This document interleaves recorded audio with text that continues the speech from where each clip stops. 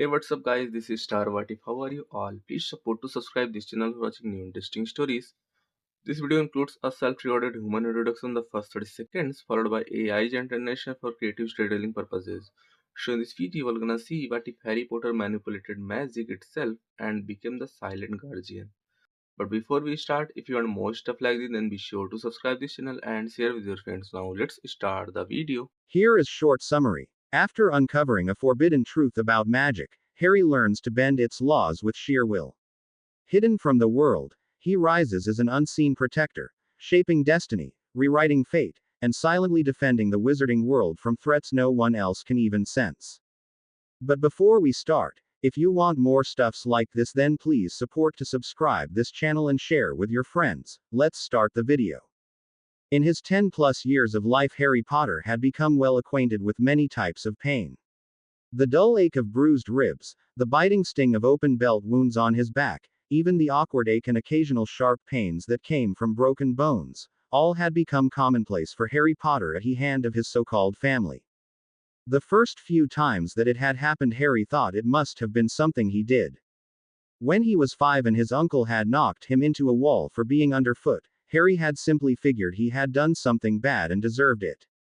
When he had come from school a year later with a bloody nose courtesy of his cousin Dudley, his aunt had screamed at him for getting blood on the carpet and his uncle had added a split lip and bruised ribs to his collection of injuries. As he lay in his cupboard that night, he wondered why he had been punished when it was clearly Dudley's fault, so he decided to ask his uncle.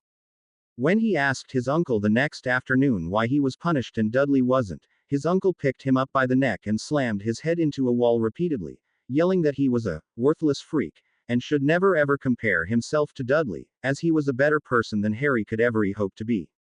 That night, Harry had felt his uncle's belt for the first time and was left bleeding in his cupboard for the entire weekend without food.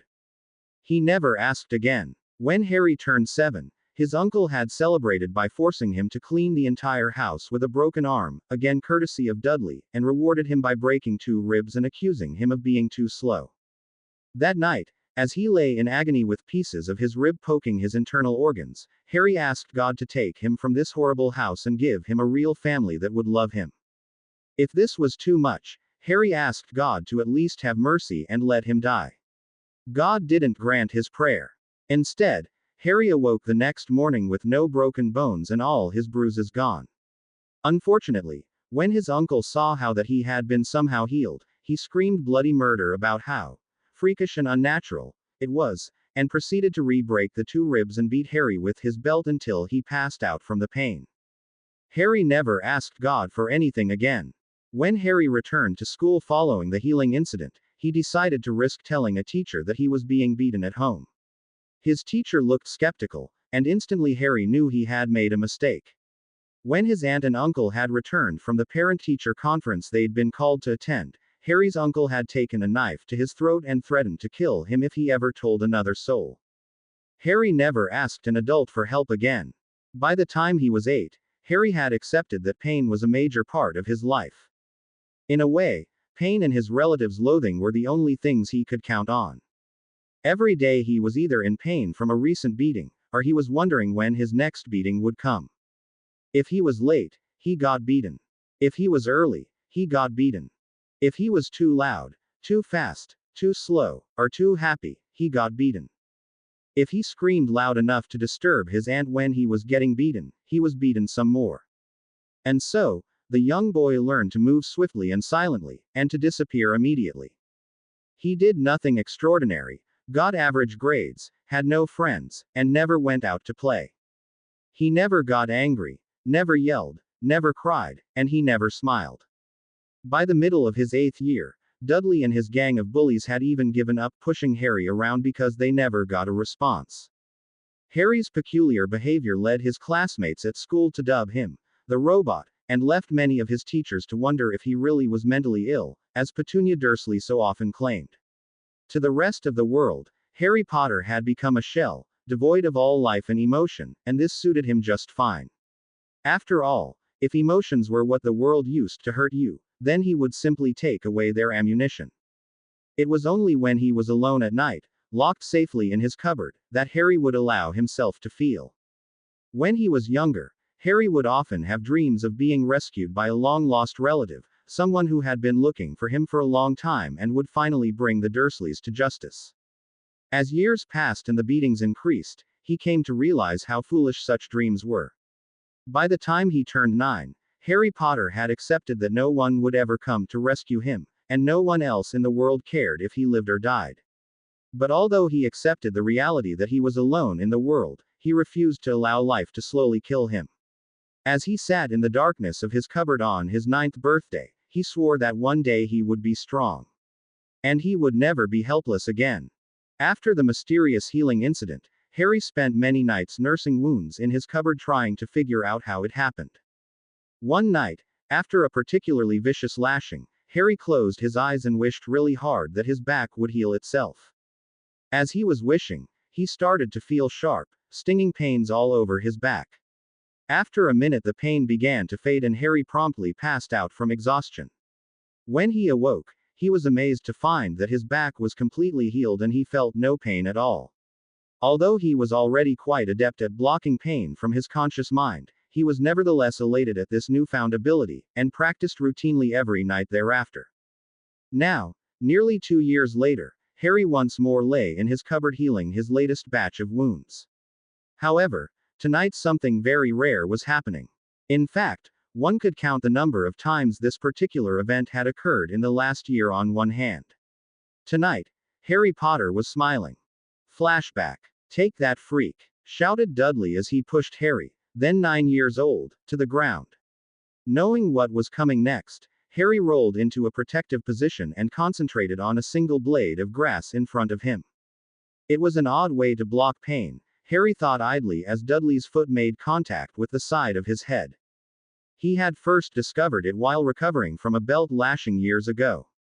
There had been a small spider in his cupboard spinning a web in the corner, and Harry had become completely entranced by the intricate pattern as it unfolded. It wasn't until the spider finished that Harry realized he hadn't felt any pain while he had been watching. Later, he discovered it didn't matter what he was looking at or thinking about.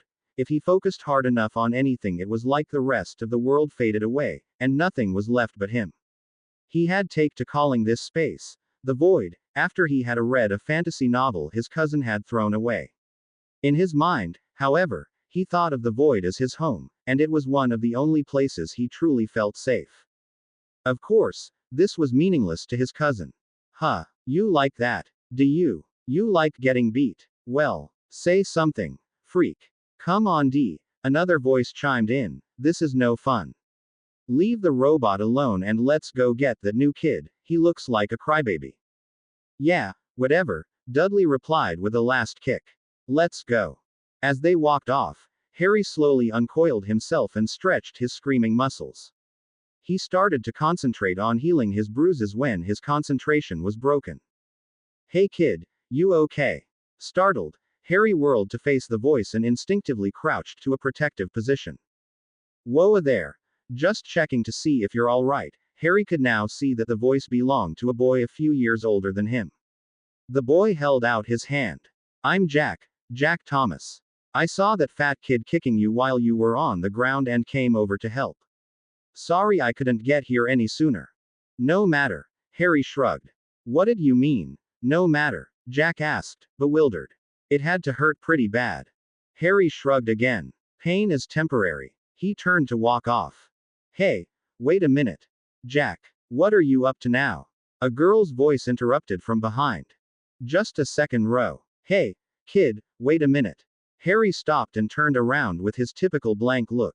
"Yes. Well," Jack stammered. "Hey, this is my sister, Ro."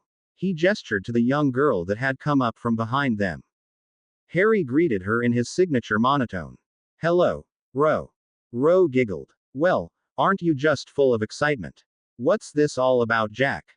"Well, I saw that Dursley kid kicking our friend here while he was on the ground, but they stopped before I came over." "That's awful," Ro gasped. "Are you okay?" "Fine, thank you," Harry replied cautiously. "Why did she care?" Ro looked skeptical. "What about you, Jack?" she asked as she turned towards him. As the two siblings talked to each other in low tones, Harry studied their features. Jack was tall and slender, with short brown hair and brown eyes. He had a rough look to him, and he held himself in a way that made him seem much older. Almost as if he had seen too much to be a kid anymore. Switching his attention to Ro, Harry was surprised to find almost no similarities between them. Where Jack's features were rather rugged, Ro's were sharp and elegant. She was about Harry's height, with high cheekbones and an especially angular nose complemented regally by shoulder-length black hair. Her piercing blue eyes screamed intelligence and cunning, but held such deep sorrow that Harry was instantly drawn to her. "Excuse me if this is rude," Harry interrupted, "but you two really look nothing alike." "That's okay," Ro laughed. "Actually, I was adopted by Jack's mum before she passed away. We live with his father now." Harry noticed a look of sorrow on Jack's face when she mentioned his mum, but it was quickly replaced by sheer hatred when she mentioned his father. "I'm sorry," said Harry quietly. "My parents died in a car crash when I was 1. I live with my aunt and uncle now, and they hate me." This last part was stated with such quiet certainty that both Jack and Ro looked at him with wide eyes. "You get it too, don't you?" Jack asked quizzically. "Get what?" asked Harry, confused. "The belt, the stick, whatever," answered Jack. "My old man is partial to the belt himself." Instantly, the blank look was back on Harry's face. "They've never hit me. And why are you telling me all this?" Jack nodded knowingly. "Yeah, I used to be like that. Look, I ain't gonna tell nobody. I can just tell, you know. I can see it in your eyes or something. Anyway, if you ever wanna chill or anything, me and Ro usually hang out in the alley around the corner from the mini mart. Sometimes my old man leaves early for the pub and we get in without seeing him. Actually, we're going there right now, wanna come?"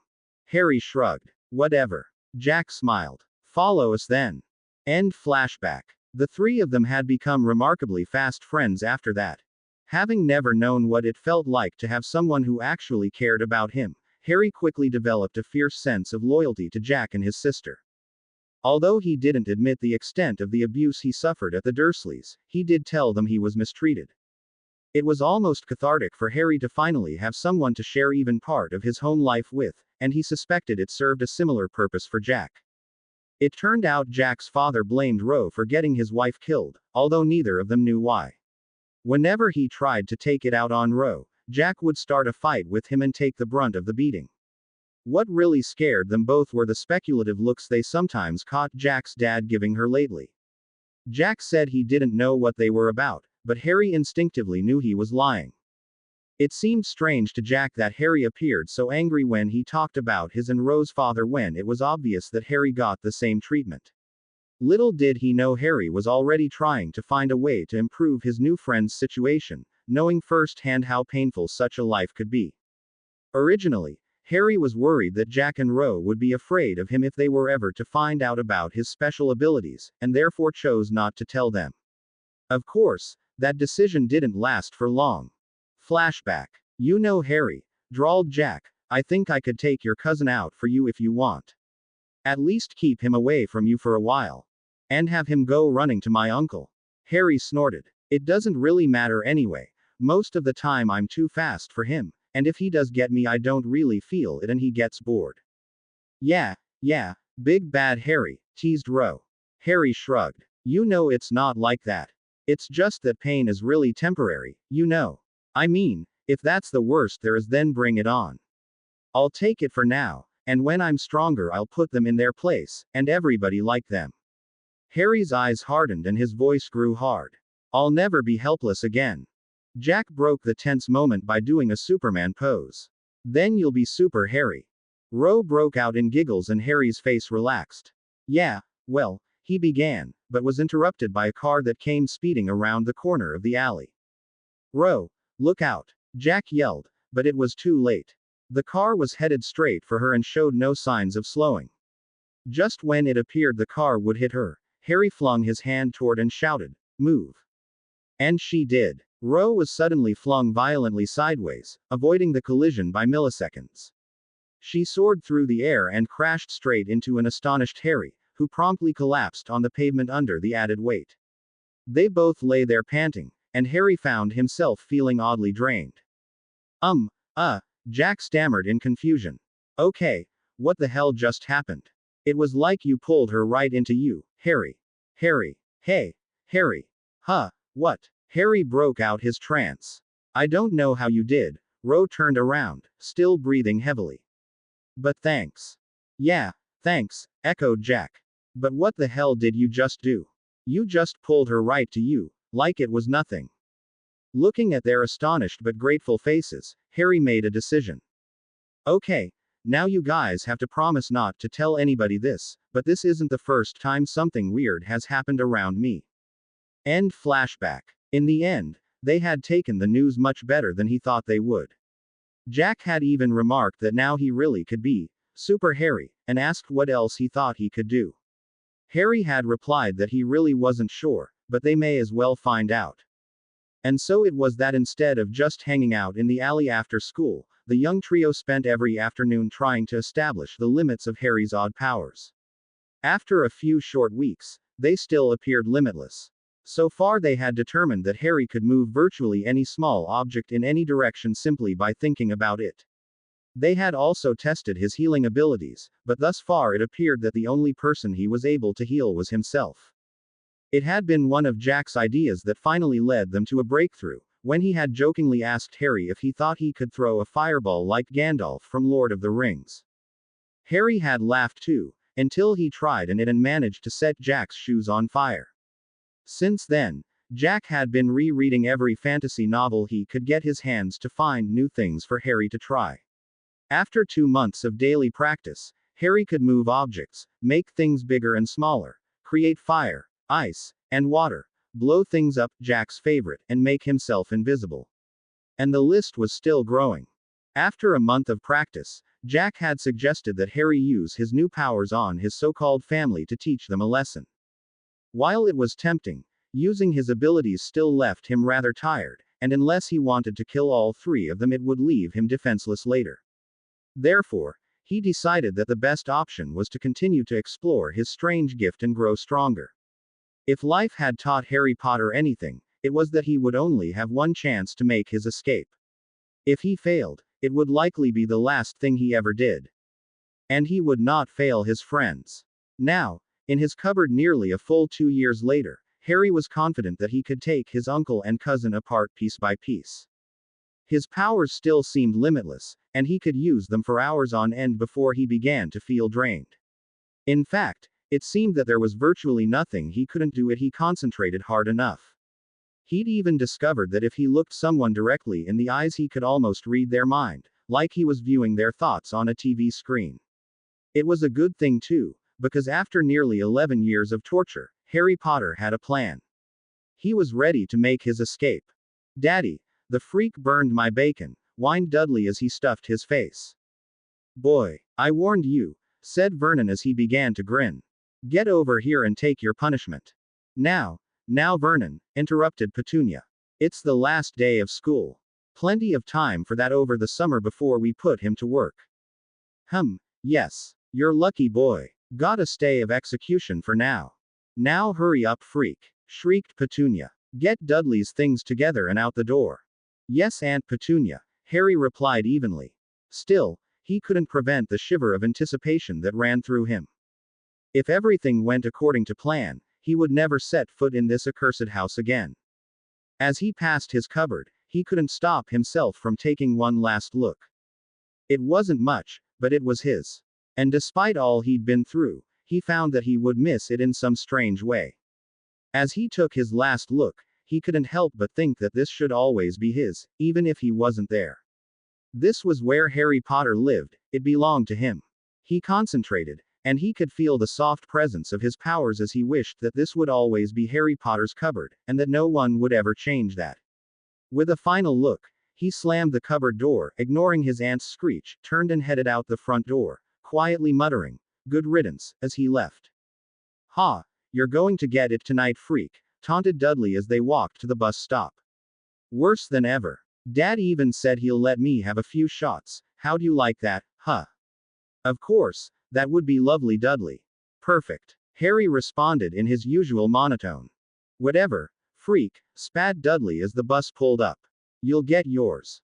When they arrived at school, Harry made sure that he got off the bus right in front of Dudley. As he going down the last step, he deliberately tripped and fell hard onto the pavement, grabbing his ankle. "You clumsy freak," laughed Dudley. "I didn't even push you this time." "Whatever," Harry spat. "Just tell Mrs. Adams I'm going to see the nurse." Harry began to hobble toward the main building as Dudley waddled towards their classroom. When he was certain Dudley was out of sight, Harry darted behind a tree to make himself invisible and then ran to the alley. "Jack, Ro, you here?" Harry shouted, making himself visible again. "Right here, mate," replied Jack anxiously as he stepped out from behind the dumpster. "Everything ready?" "Ready as it will ever be." "Come on, we've got at least a couple hours before Mrs. Adams asks the nurse where I am. We need to be long gone by then, and our bus leaves in 5 minutes." Ro and Jack looked both excited and terrified at the thought of finally escaping.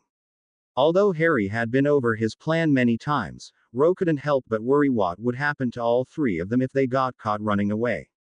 Sensing her fear, Harry soothed her. "Don't worry, Ro, we can do this. Even if they catch us, I'll fight us out of it. I'm done hiding. From now on I'll use my powers for all three of us, and nobody will ever run our lives again except us. I swear it." Seeing the look of fierce determination on Harry's face and the assuring smile on Jack's, Ro smiled. "Okay, Harry, we're with you, let's go." The plan was simple. After using his mind-reading powers on his aunt, Harry had been able to find out the PIN codes to all three of the Dursleys' bank accounts. For the last 4 nights, he had been sneaking out at night with his aunt's bank cards and withdrawing money from her accounts. Add that to the cash that his uncle kept stashed under the seat in his car, and Harry had been able to procure almost £10,000 that the three of them would use to get a flat in London. From there, Harry would change their appearances to make them unrecognizable and make Jack appear old enough to be out on his own. Once they were settled, Harry decided he would try to use his powers to help as many people as he could, and hopefully find a way to make some money as well. The first part of the plan passed smoothly. It wasn't until the trio reached London that they discovered a problem. Jack. What's up, Harry? Have you ever been to London before?" "No. Why? Haven't you?" "Well, not exactly. To be honest, I don't have the first clue where we should go to find a place to live." Jack looked thoughtful. "Well, my dad always used to complain about Hackney in East London. Said there were real seedy places there, so we should check that out. At least until we have some money coming in." Harry shrugged. "Hackney it is then, let's go." After a trip through the underground and a rather long walk, the trio arrived in East London. Despite appearances, it looked like it had been built 40 years ago and forgotten about. Harry had to admit it looked like a good place to start. After some quick searching and a few awkward questions, they settled on a corner motel with a weekly rate of £115. Harry put the illusions in place and sent Jack in with enough money to pay for a month. Jack emerged 10 minutes later with a broad smile on his face. "Well, what are you waiting for?" he asked. "Let's go see our new home." As it turned out, the room was a far cry from home. The paint was peeling, the carpet was rotted through, and the bathroom looked like it hadn't been cleaned in a year. Still, as Harry looked around the room, he felt an odd sense of satisfaction fill him. "So this is what freedom feels like," he mused. "Jack, Ro, what do you say we head into downtown and celebrate tonight? We can see the sights and have ourselves a big dinner, just the three of us, and toast our future." Ro smiled. "Sounds good to me." Jack grinned and slapped Harry on the back. "Sounds pretty damn good to me too, mate." Thus the three teens found themselves enjoying their first night of freedom, walking the streets of London and laughing. As he sat at an outdoor cafe, Harry glanced at his friends and realized that for the first time Jack and Ro actually looked their age. The haunted look and worried creases were slowly fading away in the evening breeze. It was as if they had been reborn, together, a brand new family, full of hope and promise. And Harry would make sure that nothing threatened any of his friends again. Headmaster's office, Hogwarts. While Harry was enjoying his first taste of freedom, Albus Dumbledore was becoming severely annoyed. He had received all of the Hogwarts acceptance letters that he had expected except one, and the one he was missing worried him. There had been multiple letters sent out to the boy, and yet Dumbledore knew from the charms on the envelope that none of them had been opened. He knew when he placed Harry Potter with his aunt that he would be effectively cut off from the wizarding world, but he certainly hadn't expected that he himself would be cut off from Harry as well. Even more disturbing was the address that had been on the envelopes to be delivered, the cupboard under the stairs. The thought of locking a boy in a cupboard was abominable, and it twisted his insides to think that he was responsible for placing him there if that was the case. He had readdressed the letter numerous times, hoping it was a mistake, and yet the address was printed the same every time. This was even more concerning, since it meant that the boy was not only in the cupboard, but also never seemed to leave it. Needing to know the truth immediately, Dumbledore had sent Hagrid to investigate and was now anxiously awaiting his return. If something had happened to Harry Potter. A chime started Albus out of his musings, announcing that Hagrid had returned and was on his way up the stairs to his office. Shortly thereafter there was a loud knock at the door. "Come in, Hagrid." Hagrid lumbered in with a nervous look on his face. "Professor Dumbledore, sir," began Hagrid. "I think you need to come have a look at something at the Dursley house." "What is it, Hagrid?" Dumbledore asked, concerned. "Is it Harry? Is something wrong?" Hagrid looked sheepish. "I don't rightly know, sir. They said he's run away. I said I wanted to look in the cupboard under the stairs, like the letter says. They told me I'm welcome to try, but I couldn't get it open. I know it ain't usual, but I think it's been sealed. By magic. Magically sealed." Dumbledore's eyebrows rose. "I do believe I will have a look myself. Would you care to accompany me? If it's all the same, sir, I'd like to get back to my hut." "Of course, Hagrid, I'll let you know when I return." A short time later, Dumbledore arrived in the living of number 4 Privet, much to the distress of Dudley Dursley, who happened to be watching TV at the time. "MMUUM." Dudley stammered as he leapt to his feet. "What is it, Diddyki?" Petunia began sweetly, before screeching, "Freaks! In the house! What are you doing here? Get out, now, before I—" Her mouth continued moving, but no more sounds were coming out. "There now," Dumbledore said pleasantly. "I need to ask you about your nephew, Harry Potter. If you can answer my questions we'll leave shortly." He flicked his wand and Petunia could speak again. "Like I told the other one, he's run away. Almost a month ago now. Just up and left one morning to go to school and never came back. Good riddance, I say." "A month?" Dumbledore frowned. "Very well. Let's see this cupboard." Petunia blanched. Dumbledore walked slowly over to the cupboard door and waved his wand. A soft yellow glow formed around the door. "Most curious. It does appear to be locked magically, although not by any spell I know. Well, best to start with the basics, Alohomora." The door seemed to shiver for a moment, but remained closed. "Okay, perhaps a bit more power," Dumbledore muttered, before stating more forcefully, "Alohomora." This time the door shivered and finally opened, revealing a very dirty and very empty cupboard, its only contents a ragged cot. "You kept him here." Dumbledore was appalled. Certainly this wasn't his room. It couldn't be. He was your nephew. He was a freak. Petunia screeched. "Just like my sister. Just like the lot of you. He was unnatural and ungodly. He got what he deserved and I'm glad he's gone." Dumbledore seemed to age 100 years in an instant. "What do you mean? Got what he deserved? You let him be hurt. Here, when I put him in your care." Petunia Dursley seemed to realize she'd made a mistake, and hurried to correct it. "Of course not. He was always fighting with Dudley, and my Diddykins didn't like that. Boys will be boys, you know." Certain she was lying, Dumbledore began to examine the cupboard more closely. What he found made him want to vomit. The carpet was thick with dark red stains, and on many of the walls written in what was almost certainly blood was the statement, "I am Harry Potter." Sometimes other things were written beneath the repeating line, things like, "I am unbreakable," or, "I will survive." It was obvious that Harry's blood had been spilled many times for him to be able to write in it. Seeing this, Albus Dumbledore, the most powerful wizard in the world, slowly sat down on the cot in the cupboard under the stairs, and wept. 2 weeks later, London. "Now, ladies and gentlemen, watch carefully. You see this pen, it is an ordinary pen taken from this gentleman. You see, I have nothing in my sleeves, now watch carefully. Slowly, Harry closed his hand around the pen, concentrated on making it invisible and weightless, and then opened them to show it was gone. Did you see it? Anybody? How about you, sir? He gestured to a middle-aged man in a tailored suit standing in the crowd. Step up now. There you. Did you see it? Where is it now? I don't know, son. Where is it? While the man was speaking, Harry levitated the pen in the man's front pocket and cancelled the spells he'd put on it. Harry smiled. Well, sir, I suggest you check your front pocket. The man slowly pulled the pen out from his pocket.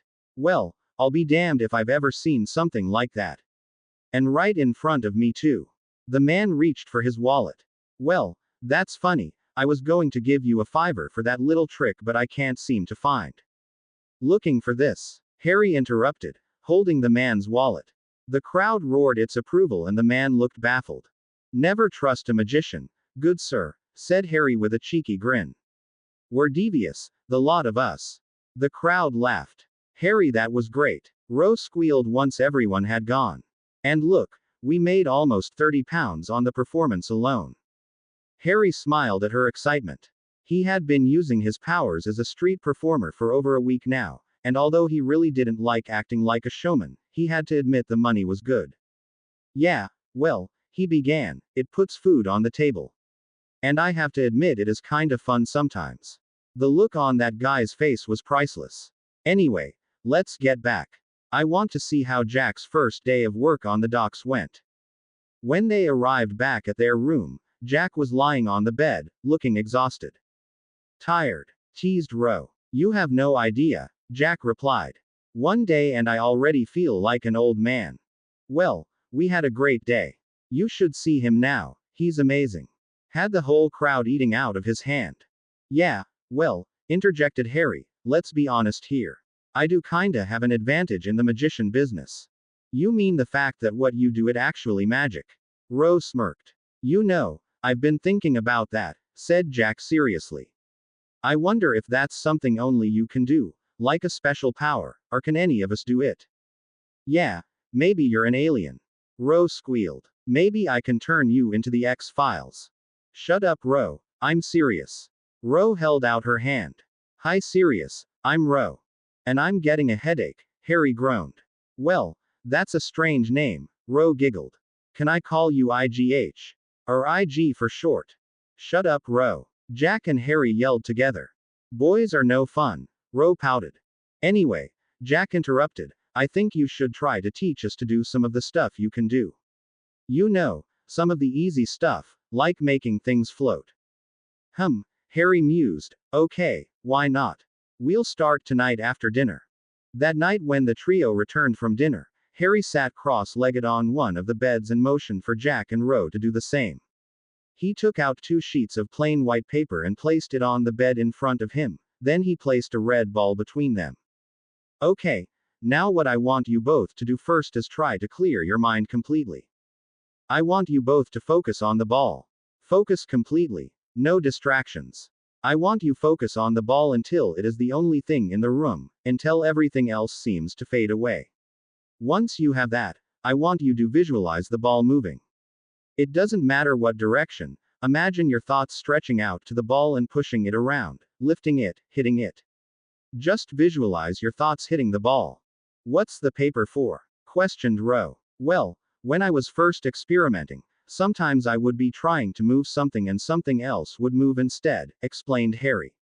Or if it was trying to move something on a shelf, I might accidentally move the whole shelf. The paper is here so that if you get a little bit off, we can still tell it's working. Okay, no more talking, try it. Both Jack and Ro began to stare viciously at the ball. Okay, wait a minute, Harry broke in, you're not trying to kill it. Just concentrate, peacefully. When you reach the right point, you feel like you're one with everything, it's very peaceful. And very Zen Buddhist. Very funny, Ro. The point is, don't concentrate on concentrating. Just look at the ball, start looking at the color, how it's lighter or darker in some places. Or how it has spots on it, or how it is sitting on the bed. Anything. But don't be so fierce or you'll never get it. They both nodded, and went back to concentrating with Harry watching both the ball and the paper for any sign of movement. After 30 minutes there had been no movement. It's okay. Don't give up, encouraged Harry. Now that I think about it, I think this is a really good idea. In fact, we should try it every night from now on. For the next 2 weeks, the young trio made the same attempt every night with same results. It was looking quite hopeless until Harry had an idea. Okay guys, tonight I want to try something a little bit different. It might be really strange though, so tell me if you think it's too much. They both nodded. Okay, here's my plan. You know I can kind of read minds, right? They nodded again. Well, I think maybe I can move your thoughts around too. So I was thinking that I can try to read your minds while you're concentrating and kind of guide you along. That way you'll really be able to see how I do it, and maybe I can get one of you guys to do it too. I promise I won't look at anything else in your head. We trust you, Harry, Jack said. Ro nodded. Okay, let's try it then. Both Jack and Ro began concentrating on the ball, and Harry decided to start with Jack. At first he had trouble, since Jack was concentrating his gaze on the ball, but eventually Harry was able to get in and find the familiar movie screen of Jack's thoughts. This time, instead of just watching, Harry started to gently probe inside of Jack's mind, looking for the feeling he associated with his powers. It was a very odd feeling, moving around in somebody else's mind, and Harry quickly found himself disoriented. Eventually he recovered, and found himself looking at himself. He was seeing through Jack's eyes. He quickly went through the process he used to access his powers, and then stopped in shock. Just as he was about to levitate the ball, he reached for something and it wasn't there. Suddenly Harry felt horribly empty, and retreated as fast as he could back to his mind, breathing heavily. Immediately he focused on himself and was relieved to find all his powers intact. What was it? Jack asked anxiously. I could feel you in my head, and you just took over. It was like I was still me but you were in control. Then I felt you panic and just run out. What happened? I'm not really sure, Harry replied slowly. But I don't think everyone can do this. When I was trying to get you to do it, reached for something. I don't know what. It was weird. All I know is that once I found out it wasn't there, I felt completely empty and I had to get out. Now that I've felt what it's like without it, I can feel it all around. It's like this big thing inside me, and somehow I just know that's where all my power comes from. It's inside you. Yes and no. I have like this center inside me, but I can also feel it around me. Kinda like the Force, I guess. And I don't have it. Jack asked glumly. Sorry, mate. Harry knew Jack wouldn't like it, but he refused to lie. Ah well, what about Ro? I don't know yet, she's the next to test. Don't worry, it should be way easier this time. He repeated the process with Ro, and when he retreated he had big smile on his face. She's got it. Really? Ro's face lit up. You're sure? Positive. I could feel the power in you too, although it seemed a lot smaller than in me. But I guess that's to be expected since I've been using it a lot longer. Let's try it again, and this time I'll actually use it. Once again Ro concentrated on the ball and Harry entered her mind. 15 seconds later, the ball started to move. I did it. I did, screeched Ro. Harry and Jack smiled. Congratulations. Well then, Mr. Potter, said Ro as she sat next to him. It looks like you just might have a magician assist soon. Well then, said Jack as he leaned back on the bed. You magic types get out there and make me some money. He was promptly pelted by every pillow in the room. Come in, Minerva. Tea, please, said McGonagall, taking a seat opposite the headmaster. All the students that are going have left. Ah yes. I trust there were no difficulties. Inquired Dumbledore as he handed McGonagall a cup. No, none. Although I'm not anxious to hear what Miss Granger's parents have to say about her spending almost a month of term in St. Mungo's. It's a miracle she survived at all. Very true, mused Dumbledore. I fear she may be even more withdrawn when she returns, having faced such a fearsome creature at such a young age. I'll do everything I can for her, promised McGonagall. Speaking of which, do we have any idea how in the world a troll was able to enter Hogwarts? Severus believes it was Professor Quirrell, McGonagall snorted. Yes, I must agree, said Dumbledore with a slight smile. Still, he has experience in such matters, so we must keep our eyes open. McGonagall nodded and seemed to pause for a second before asking, and what of young Mr. Potter? Albus sighed heavily. I'm afraid there has been no progress. I asked Phileas to look at the cupboard where the letters are still addressed, and he has come to the same conclusions as I. Somehow, Mr. Potter was able to magically imprint himself on that cupboard before he left the Dursley home. I do not know how he did it, and it has certainly never been done before. A wizard can be hidden, of course, unreachable by owl, but to physically be someplace and yet be magically detected somewhere else. It is truly baffling. You let Phileas see the cupboard? McGonagall asked, surprised. I'm afraid I had to have him agree to a memory charm afterwards. I do not wish it to become common knowledge that Harry was abused by his Muggle relations, especially since we have no direct evidence. You are the only person besides myself who knows, and I would prefer to keep it that way. At least until he is found. McGonagall paused again. And if he isn't, he must be, Dumbledore replied softly. He simply must be. Harry watch. Harry turned and watched as Ro slowly levitated 3 colored balls and slowly began to juggle them in the air. That's great, Ro. She let the balls drop and collapsed into a chair. Phew. I still get really tired though. How do you stand it? Harry shrugged. Well, I was using my healing powers for a long time before I tried anything else, so I think I just got used to using my powers a lot earlier than you did. You'll get it though, it just takes more practice. Well, I'm hungry, so I'm gonna make a sandwich. You want anything? No, I'm okay, thanks though. Harry walked to the window and looked out. After nearly 3 months of saving, the trio had finally been able to afford a proper 2-bedroom flat in Harlesden. Jack was still working at the docks, but it had been Harry's performing that really provided for the move. After a month of doing street performances, Harry and Ro had garnered some major attention, and had been asked to do a series of street fairs all over England. At first they were reluctant, but when they found out how much the job paid, they decided it was well worth it. It had saddened all 3 of them that Jack wouldn't see them for so long since he had to stay. As they were leaving, Ro had jokingly said that it was too bad they didn't have a transporter like Star Trek, since then Jack could teleport to see them anytime. Jack had slapped his forehead and muttered, "Teleport. How could I never have thought of teleporting?" Approximately 2 days later, Harry had discovered that he could indeed teleport, although he had to be very careful when doing it, as he had temporarily lost his right foot the first time he tried. After their tour, Harry and Ro became a very popular act, performing in many small clubs on weekends and some coffee houses on weekdays. With the money they made, the 3 friends were living rather comfortably. Harry had even experienced his first real Christmas ever, and was overjoyed to give and receive gifts with the people that meant the most to him. In fact, life had never looked better for Harry Potter. And yet, he couldn't help but feel that something was missing.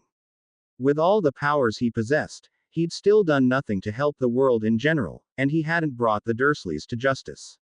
Was it his destiny to use his amazing gifts as parlor tricks for middle-class Londonites?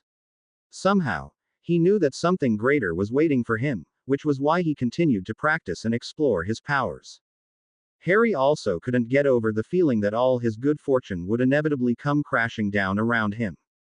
Having spent almost his entire life viciously crushing all his hopes and dreams, having them suddenly fulfilled left Harry utterly terrified. Sometimes at night he would wake up and for a moment he would be certain that it had all been a dream, and that he was back in the cupboard under the stairs. Other times he would dream that he suddenly lost his powers and his uncle showed up at his door to drag him back. But of all his nightmares, the ones that scared him the most were when Vernon took not only him, but Jack and Ro as well.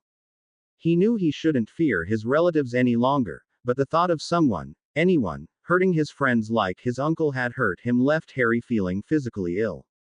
It was ironic that leaving the Dursleys as he did left Harry feeling both elated and disappointed. He was obviously elated that he had escaped, and yet the fact that he had never faced his uncle left him feeling like a coward. More importantly, how could Harry ever hope to protect his friends if he couldn't even avenge himself? At that moment, Harry knew that if he ever wanted to get past his irrational fears, he would have to face his so-called family again. He would have to return to Privet Drive. Petunia Dursley was having a good day. Yesterday, she had overheard from one of her neighbors that a couple across the street were having serious problems with their eldest son. Supposedly he was heavily into drugs, and had been caught stealing from his mother's purse to support the habit. Petunia loved juicy gossip like this, and threw herself wholeheartedly into damning the entire family for its poor values, all the while conveniently forgetting that she herself had been missing 20 pounds when she checked her purse that very morning. As she made her way into the kitchen, she heard a light scraping sound coming from the cupboard under the stairs. She shook it off, knowing it was probably just her imagination. Ever since they had come around asking about him, she'd been understandably nervous that her dirty little secret would get out. But it had been nearly a year since he'd run away, and she'd finally begun to believe they'd all gotten lucky and the boy had gotten himself killed.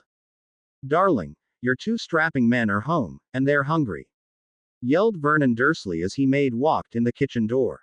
"Of course, anything for such fine young men," replied Petunia. "Why don't you turn on the telly? Dinner will be ready in about 15 minutes. Dudley, go upstairs and change." Vernon Ed Petunia on the cheek and walked into the living as Dudley headed up the stairs. "You'll never believe the day we had at the plant today, pet. I swear, it was complete chaos, never see." "Hello, Uncle." Vernon Dursley stopped dead and ever so slowly turned toward the cupboard under the stairs.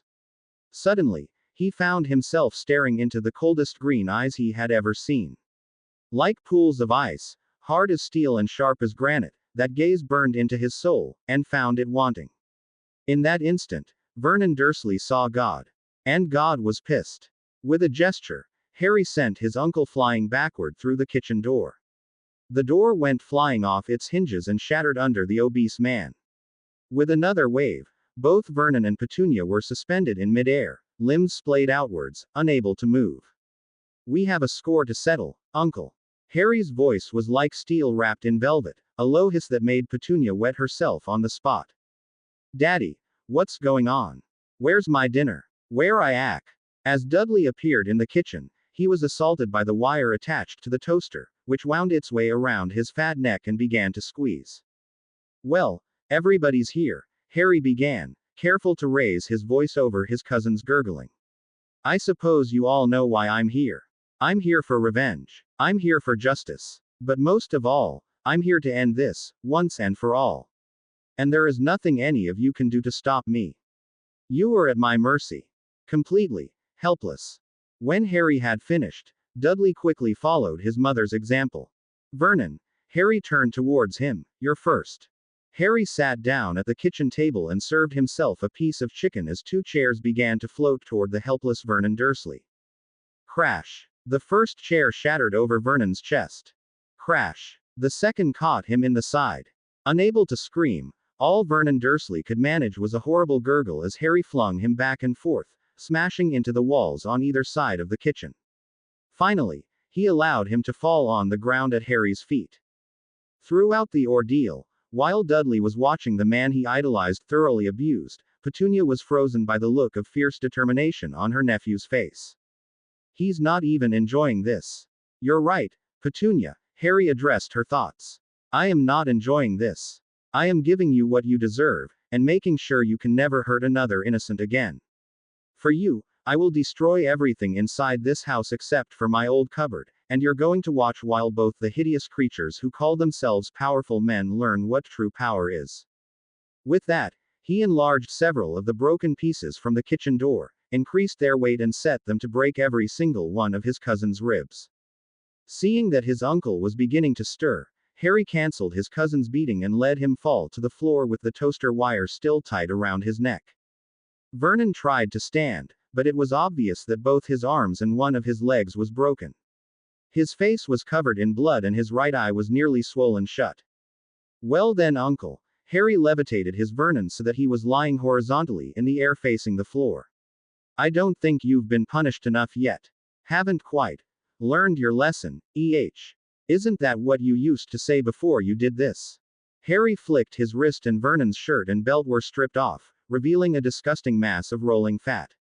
With another flick, the belt began to lash his back viciously.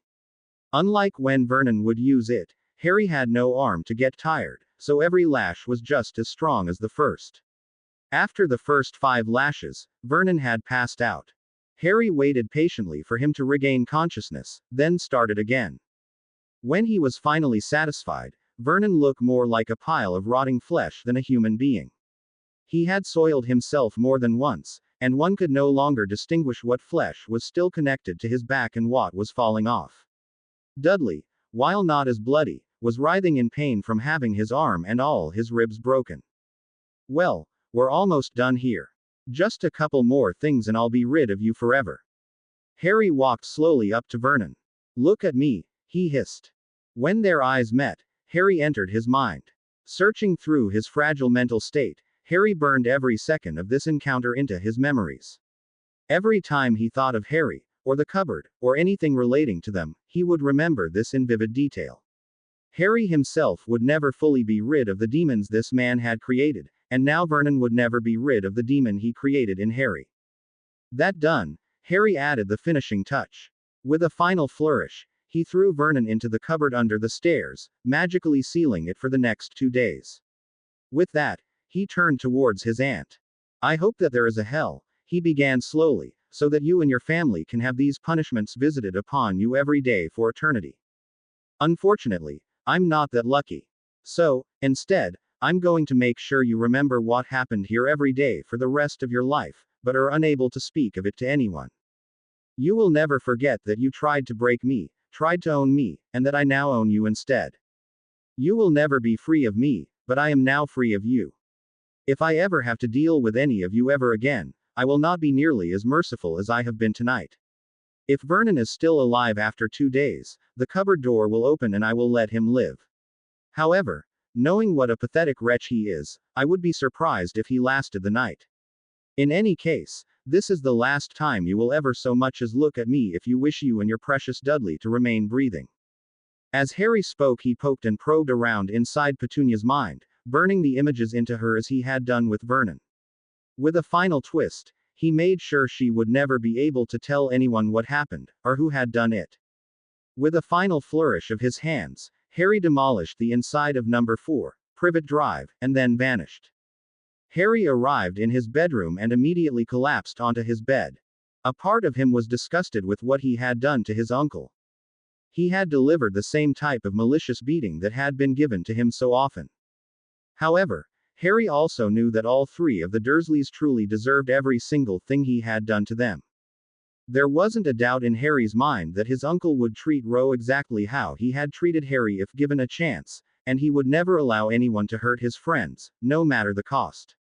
If that meant he had to be the one to stand up to the Vernon Dursleys of the world, then that's what he would do. For Harry Potter, no price was too high if it provided safety for his friends and family.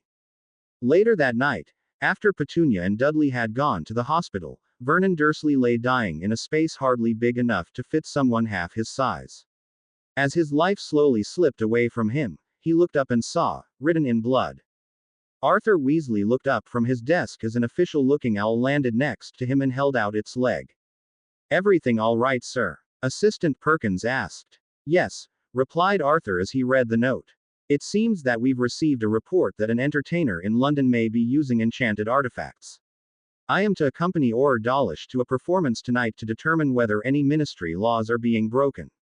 Well then, happy hunting. London, 4 hours later. That's it, ladies and gents. Thanks again for coming, and drive safely. Harry and Ro had just finished another performance at the local nightclub, and were walking backstage when they were suddenly confronted by 2 men. Okay, son, I think you have some explaining to do, Arthur Weasley stated bluntly. I can't say I know who you are, but what in the world are you thinking using magic in front of muggles like that? Don't take this personally, Harry replied slowly, but I haven't the faintest idea who you are or what you're talking about. So I'd appreciate if you left us alone now.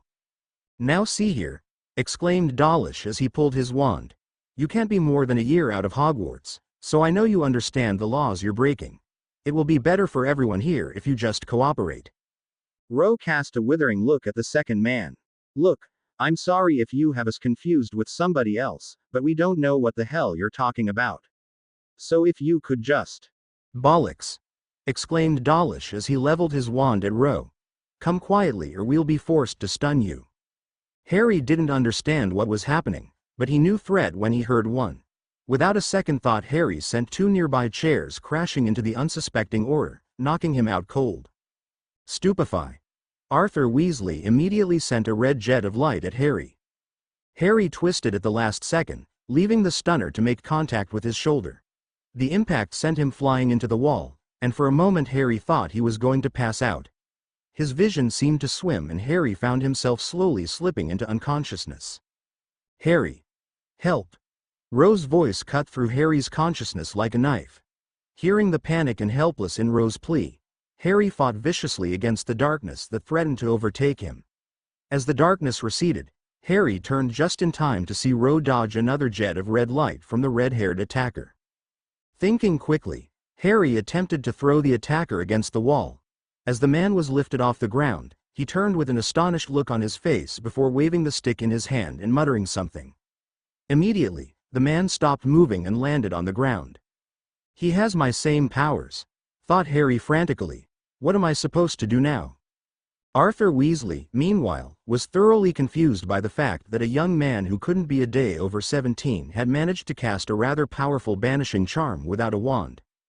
Unfortunately for Arthur, his surprise caused him to forget that he had failed to subdue the young woman to his right. As he cautiously watched the young man in front of him, Ro crept up from behind and swung one of the broken chairs at Arthur's skull with all her strength, knocking him out. Is he dead? Ro asked in a trembling voice. Harry put his finger to Arthur's neck. No, he's alive. Just knocked out. Come on, let's get out of here. Harry grabbed Ro's hand and teleported them both back to their flat. When they returned, Harry explained what had happened to Jack while Ro began to pace. What the hell was that? Ro asked once she had settled down. He had a stick and kept saying, stupefy. Then a red beam would shoot from the stick right at me. Obviously I don't know exactly what happened, Harry said as he turned to face her, but I think he has the same powers that we do. I tried to pick him up so we could ask him some questions, but he saw it coming and somehow stopped it. Then he hit me with that red beam and I almost passed out. I think it's safe to say that we're not the only ones that have these powers, Ro.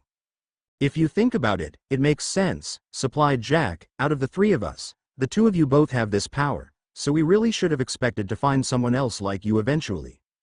Well, Ro responded thoughtfully, I really don't fancy coming up against another guy like that. I think we'd better find a way for us to shield ourselves from another attack. Yeah, Harry replied, but the stuff he was doing wasn't quite the same as what I can do. First of all, he was using a stick, almost like it was a magic wand. Every time he used his powers, he waved the stick and said something out loud. That sounds like what the wizards did in the Dragonlance series, exclaimed Jack. Except I think they used staffs, not wands. Well, whatever it was, we need to find a way to counter it, interrupted Ro. Those guys were obviously after us, showing up like that did. If they find us again, we need to be ready. Harry had been thinking the same thing. Don't worry, Ro, I won't let anybody hurt you, Harry said soothingly. Then his voice hardened. I'll get better, and next time, I'll be ready. I swear it. As spring slowly gave way to summer, Harry practiced almost exclusively on shielding himself from an attacker with his same powers. The first step had been to recreate the red, stupefy, beam that the red-haired man had attacked with. When the beam had hit Harry, he had felt woozy and almost lost consciousness. Therefore the trio decided that it was almost certainly a knockout ray of some kind. After a significant amount of trial and error, Harry was finally able to cast a bright red beam that could knock Jack out for about 20 minutes. With that step completed, he and Jack moved on to finding ways to block it. Okay, now cast it against the wall and try to make it go through. A bright red beam shot from Harry's hand and hit the nearest wall, leaving the wall completely unblemished. Okay, I think that's good, said Jack, thinking aloud. This spell is used to knock people out, right? Harry nodded. So you wouldn't want it to do any real damage. That means that any solid object should be able to block it, and if you hit somebody with it, the only thing that will happen is that they wake up with a headache. You know what's funny? Asked Harry as he examined his hand. This spell feels different, like I can feel the energy building up before I release it. Hang on, I want to try something. Harry levitated a chair from the dining room and placed it on the floor. He concentrated on shooting a similar beam, but with a different goal. He flicked his hand outwards and another, darker, red beam shot out and hit the chair. As soon as the beam made contact, the chair shattered into 100 pieces. Holy shit! Exclaimed Jack. That was awesome. What did you do different? I think this is a totally different way of using my powers, Harry answered slowly. It's more focused, if that makes any sense. Whereas with most things I just kind of send the power out and then manipulate it, when I do this it's like concentrating everything I want to happen in that one beam and then sending it out.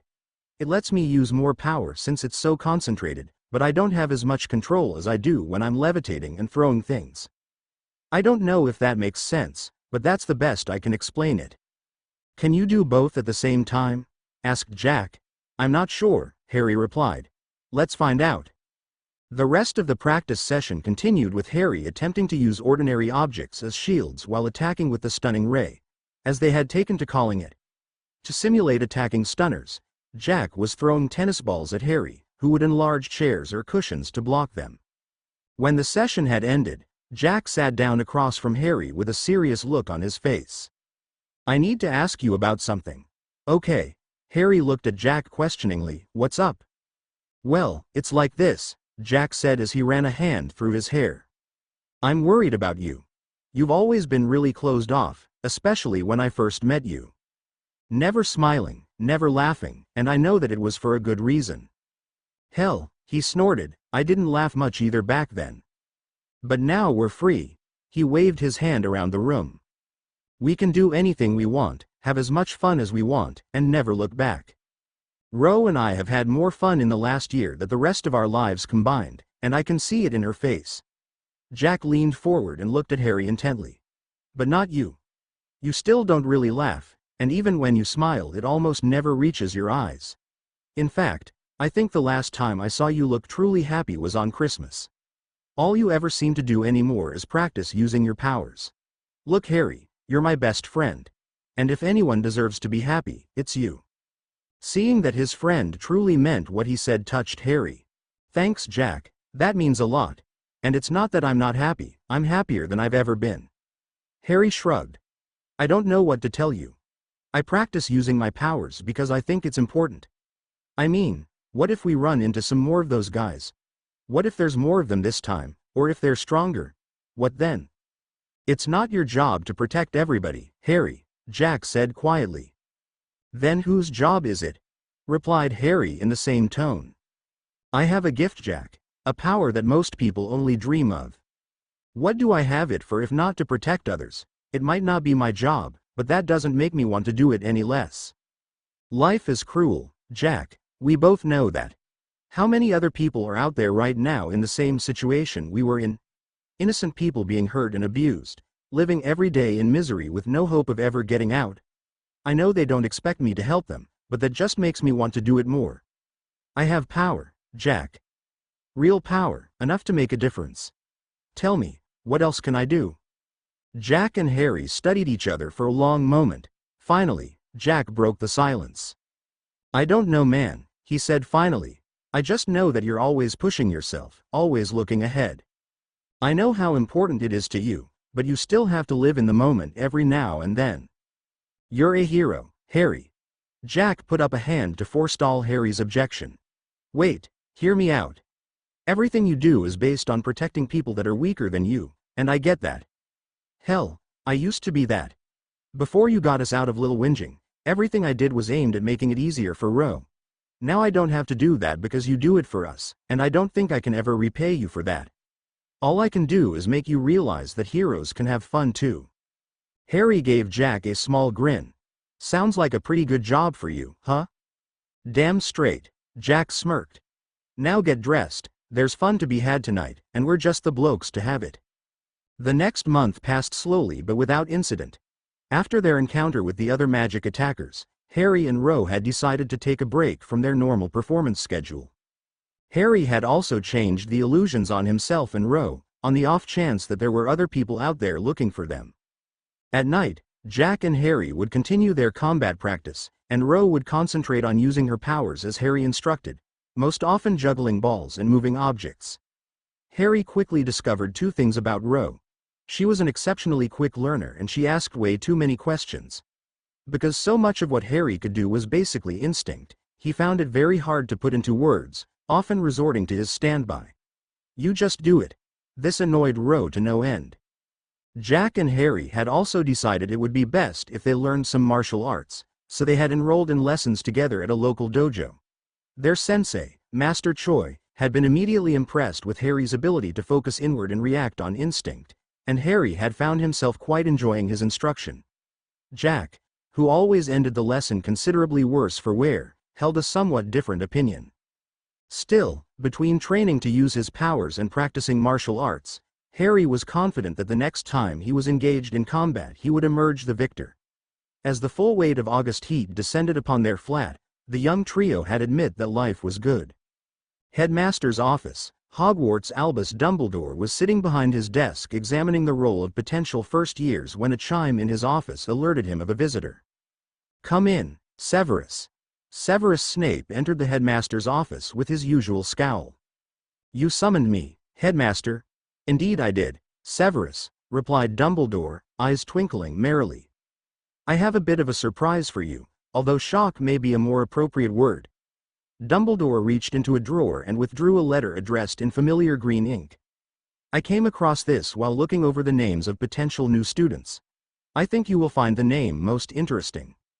Snape took the offered letter and stared in shock at its addressee. Rowena Selina Talbierin Snape Thomas. He looked up at the headmaster, dumbfounded. "What does this mean, Headmaster? How could Selina have given birth to a daughter that I didn't know about?" "I do not believe she did, Severus," replied the headmaster.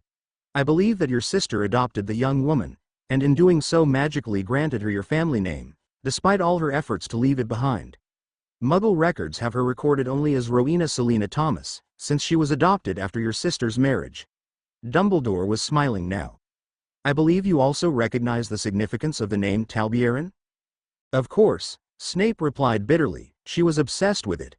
I can only surmise she found who she believed to be its last remaining member, and therefore the last of Rowena Ravenclaw's bloodline." "You do not believe that is the truth?" Dumbledore's twinkle dimmed slightly. "I believe that Selina would do anything she could to prove that her childish claims were true," Snape replied. "We argued frequently over what was fact and why was just myth. Of course, when I got to Hogwarts we stopped talking altogether. She never forgave me for being a Slytherin, or for trying to keep her away from that filthy muggle. When I became a Death Eater, she told me she was ashamed to be my sister, and that she never wanted to see me again." His scowl was replaced with a look of sorrow. "She was killed a few short years later trying to protect some muggles during a Death Eater training raid. I hadn't even known they'd been married." He paused, then softly added, "I will never forgive her for that." "And what of your niece? I will go to her myself." Snape snatched the letter from the desk and made to leave. "She would have been very young when Selina was killed. It is possible she knows nothing of me or her blood family. I would prefer to keep it that way, if possible." Dumbledore regarded the potion's master sadly. "I shall respect your wishes of course," he replied. "However, my advice would be to get to know the young woman. She is your family, Severus, whether you admit it or not." "She is the adopted child of a woman who hated me," Snape replied, regaining his scowl. "The fact that the woman was my sister does nothing to change that. I will meet her, beyond that I promise nothing." With that, he gave a curt nod and strode quickly from the office. Snape walked quickly to the edge of Hogwarts and disapparated, arriving outside a rather run-down building. He double-checked the address and the letter and repressed a shudder at the thought of his niece living in such a place. "She is not a Snape," he reminded himself forcefully. "You have no family, nothing will change that."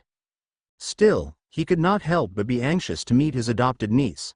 Although there had been no love lost between his sister and him, he was old enough now to admit that she had been right about many things. Joining the Death Eaters had been the biggest mistake of his life, but it had taken until well after her death for him to properly realize it.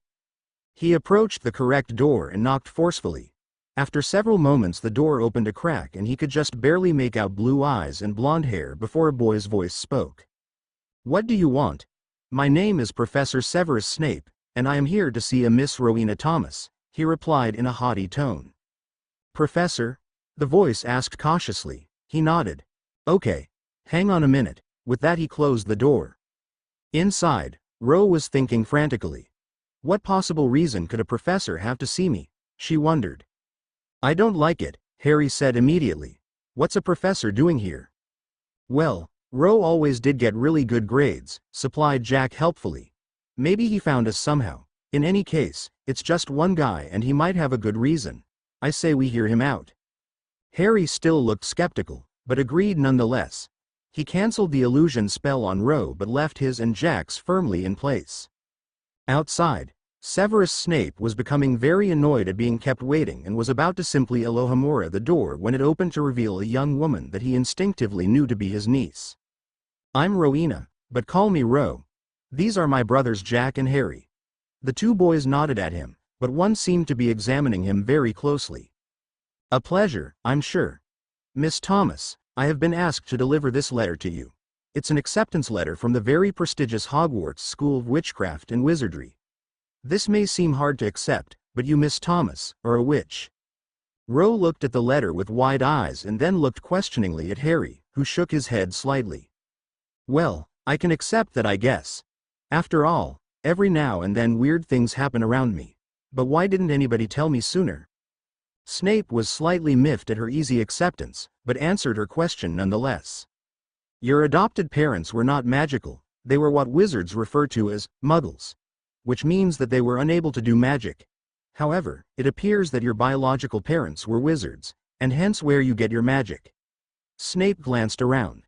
"Speaking of which, where are you parents? I had expected to have this conversation with them." "Dead, sir," Jack answered immediately. "Mum died when Ro was 2 and our dad died just last year. The three of us have been living together ever since." "Indeed," Snape arched an eyebrow. "And just how do you support yourselves?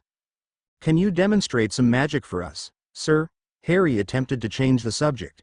"Not that I don't believe you, but you must admit it all seems a little far-fetched." Snape scowled at the obvious misdirection, but complied by turning his chair into clock, then into a pig before returning it to its original form. "That was really cool, Mr. Snape," squealed Ro. "But what was that stick you were using? Was it magic too?" "This is not a stick, Miss Thomas," reprimanded Snape. "This is my wand, and it is an essential part of doing magic for any witch or wizard, as nearly all major types of magic are impossible to perform without one." The three youths exchanged startled glances at that. Ro recovered first. "When do I get one?" she asked. "If you accept admission to Hogwarts, you will be sent directions to Diagon Alley in London," Snape replied. "Diagon Alley is the wizarding shopping district. There you will procure all necessary items as detailed in your school letter." "What other types of things can I do?" Ro asked eagerly. "Will I be like Merlin or Gandalf? Can I fly? Can we?" "I assure you, Miss Thomas, that all your questions will be answered should you choose to attend Hogwarts," interrupted Snape. "Now, as I am a very busy man, I shall leave you, unless you have any other relevant questions." "How are we supposed to pay for this?" Harry asked. Again Snape scowled. "It is quite possible that Miss Thomas has a wizarding bank account in her name already, as her parents were wizards. If not, you may apply for a Hogwarts scholarship or you may pay the tuition using Muggle money. I believe it comes out to approximately £10,000 yearly. If that is all, I will bid you a good day." "Of course, Professor," Harry replied smoothly. "Thank you for coming, it has been most enlightening." Snape gave the young boy an odd look before turning towards Ro. "Miss Thomas, I do not mean to pry, but I was wondering if you knew your adopted mother's maiden name. It may make it easier for you to find out about your birth parents if you decide to attend Hogwarts." Ro looked questioningly at Jack, who looked thoughtful. "Well, my old man introduced her as Miss White once, so I guess that's your answer. She got real mad when he did it though." "Indeed," Snape looked oddly relieved at that answer. "Well, then, if there is nothing further." They all shook their head and Snape disapparated on the spot. When he was certain the man was gone, Harry turned to his friends. Well, that certainly explains a lot. Well, that certainly explains a lot. Ro was nodding slowly, but Jack looked utterly confused. Wait a minute, if Ro is a witch, then you're a wizard, right? Harry shrugged. How come you didn't get a letter? I was wondering the same thing. Ro, what does that letter say? Nothing about me, actually. Ro replied. It just says I've been accepted, term starts September 1st, and gives me a list of things that I need. It's a big list too. So, let me get this straight. Jack broke in. There are enough wizards and witches that they have their own school and their own shopping district. They can do all the stuff you can do, and nobody knows about it. What the hell? I'm still not sure I'm a wizard, exactly, supplied Harry. He said wizards need a wand to do their magic, and I certainly don't. Maybe I wasn't supposed to get a letter because I'm something else. But I can do stuff without a wand too, Ro protested. And we know I'm a witch, so I'm guessing that we just discovered a way to do things differently. At the very least you have to be something like a wizard since you've been teaching me. Regardless, the real question is, should I go? All three paused to think about that until Harry finally broke the silence. To be honest, I'm not thrilled with the idea. We don't know anything about them except that two of them definitely attacked us after that show. Remember Ro? One said something about Hogwarts and I distinctly remember the other using the word muggle. They both had wands too. Ro snapped her fingers. That's right, the first one said, you can't be more than a year out of Hogwarts, so I know you understand what laws you're breaking. There must be laws against using magic around normal people. Harry was impressed that she had remembered that, and had to agree that her reasoning made sense. So now they have a government and laws, Jack exclaimed. This is better than a fairy tale. Next thing we'll find out they ride dragons and unicorns for transportation. I hate to burst your bubble, smirked Ro, but it says here that I take a train. Jack seemed to deflate a little. Well, maybe it's a flying train or something. It's gotta at least be magic, right? This is irrelevant, interrupted Harry. It sounds you want to go, right, Ro? She nodded. Then we need to seriously think about this. It's possible that my parents were part of this world as well, which would explain why my relatives always called me a freak of nature. It might also explain why your dad blamed you for your mom's death. Jack and Ro looked wide-eyed at that. I'll admit that it seems like a perfect chance to learn more about our powers, but I think she should go, Jack blurted out. I think it's time to get Ro back in school anyway. Ro scowled at that. And what better place than a magical school? The timing couldn't be better. I agree it's a good opportunity, but let's remember that we're all just kids in their eyes, countered Harry. We get by here because of the illusions I used on you to make you look old enough to be taking care of us. What if that doesn't work on magical people? We're all underage here, Jack. What if they start asking questions and find out your dad is still alive? Seeing Jack's face pale, Harry quickly added, obviously I'm never going to let them do that to you, but I am concerned that we may be getting in over our heads. We know absolutely nothing about this world and what they can do. I just don't want anything to happen to you guys. Ro smiled and wrapped her small arms around him. I know you worry, Harry, you always have. The only reason we're safe and happy today is because of you, so if you don't want me to go, I won't. Harry let out a long sigh and ran his hand through his messy hair. He looked down to see Ro gazing up at him hopefully. Okay. He finally relented, causing Ro to squeal and hug him tighter. But I want to know everything we can about this new world before you leave. You have to phone regularly and if anything happens you let me know immediately. Deal? Ro was too excited to speak, so she just nodded repeatedly as Harry planned their next move. Okay. Now that Professor mentioned that your family might have left you money at some sort of wizard bank, right? So the same could be true for me.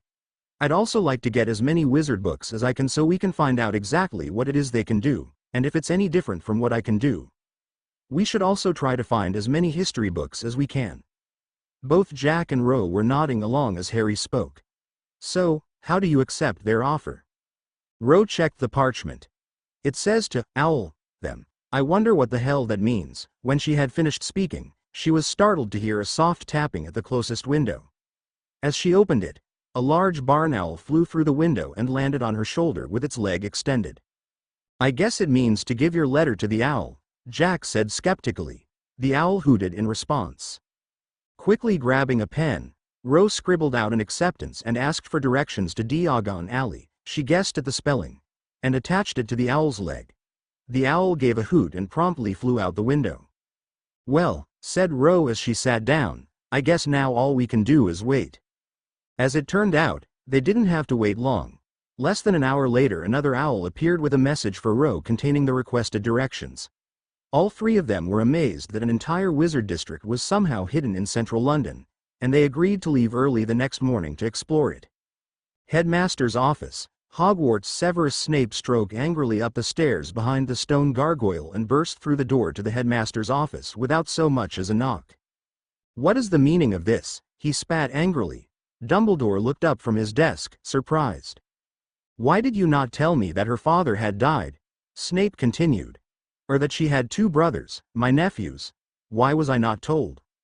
"Severus, calm yourself," Dumbledore replied serenely. "I assure I was not aware of the girl's existence until her name appeared on the letter. I was similarly not aware that Mr. Thomas had died, or that Selina had any other children." Snape seemed to deflate at that. "I apologize, Headmaster, I wasn't thinking clearly."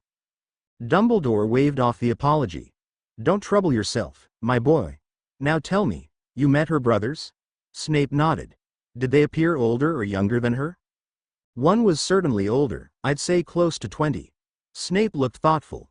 "The other was hard to place, but I would say 2 or 3 years older as well." He recoiled suddenly, wide-eyed. "They must be squibs, otherwise." "Otherwise they would have also received letters," Dumbledore finished for him. "That is the logical assumption. Of course, they may also be your blood family." "Squibs?" Snape hissed incredulously. "Headmaster, your opinions on this subject are well known, as it the fact that I will never agree with them. Squibs are an abomination, and nothing you say will convince me otherwise. Even if they are Selina's children, they are not my family." Dumbledore looked down sadly. "This merely makes my task easier. Also, I hardly think it fitting that a girl her age should be living without an adult guardian. If she truly is the last Talbieran, there are many proper families that would be happy to take her in." "A topic for another time, I believe," said Dumbledore sadly. "I will check with Muggle Affairs regarding Miss Thomas's family situation." Snape nodded, strode out of the office as Dumbledore added softly, "And for your own sake, I truly hope that you change your mind." The next day dawned bright and clear, or at least it would have if Harry hadn't been awoken by Rose at an ungodly hour. As he looked groggily at his alarm clock, Harry couldn't help thinking that she was far too excited to be going to school. After a quick breakfast, the three friends set out for Diagon Alley together with Rose giving directions. As they approached the address contained in the letter Rose had received, Jack began to look skeptical. "Where the hell is this place?" he asked. "All I see is a bunch of closed-up stores." "Ah, I see it," Rose said, pointing. "See, the Leaky Cauldron, just like the letter said." "What the hell are you talking about?" asked an agitated Jack. "I don't see a..." He paused as his eyes focused on the pub. "Okay, where the hell did that come from?" "Who cares?" interjected Harry. "Let's go."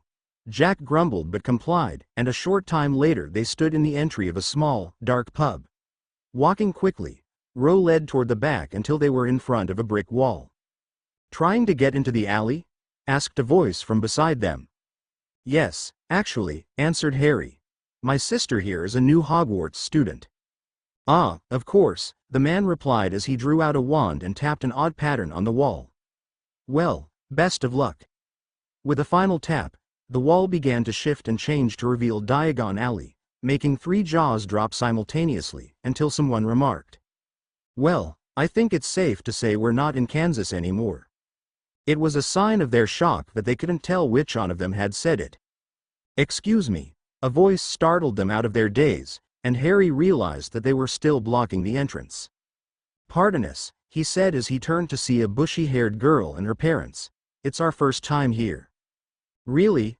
Are you going to Hogwarts too?" asked the girl's father. "I am." Rose piped up, smiling. "These are my brothers, they're just my escort," she said with a wink. "We're Muggles," supplied Jack helpfully. The man laughed. "Glad to see we're not the only ones here, then," he said.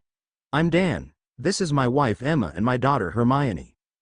"I'm Jack. This is my brother and Harry and sister Rose. They all shook hands. Hermione began hesitantly. Would you maybe like to come around with us? You don't have to, of course, but... Sounds perfect, interrupted Ro. We have no idea where we're supposed to get all this stuff. She gestured to her letter. Although we definitely have to go to the bank first. Okay. Do you want to meet us at the bookstore? Asked Hermione, pointing.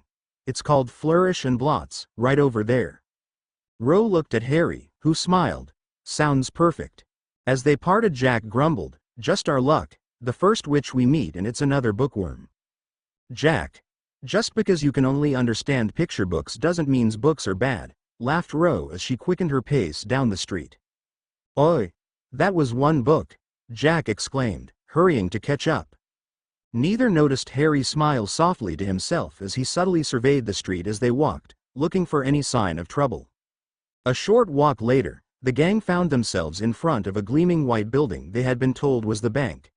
With Harry in the lead, they made their way inside. The first thing Harry noticed about Gringotts Bank was that it was decorated very oddly. The second thing he noticed was exactly why it was decorated oddly. Harry? Jack asked nervously, pointing at a small, green figure. What is that thing? I don't know, Harry replied quietly. But they're at all the counters, so I assume they work here. He shrugged before starting forward. One way to find out, I guess. Harry approached the counter and waited patiently for the goblin to acknowledge him. Business? Harry blinked. Well, I'm new here, sir, and I was hoping you could help me out. The goblin's eyebrows rose at being called sir, but his tone remained curt and professional. And just what is it you need help with? My friend and I are orphans, sir, Harry explained, but we were told that our families may have had accounts here, and we were wondering how we could find out whether that was the case. Orphans, you say? Inquired the goblin. Harry nodded. You don't have your key then? No, sir. Very well, the goblin scribbled on a form and stamped it. Griphook. Take these 3 to see Sharptooth, new key request. A new goblin bowed to Harry and motioned for them to follow. As they were walking, Harry decided to ask the question on everybody's mind. Excuse me, Griphook was it? Harry asked politely. Yes, sir? I don't mean to be rude, but my friends and I are new to the magical world and I don't exactly know what kind of person or, well, creature you are. Griphook gave him a strange look before replying curtly, I am a goblin, not a person, young sir. Harry was about to ask why he didn't consider himself a person, but let the matter drop when they entered a new office with another goblin sitting behind a large desk.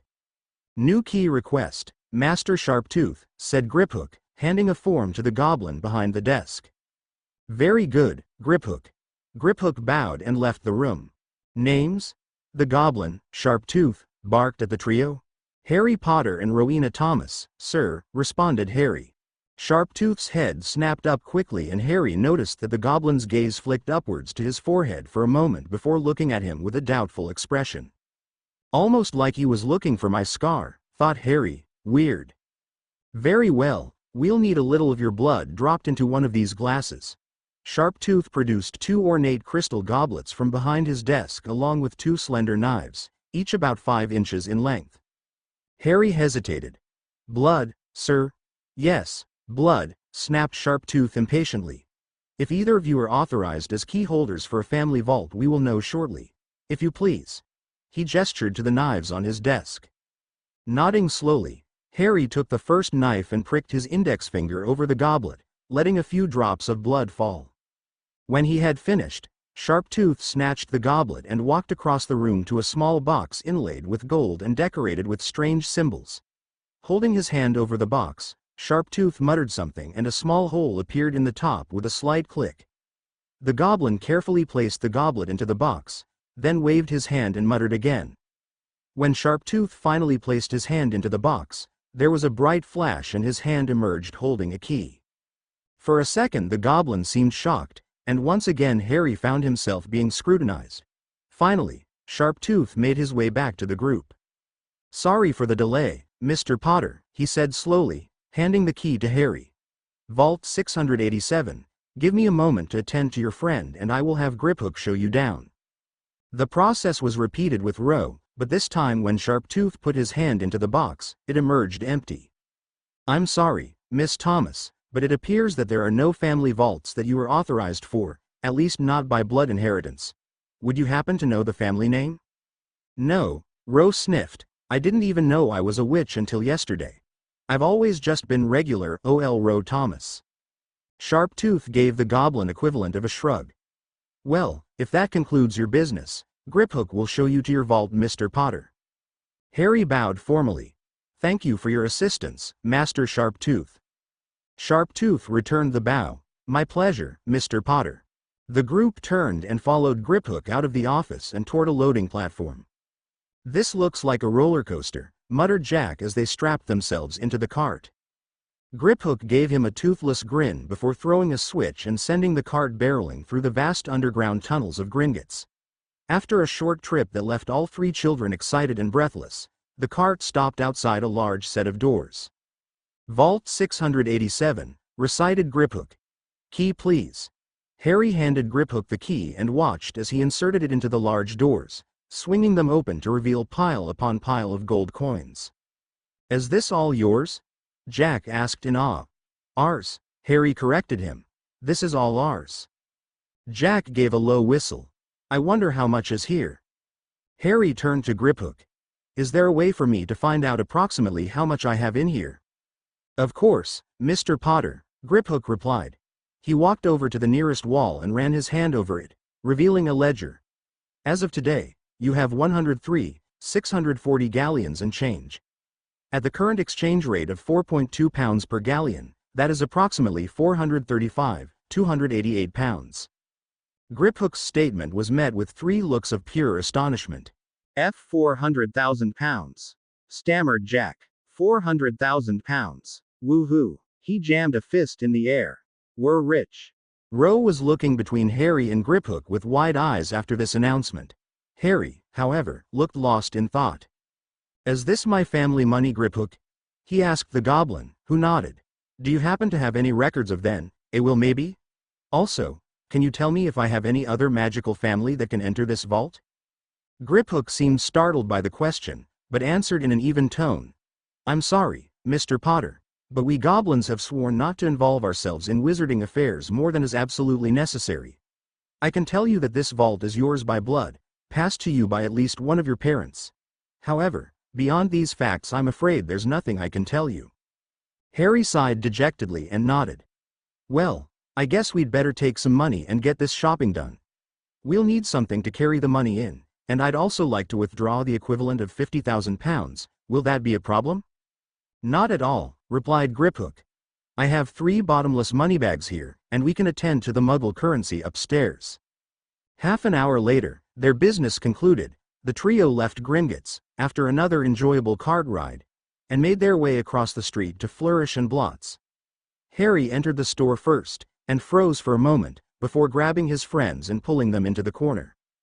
"Harry, what the—" Jack began. "Quiet," hissed Harry as he pointed at a group of people in the store. "Rowe, look." Rowe followed his gaze and gasped. There, standing in the middle of the store talking to a tall, bee-owned man was their red-haired attacker.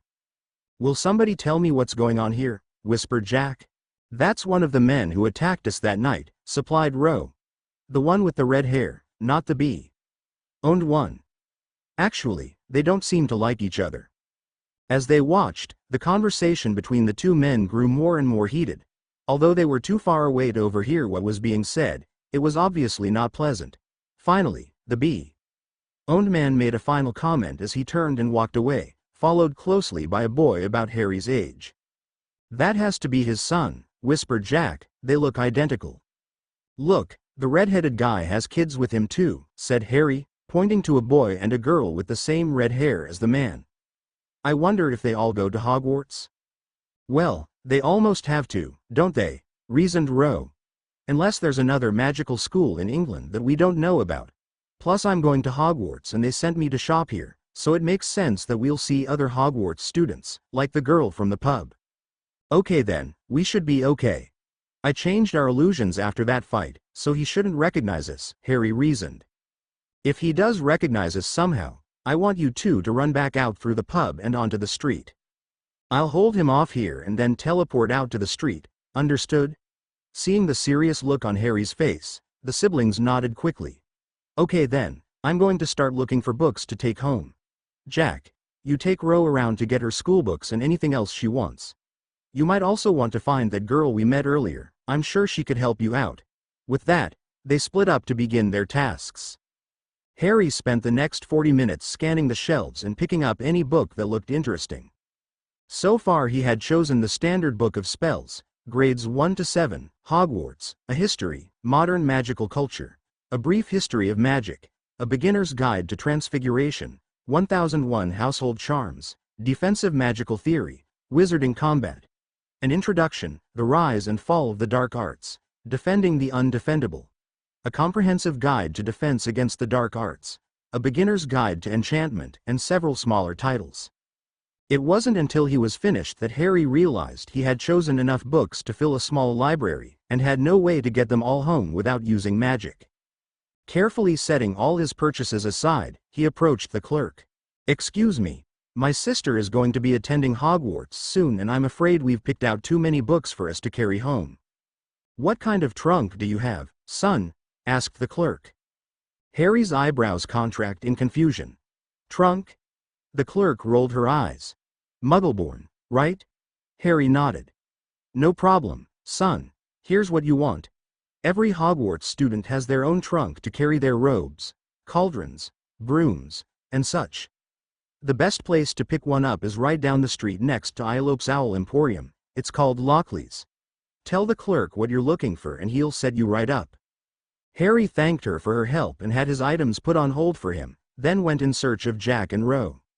He found them in the corner with the Granger family they had met earlier, with Ro listening avidly as Hermione explained all about the magical world.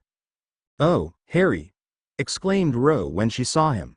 Hermione has offered to help me buy all my things for school. Is it okay if she comes with us?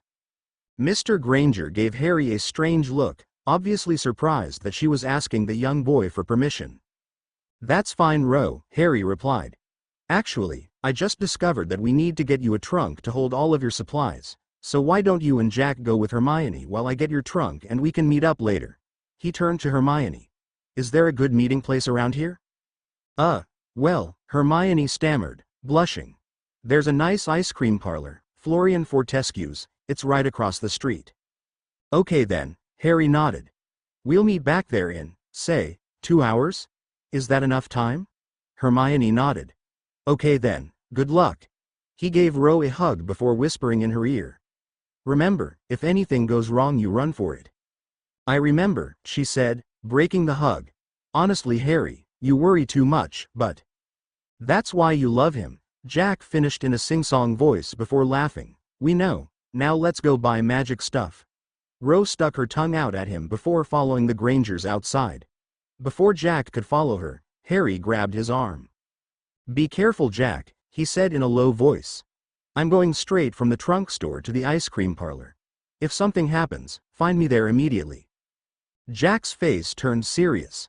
I got you, mate, can't be too careful. I'll see you in an hour. Harry nodded and Jack hurried after his sister. Walking quickly, Harry left the bookstore and made his way down the street toward Lockley's. As he passed Ilope's Owl Emporium, he had the strange feeling that someone was watching him. He looked quickly to his right and found himself gazing directly into the amber eyes of a beautiful snowy owl. Harry found himself captivated by the owl's stare. It was so comfortable, so familiar, that he could swear he'd seen it somewhere before. Momentarily forgetting his errand, he stepped up the cage and hesitantly stroked the owl's head. The owl hooted softly in satisfaction. No use with that one, boy, said the shopkeeper as he came out of the shop. Won't take to anybody at all, no matter how pretty she is to look at. I've tried to sell her 3 times, every time she comes back. How much? Harry asked, ignoring the man's comments. The shopkeeper frowned. Didn't you hear me? She'll never stick around. I'll take my chances, Harry replied dryly. How much? Tell you what, you can have her for 7 galleons with a strict no-refund policy. Deal. Harry pulled out 7 galleons and handed them to the shopkeeper before opening the owl's cage. The owl immediately flew out and perched on Harry's shoulder as he walked next door to Lockley's, ignoring the shopkeeper's astonished look. "What can I do for you, son?" asked a kindly old man from behind the counter. "I need a couple of trunks, both with plenty of room for books and such." "One is for a Hogwarts student," Harry replied. "Well then," the man led Harry over to a wall that was covered with trunks of all shapes and sizes. "I've got a lot of options, so let's see what fits for you." 20 minutes and over 100 galleons later, Harry left the shop with 2 wizarding trunks, feeling very satisfied. Both trunks were wizarding trunks, and had 4 different compartments. The first was normal trunk size for appearances, in case he had to open the trunk in front of Muggles. The second was magically enlarged with enough space that Harry could put his arm in up to the shoulder before touching the bottom, and contained a series of shelves on the sides for various belongings. The third compartment was slightly larger, but was magically shielded so that he could store volatile ingredients in it. Harry had no idea what he would be using volatile ingredients for, but decided it was better to be safe than sorry, especially where Ro was concerned. The fourth and final compartment was Harry's favorite, not only because it was large enough for him to climb down into, but also because it was outfitted as his own personal library, with enough shelving for roughly 400 books. Best of all, it weighed only as much as a normal trunk would, and the only added weight came from whatever Harry placed in the first compartment. Another Muggle precaution. All in all, Harry had to admit that the whole magic thing was turning out to be dead useful. Walking back up the street, trunk in each hand and owl on his shoulder, Harry took the time to examine the wizards and witches bustling around the alley. At first he had thought that witches wore a very old style of dress, but on closer inspection he found that both men and women seemed to be wearing some kind of robes. Looking down at his own casual clothes, he realized just how out of place he must look, and decided that it would probably be best for him to get some wizarding clothes in case he wanted to come back here at a later date. He resolved to ask Hermione and her parents about it later. Harry returned to the bookstore and paid for his purchases, once again thanking the clerk for her help, and then continued up the street to Florian's ice cream parlor. Checking his watch, he found he still had over an hour until he was due to meet the others and pulled out his copy of Modern Magical Culture to pass the time. He was in the middle of reading about the Ministry of Magic when Ro sat down beside him. "Oh, Harry," she breathed, looking at the owl perched on his shoulder. "She's beautiful. What's her name?" Harry paused and looked at his feathered companion. "We haven't gotten around to that yet. What do you think, girl?" Again Harry found himself looking at those familiar amber eyes. "How about Snow?" suggested Ro. The owl hooted and ruffled her feather in disdain. "Doesn't look like that's it," laughed Jack as he joined them. "How about Hedwig?" Harry interrupted softly. The owl hooted in approval and rubbed her head against Harry's cheek. "It's Hedwig. Don't ask me how I know, I just know." "Hedwig it is then," stated Ro. "I know I've said this before, Harry," grinned Jack. "But sometimes you're right spooky." Harry was about to reply when he was interrupted by Mr. Granger coming out of the parlor with 3 bowls of ice cream. "Here you go, kids," he said, placing a bowl in front of each of them. "If it's no good, blame Hermione. She chose the flavor." "Dad!" exclaimed Hermione, blushing furiously. Jack laughed.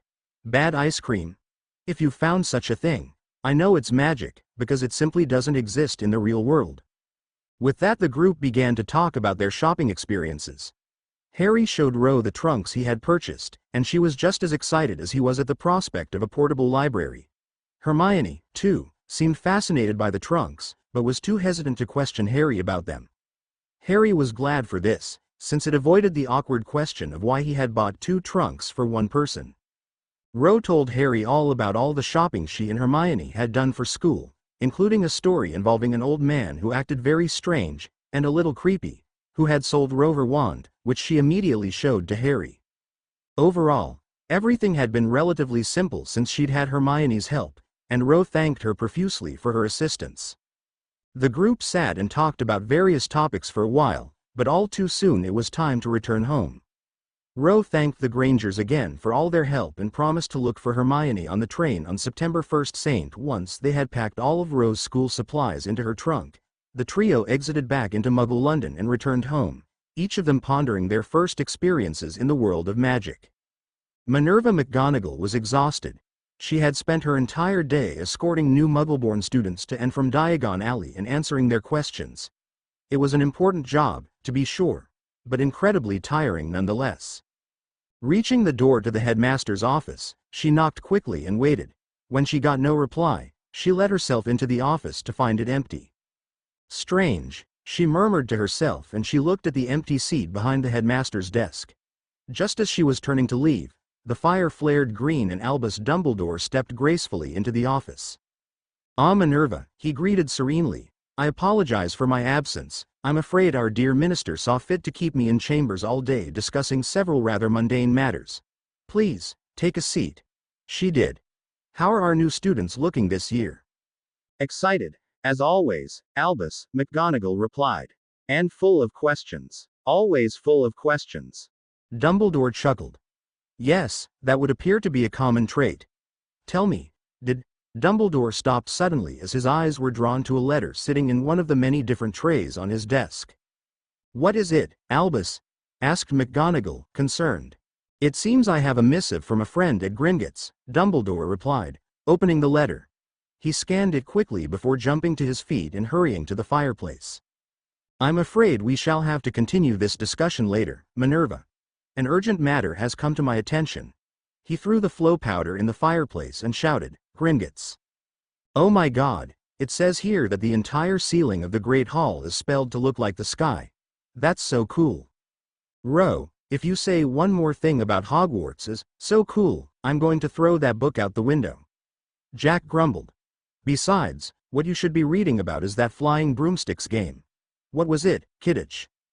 "Quidditch," Ro replied, enunciating carefully. "And it's hardly my fault that Hogwarts is such a great place to go to school. You're just jealous because you're going back to normal school." Jack scowled. "Still don't see why, pretty stupid if you ask me." "Because you don't have to work anymore, Jack," said Harry as he entered the living room. "So now we can think about the future. The only reason we dropped out in the first place was because we had to make a living. With the money in the vault, that's all been taken care of, so we can get back to being normal." "Screw normal," snorted Jack. "Normal is for pansies. You have to admit, Harry," put in a smiling Ro, "we are a decidedly abnormal family." "How is this going to work, anyway?" Jack asked Harry suddenly. "I can't go to school looking like I'm 20 years old, but you can't take the illusion off either, at least not until I'm officially of age." "I've already thought of that," replied Harry. "I've hired a tutor, for both of us, I might add. She's agreed to teach us 3 days a week until you turn 18. Then you can test for your high school equivalency. You'll also be of age, and I'll be able to remove the illusion." Jack scratched his chin. "I don't know," he said slowly. "Some of the girls at the pier seem to like this look."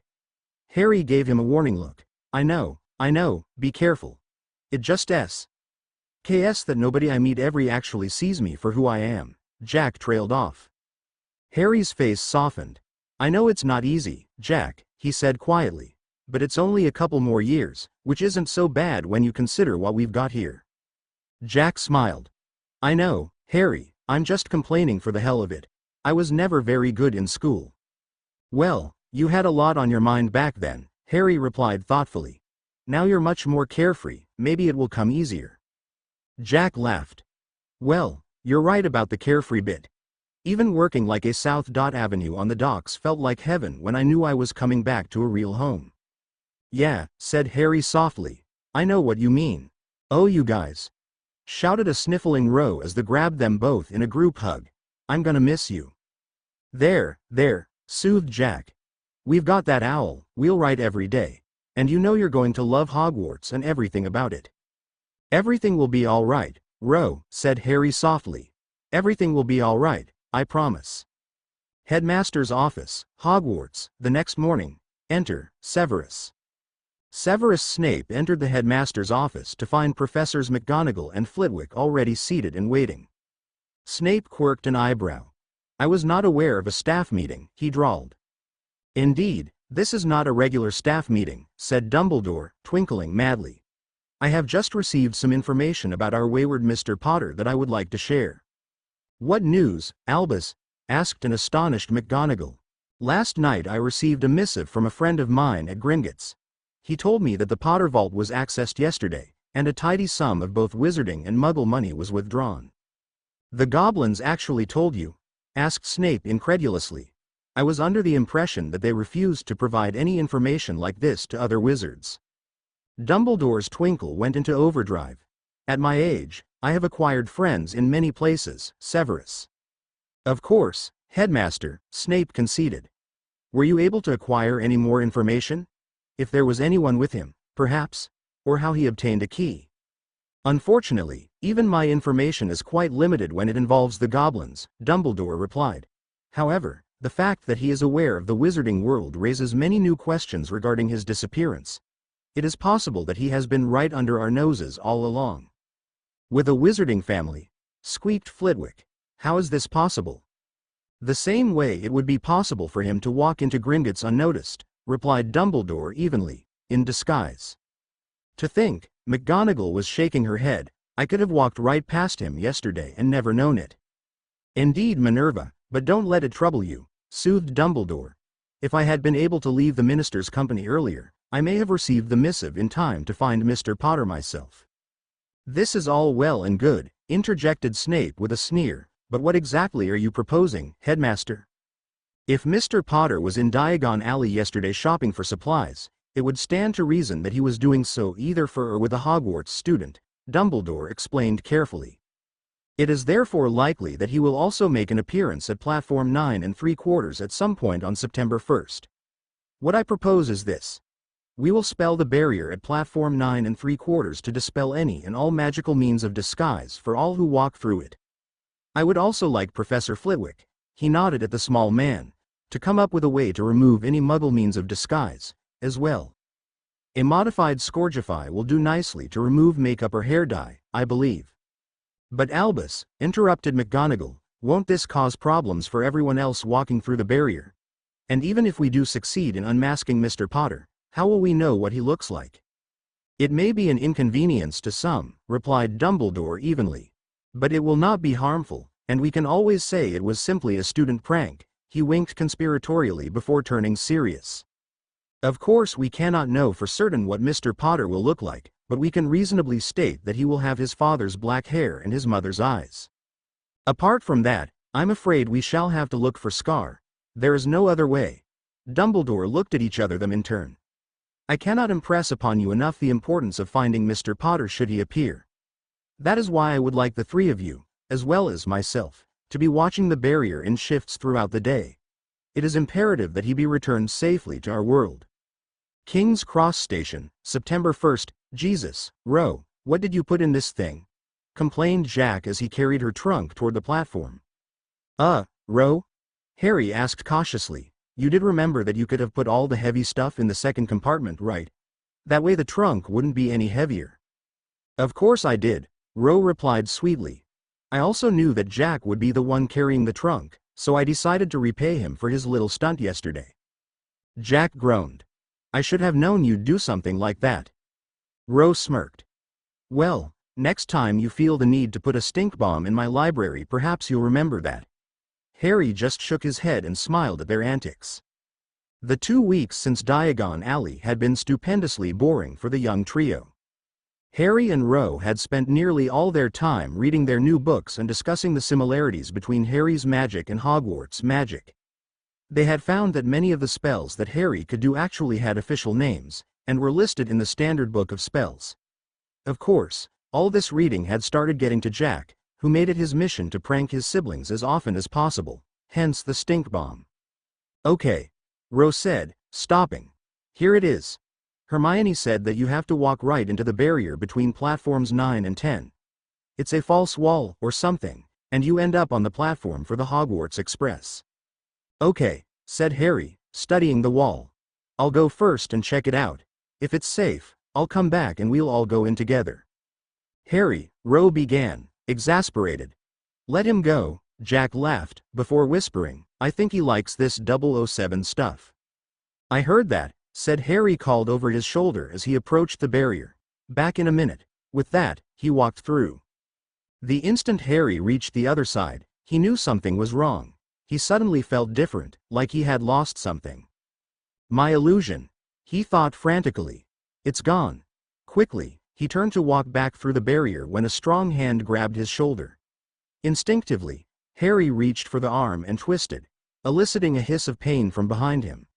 Releasing the arm, Harry turned to face his attacker. Well, hissed Severus Snape. Famous Harry Potter, all alone? He sneered as he drew his wand. Assaulting a professor already, Potter?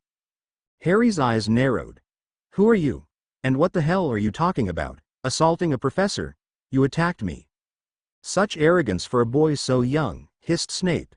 You're coming with me, Potter. Now come along like a good boy or I'll have to make you. He grinned evilly. Harry immediately crouched in a defensive stance. I'm not going anywhere until you tell me what the hell is going on. Very well, Potter. Snape snapped his wand at Harry, in car. Reacting immediately, Harry quickly closed the distance between them and grabbed Snape by his wand hand. Before Snape could react, Harry spun his body and twisted, causing Snape to drop his wand and grab his nearly broken arm. Turning swiftly, Harry threw a banishing charm at Snape's chest, sending him flying across the station into a wall. Without another glance, Harry teleported himself back outside the barrier to Jack and Ro. What the hell, Harry? Questioned Jack when he reappeared. Quiet, snapped Harry. With a wave he made himself invisible and drew Jack and Ro to a nearby bench. Okay, here's the deal. When I went through the barrier, it cancelled my illusion somehow and that same professor was waiting for me. He knew my name and tried to get me to come with him. When I refused, he tried to subdue me with magic. I knocked him out and teleported back here. Both Jack and Ro sat there, stunned. He attacked you? Ro asked in a small voice. Yeah, I don't know why though, Harry said, frustrated. Hell, I don't even know how he knew my name. How did he know I was coming? What the hell is going on? Harry, calm down, Jack whispered frantically. People can still hear you. Sorry, replied an abashed Harry. Don't worry about it, mate. Nobody could have expected this. Listen. If the barrier cancels your illusions, I think the best thing is to part ways here. Ro doesn't have an illusion to worry about, and they have no idea that you were with her. I hate to say it, but we should get you out of here as soon as possible. But what if they're looking for all of us? Interjected Ro. Harry shook his invisible head. He called me Harry Potter, not Harry Thomas. That's weird, put in Jack. You haven't used that name for a long time. You think that means it's still safe for Ro to go through? Harry sighed heavily. I don't know, I just don't know. I can't go back in there, and you can't go in there either. But at the same time, I really don't want to send Ro in by herself. This is a really bad situation, and we need to make a decision quick. What if you teleported back in there? Would your illusion get cancelled again? Ro asked. I don't want to risk it, Harry responded. I took him by surprise last time, and he was alone. So we either cut and run, in which case they almost certainly send somebody to find out why Ro didn't show up, or Ro goes in there by herself. Jack reasoned. I say we roll the dice and let her go. I really don't like this, replied Harry slowly. This is the second time I've been attacked by a wizard for no reason. He sighed heavily. Still, it would appear that it's only me that he was after, so if you still want to go, it should be okay. Are you sure? Ro questioned. Somebody just attacked you? Yeah, but Jack's right. Nobody knows you were involved, and I should get out of here before they start looking. The first time they came after you for doing magic, right? Asked Jack. Yeah, sighed Harry. I always do seem to attract trouble.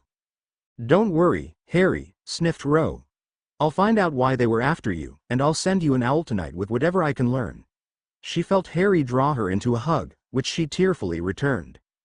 Take care of yourself, sis, Jack said quietly as he joined the hug. If you need anything, you let us know. I will. Ro picked up her trunk and, with a last look, walked through the barrier. I really hope we're not making a mistake, Jack. Jack sighed. We're not, Harry. As much as you want to protect her, you can't protect her from everything. That's life. Sometimes, you just gotta take a chance. He shrugged. This will be good for all of us, you'll see. A couple of years from now you'll look back on this and laugh at yourself for being so worried. Harry didn't reply as they made their way quickly back out of the train station. For some reason, He felt like he'd just jumped into the deep end of a swimming pool without knowing how to swim. He hoped that Jack was right, but couldn't stop a sneaking suspicion that in a couple of years, laughter would be the last thing on his mind. Headmaster's office. Hogwarts. Dumbledore sighed heavily as he ushered Professors McGonagall and Flitwick into his office. "Did you find him, Albus?" inquired McGonagall. "Did he come as predicted?" "He did, indeed, Minerva," Dumbledore replied. "Unfortunately, we seem to have underestimated young Mr. Potter, and were unable to hold on to him." "My word!" exclaimed Flitwick. "What happened?" "It was Severus who spotted him," Dumbledore began as he took his seat. "He came through the barrier alone and, according to Severus, strutting like he owned the place. Apparently he gets the majority of his features from his father." Dumbledore twinkled slightly at this. "Unfortunately, it would appear that he felt antagonized by Severus's presence," McGonagall snorted, "and they had a small altercation. I do not yet have all the details, but it would appear that Mr. Potter did sufficient damage to warrant a stay in the hospital for our potions master." "How, Albus?" asked an astonished McGonagall. "I'm afraid I do not know, Minerva," Dumbledore replied absently. "Severus was less than forthcoming with details, as you can imagine." "Can we locate him through other means now that he has been seen?" asked Flitwick. Dumbledore shook his head. "I'm afraid not. It appears that as far as our spells go, his location has not changed." "That damn cupboard," murmured McGonagall. Dumbledore's face fell sadly. "Indeed. What is to be done now?" Dumbledore leaned back and steepled his fingers in thought. "I'm afraid there isn't much we can do. The students will be arriving on the express shortly, and we have a term to start. We can only hope that eventually Mr. Potter will reappear to us." The two professors nodded and made their way out of the office, preparing to greet the students for the start of a new term. September 1st. Dear Jack and Harry. Harry, I don't know how to say this, so I'm just going to say it. You're famous in the wizarding world. When I found Hermione on the train, I asked her if she knew what happened with the professor that got knocked out. She said he had been trying to apprehend somebody, but nobody knew who. I told her I'd heard somebody mention the name Potter, and instantly she asked, "Harry Potter?" Really excited. I made her promise not to tell anyone what I heard, though. I asked her what the big deal was, and this is what she said. Basically, 10 or 15 years ago there was a really evil wizard who was threatening to take over the wizarding world. He was so bad, that even to this day nobody will say his name, and always say, 'He who must not be named,' or, 'you,' when they want to talk about him. I finally convinced Hermione to write it down for me, and the guy's name was Lord Voldemort. He and his followers, called Death Eaters, were big into blood purity, which basically means that they wanted to make sure that only pure-blooded wizards could do magic. I'm still a little unclear what this means, exactly, so you'll have to wait until I can do some research and can explain it better. Anyway, Voldemort and the Death Eaters killed a lot of people and basically acted like terrorists, putting the whole wizarding world in a panic. Then, on October 31st, 1981, he attacked you and your parents. Your mom and dad didn't die in a car crash, Harry. They were murdered. Your parents' names were James and Lily Potter, and you lived together at a place called Godric's Hollow. Voldemort attacked on Halloween and killed both your parents using a really dark magic curse called Avada Kedavra, more commonly called the Killing Curse. Basically, it kills whatever it touches, and Voldemort used it to kill both your parents. This is where it really gets weird, and nobody really knows what happened next. Apparently, Voldemort tried to use the same curse on you, but for some reason it backfired and hit him instead, effectively killing him and leaving you with the lightning bolt scar on your forehead. That's why you're famous, Harry. You were the only person in history ever to survive the Killing Curse, and you defeated the darkest wizard in recent history when you were only a year old. To most of the wizarding world, you're known as the boy who lived. I asked another girl about you. Her name is Ginny Weasley. Her father was the redhead that attacked us. I'll tell you more about that later. Anyway, she went on and on about how you were this amazing hero and she'd heard the story 1,000 times. I don't know how you're going to take this, Harry, but apparently you were her favorite bedtime story growing up. I asked Hermione why they would attack you on the platform if you were such a hero, and she said that most of the wizarding world thinks you've been kidnapped. Part of the story is that after your parents were killed, you were hidden away in a safe place, but nobody knows exactly where or who hid you. When you didn't come to Hogwarts last year, yes, you were supposed to get a letter. People starting asking questions and there was a big scandal about how nobody knew where you were. This happened because you didn't come to Hogwarts like everybody expected. I have no idea why you didn't get your letter, but according to Hermione, it's common knowledge that Harry Potter should be at Hogwarts. Okay. It's getting late and my hand is already cramping from writing with this strange quill. I have loads to tell you about Hogwarts, the sorting ceremony, and all kinds of other things, but I'll save them for tomorrow and send this out tonight since it's important. Love, Ro. September 2nd. Dear Ro, from now on, address all your letters to Jack only. If you have to refer to me, call me James in case your letters are ever read by someone else. I really don't know what to think about your last letter. I just wanted to write to tell you that I got it and to thank you for working so hard to find out. If Harry Potter really is that famous, I should be able to find some references in the history books I bought. I have a million thoughts in my head right now, and I have to think before I try to write any of it down. Here's Jack. Hey sis, just wanted to get on and wish you luck with everything at Hogwarts. Who could have guessed that our James was rich and famous? I swear, it's never a dull moment with him around. Anyway, do your best to make friends and have some fun out there, you deserve it. Love, Jack and James. September 5th. Dear Jack and James. I know I promised to write sooner, but I've been really busy. First of all, I got sorted into Ravenclaw. I know James has already read The Beginning of Hogwarts. A history, so you can tell Jack about what that means. It was weird. They put a hat on my head and it started talking to me. I could feel it going through my head while it decided what house to put me in. It felt like when James does his mind tricks, but softer. I don't get to see Hermione as much I thought. She's a Gryffindor, so I really only get to see her in the library. My roommates are okay I guess, but most of them seem really boring. One of them is cool though. Her name is Sarah and she's a Muggleborn. I tell people I'm Muggleborn too, since it's easier to explain how I don't know anything about wizard customs. I'm still feeling a little shy around all these new people, but I'm adjusting. The castle is amazing. There are real ghosts here, like actual dead people that talk and everything. The Great Hall is just like the book says and the library is huge. I could stay in there for a year and not read half the titles, and that's not even counting the restricted section. And using a wand to do magic is so much easier. James, you wouldn't believe how easy it is to do the same spells using a wand. Remember how I was having problems lifting the table? It would be a piece of cake now. It's amazing, like I hardly need to concentrate at all. Actually, that brings me to a possible problem. You remember how we thought there might be laws against doing magic sometimes? Well, it turns out it is illegal to magic in front of Muggles, and Ginny's dad, his name is Arthur, is one of the guys responsible for chasing down people that use magic on regular objects. That's what they thought we were doing when they came after us. It had nothing to do with you specifically, James. It's also illegal for students to do magic until they're 17, which is the wizarding age of adulthood. That means that students' wands all have some sort of tracking spell on them, and if you do any magic outside of school, you can be expelled. It also means that if James gets caught doing magic, he's going to be in even more trouble than we thought, although it appears that they can't detect magic done without a wand, so as long as nobody sees you, you're safe. Also, I was asking Hermione about wandless magic and she said that it's very uncommon for a witch or wizard to be able to do any serious magic without a wand.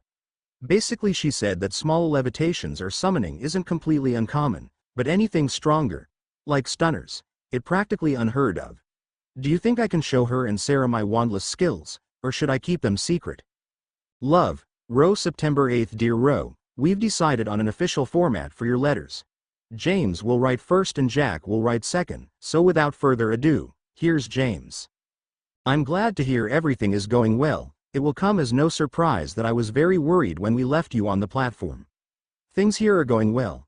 Jack and I are still training with Master Choi and we have lessons with Ms. Johnston 3 times a week, so we're keeping busy.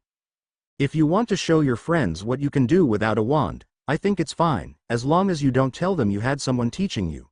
You're at a magic school now, so there's no reason to hold any of your skills back. I kind of figured you'd be a Ravenclaw when I read about the houses. Congratulations. That's interesting what you say about a wand.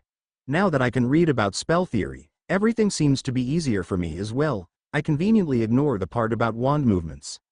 Have you had Defense Against the Dark Arts yet? I'm really interested to see what they teach you there. The book I bought doesn't really describe what dark arts are. I still don't know what to think about Harry Potter and Hogwarts. I found some books that had info about Harry Potter, so I'm reading them now. I'm finding it hard to accept that he's a famous wizard, but I'm adjusting.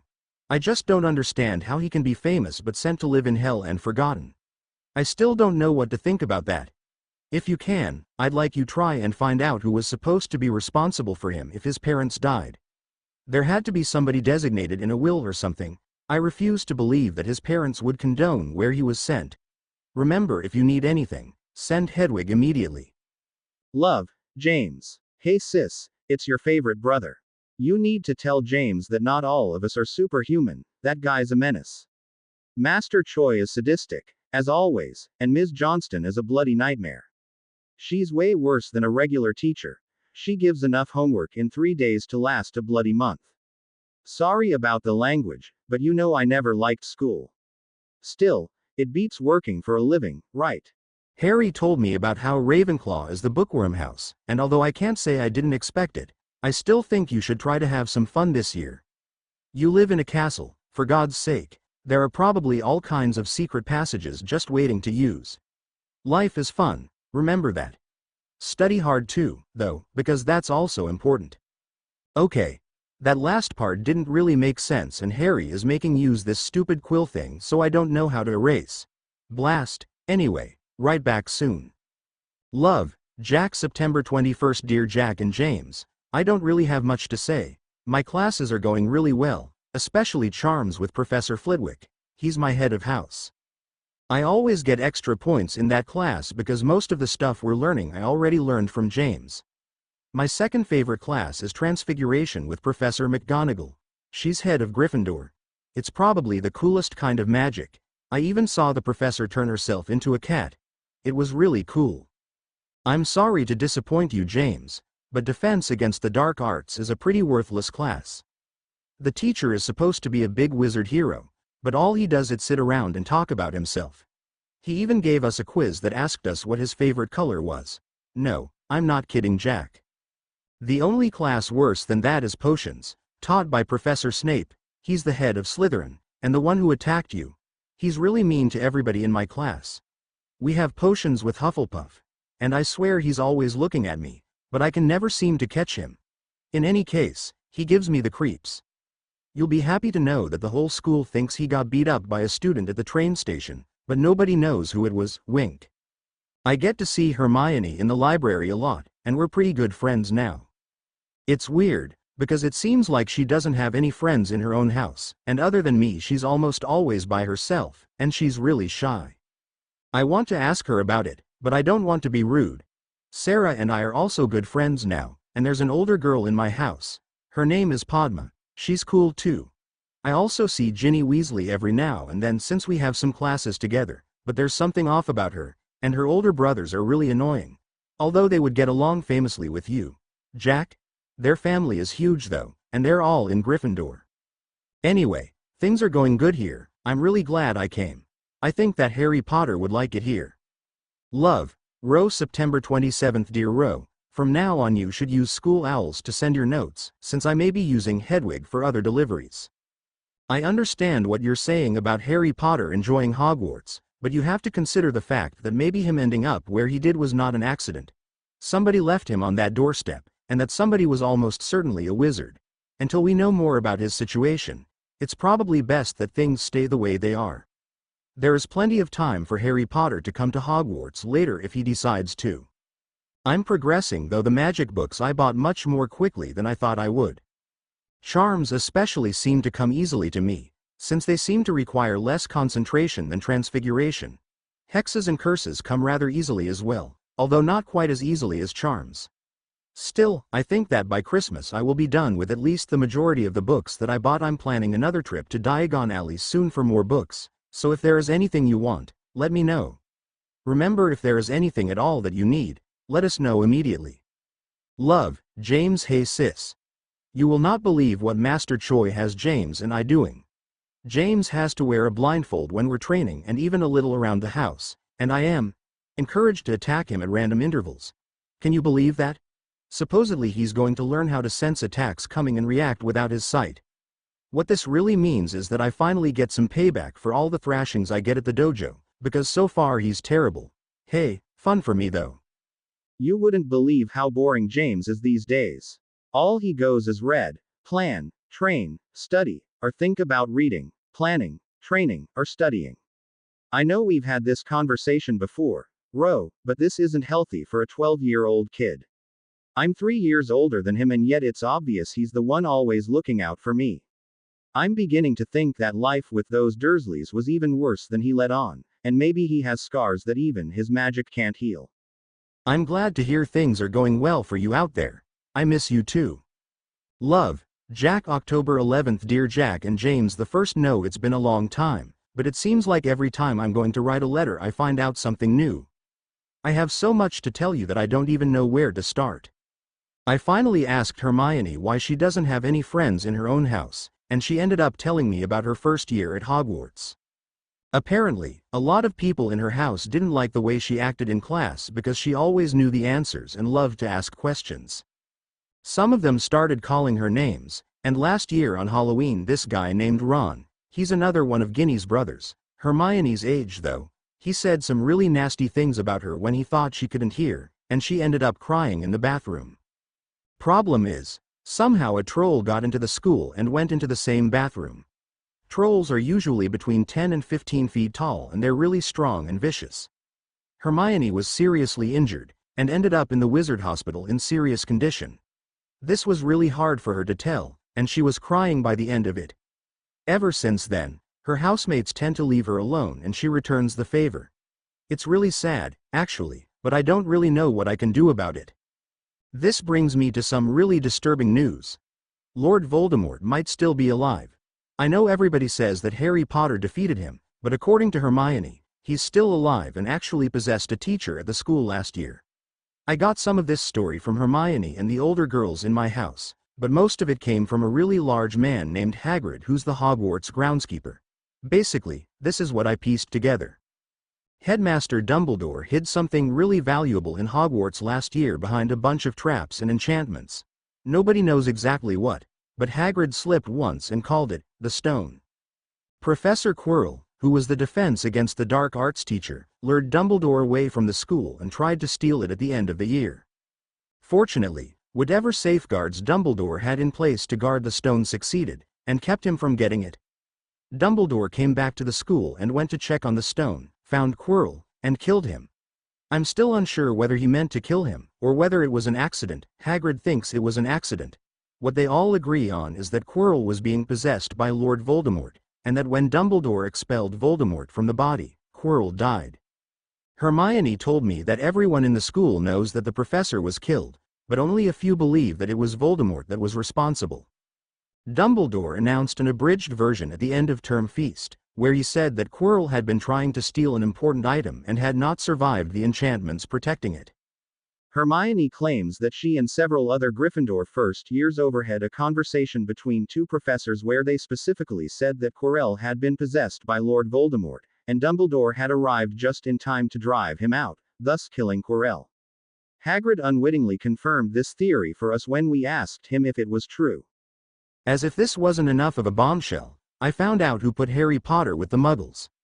When I told Hermione I wanted to learn about things about Harry Potter that you couldn't find in books, she said that she had seen Hagrid crying one night after it came out that Harry Potter was missing, so maybe I should talk to him. This is also when we confirmed the stories about Quirrell. I asked Hagrid if he knew anything about the Muggles that Harry Potter went to live with. At first he was surprised that I knew he was living with Muggles, but I convinced him I'd done some good detective work and he bought it. At first he said he couldn't tell me anything about it, but Hagrid isn't the sharpest tool in the shed, and eventually he let something big slip. It turns out that it was Hagrid himself who brought Harry Potter from Godric's Hollow to Privet Drive the night the Potters were killed. Once he realized what he'd said, he made me promise that I wouldn't tell anybody else, because he could get some good people into a lot of trouble. I promised that no trouble would be caused because of what he told me, if he would answer the rest of my questions. He agreed. So, why did Hagrid take Harry to Privet Drive? Because Albus Dumbledore told him to. Albus Dumbledore was the one who made the decision to put Harry Potter with the Muggles.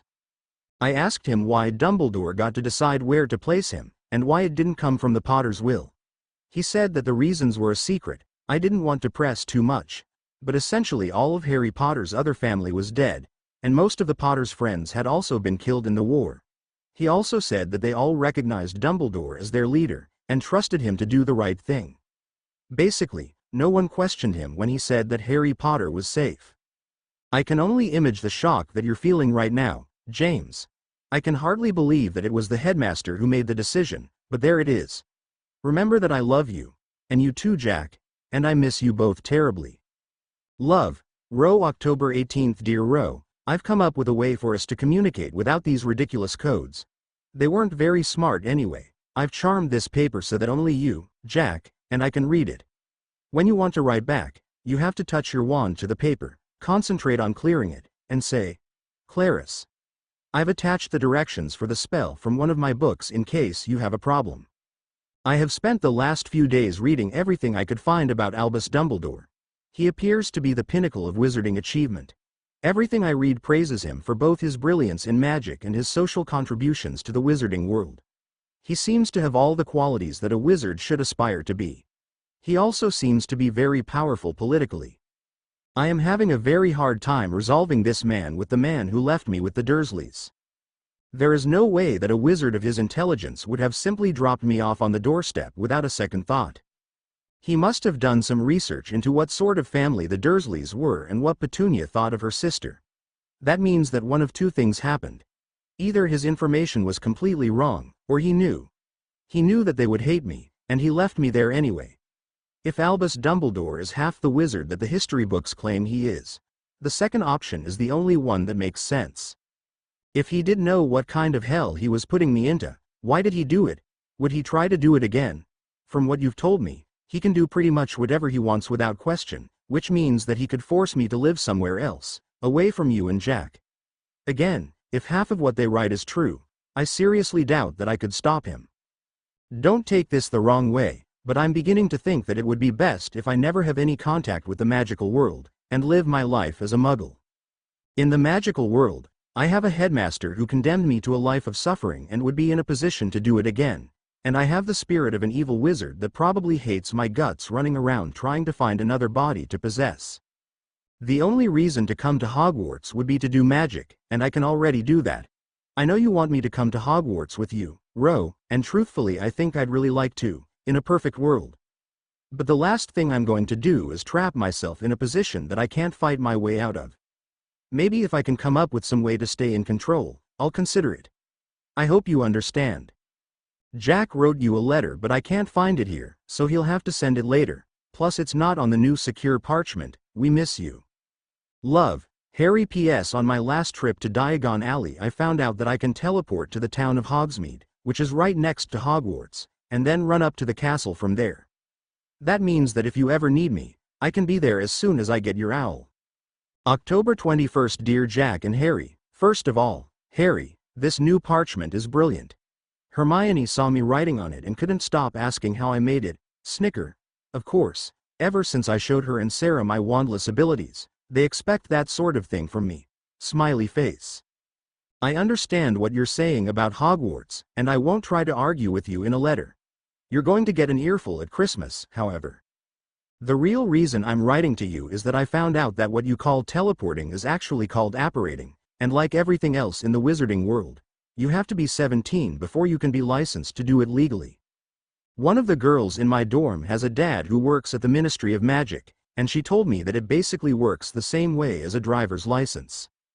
The ministry can't trace all apparition, but occasionally the Aurors, wizard police, will set up a checkpoint at a popular area, like Diagon Alley, and anyone without a license apparating in will be automatically tagged and ticketed.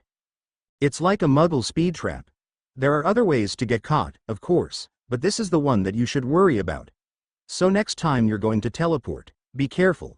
It certainly wouldn't do for Harry Potter to be picked up by Aurors for underage apparition. Classes are still going well for me, I've even gotten a little better at potions. Nothing especially exciting has happened, although my house prefect, Penelope, swears that there's no such thing as a quiet year at Hogwarts. Jack, you really have to meet these Weasley twins sometime, the older brothers I told you about. They take pranks and mischief to a whole different level. I actually saw them turn 2 second-year boys into human-sized chickens, complete with feathers. Think you can compete with that? Love, Ro. October 26th. Dear Ro, Harry hogged the last letter, so this one's just from me. Harry made 2 more of these secure papers, so we don't have to wait for each other to write back to use one. These twins sound like my kind of folks. Magical pranks. Maybe next time Harry goes to Diagon Alley I'll sneak along and pick some up. That way I'll actually have a chance of getting him. Remember when I said Harry was terrible at sensing his surroundings? Well, that didn't last long. He still can't beat me in a fight with a blindfold on, but I can't take him by surprise anymore, even if it's just throwing a pillow at him. Pretty soon he'll be able to beat me with his eyes closed. Literally. Things are going pretty good for me lately.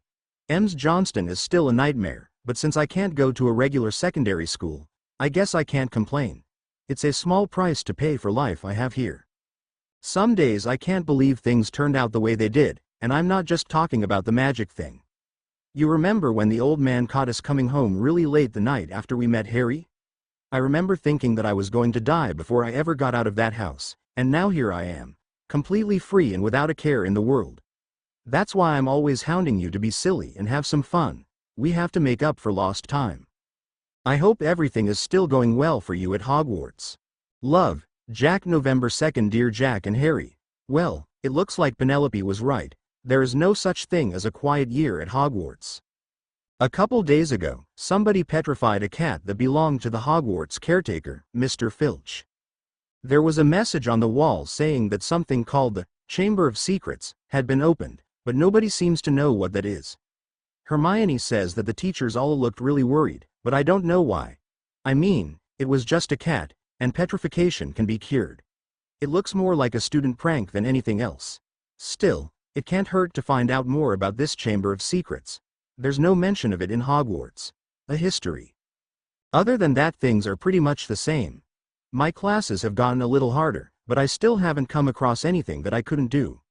My friend Sarah really wants to meet you guys. She says that every other sentence out of my mouth has the words, "my brothers," in it.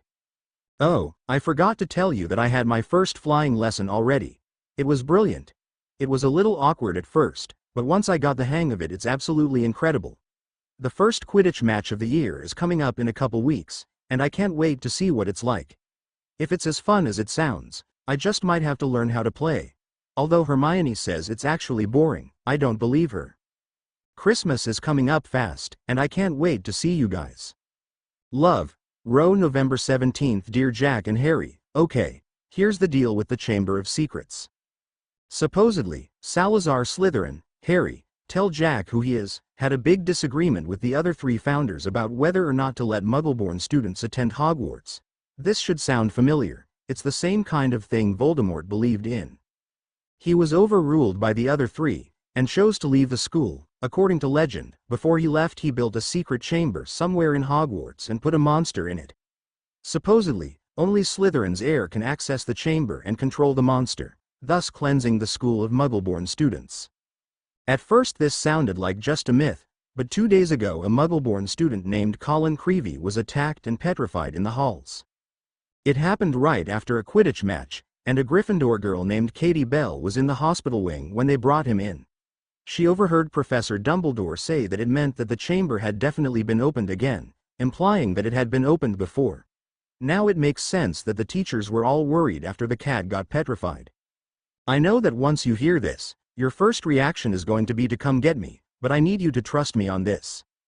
If there really is a monster in Hogwarts, it's only petrifying people, not killing them.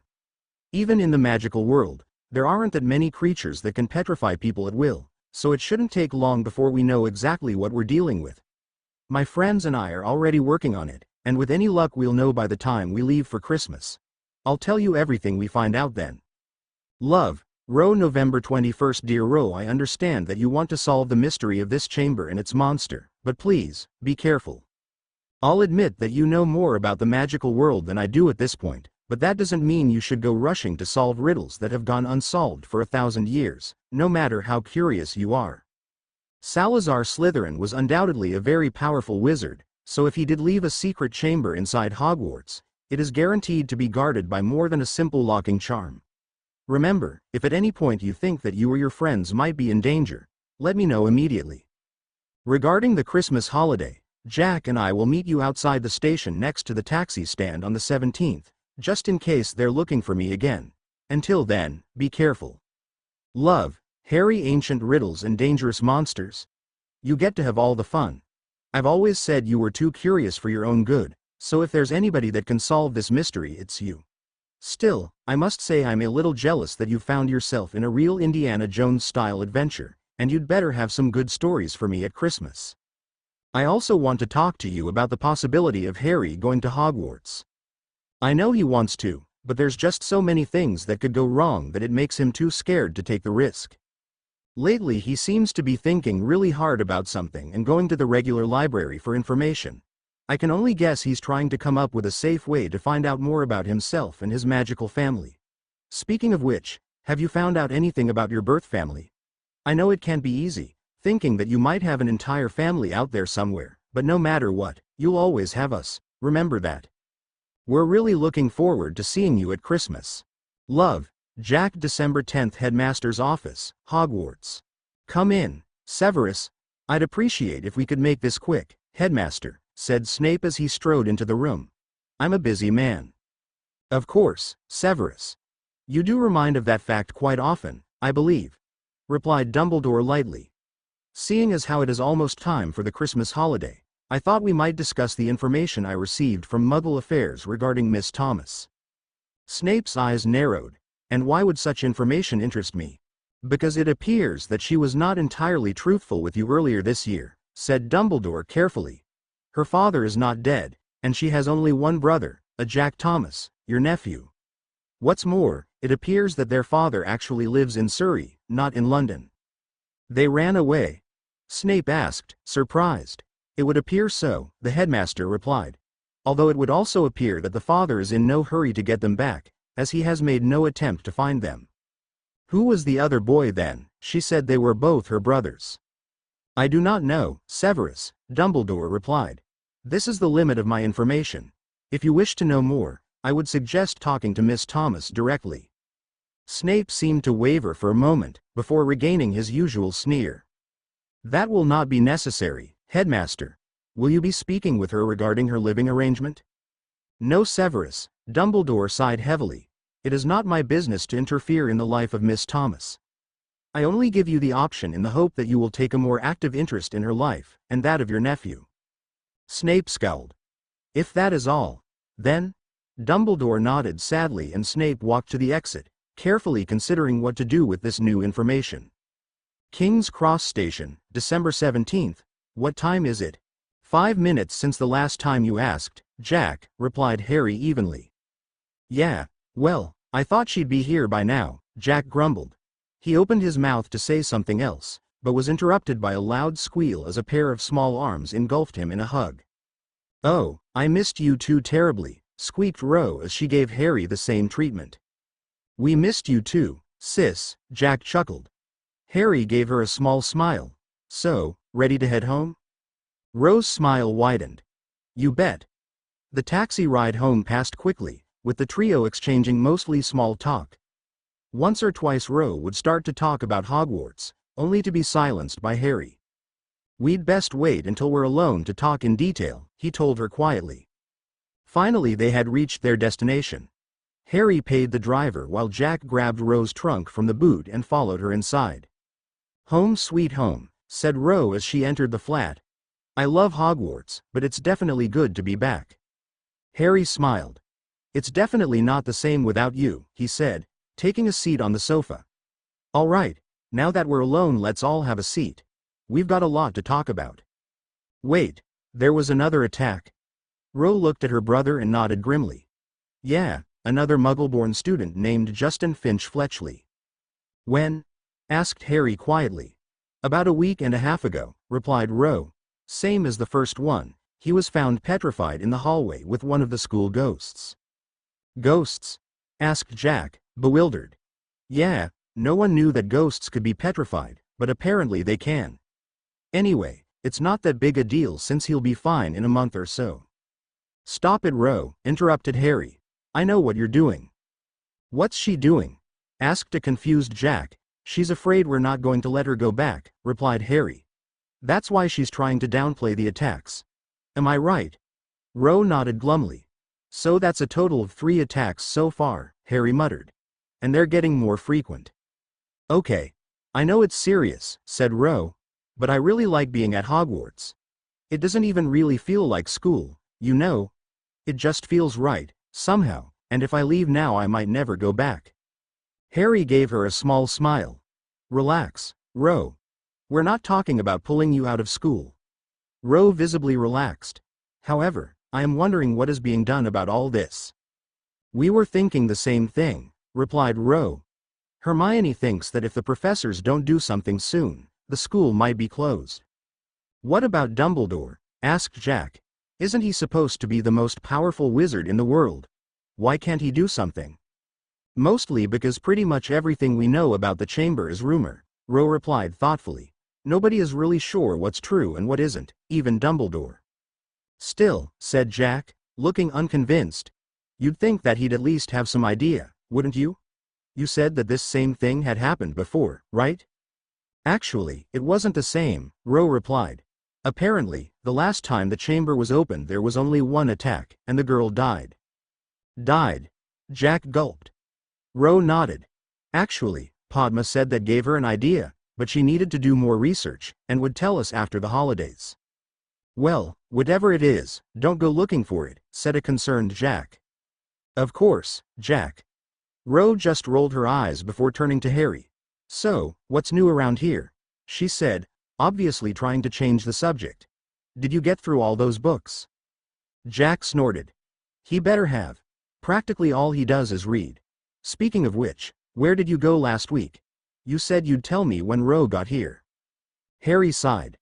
Well, I came up with an idea that would allow us a little more freedom, so I've been making sure that it was viable.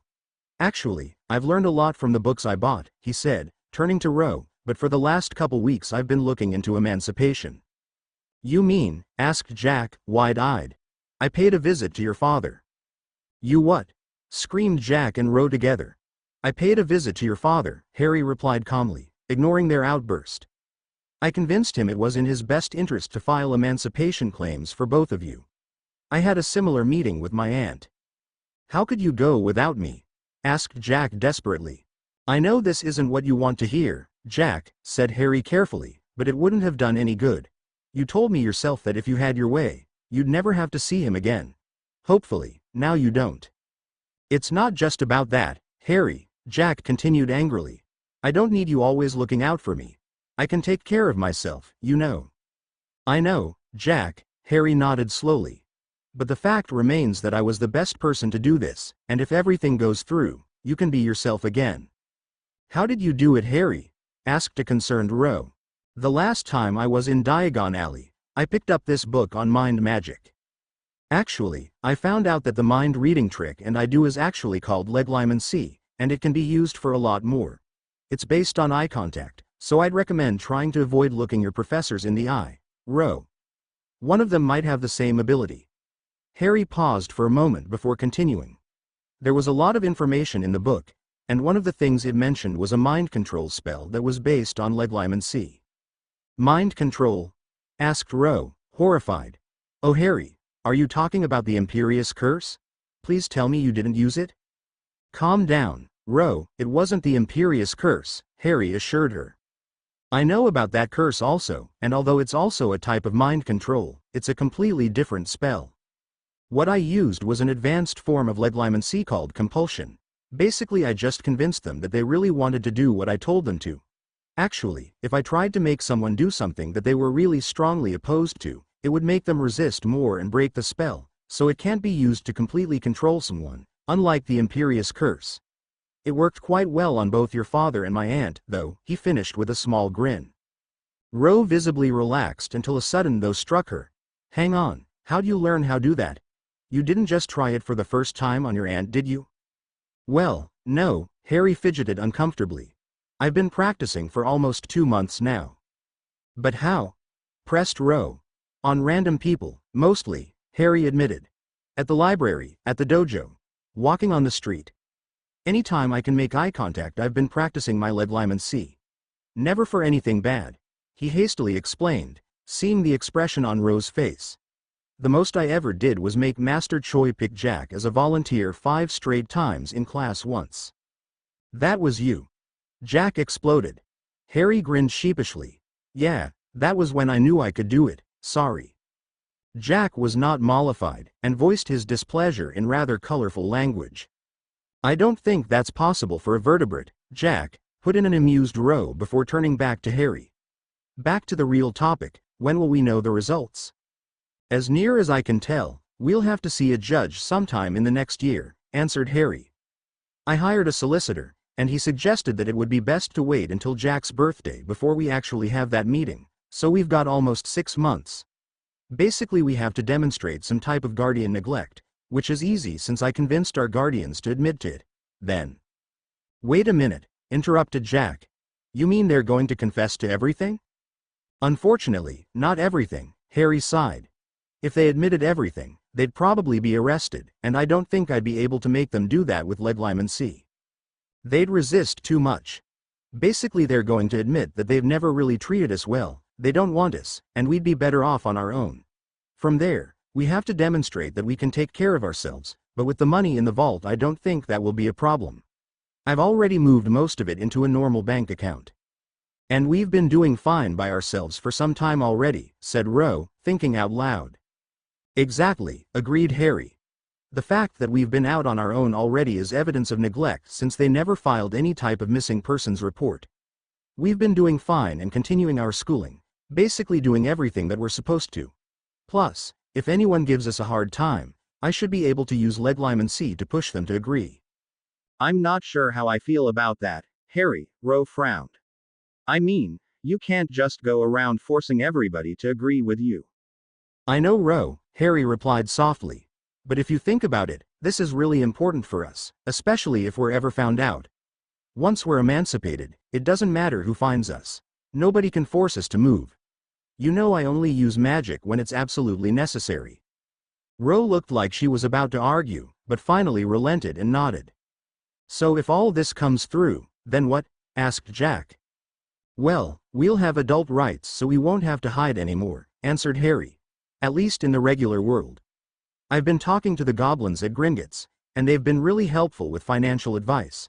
Unfortunately, even if we're emancipated as muggles, we're still children in the wizarding world. How is that possible? Harry shrugged.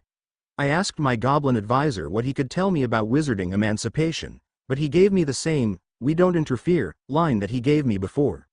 Basically, if it doesn't deal directly with your money, they won't talk to you about it. Still, they've been really helpful with the financial stuff, even set up a regular bank account for us. So they still won't tell you if your parents had a will? Asked Ro. No, all they'll say is that if my parents did have a will, they've never seen it. I read a little bit about that, interjected Ro. Most wizarding families appoint an executor for their will. The will itself is spelled so that only certain people can touch it unless given permission, and the executor is responsible for carrying out the wishes of the deceased. There's actually a lot of magic that goes into a proper will to safeguard against it falling into the wrong hands, so if your parents had a will, their executor probably still has it. Ro paused before adding, of course, it's possible that your parents didn't have time to make a will, she trailed off sadly. What does this mean for Ro and Hogwarts? Asked Jack, breaking the uncomfortable silence. The most likely scenario is that you'll be appointed as her guardian, Jack, Harry replied. Progress reports, permission slips, and anything else will go straight to you. It's also possible that she'll be emancipated without a guardian, but seeing as how she's your sister, it's more likely that you'll be responsible for her. Jack nodded like he'd expected this. As for me, I told my aunt to push for me to be declared an emancipated minor, same as you. If the judge thinks I'm still too young, then you'll probably be my guardian too. All this will be covered when we talk to the judge. The group lapsed into silence again, which was broken when Ro gave a rather spectacular yawn. "Well, looks like somebody's ready for bed," laughed Jack. "Go ahead, we have the entire holiday to sort this all out."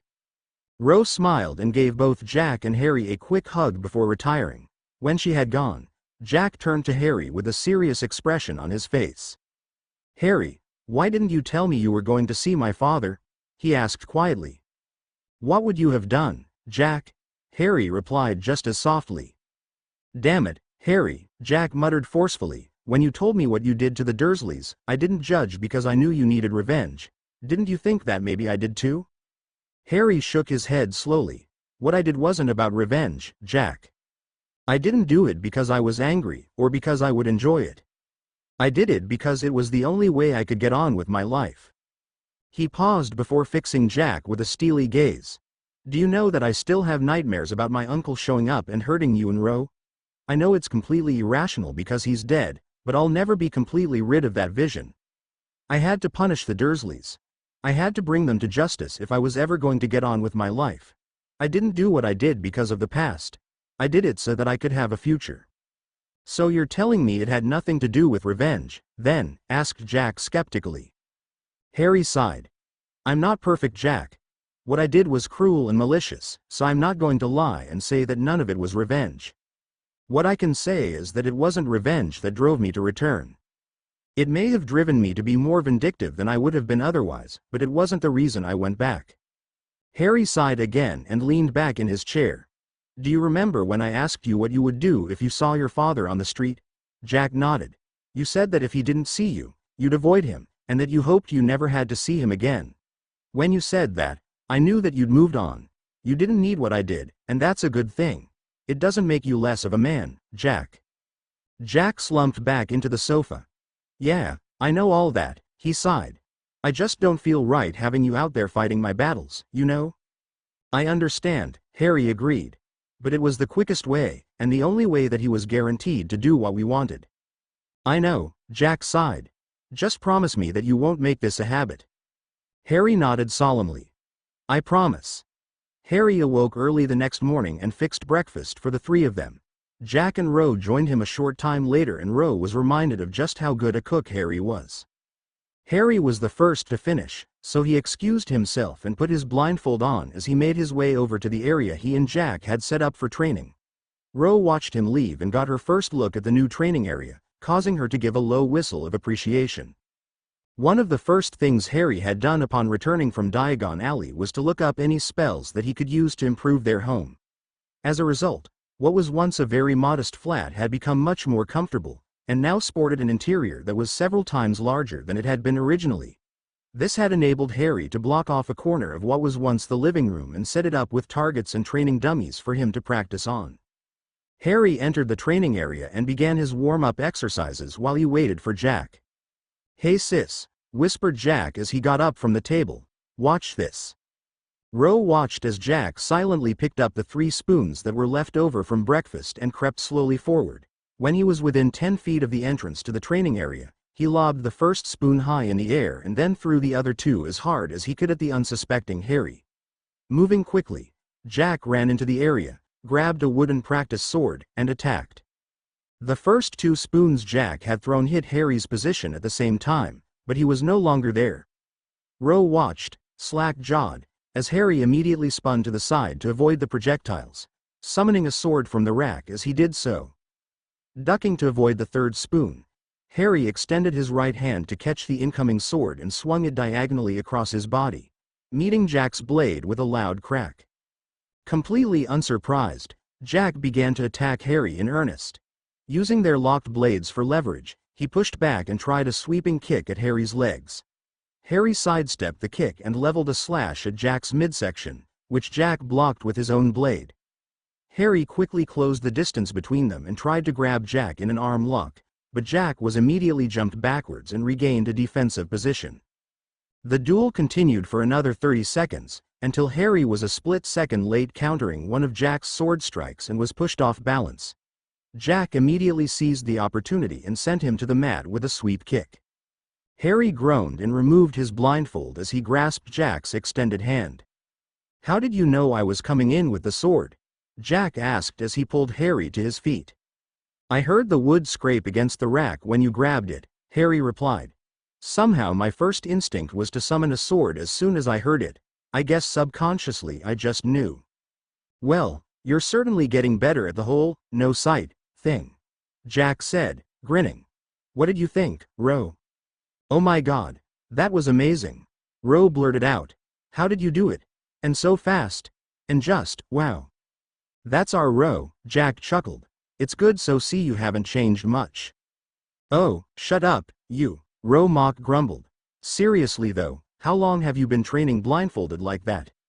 Almost 3 months now, put in Harry. At first I was pretty bad, but getting beaten up consistently can be a pretty good motivator to improve. I'm still too slow in a real fight, though. Too slow? Jack snorted. You have better reactions with a blindfold on than most of the class does without one. I think you're doing fine. Harry shrugged. There's always room for improvement. The advanced class still kicks my ass even without the blindfold. So, do you guys do this every day? Asked Ro. Pretty much, Jack replied. We try to practice at least twice on days that we don't see Master Choi, and once in the morning otherwise. Once you get used to it, it's actually pretty fun. Well, there'll be no more training today, said Ro firmly. Today is strictly for Christmas shopping, and I want to go to Diagon Alley before the really big rush hits. Yes, ma'am. Jack saluted smartly, earning him a punch on the arm. That could work perfectly, said Harry thoughtfully. I need to see the goblins sometime in the next week anyway, so might as well be today. It's settled then, said Ro, before scowling at her brother. And I'd better not get prank materials as my present, Jack Thomas. Jack just grinned. The next week passed quickly for the trio. Between his usual training, studying, and spending holiday time with Ro, Harry found himself with no free time to think about Hogwarts or the Chamber of Secrets, which suited Ro just fine. Christmas was an intimate affair for the small family, as they traditionally had no one outside of themselves to exchange gifts with. It therefore came as a surprise when 3 large owls swooped in the flat on Christmas morning carrying packages for Ro. What's all this then? Asked Jack suspiciously. They're from my friends at Hogwarts, Ro said as she checked the tags. This one's from Hermione, probably books, she said as she lifted a package. These are from Sarah and Padma. Jack was still looking bewildered. Did you get them presents? Of course I did, silly, Ro rolled her eyes. You did tell me to make friends, remember? Sure, Jack snorted. And of course you always listen to me. Even Harry cracked a smile at that. Opening her new presents, Ro found that Hermione had indeed sent her a book, as had Padma. Sarah had sent her a collection of wizard candy that Jack immediately became interested in. Jack himself had received a collection of wizarding prank items from Ro and a special training outfit from Harry. The training gear had been specially charmed to reduce the damage he would take from direct hits and was guaranteed never to be ripped or torn. In his usual style, Jack had given both his siblings gift certificates to the bookstore in Diagon Alley. Harry and Ro had also given each other books. Harry's was a newly published defense against the dark arts book that was dedicated to different ways of shielding yourself from attack, and Ro's was an introductory guide to creating various magical items. As everyone began to pack up their gifts, Harry pulled out one last box from behind him. Okay. I have one more present for everyone, he said as he opened the box. He withdrew 3 small notepads and tossed one each to Jack and Ro. Okay. I know this isn't just an ordinary notepad, said Jack as he examined the gift. Harry grinned. You're right about that. All 3 of these are connected magically, so anytime Ro wants to talk to us, all she has to do is use it. Ro's eyes lit up. Really? She squeaked. Oh, Harry, that's perfect. But, where did you get them? They must have cost a fortune. Harry shook his head. Actually, they weren't that expensive. It's a modified protean charm, which isn't that hard for an adult wizard. I was actually going to try making them myself, but it was complicated enough that I decided to just buy them. So they work instantaneously? Asked Jack. Yeah, Harry replied. Everything that's written in any of these automatically gets written in the other 2. If there's a new message for you, the pad will grow hot and vibrate a little. Oh, but you have to be careful about using it. Ro, Harry eyed her carefully. They're banned at Hogwarts because students have been known to use them to cheat. You'll have to use it in secret unless it's an emergency. I can do that, Ro nodded. This is a great idea, Harry, especially since I can't phone from Hogwarts. That's what gave me the idea, actually, said Harry as he magically cleaned up the living room. This way if there's a problem, we'll know immediately instead of having to wait for an owl. One more thing though. I couldn't charm this like I could the parchment that we use the letters for, so you have to be careful what you say. Ro nodded thoughtfully and set the notepad aside while Jack took his presents to his room. You know, Harry, said Ro thoughtfully, you never did tell me how you were coming on all the other books that you bought. I'm actually done with most of them, Harry replied. I think I told you in a letter that charms came really easy for me, so I went through all the standard Book of Spells volumes pretty fast. I got through my beginning Transfiguration book too, but the intermediate one is really hard. I don't know if it's just more difficult or what, but I got stuck about halfway through. Really? Asked Ro, interested. They don't seem that different to me? Well, they're very different to me, muttered Harry. I have to concentrate almost exclusively to transfigure something, but I can cast all sorts of charms simultaneously. Two of the living room chairs suddenly lifted into the air and began dancing around the room. See? That's two separate objects and a mix of summoning, banishing, and levitation charms. Harry waved his hands and two balls of bright light joined in the dance. I can keep all this going and still talk to you. He returned the room to its normal state. But if I try to transfigure that chair into a pig, say, it takes almost a full 10 seconds of complete concentration, and most of the time I still don't get it right. Maybe it's just because transfiguration is new for you, suggested Ro. I don't think so, Harry shook his head. It feels different, I just don't know how. Ro shrugged. What about defense against the dark arts? Harry's brow furrowed. That's another problem. I think I'm doing the curses right, but without someone to practice on I can't be sure. Shield charms too. I can see that the shield looks right, but until somebody fires a spell at it I'll never know. Harry paused for a moment. There's something else, too. Sometimes when I'm trying a new spell from a book, I think of ways it could be better, and it ends up doing what I thought it should instead what I got out of the book. The problem is, I'm never quite sure if what I'm doing is the same spell, a different spell, or something completely different. Like with those charms. When I'm doing them, I don't think banish, okay now summon, now levitate. I just move it where I want it, when I want to. There's nothing like that in any of the books I've read. Sounds frustrating. It can be, Harry nodded. But that's why I've been focusing on mind magic lately. Some of the spells I've come across are really dangerous. There is one that can completely erase your memories. A memory charm, right? Asked Ro. They give them to muggles when they don't want them to remember that they saw something magic. Right, Harry agreed. But just think about all the ramifications of being to erase somebody's memory. You could do anything to them, take anything from them. Basically you could do whatever you want and they would never remember. Ro paled. That's another reason I've been concentrating on mind magic. If I have a strong enough mental defense, memory charms won't work. There's a technique called occlumency, which is basically the opposite of legilimency, so I've already studied it a little. It helps strengthen your mind against all kinds of attacks and it's very similar to meditation. He paused. I'm rambling, aren't I? A little, Ro grinned. It's good though, I haven't seen you really excited about something like this for a long time. She gave him a thoughtful look. You really should think about coming to Hogwarts, Harry. Magic is a part of you, and you obviously enjoy learning about it. You just might find the answers you're looking for. Maybe, said Harry noncommittally. Of course, I could also end up getting memory charmed and taken away to live somewhere else. He gave her a meaningful look. You only get one chance in something like this, Ro. Ro sighed and the two lapsed into silence until Jack came back into the room and turned on the television. Jack and Ro immediately engaged in an argument over which Christmas movies were best while Harry sat back and watched, thinking about where the next year would take his small family. The rest of the holiday passed quickly for the three siblings. Jack and Harry kept up their martial arts training, and Harry continued to walk around the house blindfolded, much to Ro's amusement.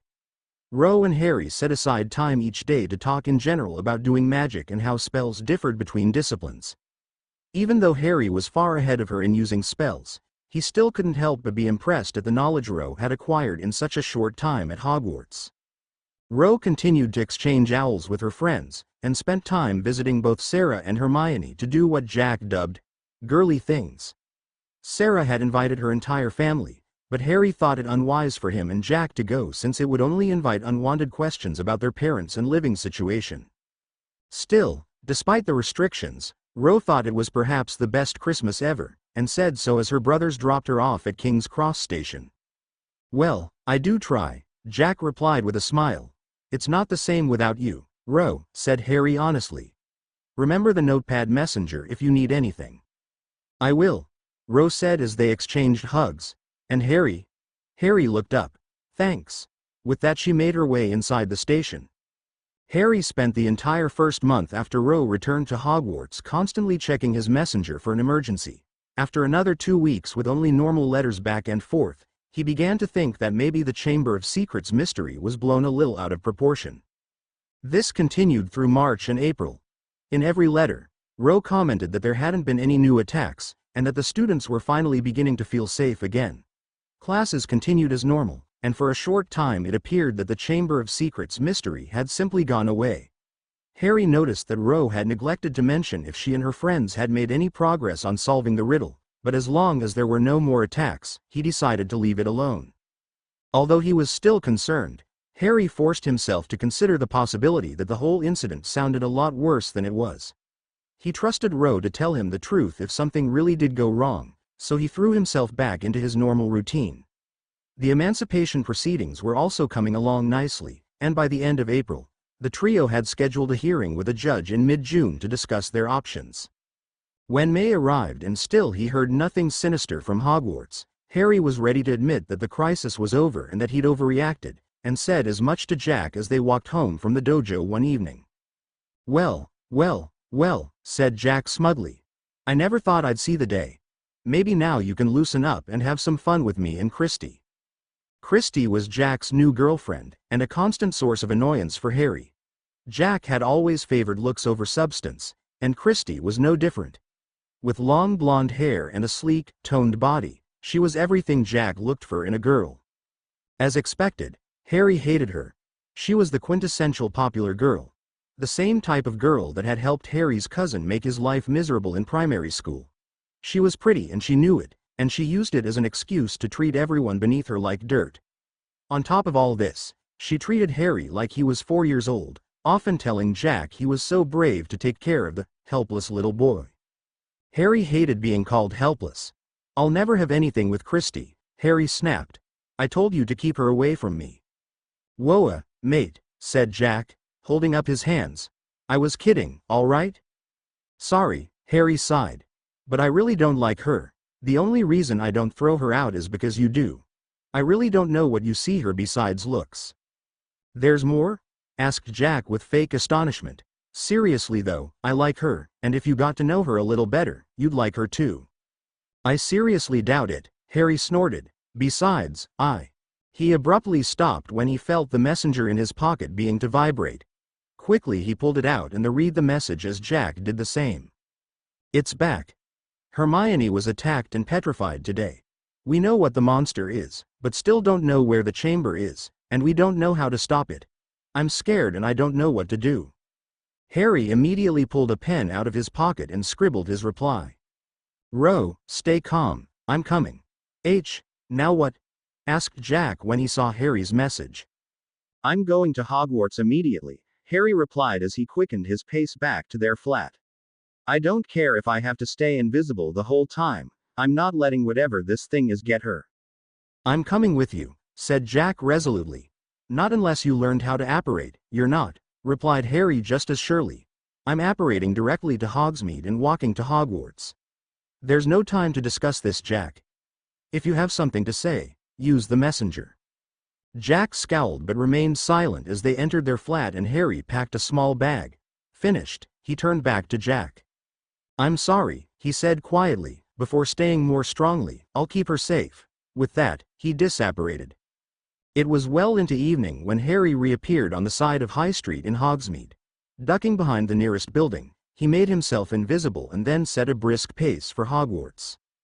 As he passed the winged boars that marked the entrance to Hogwarts grounds, Harry felt an oppressive energy settle on him. Must be the anti-apparition wards, he thought to himself.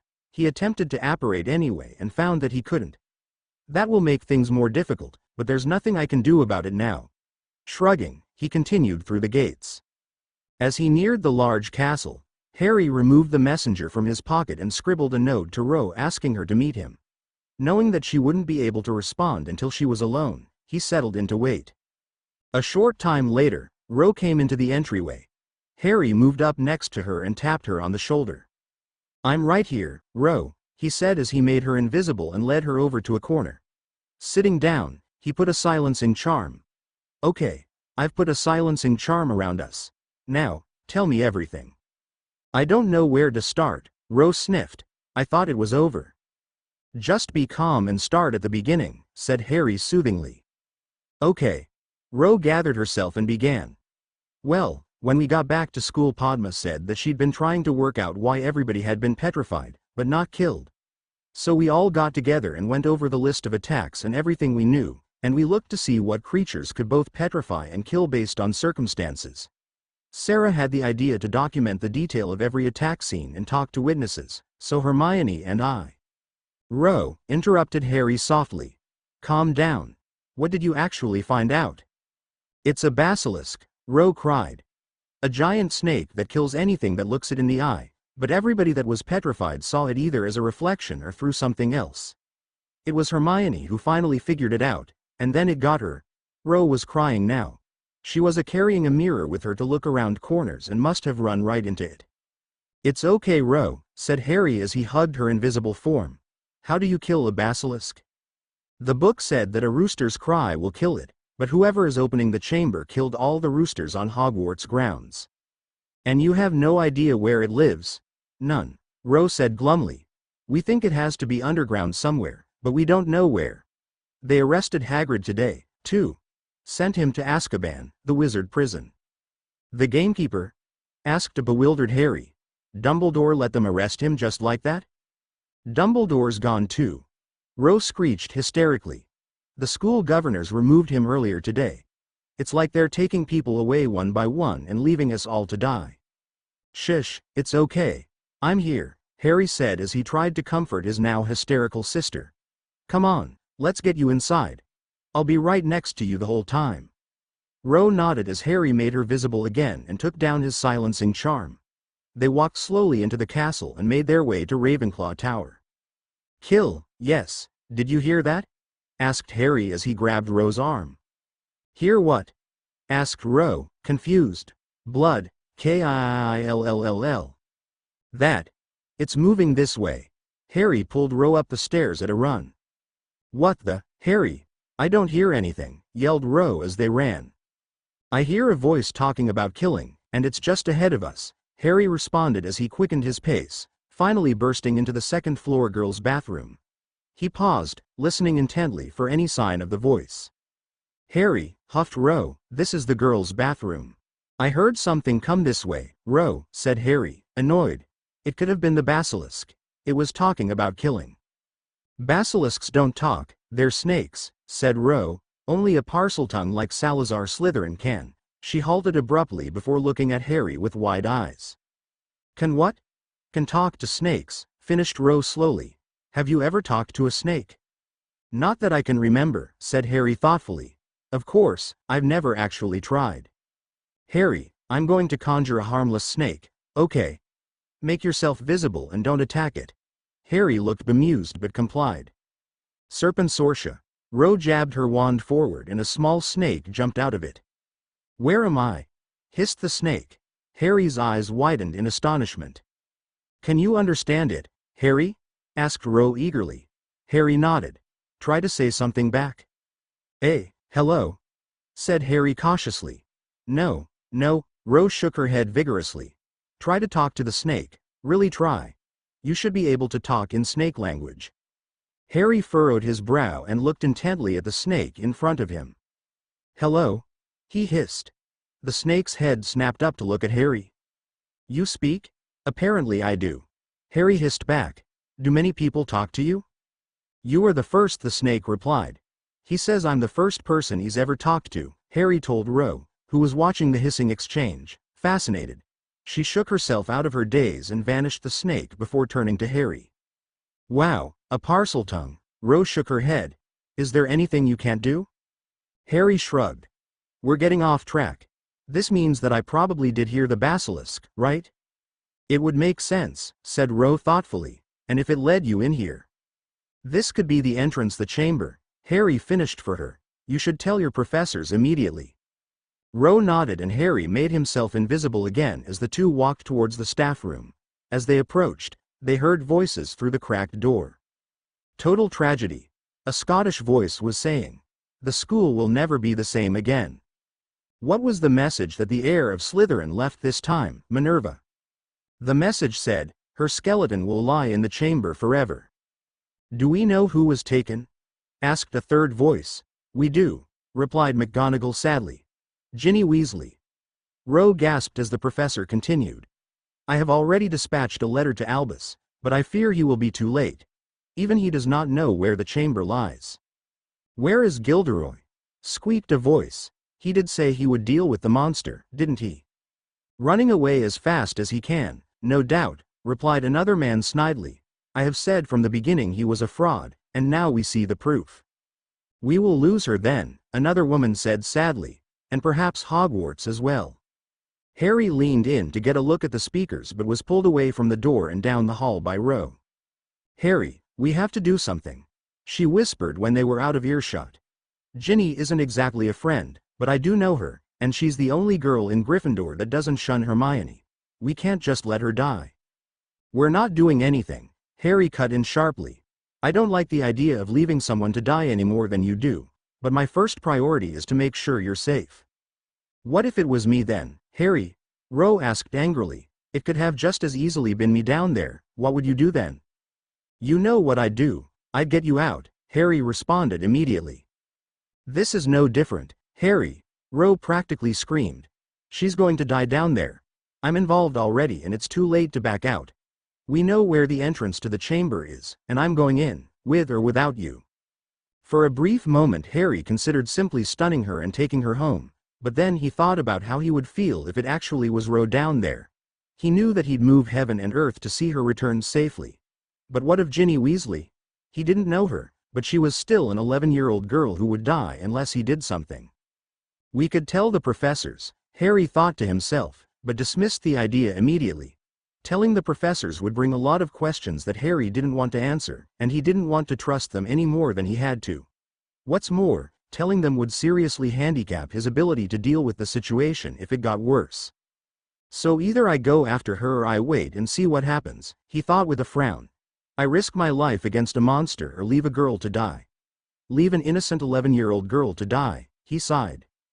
Okay, I'll get her out, Harry told his sister, but only if you swear that you'll stay someplace safe. You help me find the entrance and then you wait elsewhere, understand? Ro started to protest but Harry stopped her. Somebody has to stay outside in case things get ugly, and I'm the better fighter here. You will wait for me. Agreed? Ro reluctantly agreed and the two ran back to the girls' bathroom and began to search. What are you doing in my bathroom? Screeched a voice from behind them. I thought I heard someone. Were you in here earlier?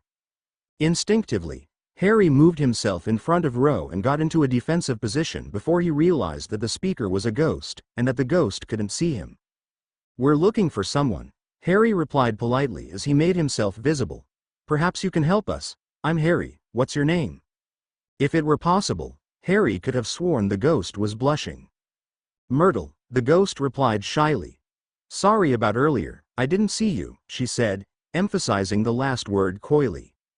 Well, Harry continued, we're looking for a secret entrance to a chamber, and we think it's in your bathroom. Have you seen anyone in here recently? Oh, you're looking for her, the ghost pouted. She never even says hi to me, just walks over the sink, hissing. Who does? Asked Ro curiously as Harry examined the sink. I wasn't talking to you, replied Myrtle snidely. Ro scowled at her. Harry, meanwhile, was examining the sink when he found a small snake symbol engraved on one of the faucets. You said she hisses at the sink? Harry asked. Myrtle nodded. Well, Here goes nothing, he muttered to himself before concentrating on the snake. Open, he hissed. Immediately the sink began to reform itself, revealing a large hole in the floor. What did you do? Asked Ro, gobsmacked. That's what she does, said Myrtle suspiciously. Then she hisses again and makes stairs appear. What else does she do, Myrtle? Asked Harry. I don't really know, Myrtle responded, sounding hurt. The only other time I saw her she caught me looking and cast some really nasty spells at me. Harry seemed to consider this for a moment before turning back to the opening in front of him and concentrating. Stairs, he said forcefully. He looked at Ro. Was that Parseltongue? No Harry, that was English, replied a confused Ro. Harry looked around until he found another snake figure near the opening. Looking at it intently, he tried again. Stairs. This time the command came out as a violent hiss, and immediately stairs began to form, spiraling in a circular pattern down into the tunnel. Okay. Remember the plan, Harry said as he mentally prepared himself for battle. You get someplace safe and wait for me. When I'm done, or if something goes wrong, I'll use the messenger. If you don't hear anything for an hour, get your professors and tell them everything. Understand? Ro nodded and rushed forward to engulf Harry in a hug. Be careful, she whispered into his chest. Stay safe, Harry replied softly. I'll be back soon. With that, he turned and began his descent into the tunnel.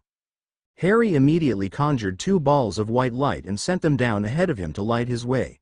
He walked slowly but steadily, constantly alert for any sign that the basilisk was close. Finally, he reached the bottom of the tunnel and continued into a dark cavern. He scribbled a note to Ro saying that he'd made it to the bottom of the stairs with no problems before continuing. After another short walk, he found his progress halted by a large door. The door was decorated with what appeared to be several wrought iron snake sculptures. With his magical lights as the only illumination, Harry could have sworn that they were alive. Well, it worked once, Harry muttered to himself before concentrating on one of the snake sculptures. Open, he hissed. The snake sculptures immediately sprung into action, slithering around each other towards the side of the door. When the last one fell into place, there was a loud click and the door began to swing open. The door opened to reveal a long hallway lined with 20-foot statues of various snakes, each pouring water from their open mouth like a fountain. The water ran the length of the hallway on either side of the stone path that lay in the middle, which was lit by the torches that were fitted in between the statues. Overall, Harry had to admit it looked rather ominous. After another quick nod to Ro, he began walking silently down the hall. After a while, Harry saw that the hallway eventually opened into a much larger room. Double-checking that his invisibility was still active, Harry crept into the room. Like the hallway, this room was also lit by wall torches, but unlike the hallway, it was enormous, built around a large stone statue of a man's face. Salazar Slytherin, guessed Harry. This must be the Chamber of Secrets, but where is the basilisk? Harry's gaze swept the room before landing on the prone form of a small red-haired girl. Careful not to rush, Harry crept over to her and felt for a pulse. It was there, but it was weak, and her skin was ice cold. Careful not to disturb her, Harry scanned the room for her attacker. At first he found nothing, but then a flicker in the shadows caught his eye. Hiding in the shadows of the statue was a boy in Hogwarts robes who couldn't be older than 16 or 17 years old, looking at Ginny with a morbid grin on his face. As Harry watched, the boy seemed to become more substantial, only to flicker again to nearly transparent. Harry didn't know exactly what was going on, but he was willing to bet that this boy was behind it. Carefully he crept up alongside the boy, noticing as he did so that he wore a badge with name, T.M. Riddle. When he was close enough, he dispelled his invisibility and fired a body bind and a disarming charm at point-blank range. Both spells hit the young wizard and he seemed to shimmer for a moment with a shocked look on his face. Unperturbed, Harry fired 2 stunners directly into the boy's chest, sending him careening backwards into the statue but not knocking him out. Who dares attack Lord Voldemort? Roared Riddle as he shakily regained his feet. Harry's eyes widened incredulously before narrowing. Intimidation won't work, Riddle. What the hell are you, anyway? It was only now that Harry realized that the boy in front of him didn't have a wand. Don't call me that, Riddle roared. I've denounced the name of my filthy Muggle father and been reborn. I am Lord Voldemort. Harry, miffed at the boy's seeming invulnerability to magic, decided to change tactics and fired 2 maximum strength reductor curses at the statue above Riddle's head. The side of the statue exploded, raining stone down upon the unsuspecting wizard, who scrambled to get out of the way. Pressing his advantage, Harry sent one of the larger stone blocks flying into Riddle's back, pinning him to the ground. He then carefully began to approach the boy to make sure that he had been incapacitated. He had taken only a few steps when he heard a sound that made his blood freeze. "Harry?" came a small voice from the chamber entrance. Whirling around, Harry saw Ro walking slowly into the chamber with wide eyes. "Ro, get out, now," Harry yelled, but it was too late. "You will face the wrath of the great Salazar Slytherin for this, boy," Riddle spat venomously before hissing. "Speak to me, Slytherin, greatest of the Hogwarts Four." Immediately the mouth of the statue began to open and Harry heard something gigantic moving around anxiously behind it. Thinking quickly, he began firing his most powerful reductor curses at the statue, reducing it to rubble before the mouth could open. He heard a giant screech and loud thrashing noises coming from the collapsed opening as he turned and ran back towards Ro. "Ro," he yelled as he banished Ginny towards her. "Take Ginny and get out now." Ro nodded shakily as she levitated Ginny and started back towards the exit.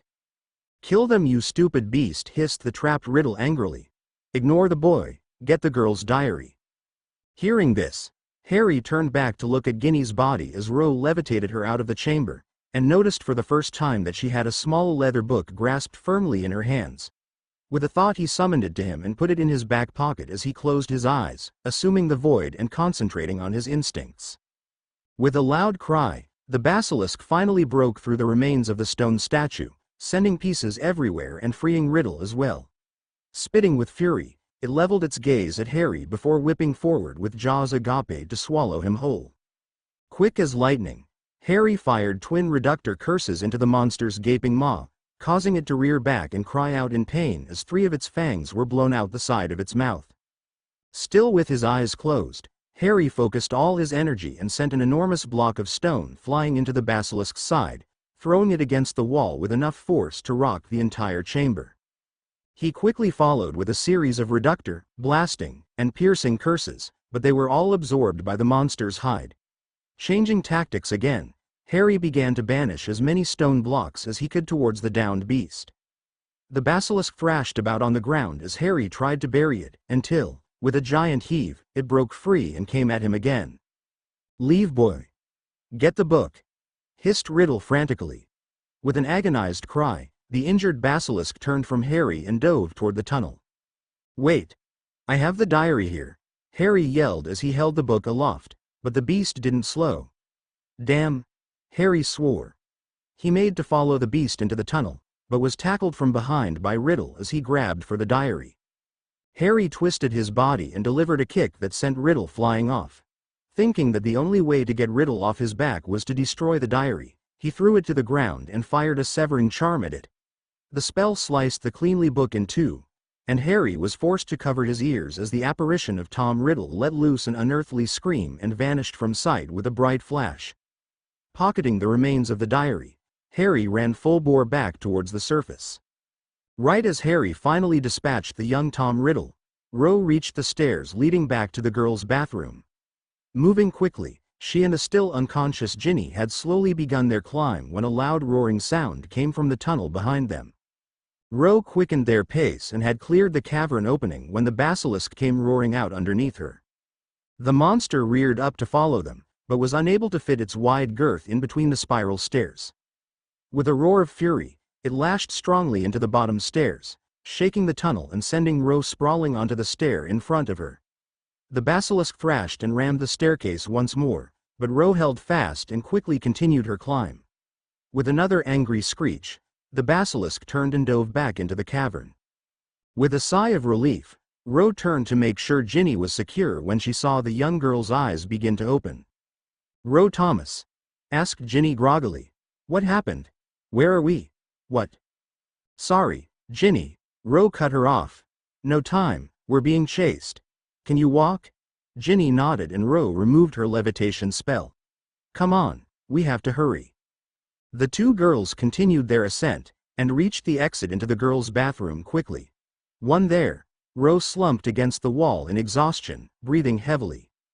We have to get, professors, she managed to puff out in between breaths. Shakily, she started to stand up when the ground beneath her gave a violent jerk. Ginny, run!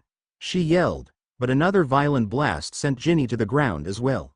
Regaining her feet, Rose rushed over to Ginny only to be thrown across the room as the wall exploded and the basilisk thrust its head through with a triumphant cry.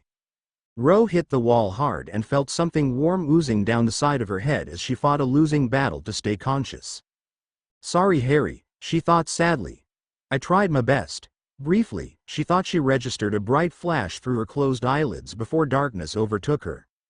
As he ran through the cavern that led back to the spiral stairs, Harry could hear the basilisk thrashing about far ahead of him. I need to get back, he thought desperately. I need to get back and save them from that monster, now. Harry focused every fiber of his being on the need to get back in time to save Rose, willing himself to run faster than he ever had before. He asked his magic to do something, anything, to help him save his sister and her friend. With a flash of flame, his prayer was answered as a brightly colored bird appeared in front of him and dropped a cloth bundle into his hands. Not breaking stride, Harry fumbled with the bundle until his hand closed over the hilt of sword. The bird gave out a short, beautiful trill and grasped his arm in its talons before Harry felt his world disappear in a flash of flame. He reappeared into chaos. The entrance to the bathroom had been closed off by fallen debris, and the basilisk was hovering over the unconscious form of Ginny Weasley, obviously looking for the diary.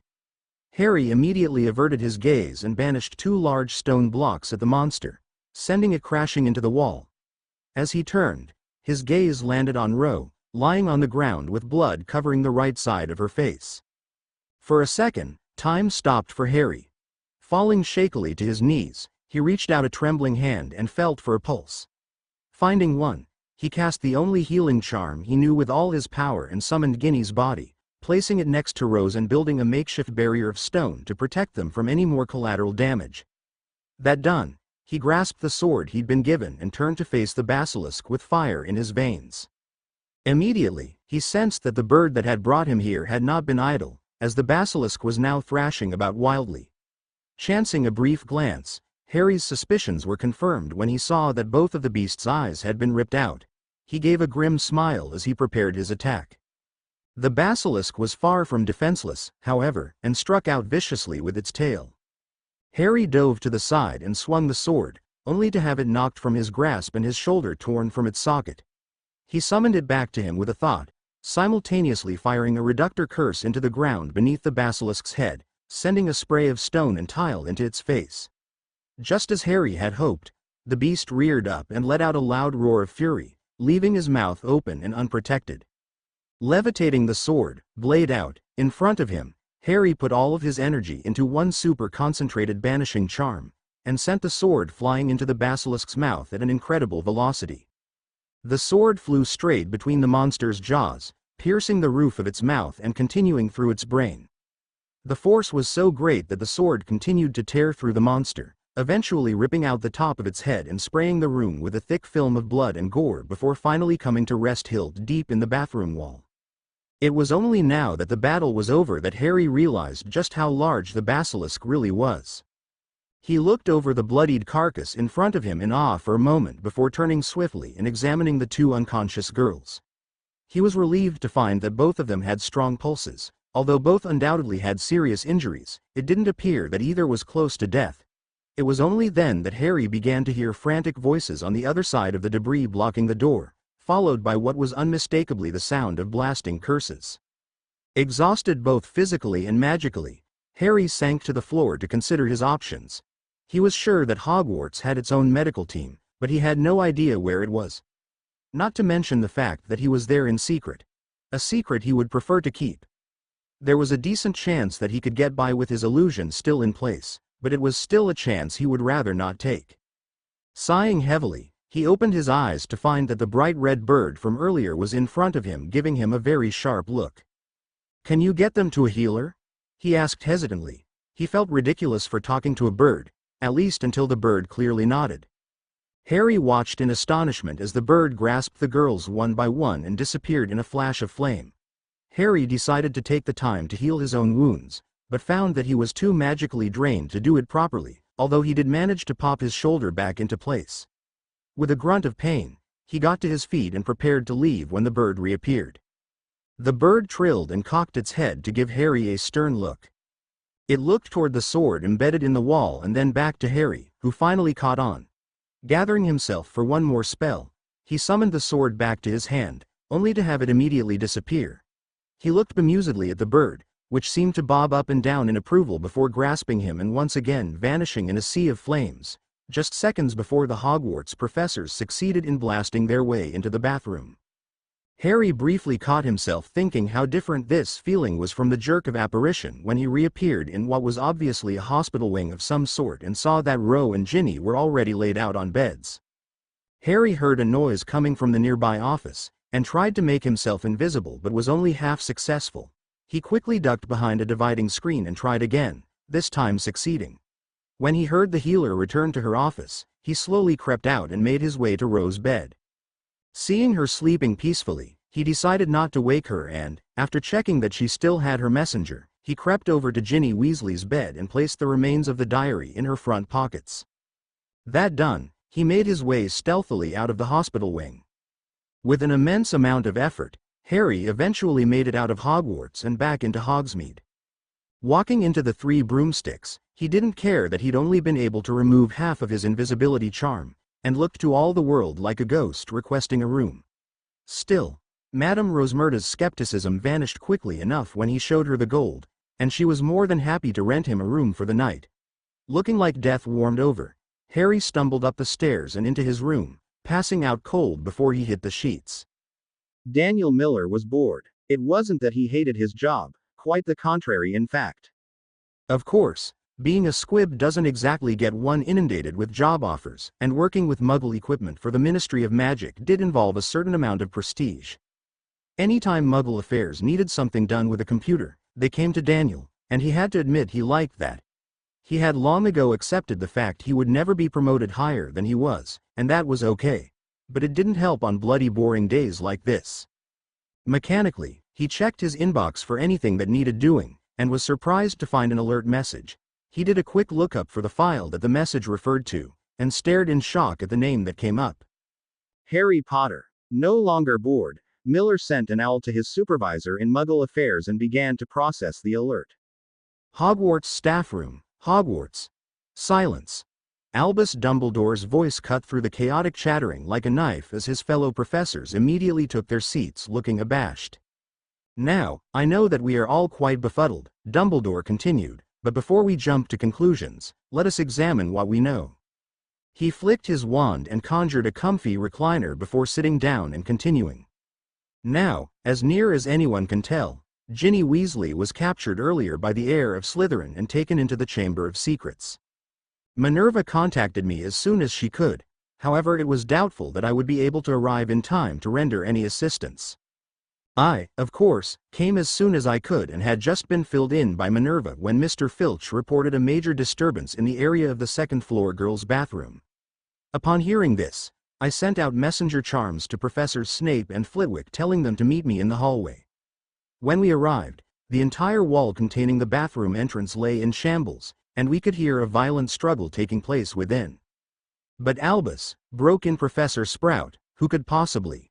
My dear, if you could give me but a moment, I shall do my best to answer the rest of your questions, said Dumbledore politely before resuming his tale. As I was saying, we could hear a struggle, but could not see inside. The other professors and I began blasting at the rubble in order to get through. As we began, the sounds coming from inside abruptly ceased.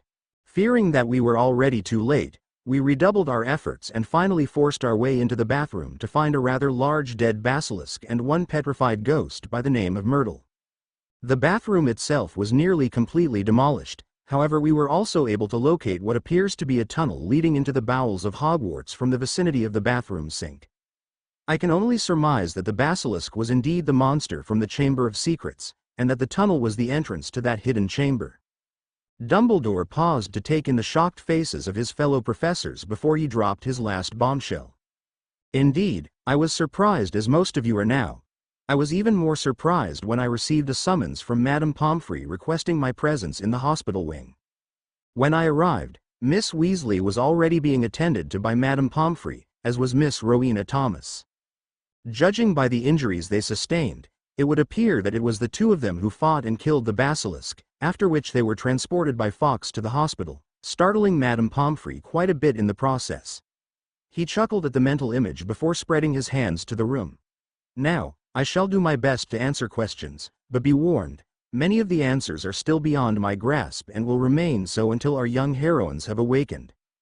How in the world could two first-year girls defeat such a monster?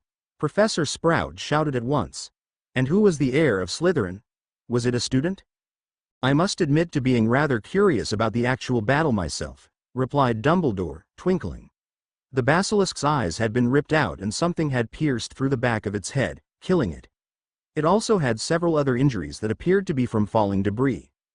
As to how they did it, however, we shall simply have to wait and ask them. As for the heir of Slytherin, I have a suspicion, but it is only that. I fear that, too, we'll have to wait. How is it that Fawkes went to their aid, Headmaster? Asked a very confused Professor Sinistra. If you did not send him, why did he go? Again Dumbledore chuckled. I'm afraid that my Phoenix friend is rather impulsive. It is a somewhat common trait among Phoenixes. Being immortal, they tend to act what we would consider quite rashly. I can only guess that Fawkes, being tied to me and thus to the school, sensed that a student desperately needed his help. Beyond that, I know not.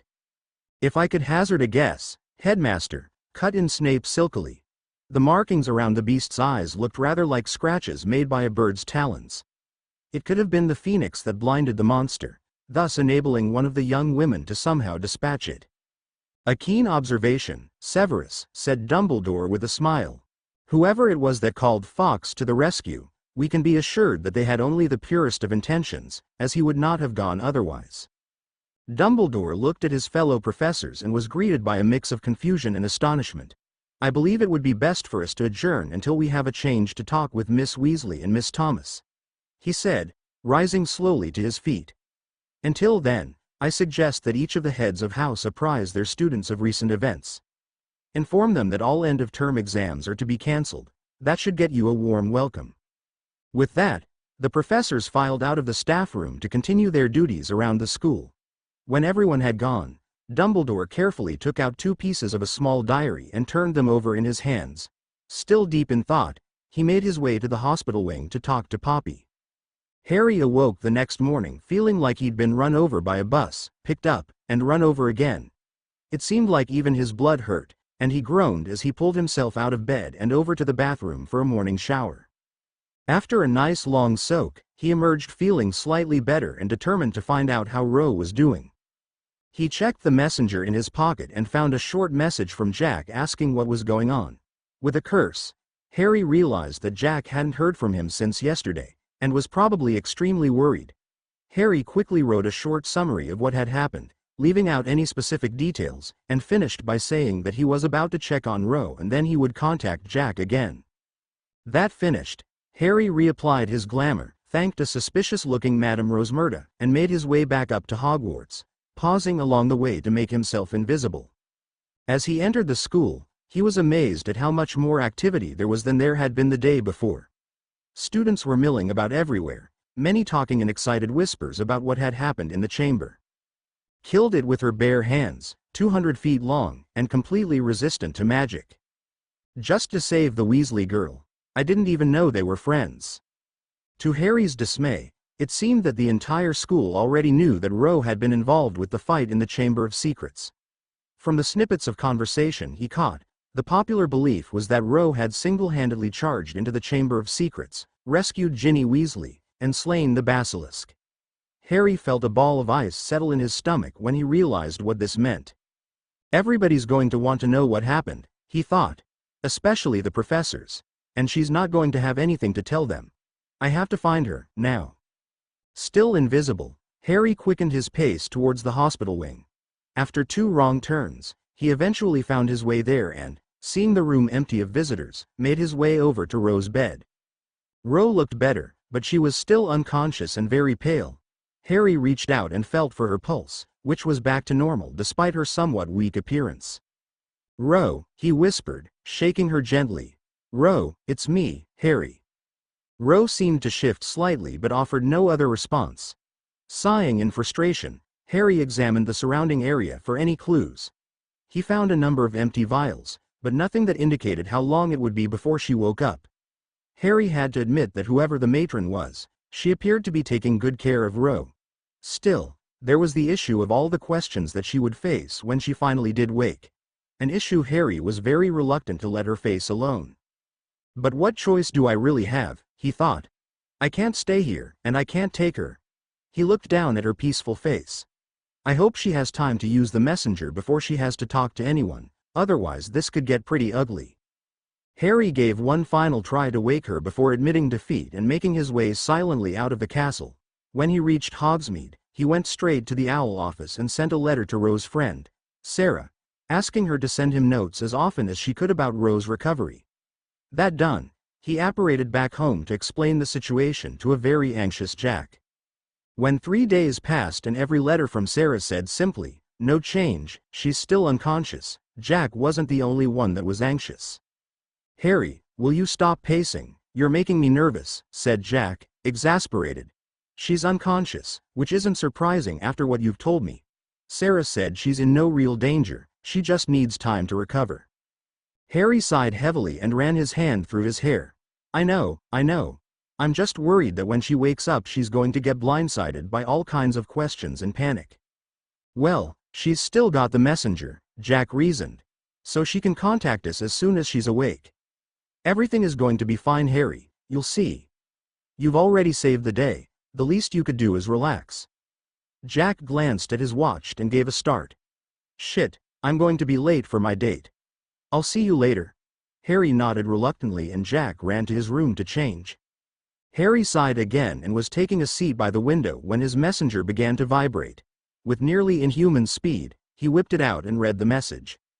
"I'm awake in the hospital wing and Madame Pomfrey says I've been out for 3 days. The last thing I remember is getting thrown into a wall and the basilisk going after Ginny. What happened?" Harry whipped out a pen and wrote back. "A phoenix helped me find you and I killed the basilisk in the bathroom, where the professors must have found it. The phoenix understood that you were injured, and took you to the hospital wing. I tried to wake you the next day but you were out cold. Sarah has been sending us updates while we waited for you to wake up.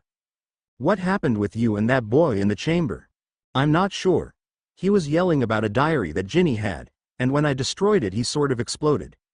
I don't know why. Listen, there's some things you should know. When I was at Hogwarts I heard students talking, and they all think that you killed the basilisk and saved Ginny by yourself. They're going to want to know how and why, and you're going to have to be convincing." There was a pause on Ro's end before she replied. "What? How am I supposed to do that? I don't even remember what happened." "Maybe you should use that," Harry replied, thinking quickly.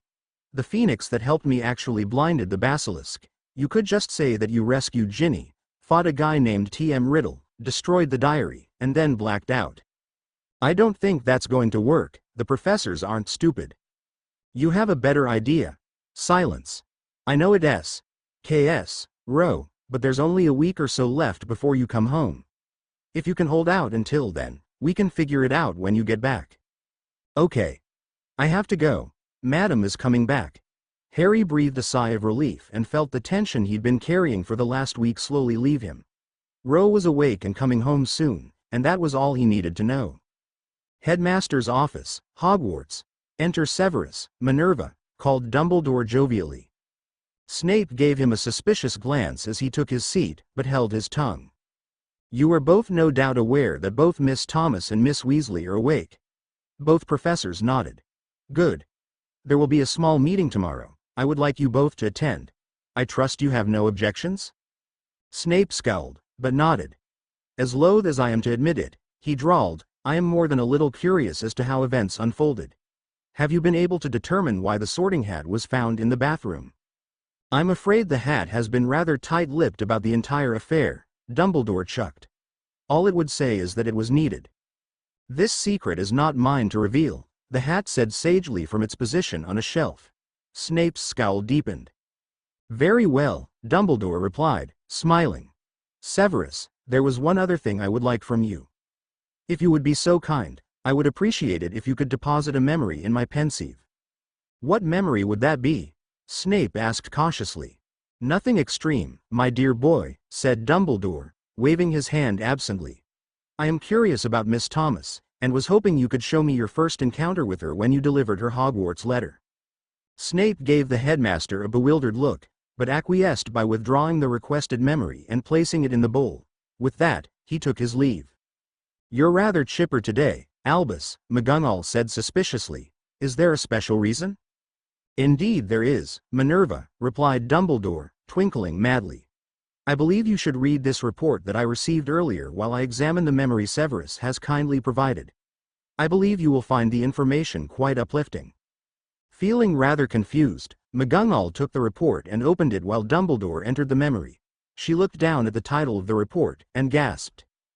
2. Albus Dumbledore from Stan Clunder, Department of Muggle Affairs. Subject: Harry Potter Watch Alert. Albus, I've attached a complete report that was forwarded to me earlier, per your instructions.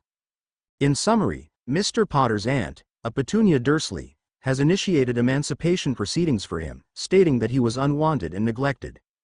She further stated that she wants nothing to do with him and he would be better off on his own.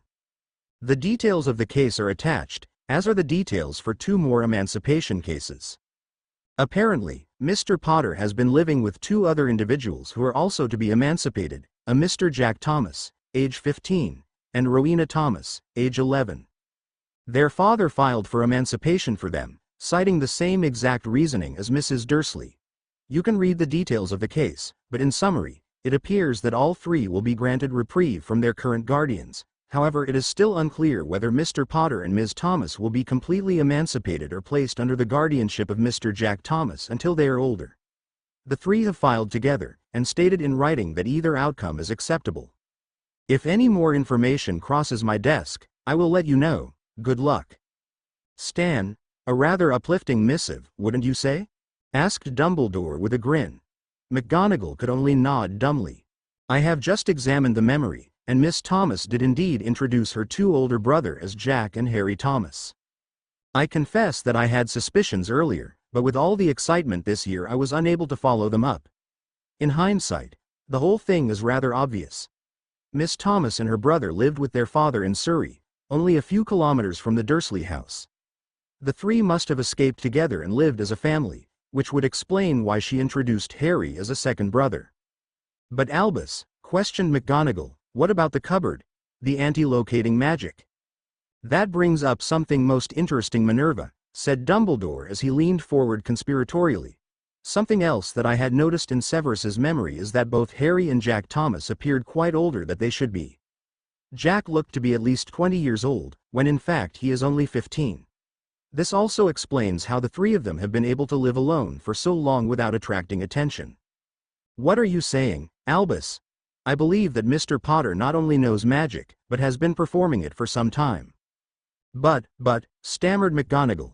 How? Oh, how I wish I knew, Minerva, replied Dumbledore wistfully. Remember, we know that he somehow dispatched Severus on the platform, even though we do not know how. If my suspicions are correct, Mr. Potter has been using a glamour to disguise both himself and Jack Thomas for quite some time, a year at least. He leaned forward, twinkling. I also have reason to believe he may be performing his magic wandlessly. McGonagall's head was spinning, and you know this how? I received a message from Arthur Weasley over a year ago, asking me if I knew of any children recently out of Hogwarts that were especially adept at wandless magic. Of course I thought nothing of it at the time, Dumbledore replied thoughtfully. Apparently, he received a call about a young couple that were using enchanted artifacts as part of a Muggle magic show. He described them as a man about 18 years old and a young woman a little younger, and he confronted them after one of their shows. The young man apparently claimed he didn't know what Arthur was talking about, and proceeded to stun both Arthur and his Auror escort using wandless magic. I admit that I was doubtful, and when no more evidence was found I dismissed the incident as exaggerated. You think it was Mr. Potter and Miss Thomas? Dumbledore nodded. What better way to make a few quid than a little magic? He said with a chuckle. Especially if you don't know any better. It was in the right area, and the timing also fits. Furthermore, it explains why Mr. Potter never tried to procure a wand, even after Miss Thomas got hers. This is truly staggering, Albus, said McGonagall, amazed. All this time we've been looking for a kidnapper or someone hiding him. Now you say he's not only been hiding himself, but doing it with a control of wandless magic even you would struggle to duplicate. I ask again, how is this possible? I could, of course, be mistaken, said Dumbledore diplomatically. He could have acquired a wand on the black market.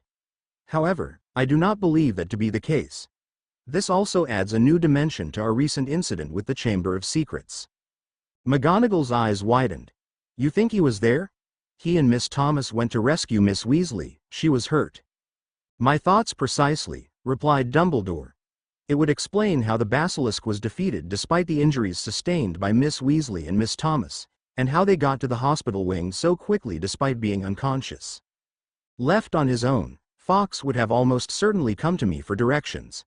The fact that he took it upon himself to transport them means that someone was conscious enough to command him, and that person had earned respect enough that Fawkes complied. I admit these are all puzzles that I had hoped would be answered upon talking to Miss Thomas. Never would I have suspected that this would be the answer, however. McGonagall sat in silence for a moment, digesting all that she had been told before turning back to the headmaster. What do we do about Mr. Potter and Miss Thomas now, Albus? That, Minerva, is what I am trying to decide. He pulled a newspaper from his desk and handed it to her. The headline read, Hogwarts Chamber of Secrets Revealed. Then, in smaller print, Slytherin's monster basilisk slain by 11-year-old girl. Underneath the headline was a picture of the slain basilisk lying amid the ruined bathroom. McGonagall scowled as she took the paper. I saw a similar article yesterday. She shook her head. They're like vultures over a kill, these reporters. Indeed, Dumbledore nodded sadly. And if the information in Mr. Clunder's report is released, it will be even worse. McGonagall looked horrified. It will be a circus, she shrieked. Miss Thomas is already being touted as a heroine. That she is practically Harry Potter's sister will put their faces on every wizarding publication in the country. Precisely, Dumbledore nodded sagely. We must also consider that Mr. Potter undoubtedly knows all about the magical world. The fact that he has chosen to remain hidden presents a dilemma as to how we should approach him. McGonagall was speechless. Never in her wildest dreams did it occur to her that the reason Harry Potter was not at Hogwarts was that he simply didn't want to go. Remember, Minerva, interjected Dumbledore. He knows nothing of why he was sent to the Dursley house, only that he was sent there by someone from our world. He is rightly cautious about revealing himself. Dumbledore's gaze became clouded and his shoulders sagged. We can only guess what kind of mental damage he's sustained as a result of his torment. So, broke in McGonagall after a pause, what do we do? For now we do nothing, Dumbledore replied. We talk to Miss Thomas tomorrow and go from there. If we can earn her trust, we may still have a chance with young Mr. Potter. McGonagall could only nod and desperately hope he was right. Come on, you can tell us. For the last time, I don't remember, Rose snapped, before sighing heavily. I'm sorry, Sarah. It's just that it's bloody frustrating that everyone keeps asking me questions about something I don't even remember. Even worse, I have to meet the headmaster and the other professors in a minute and tell them exactly the same thing. Somehow, I don't think they're going to be happy. It's okay, said Sarah, putting a hand on Rose's shoulder. It'll be all right. Just tell them what you can remember. I'm sure they'll understand. Rose grumbled as she said goodbye to Sarah and made her way to the headmaster's office. She reached the gargoyle just as Professor Snape was ascending the stairs, and hurried to catch up. Ah yes, the guest of honor, said Snape silkily as they entered the headmaster's office. One of them at least. His gaze fell upon Ginny Weasley, who was already seated and looking very nervous herself. Hey Ginny, said Rose, taking a seat next to her.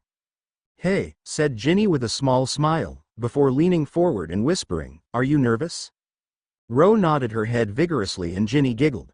She was about to say something else when the headmaster spoke. Well then, since everyone is here we might as well get started. Rose looked around and noticed that all 4 heads of house were in attendance in addition to the headmaster. She swallowed the lump in her throat and tried to focus like Harry had taught her so long ago. Ginny went first, and Ro listened in rapt attention as she explained how she had found the diary after the trip to Diagon Alley and how she had poured her heart into it, only to find that there was actually somebody inside. She spoke of Tom Riddle and how he started so nice, but ended up manipulating and betraying her trust by forcing her to open the chamber and command the basilisk. Ro was flabbergasted that it had been Ginny Weasley all along, and remembered Harry saying that he had fought a T.M. Riddle, and had killed him by destroying the diary. When Ginny finally reached the point where Tom had begun to steal her life in the chamber, she was in tears. That's all I remember, she sniffed. The next thing I knew, Ro was dragging me up the tunnel. I'm sorry for making you relive such a horrible ordeal, Miss Weasley, said Dumbledore kindly. Please accept my deepest apologies that we were not able to see what was happening sooner. Dumbledore shifted his gaze over to Ro before continuing. Now then, Miss Thomas, I do believe you have quite a story to tell, he said, eyes twinkling. Well, that's the thing, sir, Ro said, carefully looking at her hands. I really don't remember much. I mean, I remember getting to Ginny and seeing Tom Riddle, and I remember your phoenix appearing, but other than that it's all a blur. She started to breathe heavily. It was terrifying, she stuttered. Professors Flitwick and Sprout seemed to believe her story. Snape, however, just scowled like there was no tomorrow. He was about to say something when the headmaster held up a hand to stop him. I think I would like a moment alone with Miss Thomas, he said to the rest of the room. The professors quickly exited the office with Ginny trailing behind. When the door closed, Dumbledore turned back to Ro. Now then, Miss Thomas, I'm going to be honest with you, and in return I hope that you can be honest with me. He tried to look her in the eye, but Ro averted her gaze. I know that you only have one biological brother, and that your other brother, Harry Thomas, is actually Harry Potter. The headmaster kept speaking, but Ro was no longer listening. Ro's heart was racing so fast she thought it would explode any moment. Of all the things she had expected to hear, that had been the one she was completely unprepared for. Now all she could hear was a loud roaring in her ears as she repeated one thought in her head. He knows. He knows. He knows. Miss Thomas, are you all right? Asked Dumbledore in concern. You've gone incredibly pale. Slowly, Ro's mind began to process what was happening. I'm fine, sir, she replied hesitantly. Please, continue. Dumbledore continued, but Ro once again tuned him out. I have to tell Harry, she thought frantically. They'll be coming for him now, and it's all my fault. Why did I have to be so damn curious? It's ruined everything. She looked up at the headmaster only to realize that he had been silently watching her for the better part of a minute. I see this information worries you, he said quietly. Ro gave an almost imperceptible nod. Miss Thomas, I assure you that I mean Harry no harm, said Dumbledore with conviction. This is his world, he belongs here.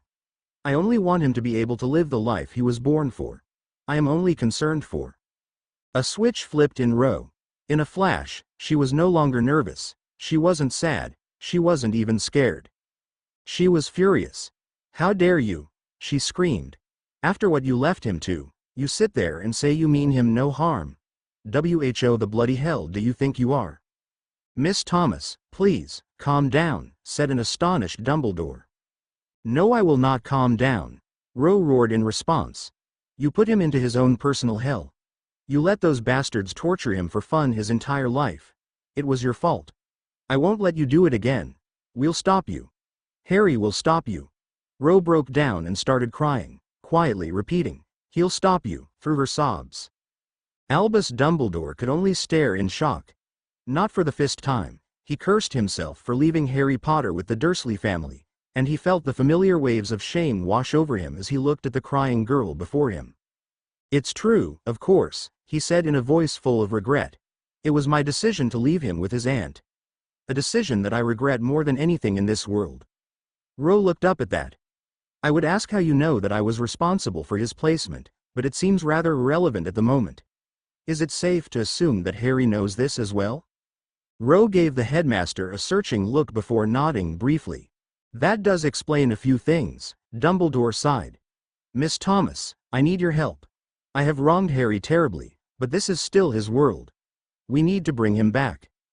I won't betray Harry, said Ro, glaring through her tears. If that's what you want, you can just kick me out now. Please, Miss Thomas, Dumbledore pleaded. I am only trying to do right by you and Harry, despite what you may think of my previous actions. Had I known the torment that Harry would endure, I never would have placed him there. You want to do right by us? Asked Rose seriously. Dumbledore nodded. Then leave us alone. Don't send your professors over, don't try to force him back, just leave us alone. She gave the headmaster a challenging glare. I must admit, Miss Thomas, Dumbledore chuckled sadly. It has been quite a while since anyone has spoken to me in such a manner. Rose's eyes widened as she realized exactly who she was speaking to, and her face assumed a contrite expression. She didn't apologize, however. It has been an even longer time, the headmaster continued, since I have felt as old and inadequate as I do now. The headmaster leaned forward and looked at Rose with a serious expression. You do not trust me, Miss Thomas, and rightfully so. But I will do everything in my power to earn that trust from you and young Mr. Potter, and I will begin by taking your advice. I will not send anyone to your home, nor will I come myself. All I ask in return is that you allow me to owl yourself and Mr. Potter over the summer, and that you will seriously consider what I say. Rose felt cornered. On one hand, making any kind of deal with Dumbledore felt like betraying Harry. On the other hand, what choice did she really have? Despite his kindly attitude, Rose didn't believe for one second that he would simply let Harry go.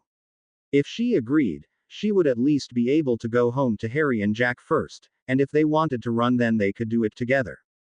I think I can agree to that, sir, she said quietly. Can I go now? Dumbledore looked at her sadly. I know this is difficult, Miss Thomas, but there is still much for us to discuss. He handed her a copy of the newspaper. As you can see, you have been given sole credit for slaying the basilisk and saving Ginny Weasley. I am not the only person who wants to know exactly what happened, and I'm afraid that your secret will not hold out for long. Furthermore, we will need to deliver a story before I am able to have Hagrid released from Azkaban. Rose's face flashed through a number of emotions before settling on a defeated look. This is a nightmare, she muttered as she lowered her head into her hands. I was afraid you would see it that way, Dumbledore replied kindly. If you can tell me what actually happened in the chamber with you and Harry, we can decide how much to tell the ministry and the reporters. I can help you with this, if you will let me. Rose was once again lost in thought. He knows Harry was there. She thought frantically. Does he know how powerful Harry is? Does he know about the messenger? What am I going to do? With so many thoughts swimming through her mind, she couldn't think clearly enough to make a decision, and one thought kept repeating in her brain. I need Harry. Professor, she said, looked back at the headmaster. I need you to give me the rest of the day to think about this. I understand your concern, Miss Thomas, however I will need to speak to the ministry by tomorrow at the latest. Then give me until tonight, Rose countered. I'll have a decision for you by then. Dumbledore considered her offer and nodded. Very well. When you have reached a decision, you may return to my office. The password is Ice Mice. He escorted Rose out the door. When she was gone, he picked up one of the instruments on his desk and examined it carefully, making sure that the tracking charm he had placed on the young woman was working properly. Seeing that it was, he sat down at his desk wearily and wondered just how it was that a single meeting with student could completely wear him out. When she was clear of the headmaster's office, the first thing Rose did was whip out her messenger. Harry. Emergency. I need to talk to you now, in person. Very important. R. A second later her reply appeared. I'm coming. Same place as last time.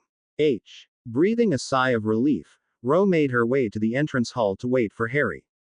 20 minutes later she felt a hand on her shoulder. Okay, we're silenced. Tell me. As succinctly as she could, Rose told him everything she had learned in Dumbledore's office. She told him that it was Ginny who had opened the Chamber of Secrets because she'd been possessed by Tom Riddle's diary, and that it was already in the papers that Rose had rescued her single-handedly. She then went on to tell him what Dumbledore had told her in private. When she was finished at last by telling him about the deal that the headmaster proposed, she broke down in tears. I'm so sorry, Harry. He's found you and it's all my fault. She sobbed. Harry put a comforting arm around her shoulder and pulled her close. Shish, he whispered softly. It's okay. You didn't do anything wrong. We'll deal with this, okay? She gave him a teary smile and nodded. Good. Now, let me think. Harry sat back and sighed while he processed this new information. No matter how he looked at it, it was bad news. In his usual style, Harry immediately started to break down his options, and he didn't like what he found. It's basically accept Dumbledore's offer or run for it, he thought with a grimace. Even if we run, there's no way to prevent them from finding us again. He sighed again. Ro, I have to ask you for something, he said carefully.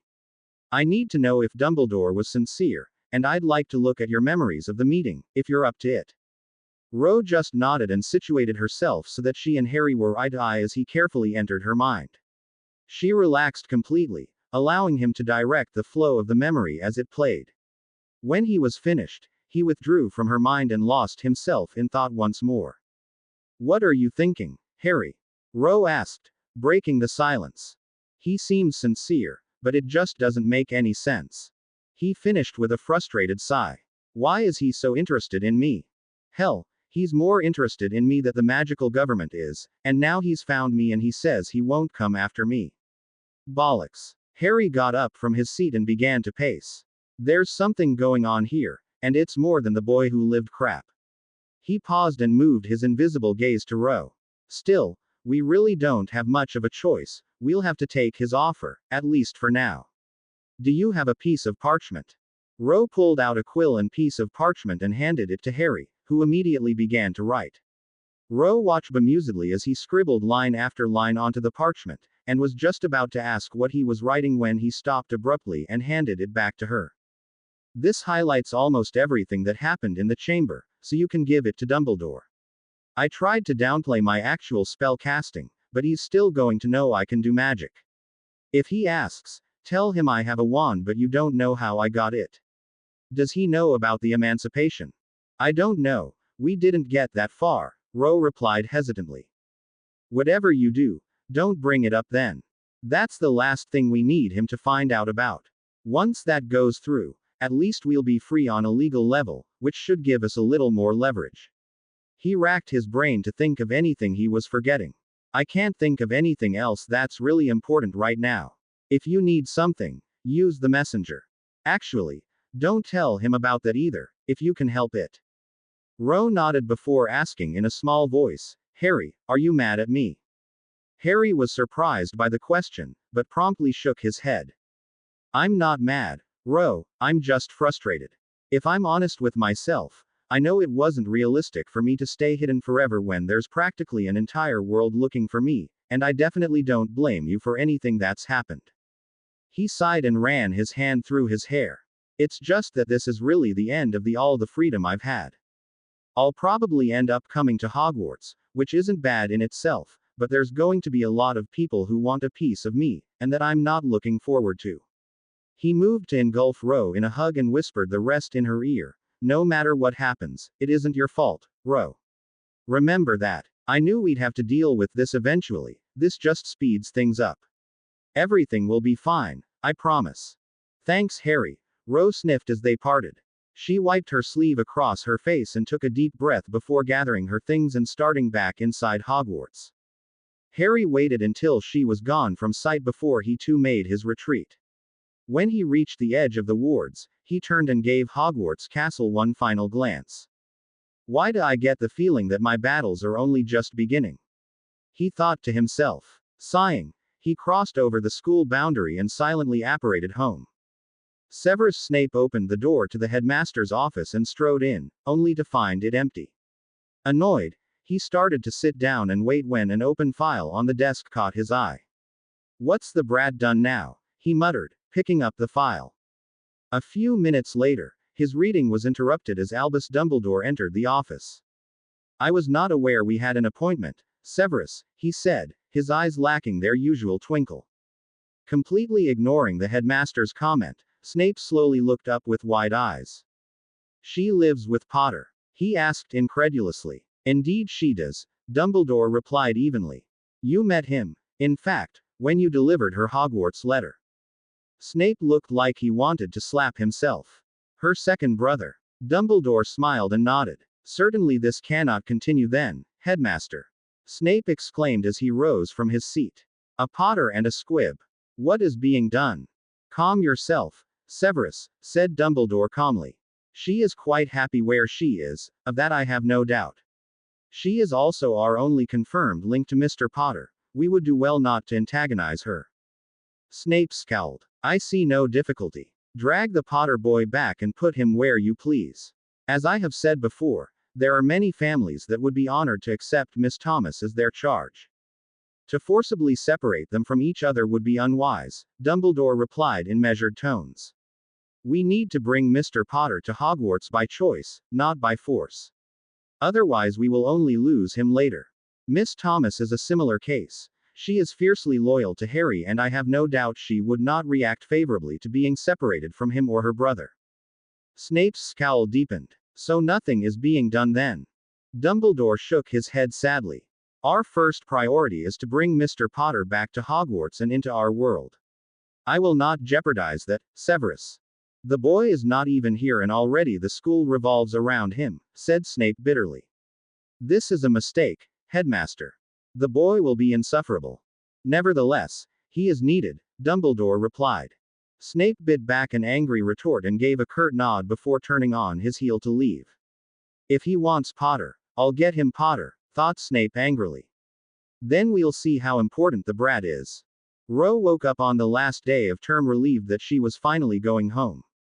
Having packed all her belongings the night before, she made her way leisurely to the bathroom only to be confronted by a very angry-looking Sarah. Why didn't you tell me? Sarah asked heatedly. Tell you what? Ro asked, confused. This. Sarah spat, thrusting a newspaper into her hands. With a bemused look at her friend, Ro looked down at the paper's headline and froze. Hogwarts heroine Rowena Thomas. The Last Ravenclaw. By Sandy Becker. Sources at Hogwarts School of Witchcraft and Wizardry have recently revealed that Rowena Thomas, the first-year student recently responsible for the rescue of a fellow classmate from the infamous Chamber of Secrets, may in fact be the last descendant of Rowena Ravenclaw. A recent anonymous tip obtained by this reporter indicates that Miss Thomas's full name is Rowena Selina T'Albieren Thomas, indicating a possible blood relation to the T'Albieren family which was thought to be deceased. Miss Thomas is currently attending Hogwarts School of Witchcraft and Wizardry as a first-year student, and already. Ro looked up from the paper with an absolutely gobsmacked expression. What is this? She finally managed. Is this some kind of sick joke? I've never heard of any of this. This is what you're angry about. You never told us about the chamber either, Sarah continued heatedly. I know the headmaster didn't tell us everything, and you never mentioned that the Phoenix saved you. Did you know about all of this before? Of course not. Ro screeched. How can you ask me that? You should listen to her. You know, came the voice of Luna Lovegood as she exited the bathroom. She's telling the truth. Ro gave her an odd look. Thanks Luna, she said, before finishing under her breath, I think. I thought you lied to me, replied Sarah, abashed. And with everything else, it just sounded true. I'm sorry. Ro seemed to deflate at that before tiredly rubbing her eyes. It's okay. I'm sorry I yelled. I just don't know how much more of this crap I can take, she sighed and looked at the paper again. I've never heard the name T'Albieren before in my life. I'm just glad we're going home today. How long do we have, anyway? The train leaves in 2 hours, so I'd better get packed, her friend responded. All help. 2 hours later found a very annoyed Ro sharing a compartment with Sarah, Hermione, and Padma. It seemed that the entire school had seen the morning paper and decided to verify its authenticity. If I have to tell one more person that I don't know anything about this, Ro muttered threateningly. Hermione looked at her before pulling her wand and pointing it at the door. Colloportus, she said, giving her wand a quick flick. She was rewarded with a squelching sound and turned back to Ro with a shy smile. Thanks Hermione, Ro smiled back. The group passed the rest of the ride reliving the past year and discussing each other's plans for the summer holiday. By the time the train finally pulled into King's Cross Station, Ro had almost completely forgotten the offending article and was simply happy to be returning home. She said goodbye to her friends and made her way onto the platform, only to be stopped from behind by a nervous-looking Ginny Weasley. Hey, I just wanted to say thank you, Ginny stammered. You know, for everything in the chamber and all. Well, I don't know how much I really did, Ro hesitated. I'm just glad we both made it out safe. Yeah, Ginny replied. Do you think I could owl you this summer? I know you and Hermione are friends and she's always been nice to me, but I understand if. I'd like that, Ginny. Ro cut her off with a smile. Really? Ginny grinned. Great. Well, there's my family. You'd better get going if you don't want to the victim of a Molly Weasley bone-crushing hug. Ro laughed. Okay, thanks for the warning. Talk to you later. Ginny smiled and nodded before turning to meet her family. Ro took out her messenger and scribbled a quick note saying everything was fine and she was on her way out. Grabbing her surprisingly light trunk, she made her way to the taxi stand outside and found both Jack and Harry waiting for her. Hey sis, said Jack quietly as he pulled her into a hug. Harry told me about everything. You okay? She nodded and moved to hug Harry while Jack hailed a cab. Just like their last trip, the trio avoided talking about any magical subjects on the ride home, so Ro focused instead on talking about her friends. Hermione is starting to come out of her shell a little, I think, she was saying. I heard she really told off some boy in her house not too long ago for trying to prank her. She's still really shy and nervous though, especially around the Slytherins. What about them? Asked Harry, interested. Well, they have the most bullies, definitely, Ro replied thoughtfully. And they're known for being the darkest and most dangerous house. There's a couple of guys in that house that basically get away with anything they want because their parents are powerful, and they lord it over everybody else like it makes them better people. And your friend is afraid of them because of that? Queried Jack. Well, actually she's more afraid because a lot of them are racists. Ro replied. You know about her parents, right? She mouthed the word, Muggleborn, and both her brothers nodded. Well, a lot of them have this pure blood supremacy belief, and they think she's below them. Some of them call her mudblood, which is a serious insult. I think that's why she's afraid of them. Do they say things like that to you? Asked Harry, his eyes hard. Not really, Ro replied thoughtfully. But Gryffindor and Slytherin have always been rivals, so the most insults fly between people in those two houses. Ravenclaws generally stay out of it.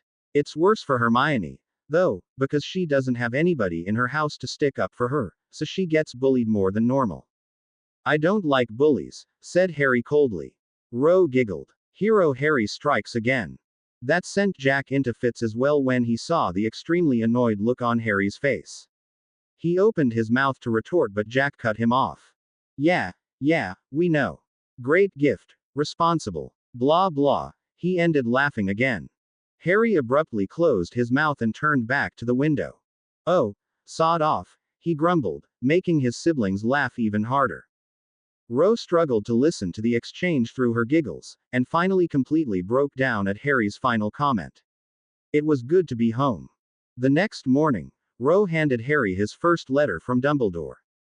Dear Mr. Potter, I hope that this letter finds you well, and that you are able to look past my transgressions enough to read to its conclusion.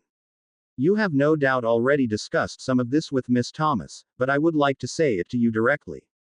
I'm sorry, Harry. As you are aware, it was my decision to place you with the Dursley family after your parents died, a decision that I regret more than anything else in the world.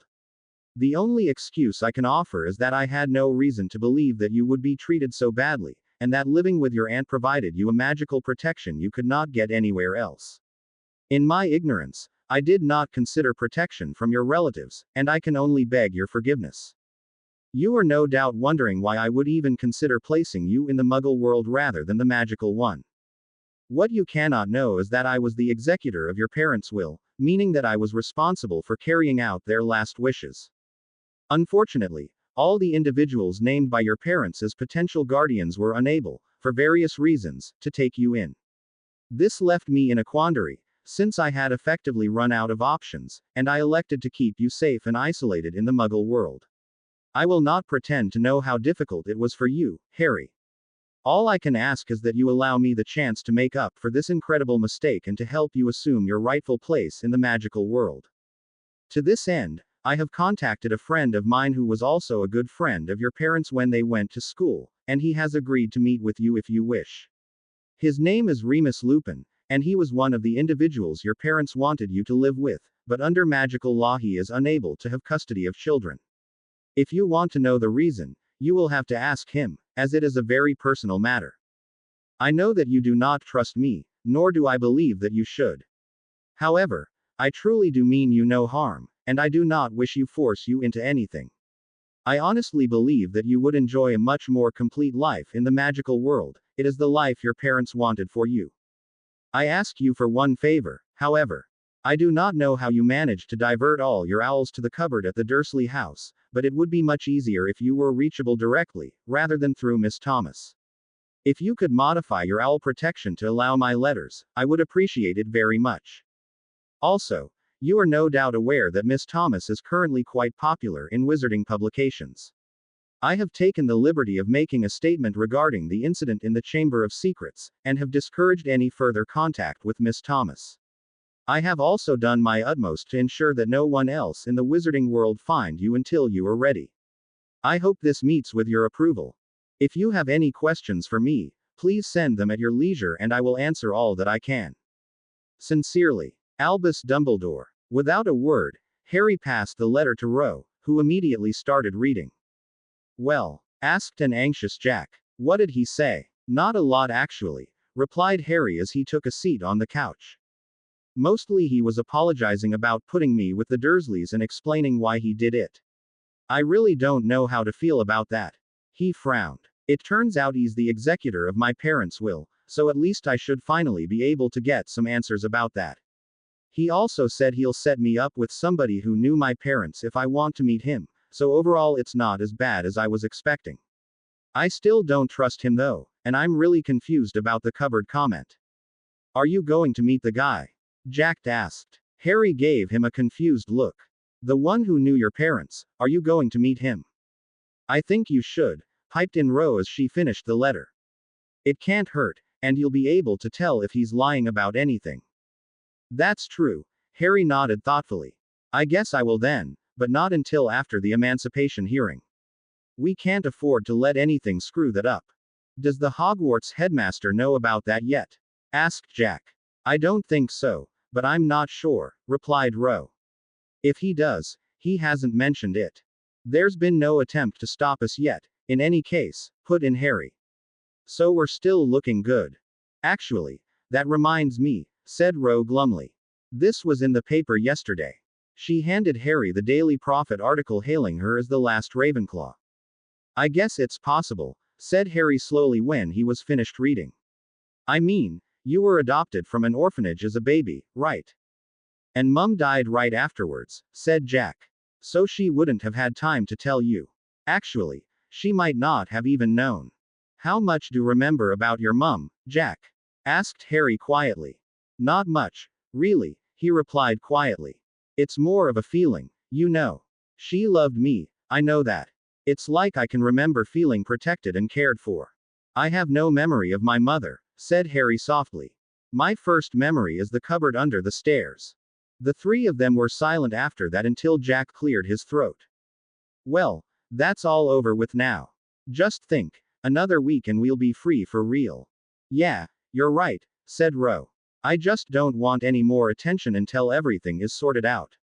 We have enough drama right now. Jack snorted. Yeah, I think that's pretty safe to say. It was only 2 days later that things began to fall apart. Harry was in the training area practicing some spell work when Ro came rushing in with a letter in her hands, only to find Harry standing in the middle of a very disheveled room looking incredibly happy with himself. Harry, Ro asked, her letter temporarily forgotten. What are you doing? I did it, Harry exclaimed happily. I finally got it right. What are you talking about? Oh, Harry seemed to shake himself out of his stupor. You remember how Jack was talking about how he found me unconscious that one morning because I'd hit myself with a spell? Ro nodded. Well, I've been trying to get a different version of a concussion hex to work for me, and I finally did it. Concussion hex? Asked Ro. We haven't learned that yet. Really? Asked Harry, surprised. Well, watch. He waved his hand and two chairs floated to one side of the room and landed a few feet apart with their backs to each other. Harry whipped his hand forward and the chairs were thrown violently away from each other, as if the air between them had exploded outwards. It used to be called an exploding air hex, said Harry as he returned the chairs to their normal position. Basically, it creates a shockwave, or concussion, emanating from a single point. The problem is, the point generally has to be far enough away from you that you don't get hit too, which means it's pretty useless if your attacker is close to you. Harry turned and summoned 5 more chairs, positioning them in a ring around him. What I've been trying to do is create the same effect emanating from wherever I'm standing, he continued. That way you could use it no matter how close they were, and it would be perfect if you were ever surrounded. That's how Jack found me unconscious, he said sheepishly. I tried it but hit myself and cracked my head against the wall. I think I've got it now though, stand back. Ro moved back and watched as Harry's face took on a look of complete concentration. Suddenly his body seemed to shimmer, and he threw his arms out violently. The ring of chairs exploded away from him in all directions, and Ro had to duck to avoid behind hit. When she looked back at Harry, he was smiling again. See, I did it. How long have you been working on this, Harry? Ro asked as she surveyed the damage. All of the chairs had been thrown at least 15 feet away, and 2 of them had broken apart upon landing. A few weeks maybe, he said dismissively. I've got a couple of other ideas, but I wanted to get this one down first. What's that in your hand? What? The question caught Ro off guard until she remembered the reason she needed to find him in the first place. Oh, this could be really bad, Harry. It's about the emancipation. Read it. Harry took the letter from her hand and began to read. Dear Ms. Thomas, I regret to inform you that your emancipation hearing has been delayed due to a recent claim filed by your uncle, Severus T. Snape. Mr. Snape has submitted a petition to become your guardian, and your case has been delayed until such time that the claims from both parties can be reviewed by the department. Should you have any more questions, you may contact Snape. Isn't he a professor at Hogwarts? Asked Harry angrily. Ro nodded. He teaches potions, but how can he be my uncle? Harry was about to respond when an owl flew into the flat and perched on Ro's shoulder, extending its leg. Ro unrolled the parchment and looked at it in confusion before handing it to Harry. It's for you. Bewildered, Harry took the parchment and began to read. Potter, as you have no doubt been informed, I have recently filed for guardianship of Miss Thomas. Do no bother asking how I know this, it is irrelevant. I am also the man you attacked on the train platform last year. I'm sure you remember. I have been informed that you would prefer to continue your current living arrangements with Miss Thomas. If I am appointed as her guardian, I guarantee this will not happen. Furthermore, she will have no contact with the Muggle world whatsoever, and that includes her real brother, the Squib. I write this letter to offer you a deal. The headmaster wants you to come to Hogwarts, so you will come, and you will not make any attempt to leave. In return, I will withdraw my petition in the Muggle court, and Miss Thomas can have her emancipation. If you mention this to the headmaster in any way, I will make sure that you do not see her again until she is 17 and out of my control. Severus Snape. As soon as he had finished, the letter burst into flames in his hand. What the? Exclaimed Jack as Harry extinguished the burning parchment. Harry glanced at him quickly, having been so engrossed in the letter that he hadn't heard him approach. What did it say, Harry? Asked a concerned Ro. Harry ruthlessly reined in his anger and answered in a calm voice. It was from Snape. He says he'll drop his petition if I agree to attend Hogwarts. He's blackmailing me. Ro looked horrified and Jack looked furious. Who the s**k does he think he is? Jack exploded. Uncle my ass. How come we've never heard of him? What a? He abruptly stopped when he heard a strangled sob and turned to see his sister with tears in her eyes. What are we going to do? She asked fearfully. I know it's all my fault, but I don't want to live somewhere else. I want to stay here with you. She sniffed. Hey, don't worry about, said Jack, patting her shoulder.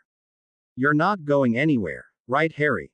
Absolutely, Harry replied. I'm going to talk to our solicitor about this, but even if it turns out to be legit, there's no way anyone is splitting us up. You mean it? Asked Ro in a small voice.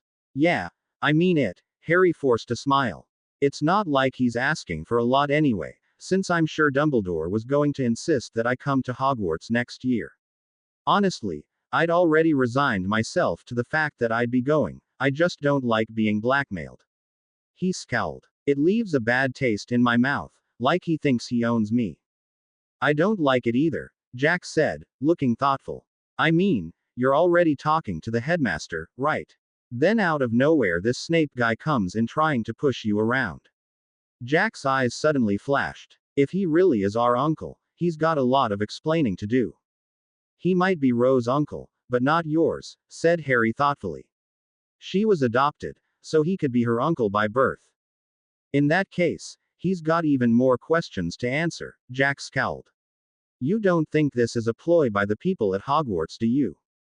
I wouldn't put it past them, Harry said evenly. But it really doesn't matter at this point. Like I said, it's not like he's asking for anything big, so if the solicitor says he's really your uncle, then I'll take his offer, at least until you're emancipated. I'm not above going back on the deal once we get what we want, anyway. That's what he gets for blackmailing me. I didn't even think of that, Jack said, grinning. That'd really stick it to him. Good one, mate. I'll do anything I have to keep us together, said Harry seriously. We're a family, and nothing is going to change that. It took a day for Harry's solicitor to get back to him with information on Severus Snape. When it turned out that Snape was indeed Jack and Ro's uncle, Harry immediately sent an owl to Snape indicating that he agreed to the terms and would attend Hogwarts starting the next year. After that, he finished the letter he had been writing to the headmaster and told him the same thing. That done, he settled in to wait.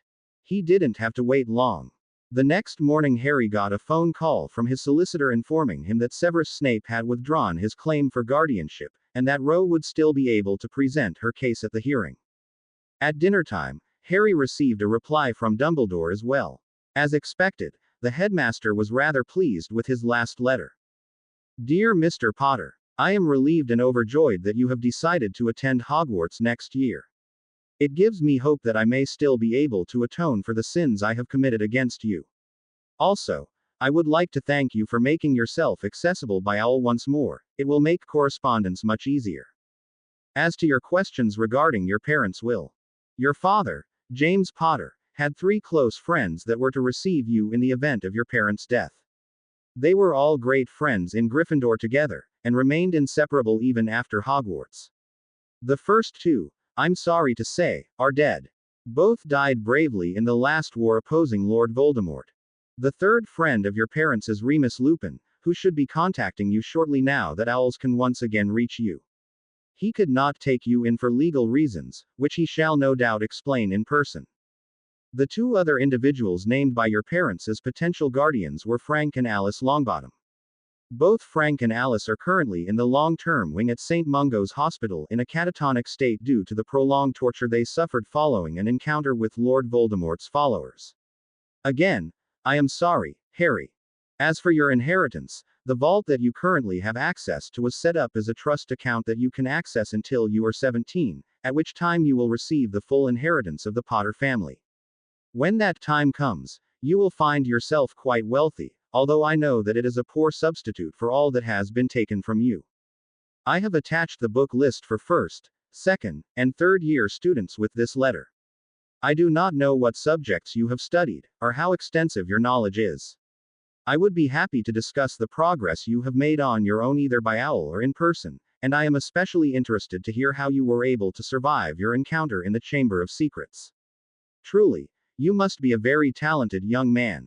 If you wish to attend classes with students your own age, I would be happy to provide you with a summer tutoring schedule in any Hogwarts subject, should you require it. Sincerely, Albus Dumbledore. When Harry had finished reading the letter, he handed it to Ro. After reading the first paragraph, Ro gave Harry a questioning glance. How did you do that owl thing, anyway? She asked. I don't really know, Harry said, shrugging. He said I wasn't accessible by OWL and that I'd done it myself.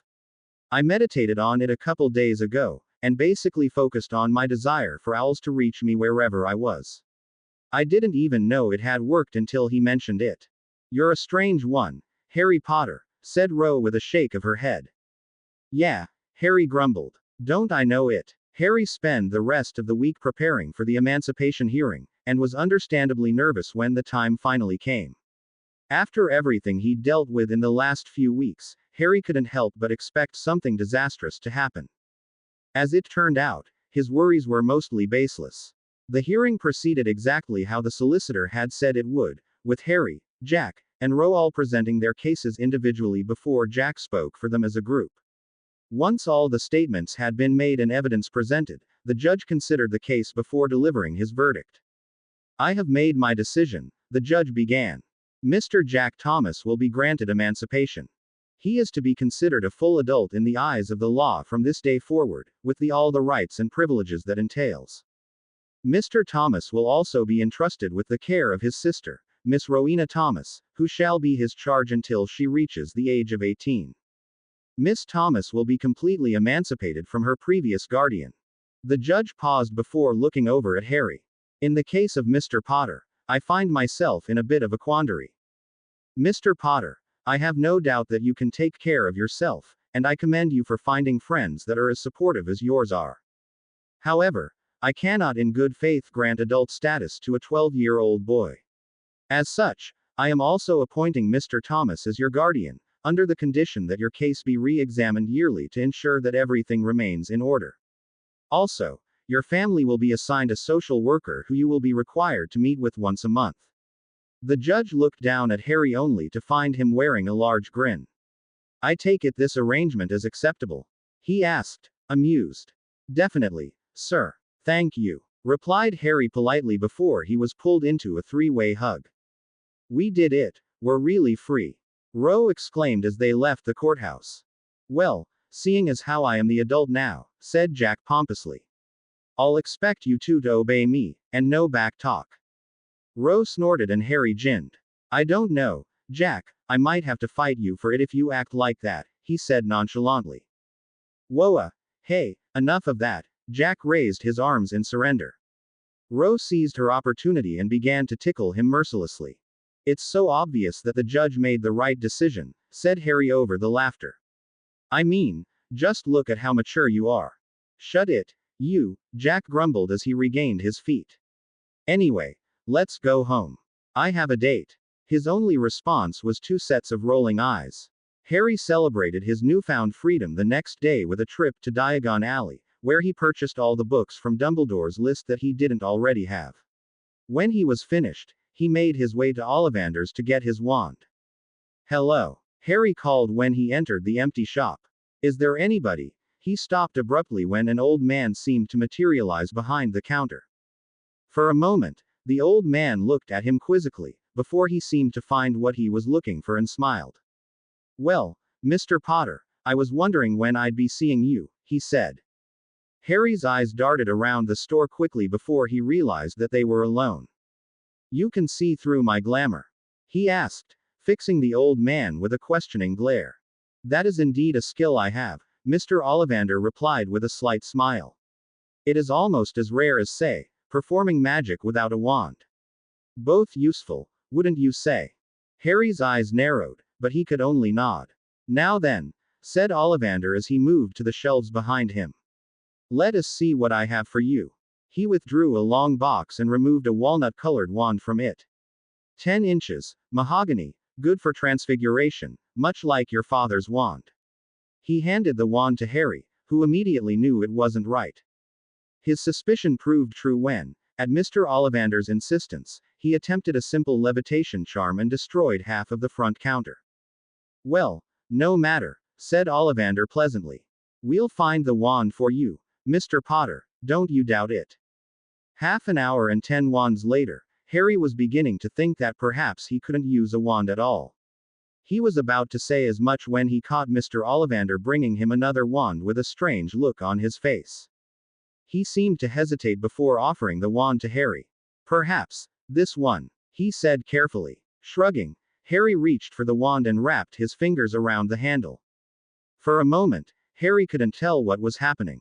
As soon as he grasped the wand, the room seemed to disappear and his every sense was consumed by a feeling of intense power accompanied by a beautiful song. As he regained his senses, he was amazed at the amount of sheer magical power he felt flowing through him. Instantly, he knew he'd found his wand. Belatedly, he realized that he was grinning like an idiot in front of an amazed Mr. Ollivander. With a sigh, he released his hold on the wand and placed it back in the box on the counter. That's the one, he said with certainty. How much?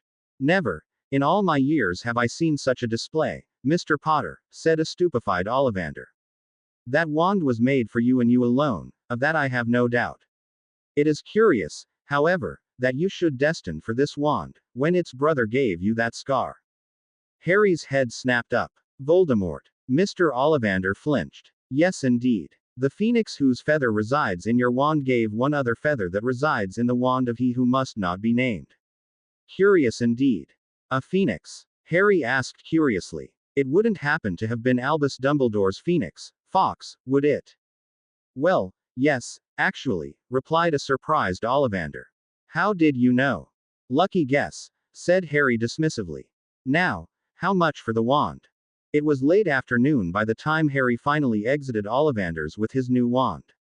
Looking at his watch, Harry remembered that Jack was going out with Christie again tonight, and he had promised Ro that the two of them would work on wandless magic together. Securing his belongings, he apparated back to their flat. And into a firestorm. I told you I left the message by the phone, you great prat. Ro screamed. Then where did it go? Huh? Jack yelled back. I told you I was waiting for her call and you deliberately ignored me. I did not. You spend too much time with her anyway. Ha. I knew it. I knew you'd try something like this, you're always. Boom. Both Jack and Ro jumped a foot in the air before whirling to face a very annoyed Harry Potter. I don't know what you guys are arguing about, he said evenly. But unless you want to hear another cannon blast charm, I'd suggest you tone it down a notch. But Harry, don't put me in the middle, Harry interrupted, holding up his hands. I don't like her either, but she's Jack's girlfriend and he's a free man. I'm going to put these books in my library, let me know when you're ready for some practice. HMPH. Ro huffed, before storming off to her room. Jack looked at Harry and shrugged. Women, what are you going to do? Harry shrugged back. Well, thanks to Ro I'm late, so I'll see you guys tomorrow, said Jack as he grabbed his coat. Harry gave a half-hearted wave before summoning his trunk and putting his new books inside. When he was finished, he pulled out the first-year potions book and began to read. 30 minutes later, Ro came out looking contrite. I'm sorry about earlier, she began. I just don't like how Jack's been lately. And I really don't like that girlfriend of his. Don't worry about it, replied Harry nonchalantly. She's enough to get on anyone's nerves. Ain't that the truth?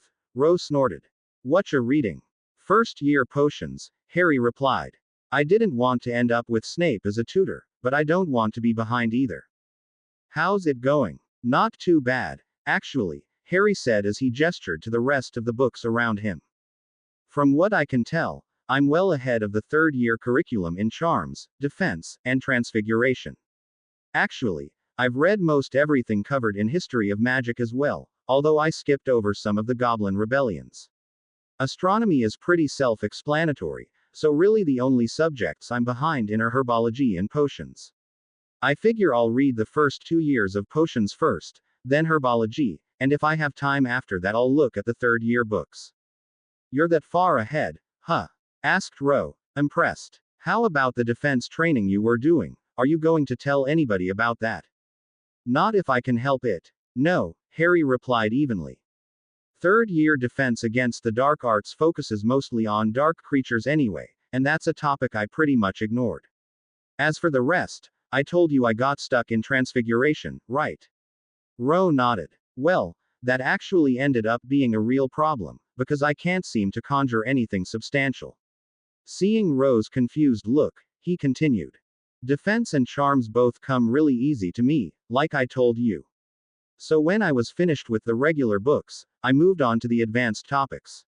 The problem is, almost all advanced defense techniques involve some sort of high-level transfiguration or conjuring. Like this spell, Harry summoned a book and opened it to a page for Ro to read.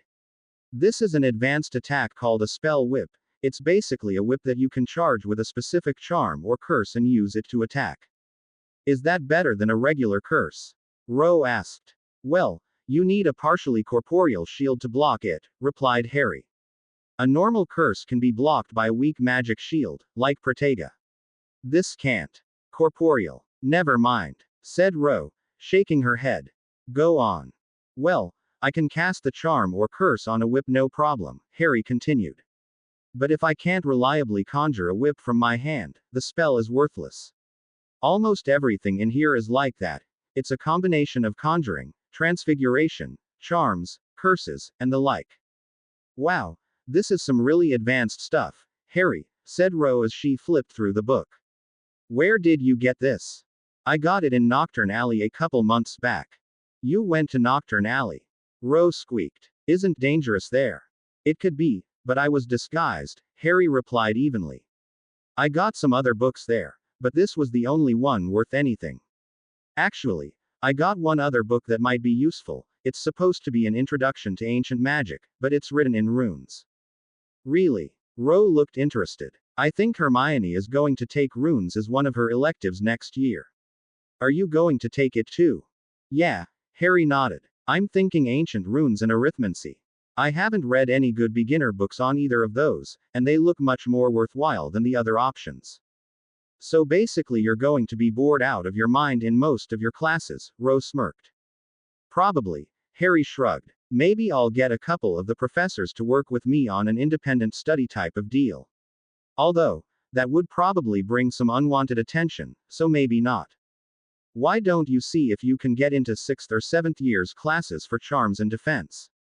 Harry leaned back in thought for a moment before answering. If I can keep most of my skills secret, I'll have an advantage if someone decides to move against me, Harry replied slowly. I can always reveal my extra knowledge later, so I'd rather keep it secret at first so I can see what Hogwarts has in store for me. Ro looked at him oddly. You're really paranoid, you know that right? I am what I am, Harry shrugged. It's the only reason I'm still around. Ro continued to look at him with a frown before deciding to change the subject.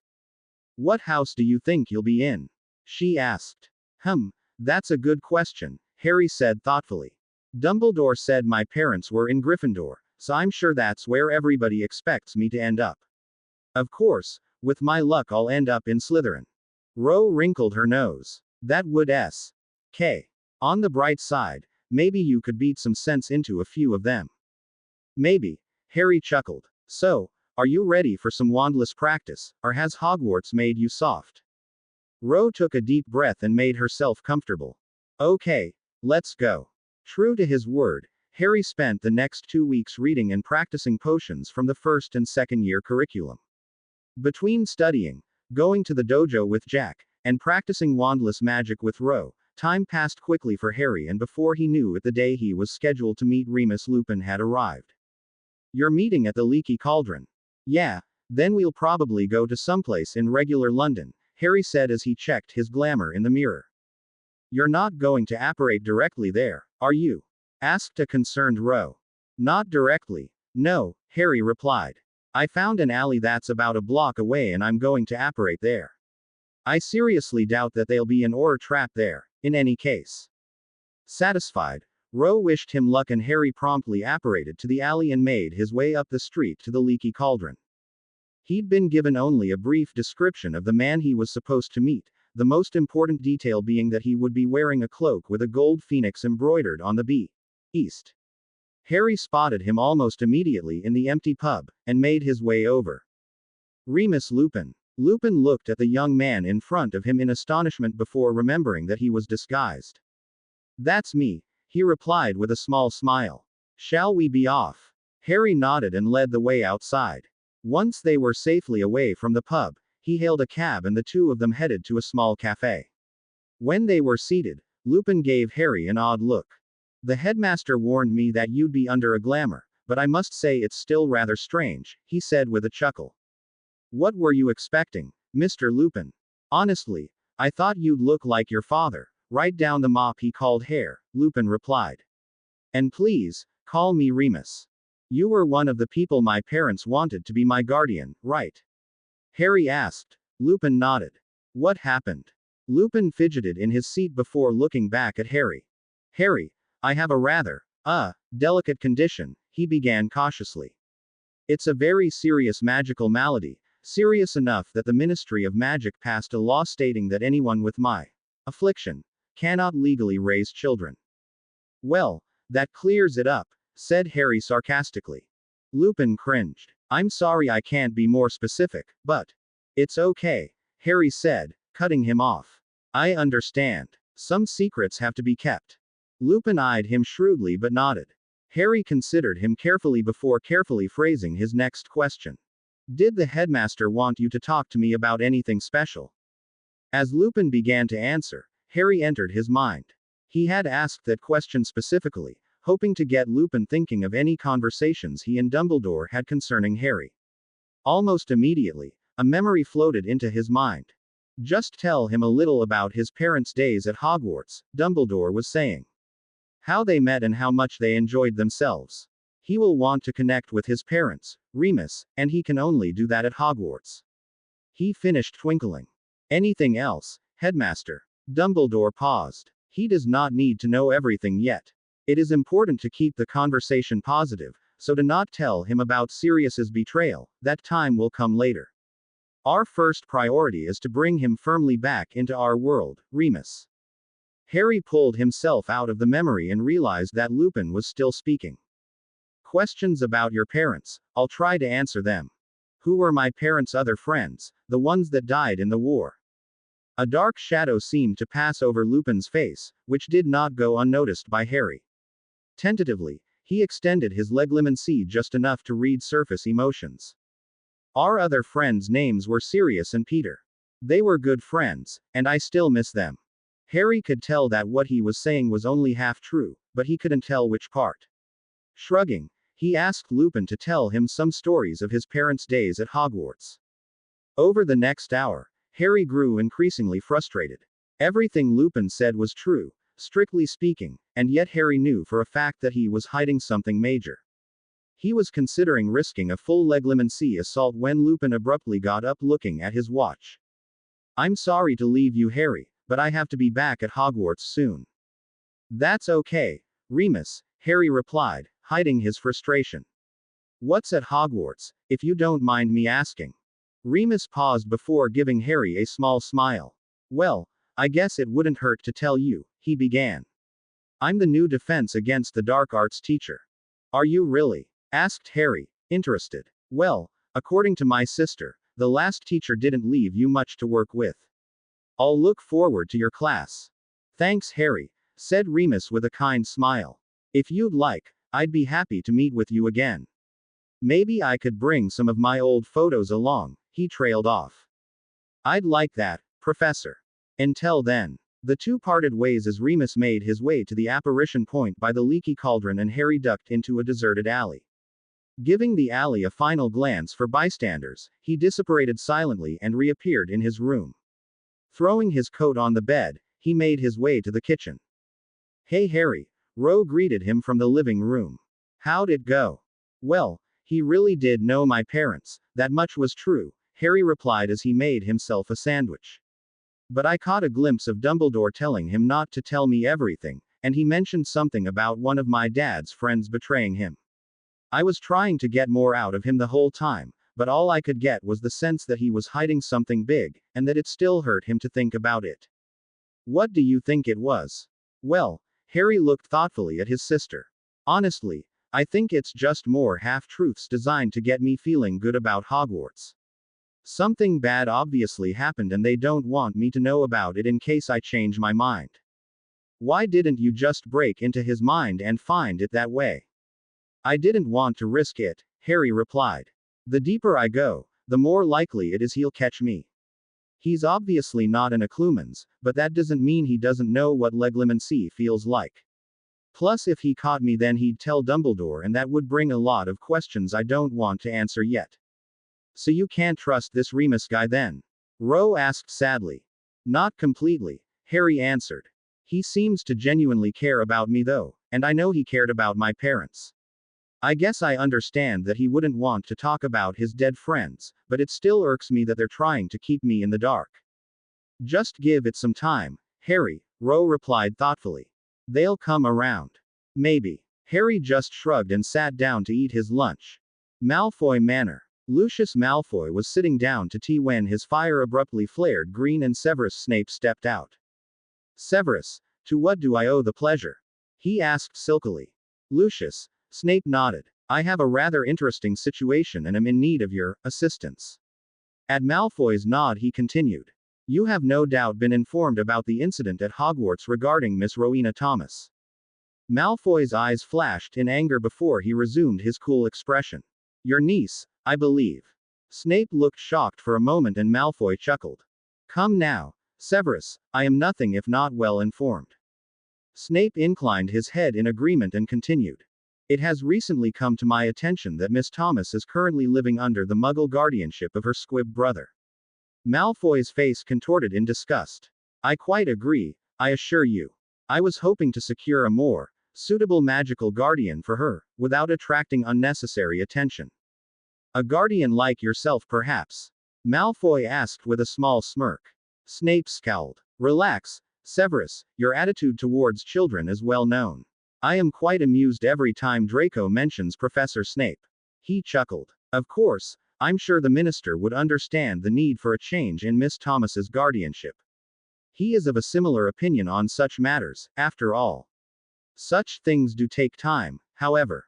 Of course, Snape replied smoothly. She will be at Hogwarts for most of the year anyway. That should allow plenty of time to find a suitable replacement. Of course, Malfoy nodded.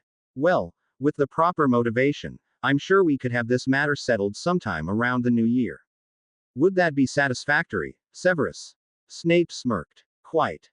It was a full 6 days later that Harry received his next letter from Dumbledore.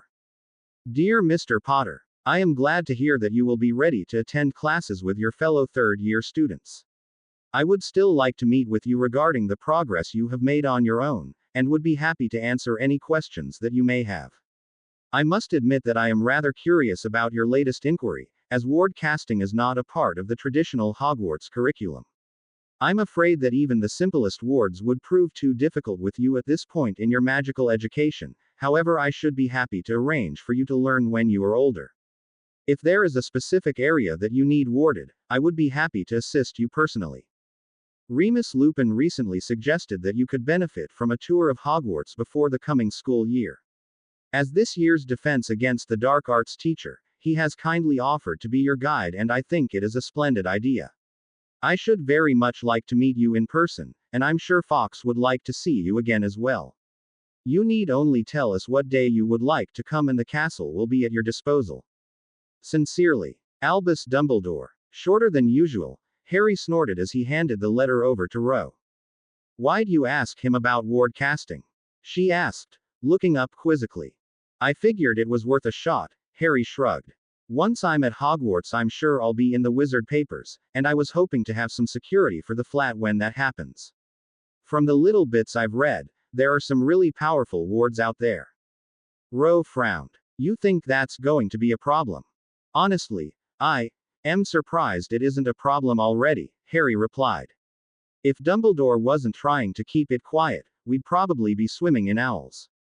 Don't worry, I've got a backup plan. I just hope it works out.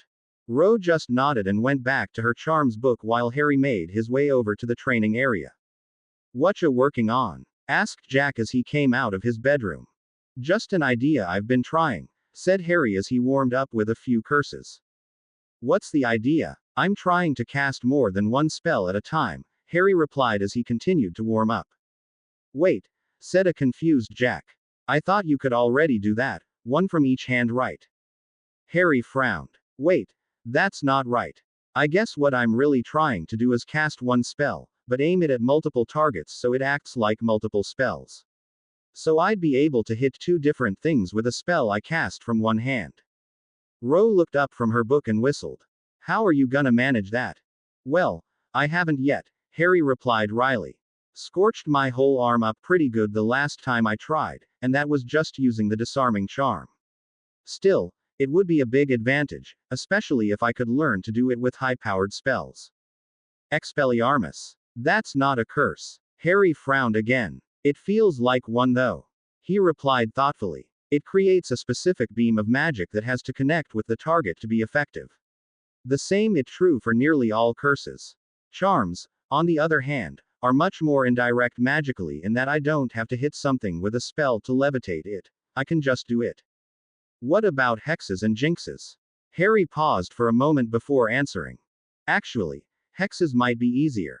They seem to be a cross between charms and curses, so maybe I should try that first. Thanks, Ro. He smiled.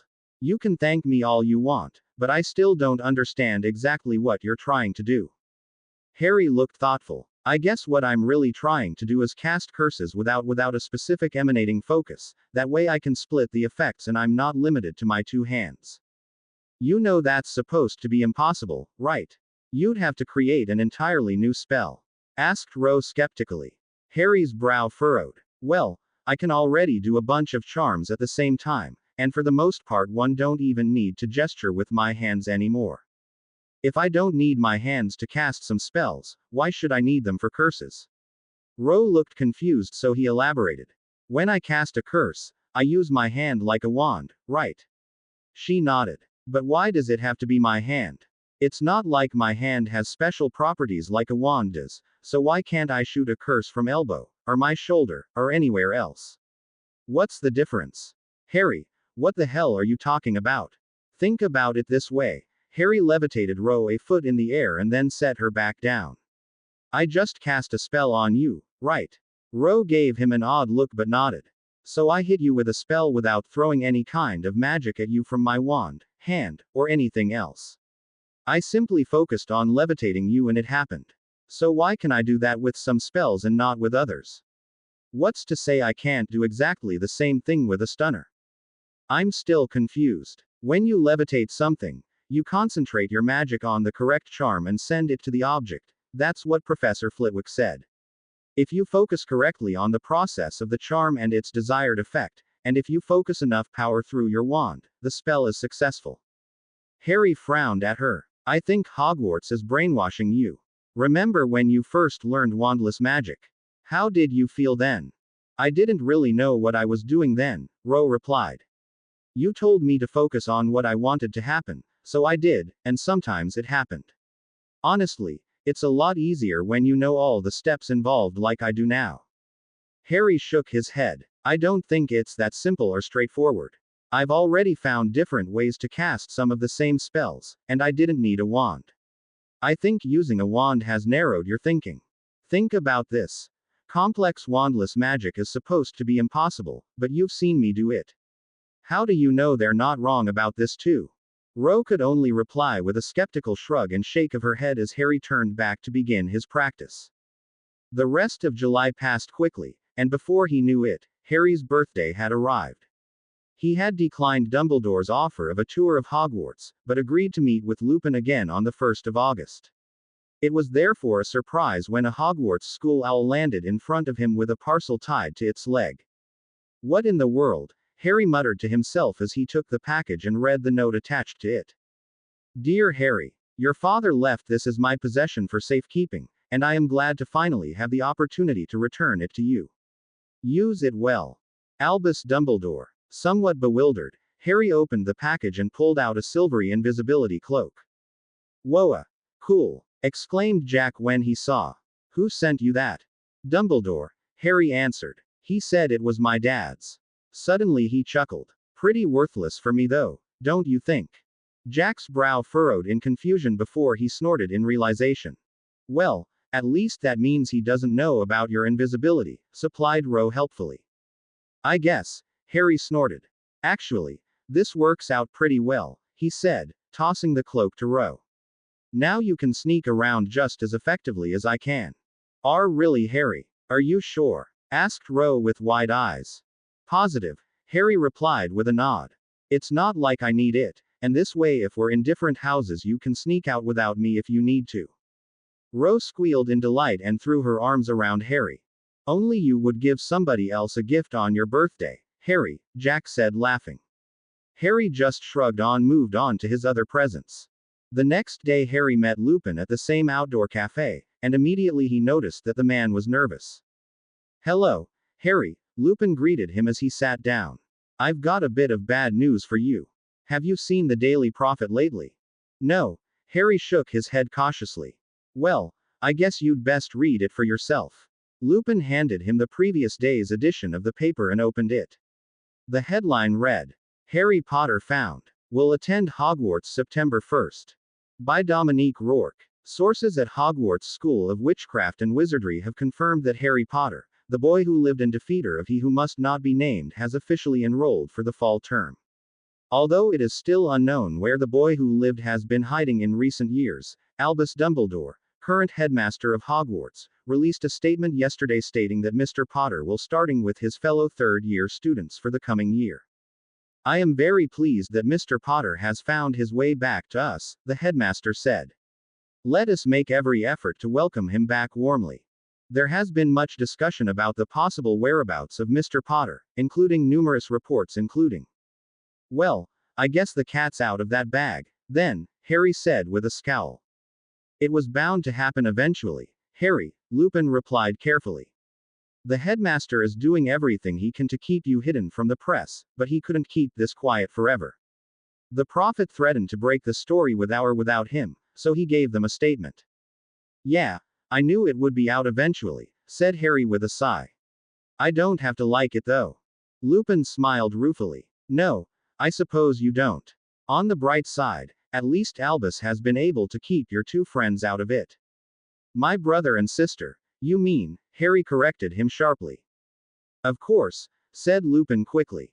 Now, where did we leave off last time?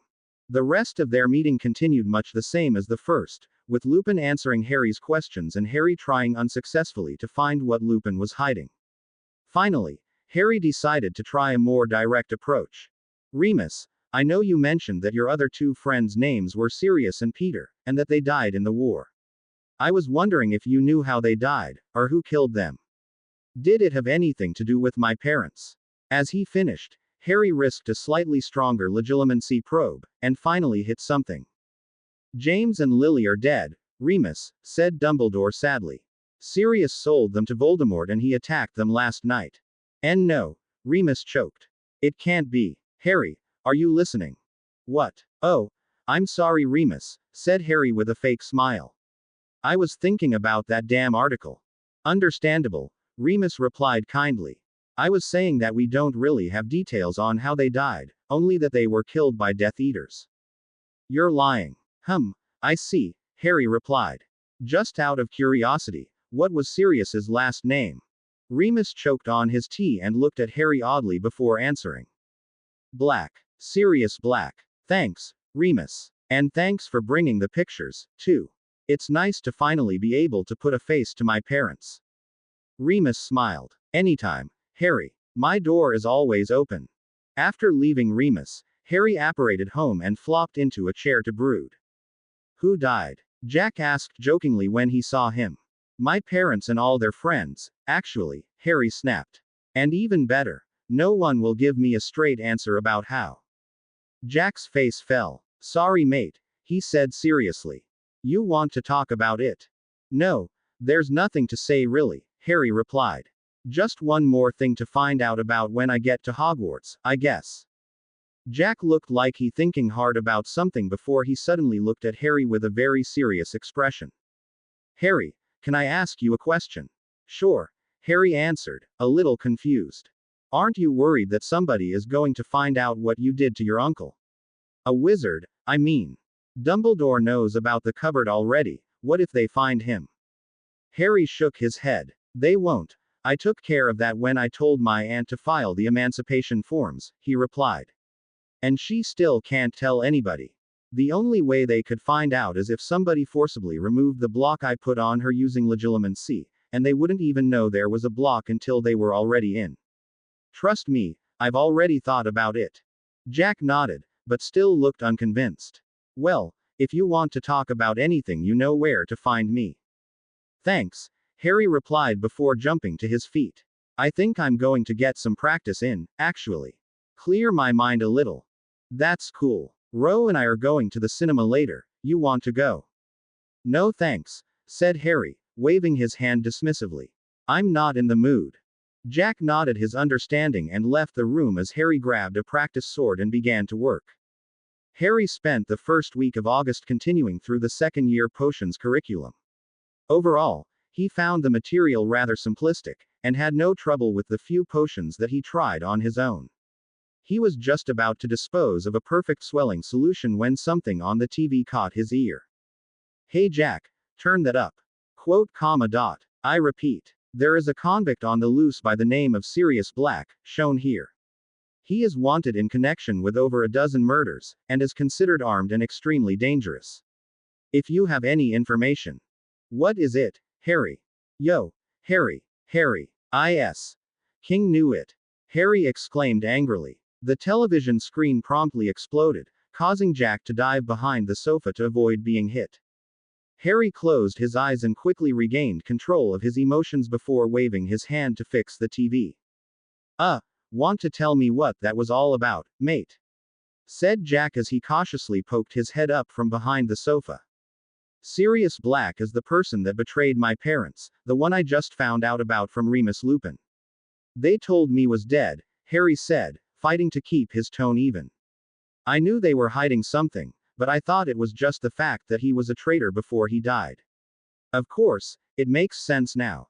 They didn't want to tell me because he's still alive, just in prison. You think it's the same bloke? Asked Jack skeptically. Harry nodded. I'm almost positive. The last time we met, Remus showed me some pictures of my parents and their gang at Hogwarts. That was obviously an old picture, but it's definitely the same guy. And now he's escaped? Asked Jack worriedly. Hang on, if he was a wizard, how come he escaped from a normal prison? I don't know, Harry replied. Maybe they put him in a regular jail because he got caught by muggles. Or maybe he was in the wizard prison, but he broke out and now they can't find him, so they got the government to help look.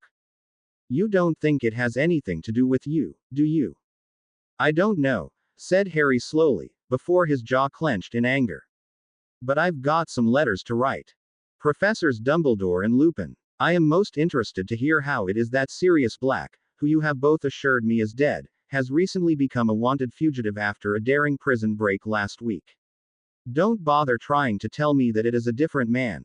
I saw his picture on the local news and it is most certainly the same man I remember from the photos Remus showed me. You'll have to try something else. I am quite sure that you will discuss this with each other before returning my letter, so I am addressing this to both of you. Hopefully it will save you some time in coming up with another of your half-true stories designed to keep me in the dark. Harry Potter. Harry attached the letter to Hedwig's leg and watched her go with an angry smirk. Let's see them weasel their way out of this one. As Harry expected, the reply that he got 2 days later was carefully worded and quite apologetic. Dear Mr. Potter, I fear that once again I must apologize, Harry. I had intended to tell you the full story of Sirius Black and your parents face to face once you came to Hogwarts. I never intended to lie to you, Harry, and I certainly was not trying to deliberately keep you uninformed. Please forgive me. As you now know, Sirius Black is indeed alive. At the height of his power, Lord Voldemort was known to specifically target certain families that were publicly opposed to him. Through various intelligence-gathering efforts, we were alerted that he had chosen to target your parents for just such a reason. Believing that we had found out in time, your parents took you into hiding using something called the Fidelius Charm. Basically, the charm is used to hide something from all but one other person. That person is known as the Secret Keeper.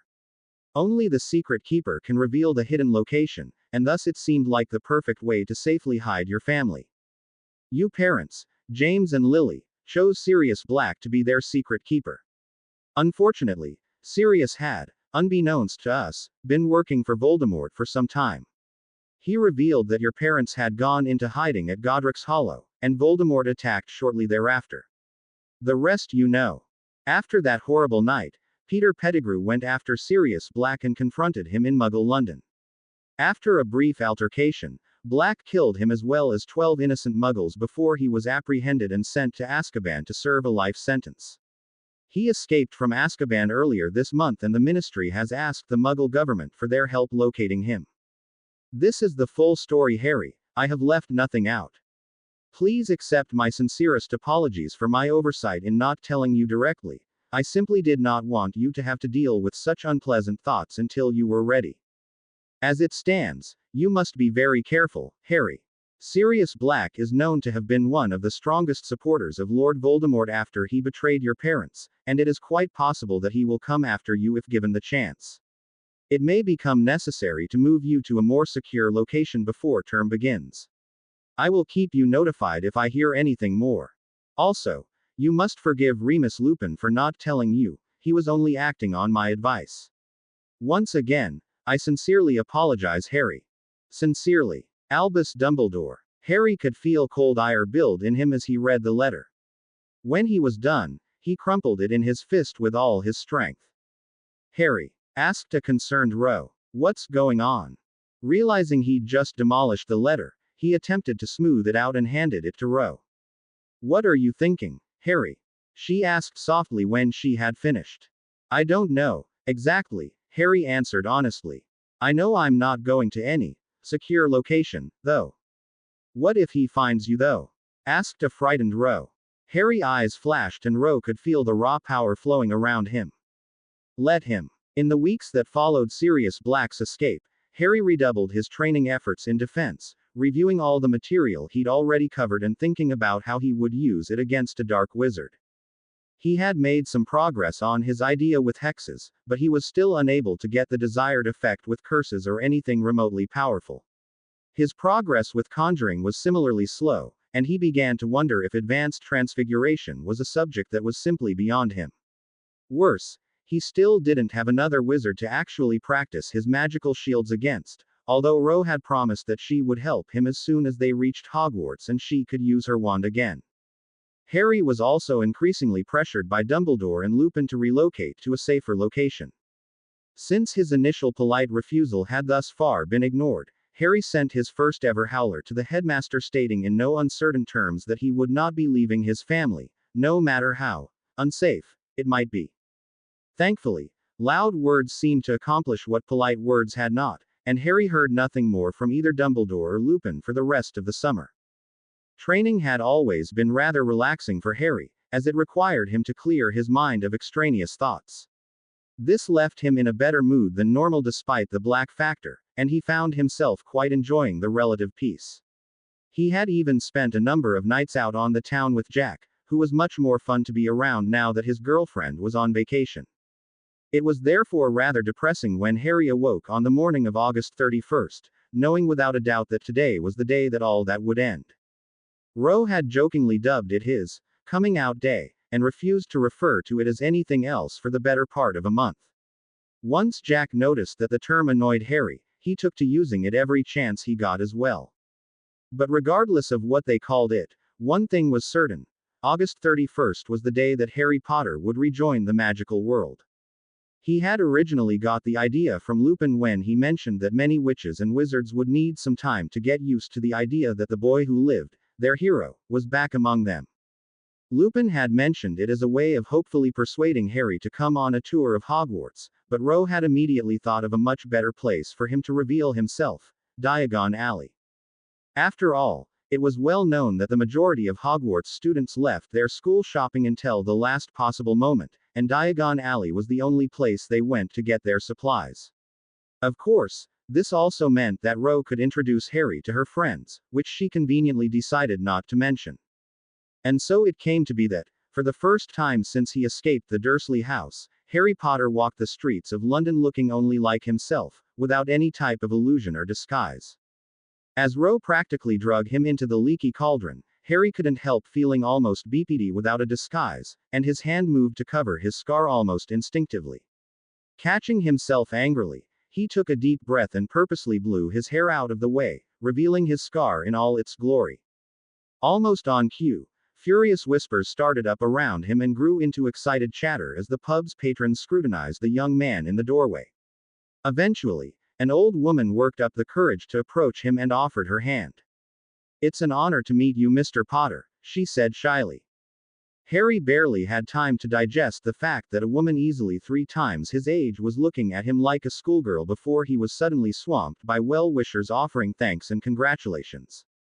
He humored them with a handshake and a polite smile, but was careful to move around enough that he was never surrounded. When the crowd had finally parted, he made his way over to the entrance to Diagon Alley and found Jack and Ro already waiting for him. "I think that old lady has a crush on you," Jack whispered jokingly as Ro tapped the bricks in the correct order. "I think one of the guys did, too," Harry muttered back. Jack laughed. Together they entered the alley and followed Ro as she led them towards Florine's ice cream parlor. As they got closer, a small group of girls sitting outside noticed their approach and waved to Ro. "Hey guys," Ro greeted them before turning to her brothers. "Jack, Harry," she said, gesturing to the 3 girls sitting at the table. "These are my friends Hermione, Sarah, and Padma. Guys, these are the brothers you've heard so much about, Jack and Harry." "Hello," Harry said, inwardly amused by their gobsmacked expressions. "Harry Potter," stuttered Padma. "Your brother Harry, the one you can't shut up about, is actually Harry Potter." Harry groaned as Padma's outburst inevitably drew glances from all around them. "Padma, shish," Ro hissed sharply. "This is the surprise I told you about. Yes, Harry Potter is my brother." "You really are coming to Hogwarts this year then?" asked a curious Sarah. "I saw it in the paper, but," she trailed off. Harry nodded, and turned to look at Hermione, who immediately dropped her gaze. "What is it?" he asked, curious. "Nothing," Hermione said quickly. Seeing he didn't believe her, she said hesitantly, "It's just, I've read about you. Everybody thought you'd been kidnapped, but you couldn't have been if you're the brother that Ro talks about." "Told you she was the smart one," Ro chuckled. "He's not my real brother, of course. But he, Jack, and I have been living together since before I came to Hogwarts. Jack's actually our guardian, if you can believe that one." "Huh, what?" Jack said, breaking his gaze away from a group of giggling 7th-year girls. "See," Ro chuckled. "Doesn't miss a thing." The rest of the girls joined in her laughter. "So Harry," questioned Padma, regaining her composure, "are you here to get your school supplies?" "No, I already bought everything I'll need. He's just here to show off," Ro joked, giving him a nudge.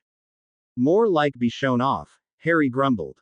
In the short time that they had been talking, a small crowd had already gathered half a block away.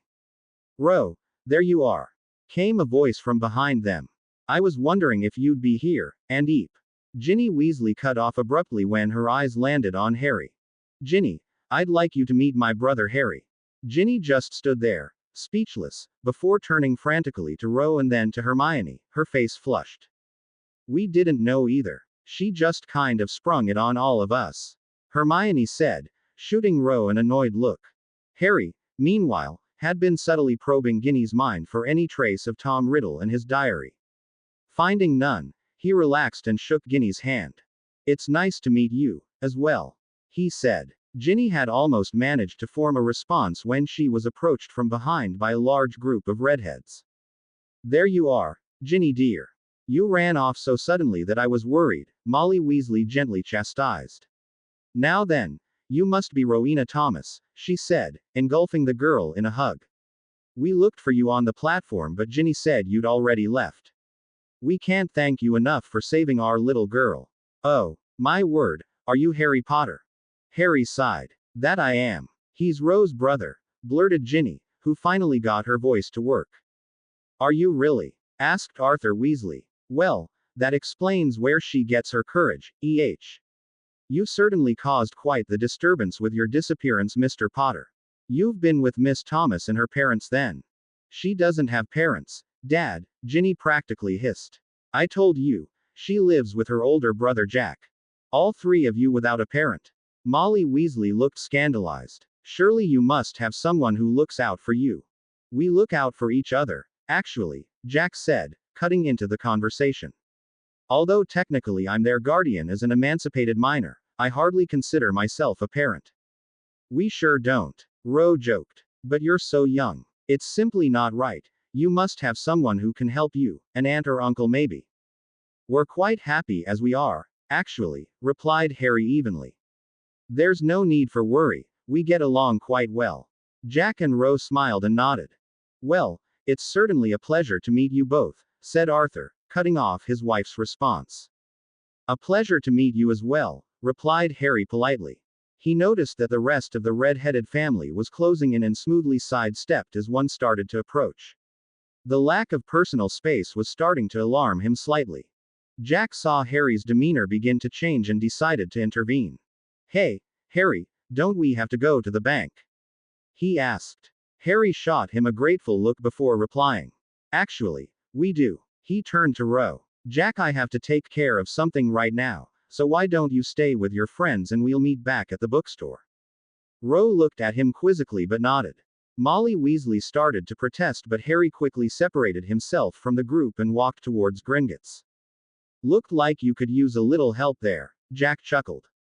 Yeah, I can't stand feeling trapped, Harry replied.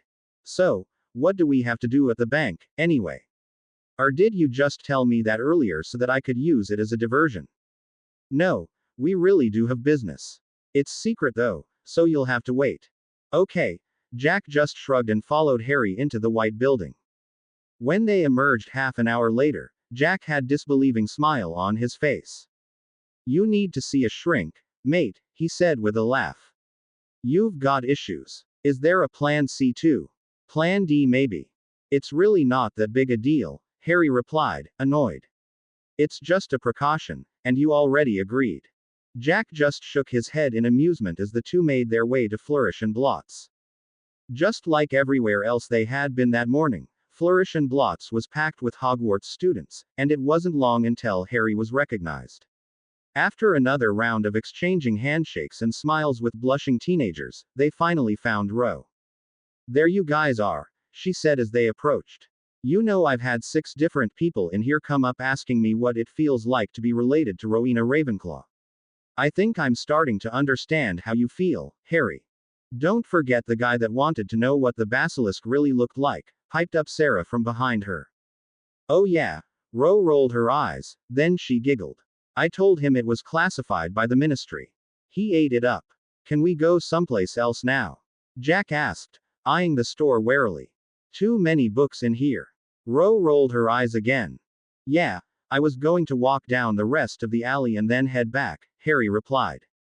I think enough people have seen me already, at least enough students that I won't be mobbed on the train tomorrow. Is that why you decided to come? Asked Hermione questioningly. Harry shrugged. Well, I had to go to the bank anyway, and I didn't like the idea of just suddenly appearing at Hogwarts. I'm also expecting that there'll be reporters here pretty soon, so I can get that out of the way as well. Something tells me I'm going to have enough to deal with without worrying about them, he finished under his breath. Hermione looked at him quizzically before quickly averting her gaze. Harry's assumptions proved true when he was abruptly assaulted by a group of reporters as he passed Ilops Owl Emporium. Mr. Potter, are you excited to be coming back to the magical world? Mr. Potter, where have you been all these years? Is it true you were kidnapped? Mr. Potter, there have been reports that Minister Fudge has been using you to train his own private army. Would you care to comment?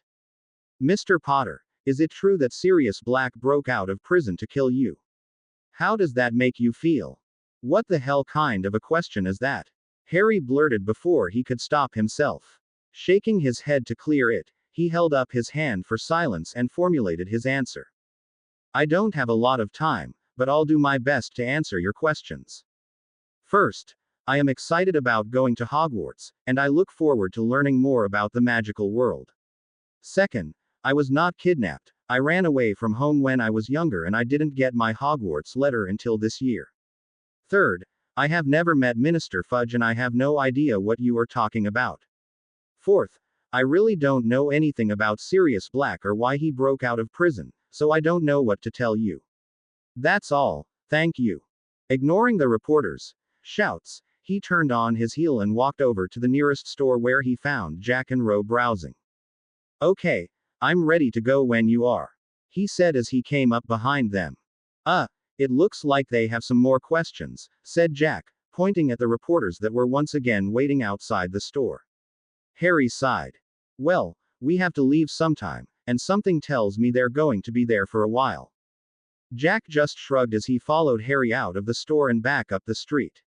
As they walked, the reporters continued to take pictures and fire questions, but Harry just ignored them. When they reached the entrance to the Leaky Cauldron, the reporters finally gave up and left to write up their stories. When the three were finally safe in a taxi on their way home, Harry let out a relieved sigh. Well, Rose said brightly. I think that went rather well. September 1st dawned dark and cloudy over London, and by the time Ro and Harry were set to leave for King's Cross Station, the city was on the brink of an all-out storm. Well, I guess this is it, said Jack a little sadly. I guess I'll just have to throw a few wild parties to make up for you guys leaving me all alone. He finished with a grin. Prat, Ro said, hitting him on the arm before giving him a hug. I'll miss you. I'll miss you too, Jack replied sincerely before giving Harry a manly handshake. Of course, I guess I don't have to worry about you getting into trouble this year. That would be Harry's department, Ro replied with a smirk. Jack snorted. Harry smiled as well before he looked up at the sky. Does anybody else think it's a bad sign that the day I go to Hogwarts is the same day that a big storm rolls in?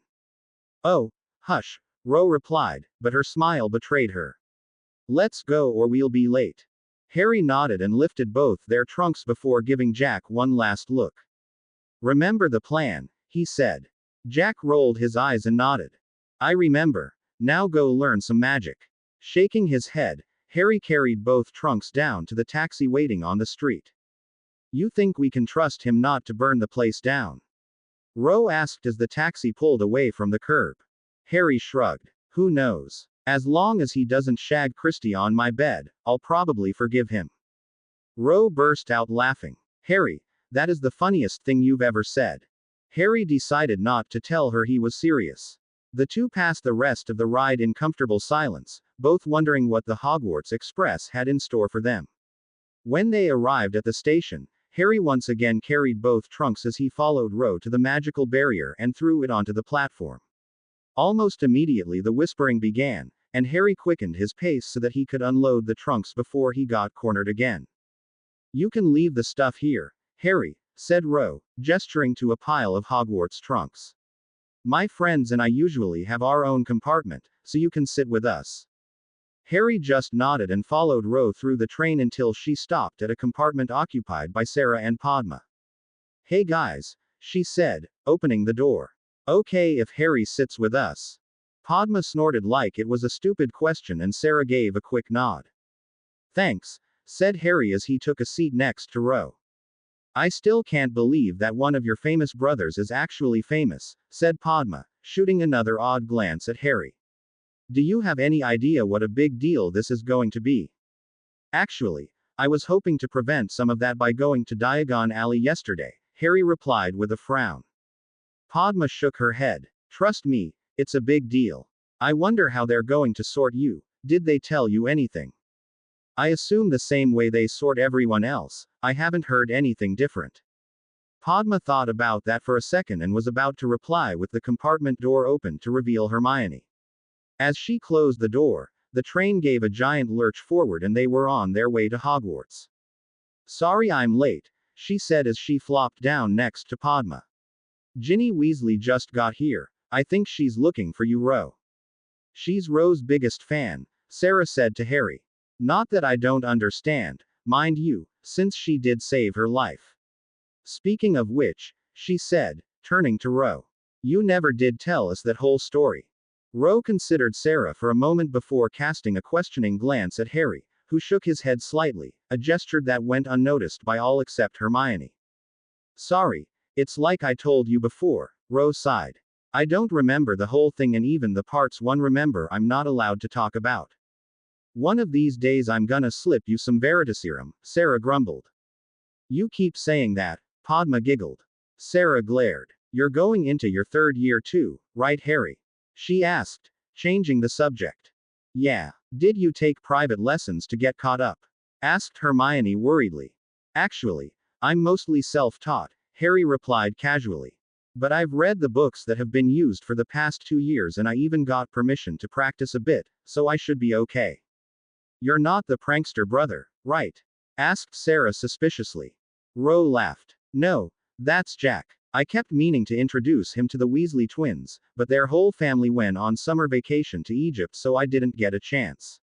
I would have introduced them in Diagon Alley, but I forgot, which is probably a good thing. Harry is actually rather studious. Think you've got what it takes to be a Ravenclaw? Asked a smirking Padma. Harry shrugged. No idea. Guess we'll all find out soon enough though. You know that everybody assumes you'll be in Gryffindor, right? Padma pressed. Well, my parents were there, so that's understandable, Harry answered. Who knows? Maybe they're right. He noticed that Ro was giggling rather loudly. What?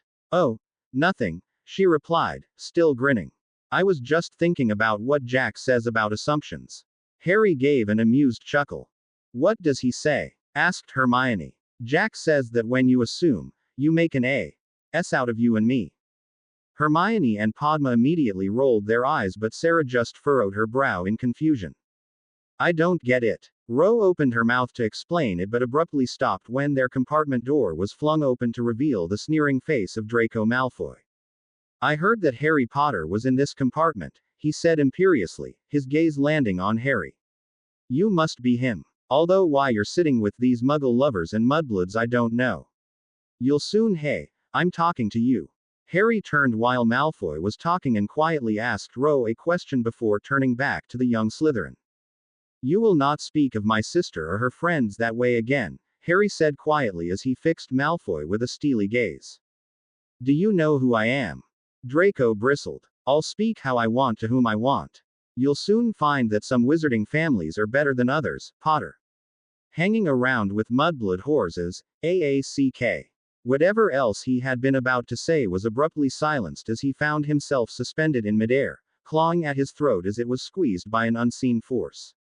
Harry started to stand and approach him but paused as Ro grabbed his hand and pressed it to his wand, which he took out and brandished like sword as he rose.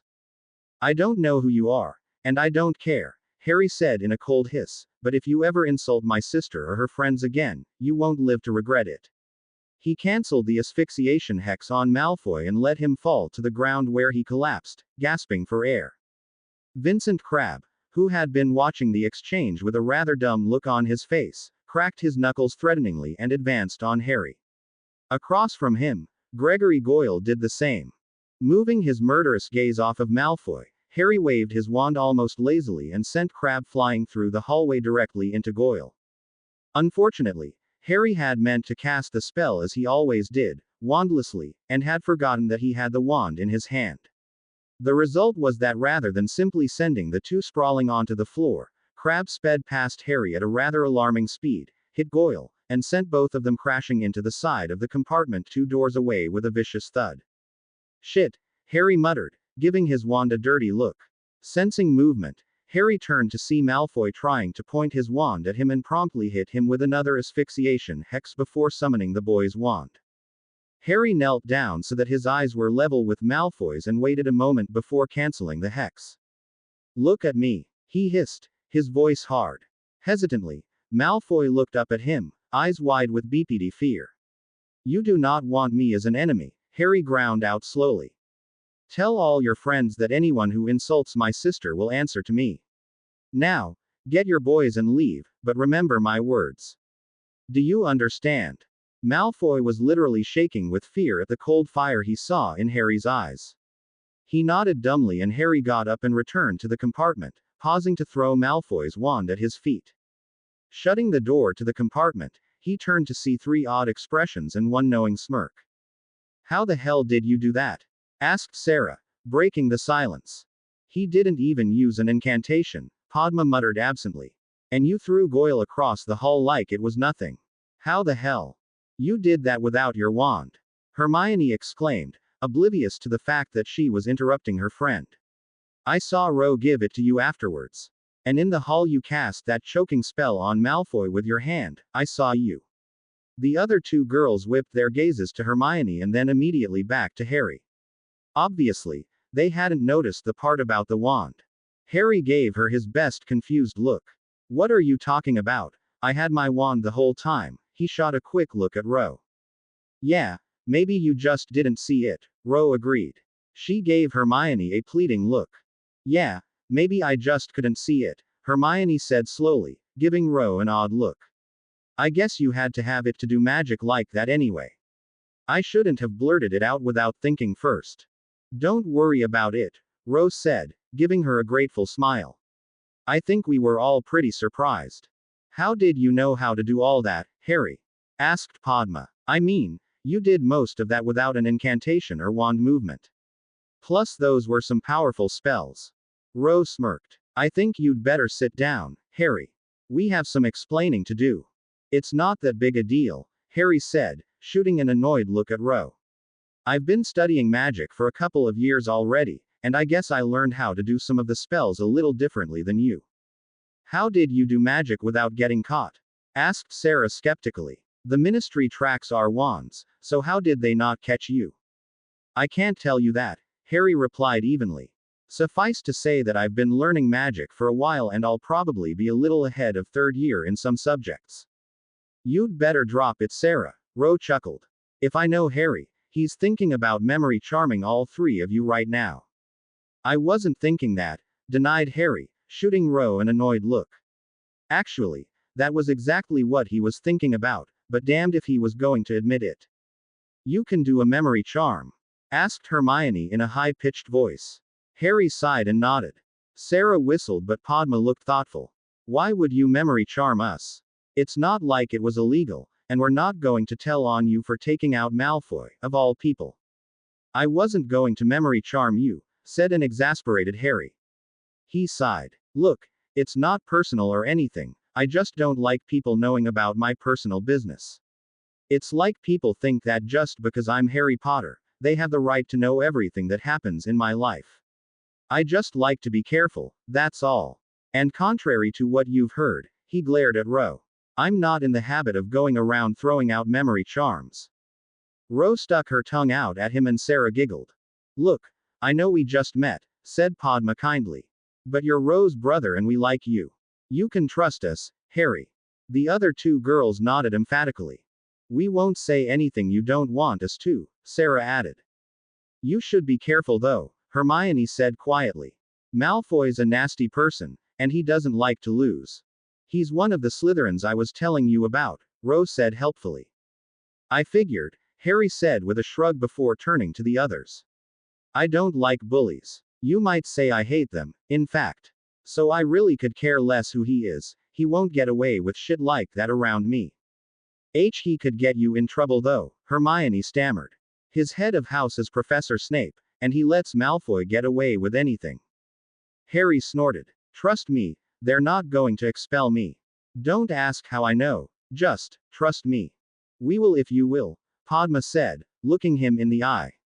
Sighing, Harry considered the three girls across from him silently. He knew that the incident with the Malfoy boy would likely be all over the train soon, but it couldn't be helped. Even if everyone found out that his knowledge extended beyond most third years, it wasn't the end of the world. What worried him the most was that Hermione had seen him doing very advanced wandless magic. If that got out, he could have a real problem. Harry doesn't have that many friends, Rose said, breaking him out of his reverie. So you'll have to give him some time. She turned her gaze to Harry. They're great friends, Harry. You really can trust them. I do. She looked at him earnestly. Friends then? Asked Padma. Harry managed a small smile and nodded. Great. I have to go find my sister, so I'll be back in a while.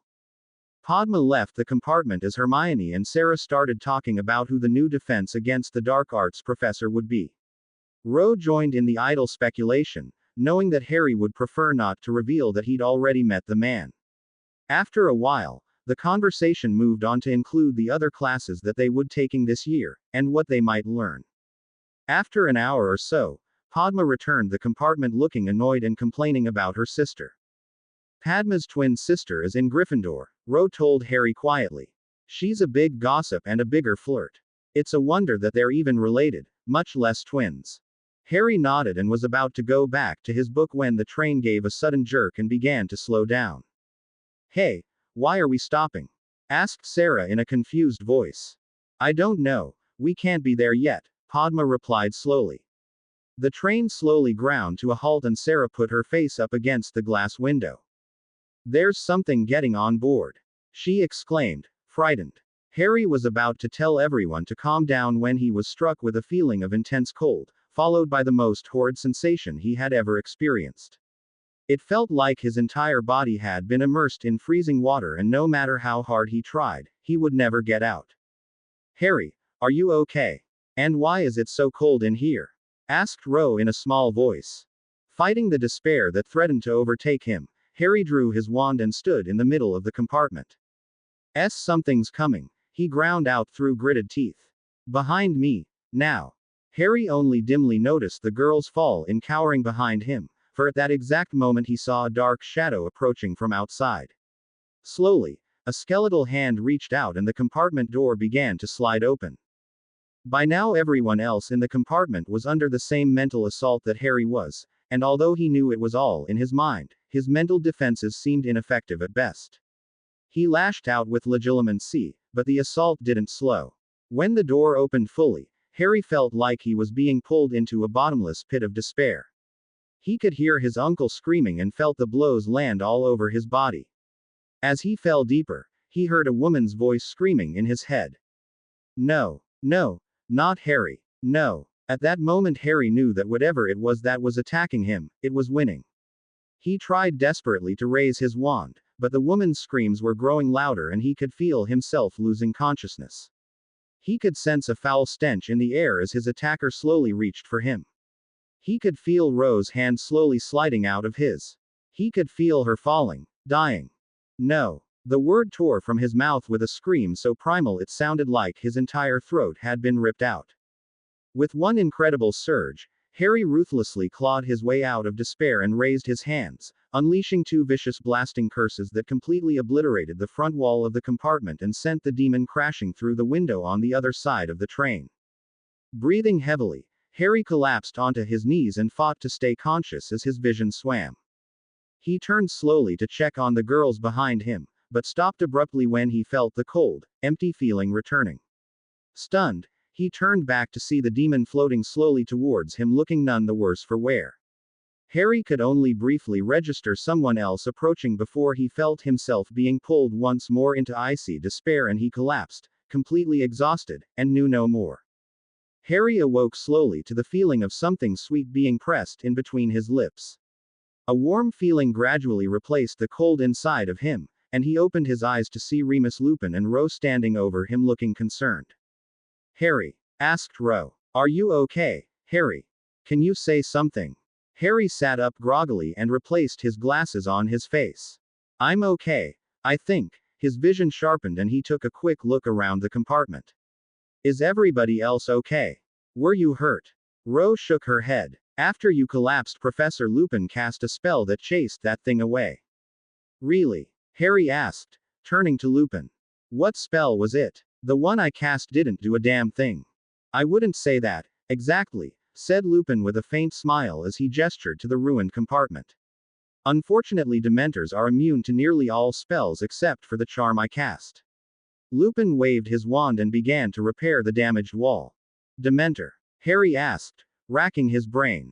He had come across that name before during his studying, but he couldn't quite remember where. The Patronus charm? He asked suddenly as it hit him. How did you know? Asked a surprised Lupin. That's very advanced magic. Where did you hear about it, Harry?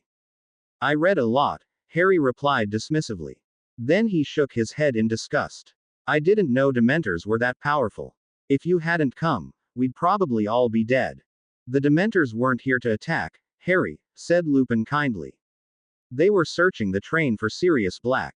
I don't know why they seemed to take a particular interest in you, but rest assured you were not their goal. Harry shrugged noncommittally, but inside he was seething. One day in the magical world and I've already been beaten, he thought angrily. So much for my so-called powers, I can't even make it to Hogwarts. And Ro, she would have died if Lupin hadn't come along. I don't care what he says, that thing wasn't searching, it was attacking. It was my job to protect her and I failed. I failed. On the first attack no less. Harry, what's wrong? Ro asked quietly when she saw that his eyes were burning and his hands were clenched in anger. Seeing the concern on his sister's face, Harry reined in his temper and regained his calm demeanor. It's nothing, Ro. I'm just thinking about the Dementor, that's all. Oh, okay, said Ro, but she didn't look convinced. Harry retook his seat while Lupin walked up the train to talk to the conductor. A short while later, the train began moving again, but Harry continued to stare out the window in thought. That's simply not good enough, he thought, his eyes flashing dangerously. If I can't deal with a simple Dementor, how am I going to deal with Sirius Black? I'll have to work harder this year than I ever have before. I have to be ready. He looked over at Ro, who was laughing at a joke that Sarah had just told. I have to be strong for all us, especially Ro. Dementors, Black, even Voldemort himself, it doesn't matter. I'll stop anything that threatens us. He turned his gaze back to the passing landscape, his jaw clenched in determination. No matter what, Harry passed the rest of the trip in silence, mentally cataloging the things he would begin working on as soon as he could. As the train approached Hogsmeade, he went to the restroom and changed into his robes as the girls did the same. He arrived back at the compartment just as the train began to slow down. Hey Harry, Padma asked as he sat down. What was that spell you tried to use? I didn't actually see you cast it, but it destroyed the whole wall. Blasting curse, Harry replied curtly. Hermione's brow furrowed. Like a reductor curse. Yeah, sort of. What did you mean, sort of? Harry sighed. I mean that a reductor curse is a type of blasting curse, but it isn't the one I used. Is it? Hermione began, but stopped and looked at her hands. I'm sorry, I didn't mean to pester you. Don't worry about it, he lives with me, remember? Interjected Ro. Harry just shook his head and Hermione smiled at that as the train finally came to a complete stop. Harry followed Ro outside and into the throng of students making their way toward a group of carriages that were being pulled by very strange-looking creatures. To Harry, it almost looked like a cross between a dragon and a horse. What is it, Harry? Asked Ro when she noticed that he'd stopped. What are those things? Harry asked, gesturing to the beasts. The horseless carriages. Ro asked. What's pulling them, you mean? Nobody really knows, it's probably just a spell. What did you mean, horseless? Asked Harry, confused. I'm talking about the winged horses that are pulling them. What are they? Now it was Ro's turn to look confused. She opened her mouth to answer, but was stopped by a voice from behind her. They're Thestrals, Harry Potter, said Luna Lovegood in her usual serene tone. But most people can't see them, so the carriage appears to be horseless. She fixed her large gray eyes on Harry. You can only see them if you've seen death. She cocked her head to the side. It appears that they like you, Harry Potter. Harry looked away from the odd girl and saw that, sure enough, one of the Thestrals seemed to be looking directly at him. That's odd. They never look at anyone, Luna continued before she shrugged and turned to Ro. Hello Rowena, nice to see you again. With that, she turned away and walked towards the carriages without even waiting for an answer. Don't mind her, she's not quite right in the head, said Ro after Luna had gone. You really can't see them? Harry asked as he tore his gaze away from the staring Thestral. Nope. Ro shook her head. Actually, Luna is pretty well known for believing in things that don't exist. If it wasn't for the fact that you can see them, I'd think she was making it up. No, they're definitely real, Harry muttered. And one of them is definitely staring at me. Harry started to follow Ro toward the carriages but was forced to stop when a very large man suddenly stepped in front of him. Harry Potter is it? The man said, extending a large hand. Dumbledore told me you'd be here, but I just couldn't believe it, he sniffed. Sorry, didn't mean to be rude. Name's Rubius Hagrid, I'm the groundskeeper here at Hogwarts. Nice to meet you, Harry said, although he was slightly confused at how emotional the man seemed to be. Anyway, you're to come with me in the first years across the lake and then wait till the sorting is over, then we go in together. Harry frowned. I'd like to go with my sister if it's all the same to you. Sister. Hagrid looked confused. I'll be okay, Harry, Ro said, patting his arm. You really should go with Hagrid, the castle is a wonderful sight from the lake. Ro Thomas is your sister. If possible, Hagrid looked even more confused. You're sure? Harry asked. Ro nodded. Okay then. I guess I'll see you there. Lead the way, Hagrid. The giant led Harry towards a group of young students as he continued to call out for the rest of the first years. When he was satisfied that he had everyone, he showed them to the boats. Harry waited until all the other students had chosen before stepping into the last boat along with Hagrid. Why do the first years go a different way? He asked Hagrid as the boat began to move.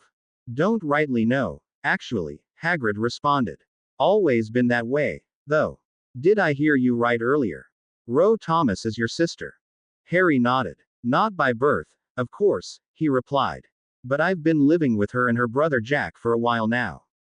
We've all been emancipated in the Muggle world, and as far as I'm concerned, she's my family. Good girl, she is. Always got a smile on her face. Oh, here comes your first look at Hogwarts, Harry. Take a gander. Harry turned and looked up just as the corner of Hogwarts Castle came into view. As the parapets of Hogwarts slowly unfolded into his line of sight, Harry had to admit that the castle cut quite the impressive figure. Well, what did ya think? It's beautiful, said Harry earnestly. I've never seen anything quite like it. They all say that, said Hagrid proudly. Great place, Hogwarts. No place like it anywhere else in the world, and that's a fact. Harry and the groundskeeper passed the rest of the trip in relative silence, although Harry did answer the rest of Hagrid's questions about him and Ro being siblings. When the boat finally docked, Hagrid moved to the front and led the group of first years into Hogwarts. They walked until they reached the top of a staircase, where a very stern-looking woman was waiting for them in front of two very large doors. The first years, Professor McGonagall, said Hagrid proudly. Me and Harry here will be waiting for the signal. He gestured for Harry and moved to the side. Very well, replied McGonagall. Welcome to Hogwarts, Mr. Potter. She gave him a piercing look before her eyes softened.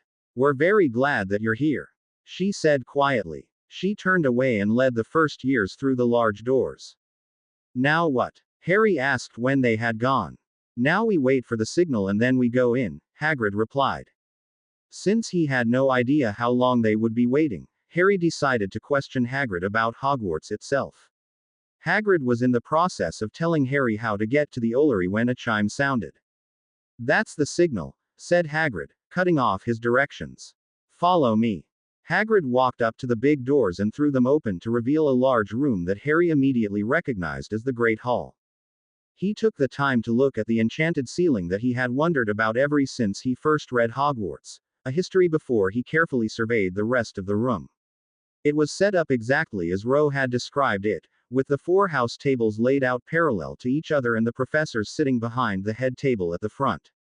He snapped out of his observation when he heard applause and realized that Hagrid had just been introduced as the new Care of Magical Creatures professor. Professor Hagrid has kindly volunteered to escort a new third-year student who will be starting at Hogwarts this year. May I introduce Mr. Harry Potter? That must be Dumbledore, Harry thought, looking at the elderly wizard who had made the announcement. Of course the hall erupted in frantic whispering as Harry followed Hagrid up to the front table. Hagrid gave him a smile and a pat on the shoulder as he walked up to take his seat, and Harry was confronted with Professor McGonagall, who was holding an old hat that Harry recognized instantly. Please take a seat, Mr. Potter. Harry complied and the hat was placed on his head, the brim just covering his eyes. Well, we meet again, Mr. Potter, a voice said in his head. Harry frantically tried to strengthen his mental defenses, which caused the hat to chuckle. Don't bother, young one.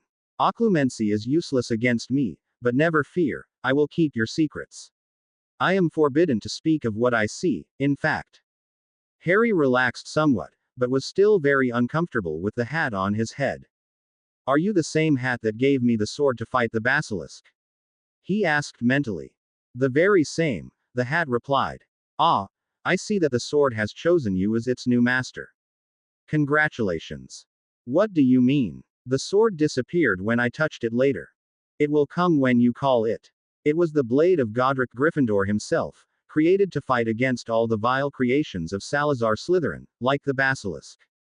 It has chosen you as its new master, you should be honored. Gryffindor's sword. Harry was astounded. I guess I'll be in Gryffindor after all, then. Although I would prefer to be in Ravenclaw, if that's possible. The hat pondered. You are an enigma, Mr. Potter. You have the qualities of every house, and you have them in spades. Fiercely loyal to your family and protective of everyone they care for. Intelligence well beyond your years, and talents that Rowena herself would be in awe of. You are as ruthless as Salazar when you feel it necessary, and you carry his gift of Parseltongue and his ambition to be the most powerful wizard alive. And yet, you bear the blade of Godric himself, which means you hold only the noblest of ideals, and crave power only to protect those that are weaker than you. Only the strong can hope to protect the weak, Harry replied.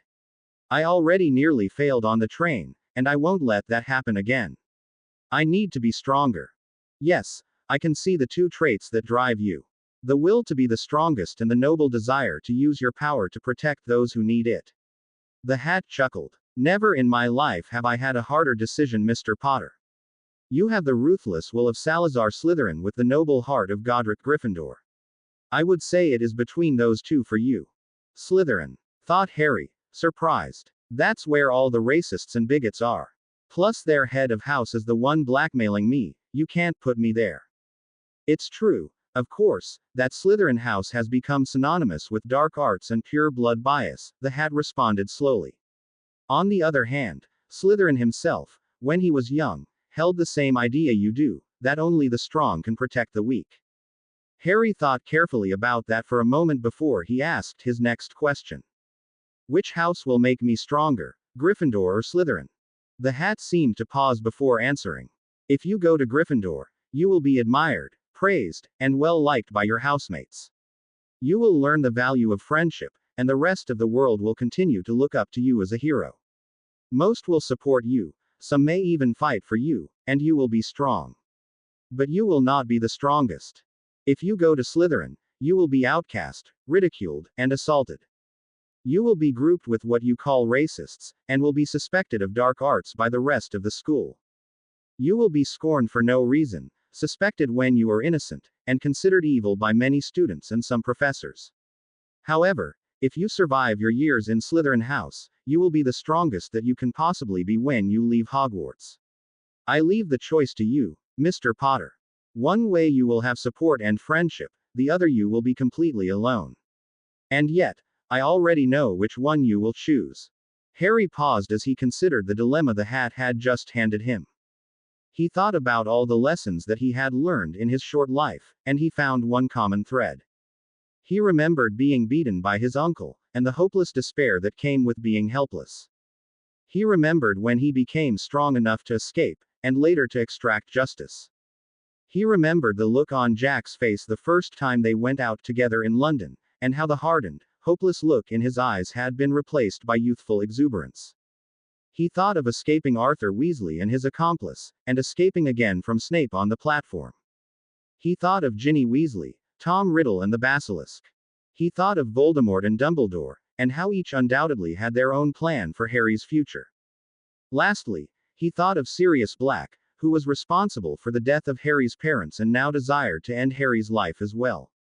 He thought of all the good things he had experienced in life, and he realized that he had them all only because he was powerful enough to prevent others from taking them away. The twinkle in Jack's eye, the smile on Rose's face, and the love of family that he had come to cherish, all had been possible only because Harry had made it possible. He wasn't given this life, he had taken it by force, and he would allow no one to take it from him. He made his decision. Hardship is not important, and friendships are fickle. Without power there can be no freedom, and I will be free. If that means I walk my path alone, so be it. I choose the path of power. I choose Slytherin. Very well. The hero's path is a lonely one, young Potter, but I wish you the best. Godric, forgive me for putting the truest heart of Gryffindor in Slytherin. Harry took the hat off and placed it back on the stool before turning to survey the now silent hall. Immediately his eyes sought Rose, and he relaxed when he saw her shake her head with an amused smile on her face. She mouthed, "Only you," to Harry, who shrugged back at her before he turned and made his way swiftly over to the Slytherin table. Not knowing where he was supposed to sit, he elected to sit at the end of the table with the other newly sorted students, all of whom were looking at him with wide eyes. Welcome, Mr. Potter," Dumbledore said to the still silent hall. He remained silent for a moment before he remembered what he was about to say. Now, I have a very important announcement before we begin the feast. This year, Hogwarts will be guarded by the Dementors of Azkaban, who will patrol the castle perimeter until Sirius Black has been found and captured. I do not mean to alarm you, but I strongly advise you all to be cautious, as Dementors are not known for their kindness. The headmaster paused for effect before he smiled. Now, without further ado, let the feast begin. Dumbledore spread his hands wide and the table was suddenly filled with food. Harry glanced up at the headmaster, who was looking at him with a mix of apprehension and sadness, as if he couldn't decide whether to fear Harry or to pity him. Harry frowned slightly and started to help himself to some food, completely ignoring the murderous glare he could feel coming from Snape's direction. "What's the matter, Potter?" came a girl's voice from farther up the table. "Too scared to sit with the rest of us?" A few of the boys farther up the table laughed. Harry looked up from his food and saw that the owner of the voice was a pug-faced girl sitting next to the Malfoy boy he had introduced himself to earlier. Judging from the way she was leaning on the blonde boy and sneering at Harry, he thought it safe to assume they wouldn't be friends anytime soon. "I didn't know where to sit, actually," Harry replied honestly. "If you wanted to sit with me, you should have saved me a spot." Her face flushed. "I didn't want to sit with you," she screeched. "Then I don't see the problem." Harry shrugged and went back to his food, but not before pulling his wand and placing it in his sleeve. This proved to be a very good idea, as the red-faced girl drew her own wand and pointed it at Harry. Furnunculus. Harry shifted slightly to his left as he drew his wand and gave it a quick upwards flick. "Protega," he said firmly. Having never tested his shield against a curse, Harry was actually rather curious as to what would happen. The shield formed in front of him like he planned, but rather than reflect the curse back at the caster, the curse was deflected straight into the table, causing food to spray the second-year students. Harry frowned slightly, and figured that the angle of the shield must be more important than he thought.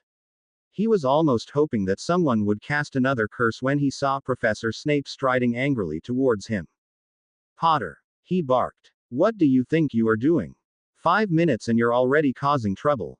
5 points from Slytherin and detention with me tomorrow night." Harry frowned as Malfoy and his group began to snigger. "No." Snape froze. "What did you say?" "I said no," Harry responded evenly. "I did nothing wrong, and I will not serve a detention." "Make it a week's detention for blatant disrespect," Snape hissed, glaring murderously at Harry. Harry just shook his head. "Make it a year, if you like. I'm still not going," he said calmly.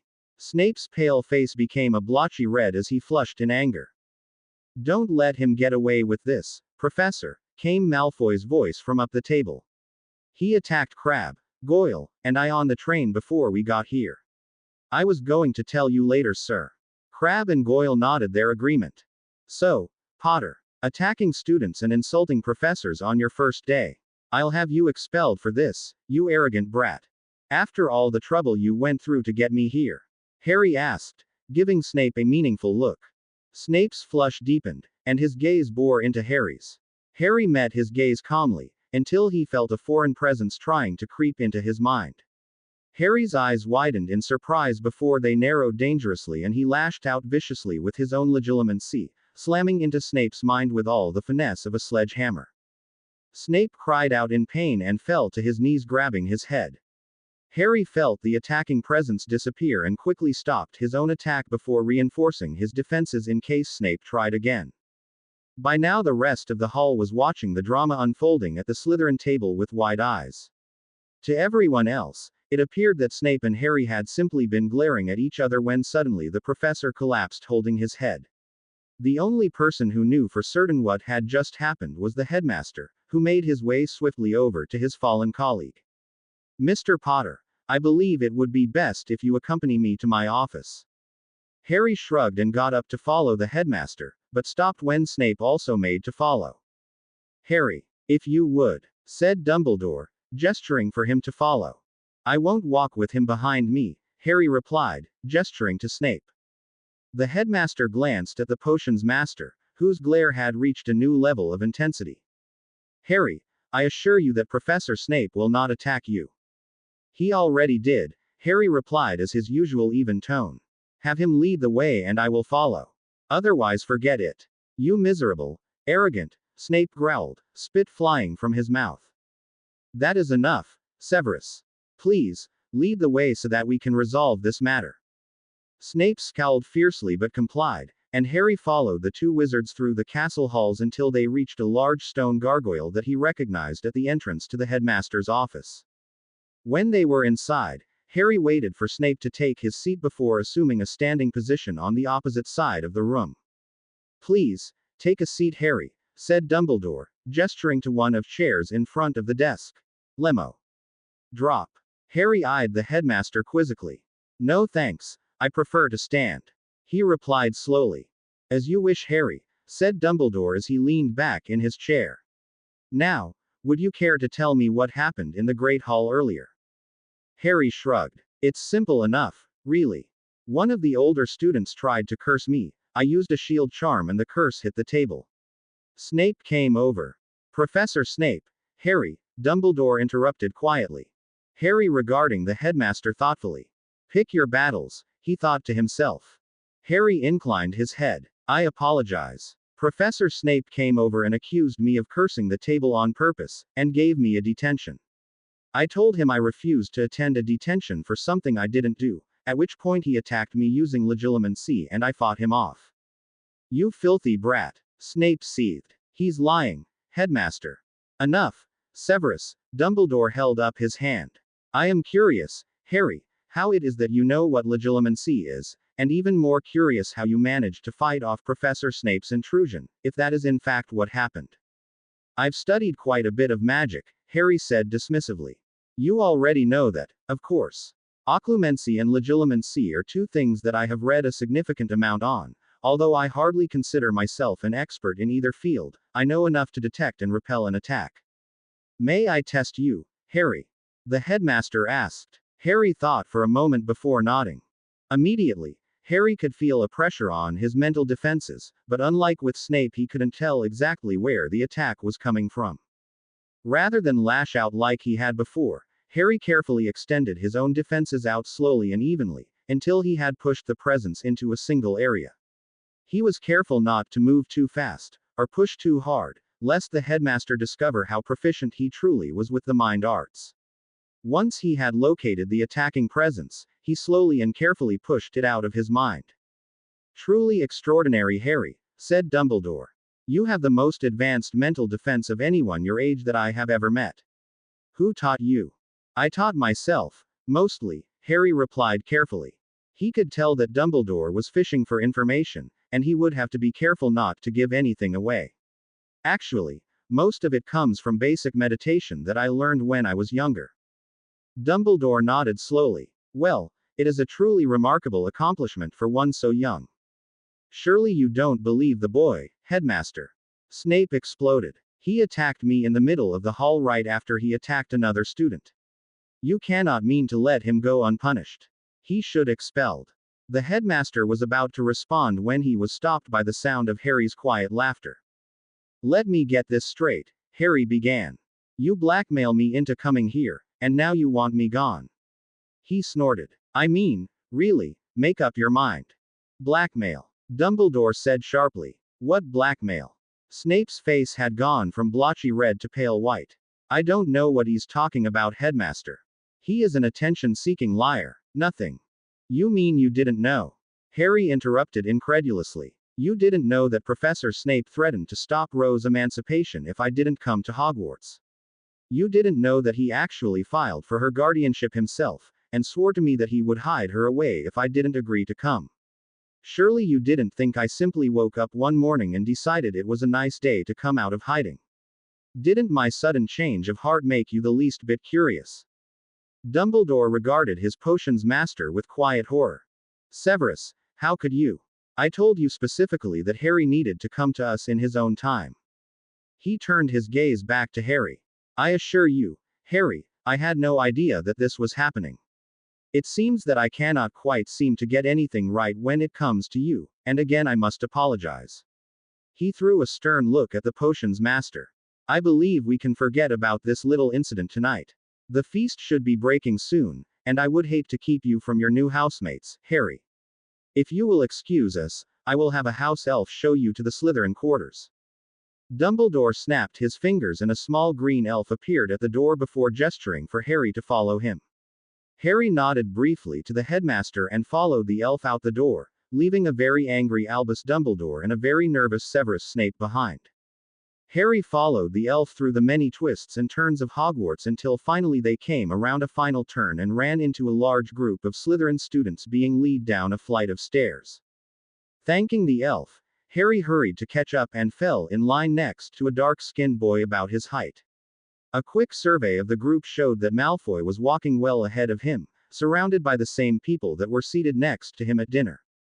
Harry also noticed that the group seemed to be walking in order by year, with the exception being Malfoy's group, which was currently walking just behind the 6th years. Harry filed this information away for future use. Potter, when did you get here? The boy next to him asked. Just now, Harry shrugged. The headmaster suggested I come down and meet my housemates. I don't suppose you're a 3rd year as well. The boy eyed him critically. Actually, I am. Blasey Zabini, he said, extending a hand. Harry shook it. This is my friend, Tracy Davis, Zabini said, gesturing to the bee-owned girl on the other side of him. She had light blue eyes and a thin, alluring figure that moved with almost cat-like grace. Harry shook her hand as well. So not all Slytherins hate me then? Harry asked casually. Blaise snorted. We may not hate you, but that doesn't mean we like you, he replied. You've already made an enemy of Malfoy, and that's a very bad idea in Slytherin House. The only reason I'm talking to you is because I'm curious and because Malfoy is too far ahead to see. Everyone is afraid of him, then. Why? His family is very powerful, Tracy said, joining the conversation. His father is on the board of governors for the school and Professor Snape is pretty much on his payroll. Even the older students give him a wide berth. Harry looked thoughtful for a moment before he asked his next question. The only thing I know about Malfoy is that he thinks that pure-blooded wizards are superior to everyone else. Do you guys agree with that? Tracy looked uncomfortable and Blaise frowned. Look, he said quietly. That's exactly the type of question you don't ask around here. Whether or not we agree with him is irrelevant. Even if we didn't, we'd still pretend like we did. Anything else is practically suicide. You understand what I'm saying here. So you don't agree with him, but you'll never say it out loud, Harry said slowly. I can understand that you don't want him as an enemy, I guess. I will tell you this, though, he looked Blaise in the eye. You don't want me as an enemy either. Tracy heard this statement and shivered involuntarily, but Blaise only smiled. You know, Potter, you just might be a Slytherin after all. He said with a smirk. Blaise turned back to talk to Tracy and Harry looked ahead to where the group was slowly coming to a stop in front of a rather nondescript section of the castle wall. The password is, will to power, said the prefect up front. As he said it, the wall opened slowly to reveal a long, narrow room lit by green lanterns hanging from the ceiling. Lining the room on either side was a series of couches, chairs, and bookcases, as well as a small fireplace in the corner with a large table in front of it. Finished with his quick survey, Harry followed the rest of the group inside and then followed Blaise to the 3rd-year dorms, choosing to skip the first-year introduction speech. He arrived in a room with 6 four-poster beds lining the walls, each with elegant silver and green curtains embroidered with the snake of Slytherin House. Harry noticed that his own trunk was at the foot of one of the beds in the far corner of the room next to where Blaise was standing, and he made his way over there only to be blocked once again by Draco Malfoy. Well, if it isn't little Potty, he spat. You don't fool me for a second. You're no Slytherin, and there's nobody to protect you in here. He smirked maliciously. Harry's eyes grew cold as he regarded the pompous boy in front of him. If you think I need protection from, you are sorely mistaken, he said coldly. Or have you forgotten your experience on the train? Should I refresh your memory? Malfoy's smirk faltered a bit but his eyes burned. You don't scare me, Potter. I don't know how you got out of detention, but you'll learn who runs Slytherin House soon enough, he spat before turning to Crabbe and Goyle. Let's go. Harry remained in his alert stance until all three had left the room, leaving Harry alone with Blaise and another, shorter boy with short brown hair who was going through his trunk at the front of the room. When he was sure they had left, Harry made his way over to his bed and cast a few detection charms. Finding nothing out of the ordinary, he moved his trunk so that it was touching the bed frame and attached it using a sticking charm.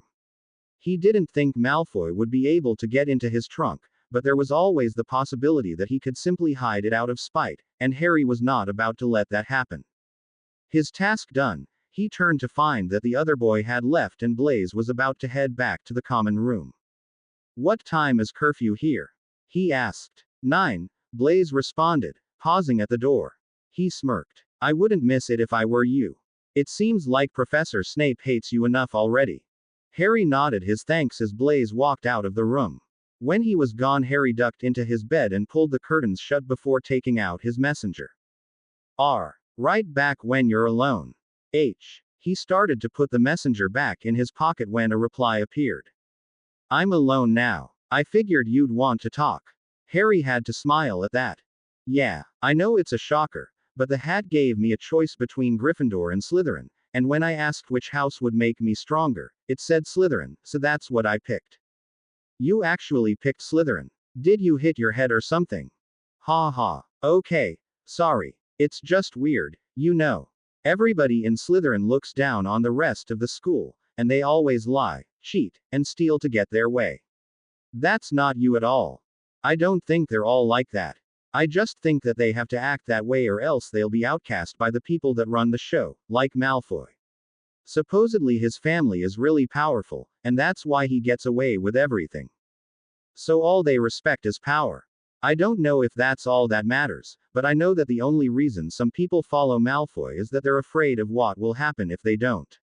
I'm sure I'll find out more after I meet more of them." "How are your friends taking my being in Slytherin?" "They're nervous, but I told them not to worry. I think you should talk to Hermione though. You were the first person to really stand up for her, and now she's probably worried that it was all some big joke. She saw me on the train too. Have you talked to her about that?" "I didn't get a chance. We came straight back to our common room after the feast. I know she's your friend, but I'm seriously thinking about obliviating her." "I figured you would be. I really think you can trust her, Harry. It's just too big a risk. If you do, be careful, Harry. Memory charms are dangerous." "I know, but you've seen me practicing. I'm not going to do anything serious, just slightly change what she thinks she saw. I still don't like it, but I trust you, and I can see why you think it's necessary. She usually goes to breakfast early, so maybe you can catch her then. In any case, tomorrow morning we'll compare schedules and set up study times in the library. You should come with us." "That sounds good. We get our schedules tomorrow then." "Yeah, tomorrow at breakfast. What's the rest of your house saying?" "Well, you're not going to like it. The most popular rumor right now is that you've been practicing dark arts since you were little, and they didn't want you at Hogwarts before now because you're too dangerous. Sarah and Padma stood up for you though, and pointed out that you actually blasted Malfoy around. Of course, a couple of the older girls said that just proved that you were practicing dark magic. The hat said something like this would happen, and I guess it really doesn't matter anyway. Maybe if everybody's afraid of me they'll leave me alone. Don't count on it. Yeah, probably wishful thinking. Don't worry, I'm sure not everybody is going to think you're evil just because you're in Slytherin.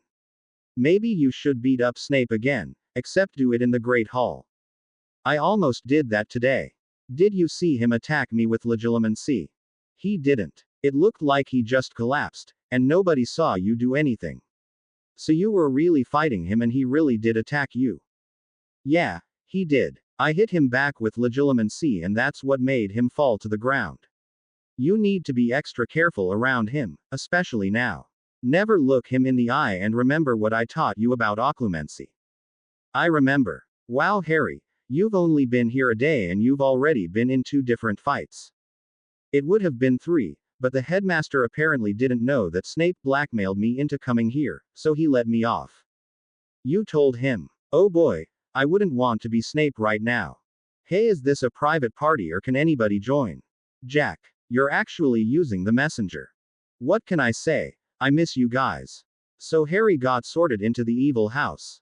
Pretty much. I got into a fight with 3 guys on the train for insulting Ro, and then I get here and I'm in the same house as them. Are there any cute girls in your year? Actually, there's a girl I met today who was pretty cute. You'd like her.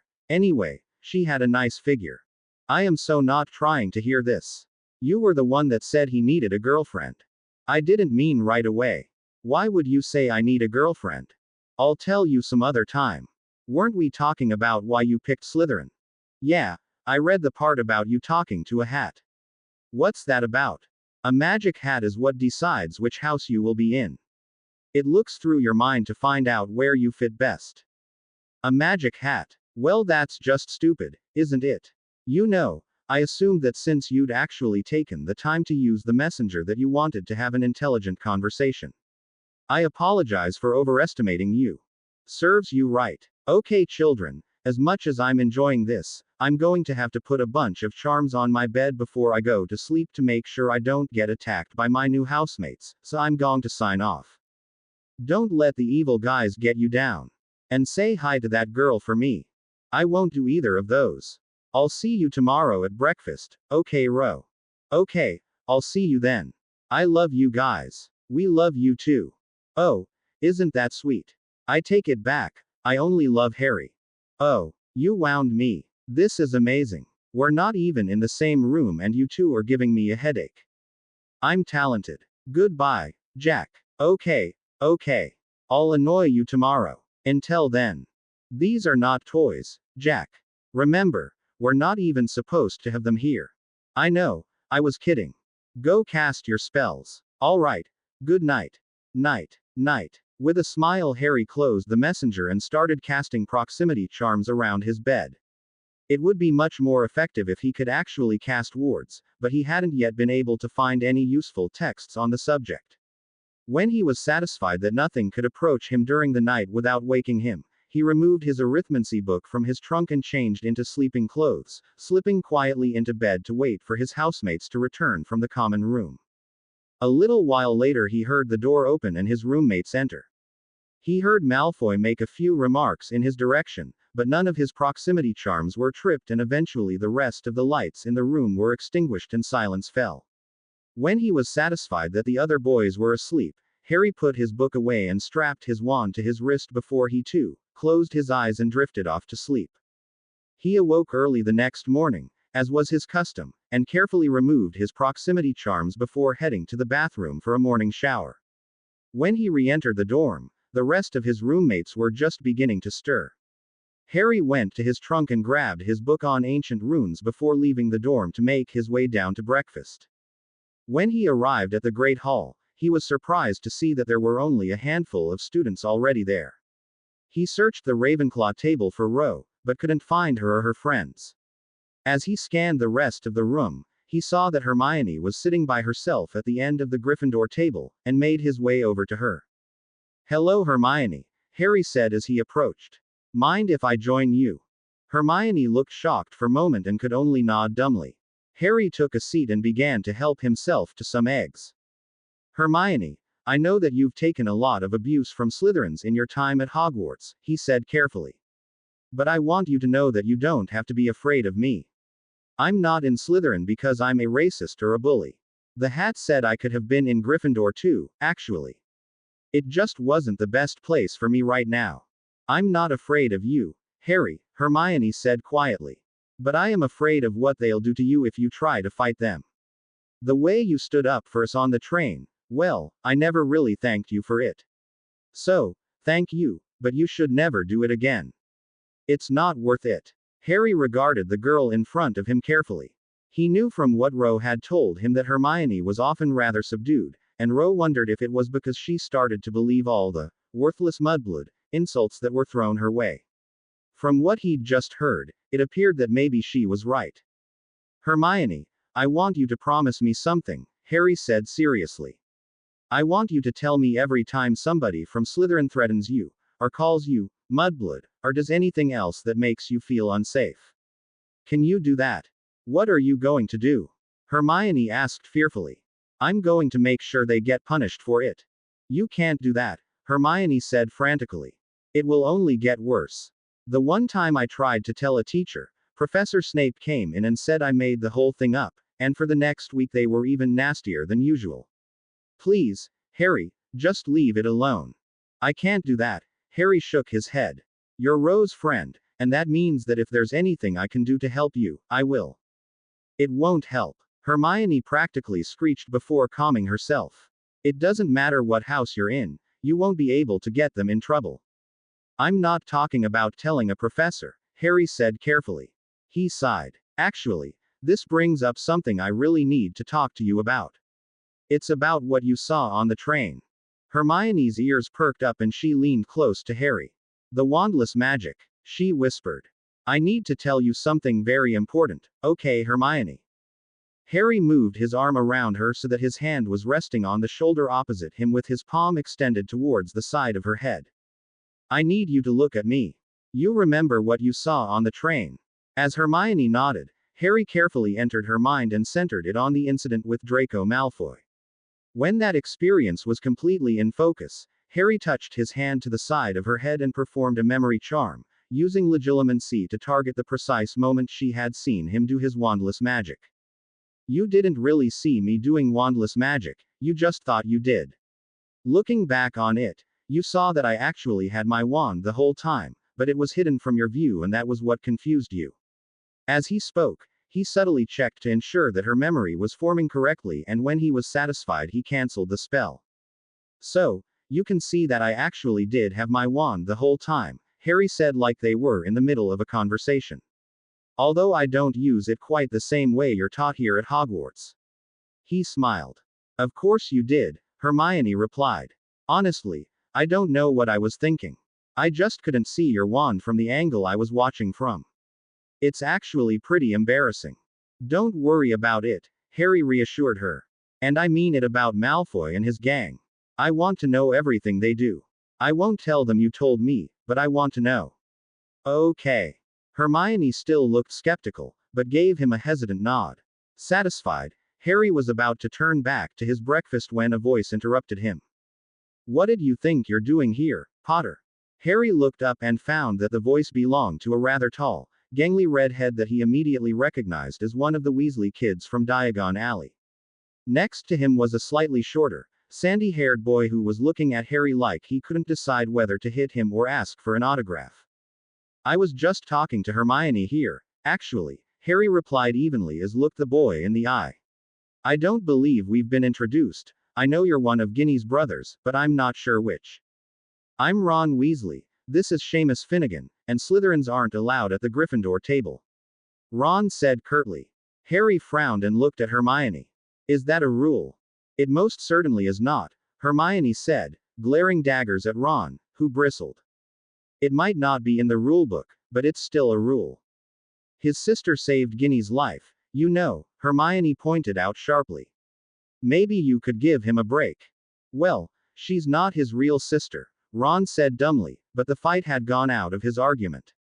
Look, it's nothing personal, and I know Ro says you're okay, but Slytherins and Gryffindors don't mix, and the sooner you learn that, the better off we'll all be. Now, I believe your table is over there. Ron and the boy next to him pointed across the hall to the Slytherin table.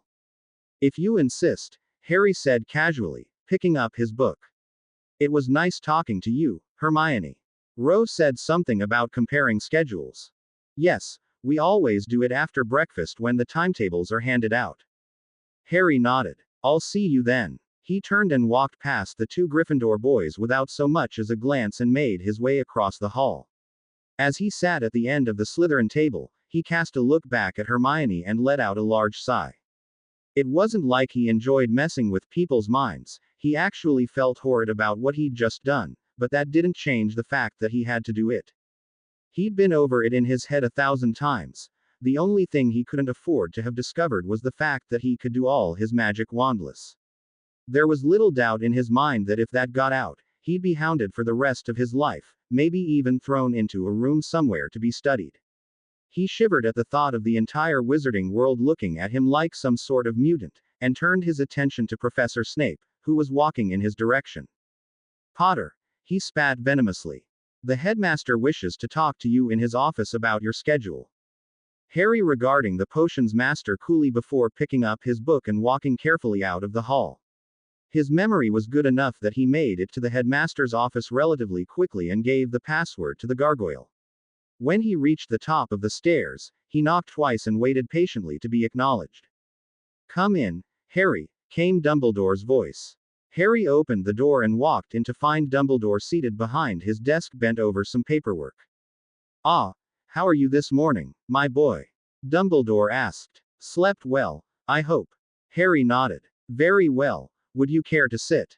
Harry shook his head and the headmaster sighed.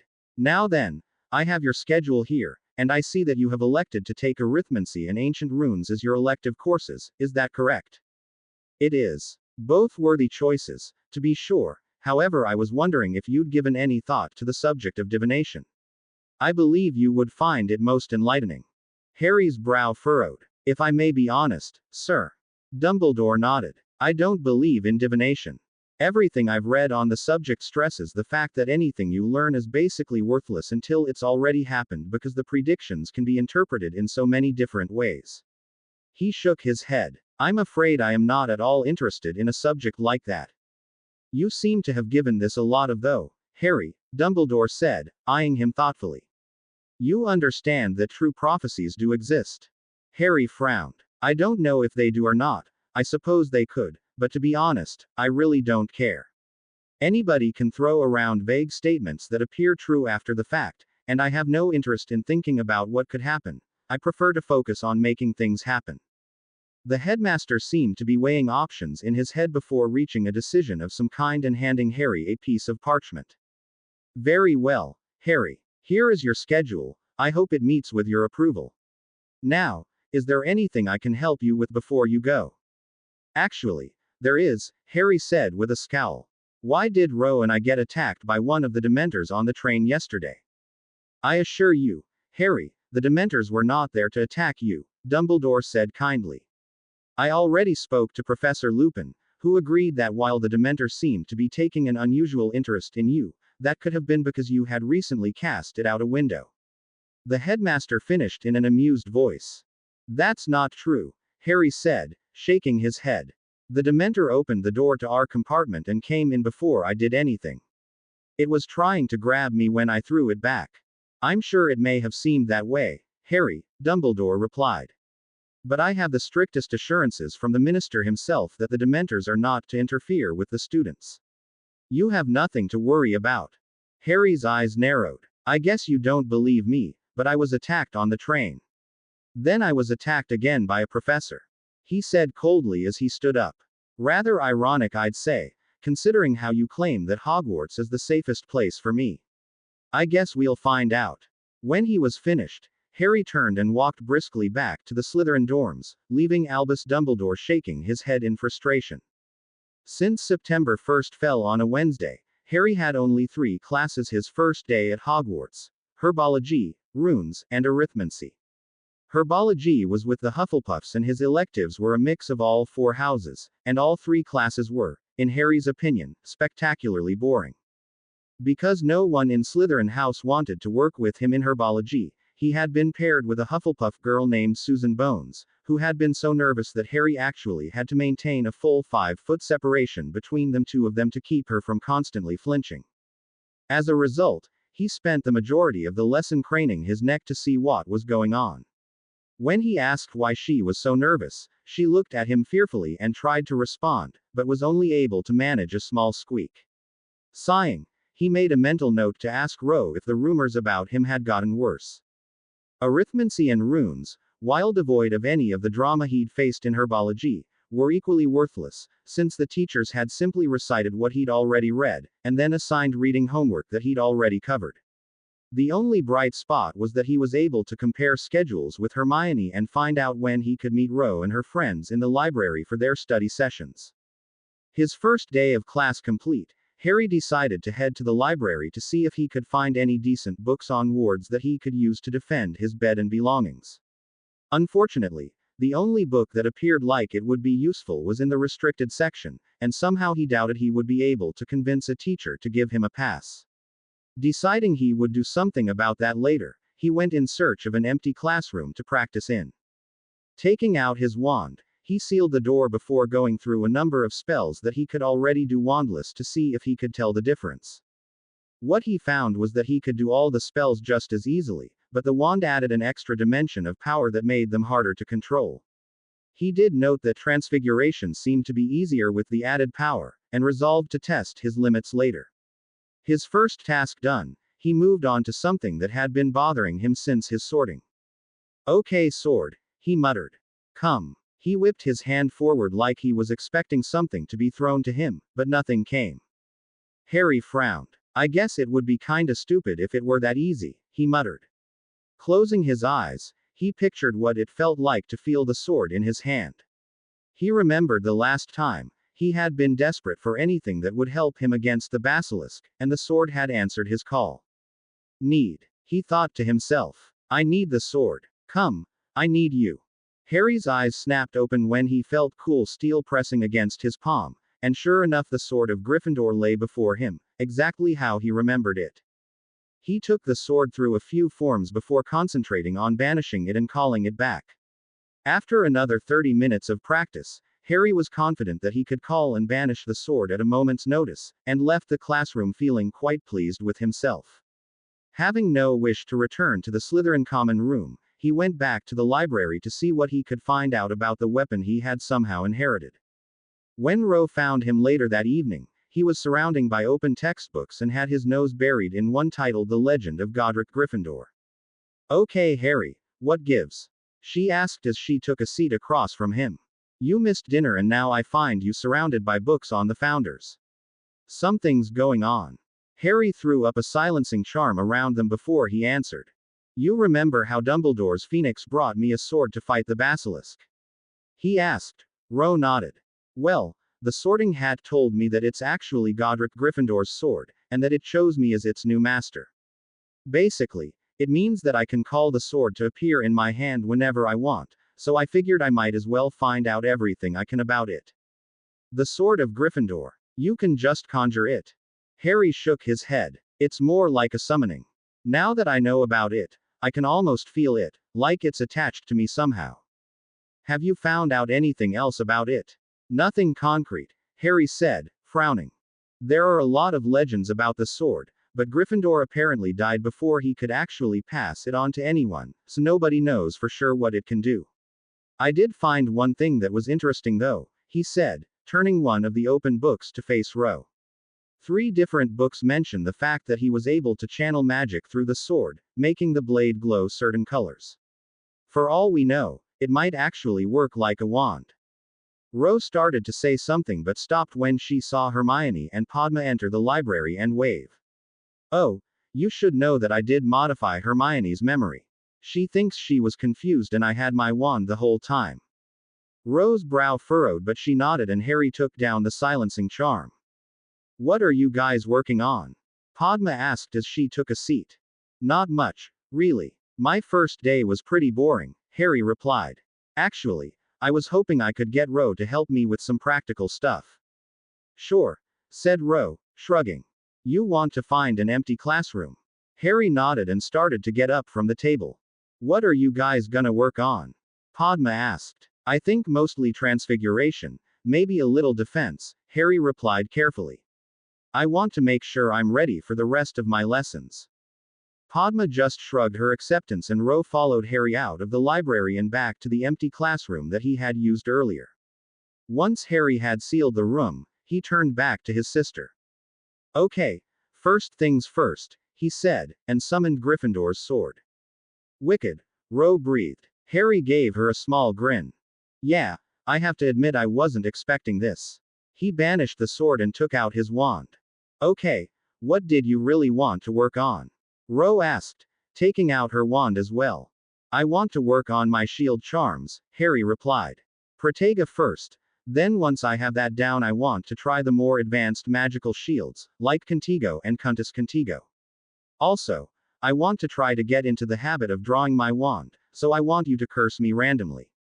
Ro was frowning. Why? I can't afford another slip like the one on the train, Harry replied. I keep my wand strapped to my wrist. Like this, he held out his arm and Ro could see that his wand was attached to his forearm by a thin strap of leather.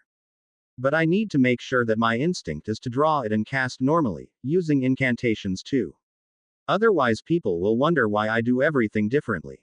Okay, I guess, Ro said skeptically. You'll see what I'm talking about as we go. Just try to disarm me.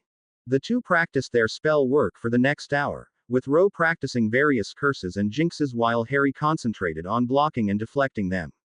By the end of the hour, Harry could successfully reflect the curses back at the caster using Protega, and had managed to protect himself and the area about a meter to either side of him using Cuntus Contigo. More importantly, he had managed the spells both with and without his wand. Overall, he was rather pleased. Can you teach me those shields, Harry? Ro asked when they were done. Sure, Harry replied, nodding. Actually, it would probably be a good idea for you to learn everything you can. We'll work on it more next time. Sounds good, Ro smiled. How are things in Slytherin? So far so good, Harry grimaced. But Malfoy is going to try something, I'm almost sure. Actually, I'm planning on sneaking into the restricted section tonight to look at a book on wards. If I can find what I'm looking for, I shouldn't have to worry about him, at least not when I'm in my room. Ro paused for a moment before taking a deep breath. Okay, Harry, she began, you're not going to like this suggestion, but I really think you should tell Dumbledore. I know you don't trust him, she said quickly. And I don't either, but if you're going to be a student here, you should at least give him a chance to do something before you blast Malfoy into oblivion. She grinned. Harry frowned. If he tells Snape, then Snape will tell Malfoy, and that could end up hurting me. You really think he's going to do something about it? Harry asked skeptically. Ro shrugged. I don't know whether he'll be able to help or not, but I do know that if you really want to try and fit in here, you should tell him.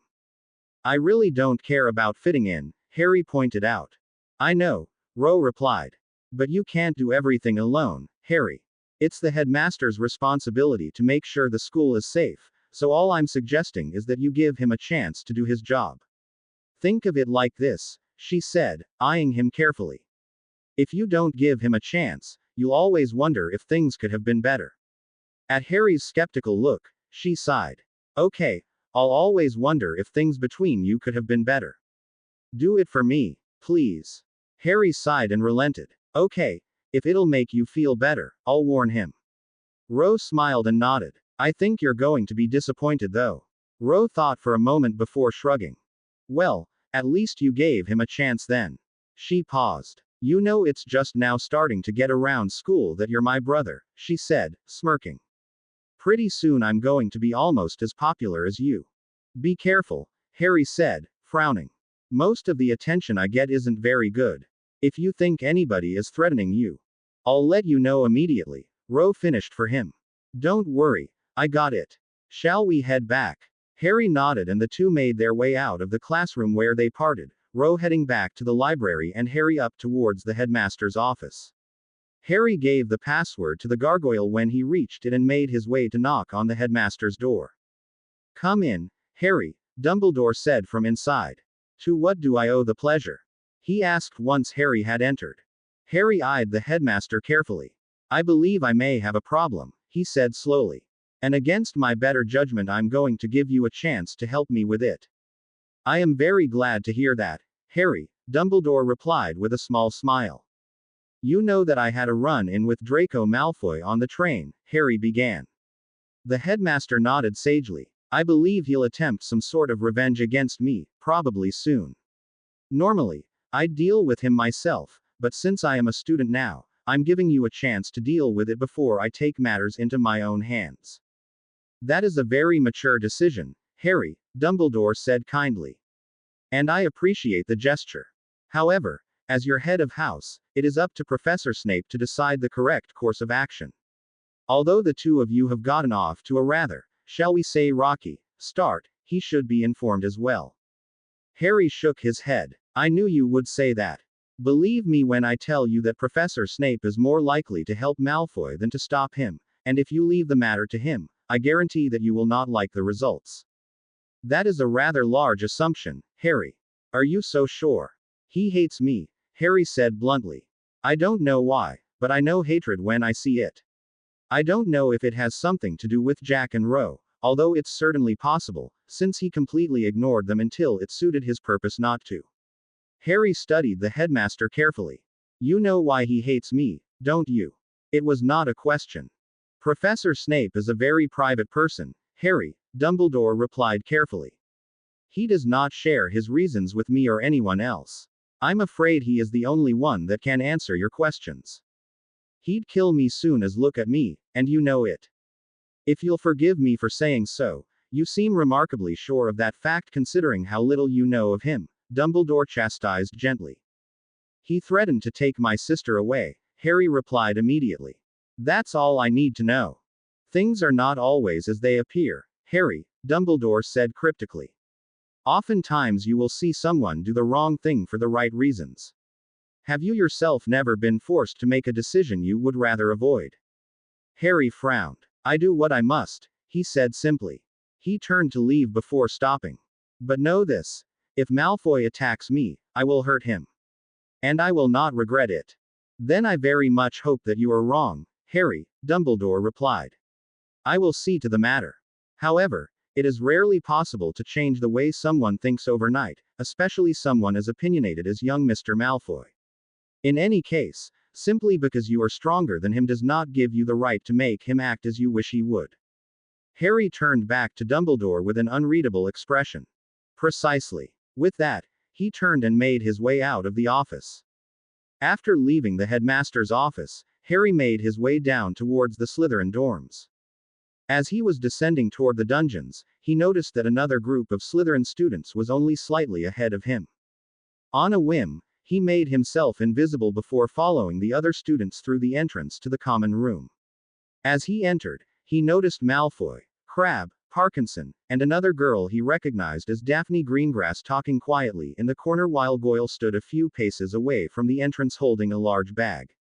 Deciding to investigate, Harry made his way quietly over towards the group, but even from 10 paces he still couldn't hear anything. Silencing charm, he thought. Now even more suspicious, he edged his way closer until he was inside the charm. All wrong, Daphne was saying. You wait until next week, that way he relaxes, thinking that you're not going to do anything, and you catch him by surprise. He'll be expecting an attack immediately, and he'll be ready for it. You know, I think you're right, Malfoy replied slowly. He snapped his fingers. I've got it. We have defense on Monday, and afterwards we have a free period, and so do the 7th years. I can get Flint as insurance, and Potter won't suspect a thing. Plus almost the entire house will be here to see it. Ooh, purred Pansy. That's perfect, Draco. Can I help? You're all going to help, Malfoy said, grinning. He'll find out what it means to mess with a Malfoy. I bet you he's crying to be sorted out of Slytherin by Tuesday morning. Count me out, Daphne said. I'm happy to help you plan, but that's as far as I go.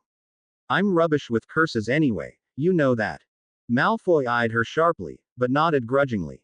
Okay, you help with the planning. Here's what I'm thinking. Harry listened carefully as Malfoy diagrammed the plan to embarrass and humiliate him in front of the entire school, mentally cataloging where each player would be and what they were supposed to do. When Malfoy was done, Harry quietly slipped away and snuck back outside the common area, where he made himself visible again before walking through. As soon as he entered the room, Goyle dropped the very large bag he was holding and it hit the floor with a loud crash. Immediately the corner group leaned away from each other and started chatting casually.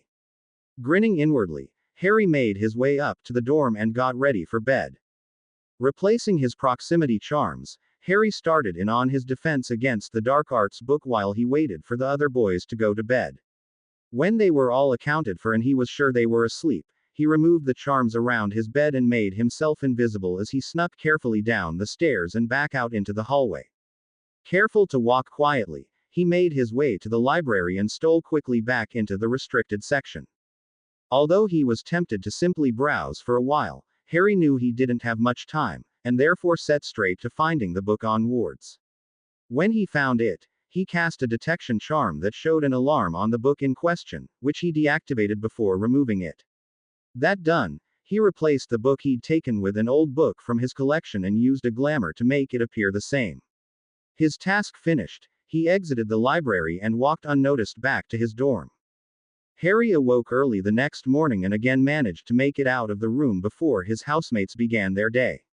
Today he would have his first lessons in charms and transfiguration, and he was anxious to see how his skills would compare to the rest of the class. Since it was Friday, that left him the rest of the day to study his book on wards and plan his counter to Malfoy's coming attack. Transfiguration book in hand, he took his usual seat at the end of the Slytherin table and helped himself to a modest breakfast. As the tables started to fill, he began to mentally catalog the spells he would need to master if he wanted to end Malfoy's reign of terror once and for all. "You're no Slytherin," Malfoy had told him. Ironic how that statement would come back to bite him.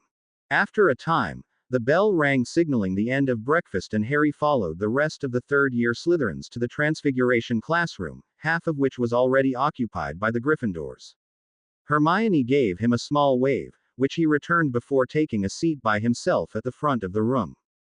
"Now," began Professor McGonagall when everyone was seated. "Last year we worked on changing animals into inanimate objects.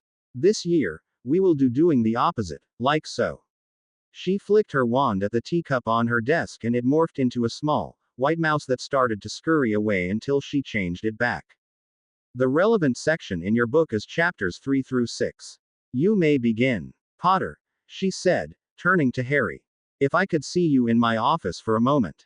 Bewildered, Harry nodded and followed the professor through the door at the back of the classroom. "Now, Mr. Potter, I know that the headmaster believes you to be capable of third-year work, but I would like to verify that for myself, if you don't mind." She flickered her wand and teapot on her desk became a raven. "If you could, I would like you to transfigure this into a water goblet." Harry drew his wand and concentrated, before slashing his wand at the raven. There was a flash, and where the raven had once been there now stood an elegant goblet. When Harry turned back to the professor, he expected to see her looking at him approvingly, but instead he saw her frowning at him. "Again, if you could, Mr. Potter," she said in an unreadable tone as she changed the goblet back into a raven. Harry shrugged and focused his magic once more. Again there was a bright flash and the raven instantly became the goblet. He looked at McGonagall expectantly. "Mr. Potter, I would like you to tell me the process that you use for transfiguration, if you don't mind," she said, still frowning. "Well, I basically concentrate on what I want," Harry said, shrugging. "Then I compare what I want to what I have, and focus on what aspects I need to change. Once I have the mental picture, I concentrate my magic to change it." "Do you mean to tell me that you make all the changes simultaneously?" asked a stunned McGonagall. "You force the change to be instantaneous." Bewildered, Harry nodded. "Mr. Potter, I want you to watch me," McGonagall said.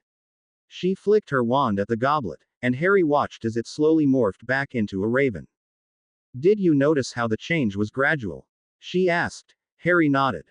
"That is because I am concentrating on changing one aspect at a time, and I continue my focus until all the changes have been made. Trying to force all the changes at once takes an immense amount of visualization and power, Mr. Potter. I am amazed that you can manage it, even with something this small." Harry's eyes widened and he felt like slapping himself. "Transfiguration is not merely a spell, Mr. Potter," McGonagall lectured. "It is an entire process, an art, if you will. The most advanced transfigurations can take even adult wizards some time to perform correctly, and only a wizard who has performed a given transfiguration countless times should even attempt to speed up the process." "Tell me, Professor," Harry began, inwardly kicking himself. "Would the same be true of conjuring? That is, you cannot simply conjure the final product, it must be done in steps." "Heavens, yes," McGonagall gasped. "Instantaneous conjuration is a feat I have only seen the headmaster perform, and even then only with certain objects that he has conjured numerous times before." Harry groaned. "I should have known I was doing it wrong. Transfiguration has always been the hardest subject for me."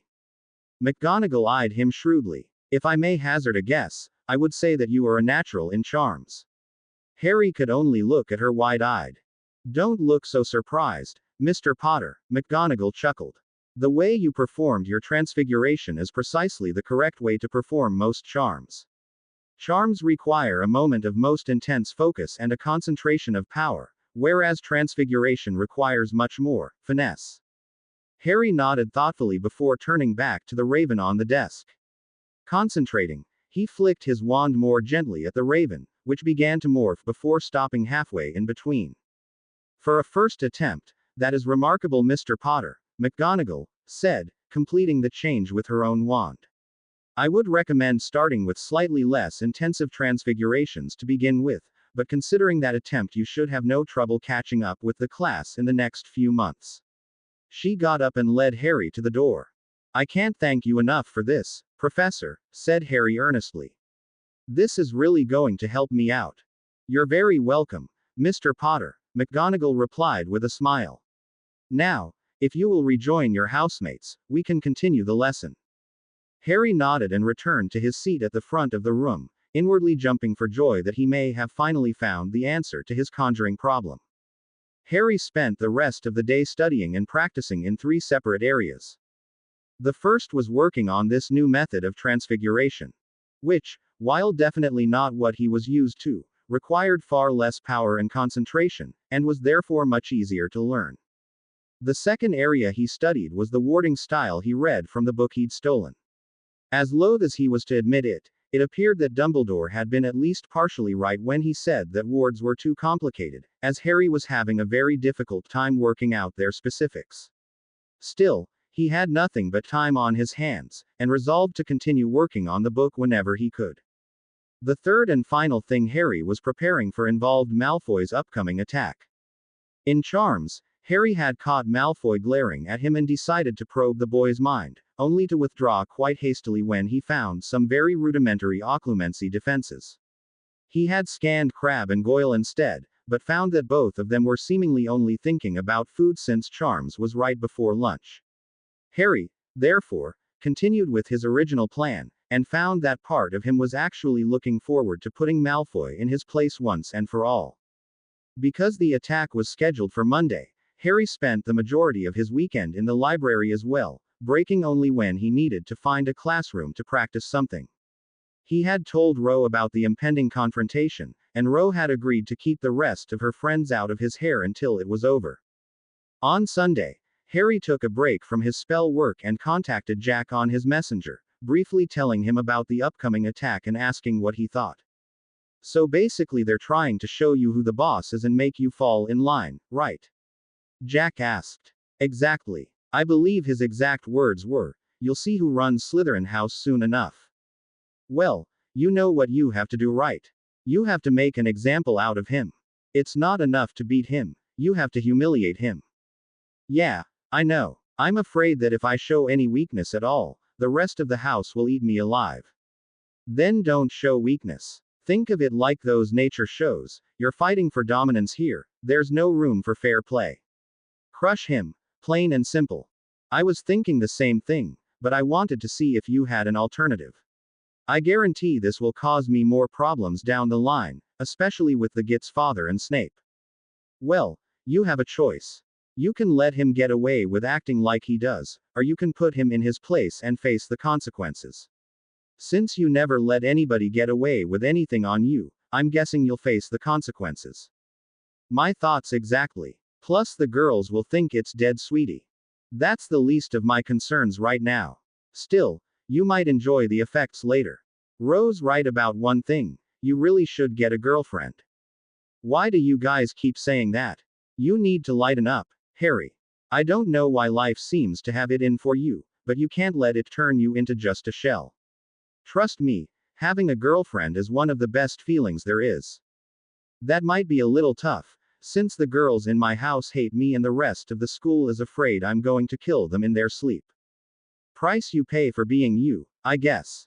Still, I'm sure you'll have a few chances to get to know girls this year. Trust me on this. Go for it. You'll thank me later. If I ever get to the point where I can think about a girlfriend, I promise I'll talk to you about it. You should. The ladies love me. Okay, I'll talk to you later. Putting away the messenger, Harry resumed his preparations for the next day. By Sunday night, Harry was confident that tomorrow would be a day that Malfoy would regret for a long time to come. The Slytherins had only one class after lunch on Monday: double defense against the dark arts.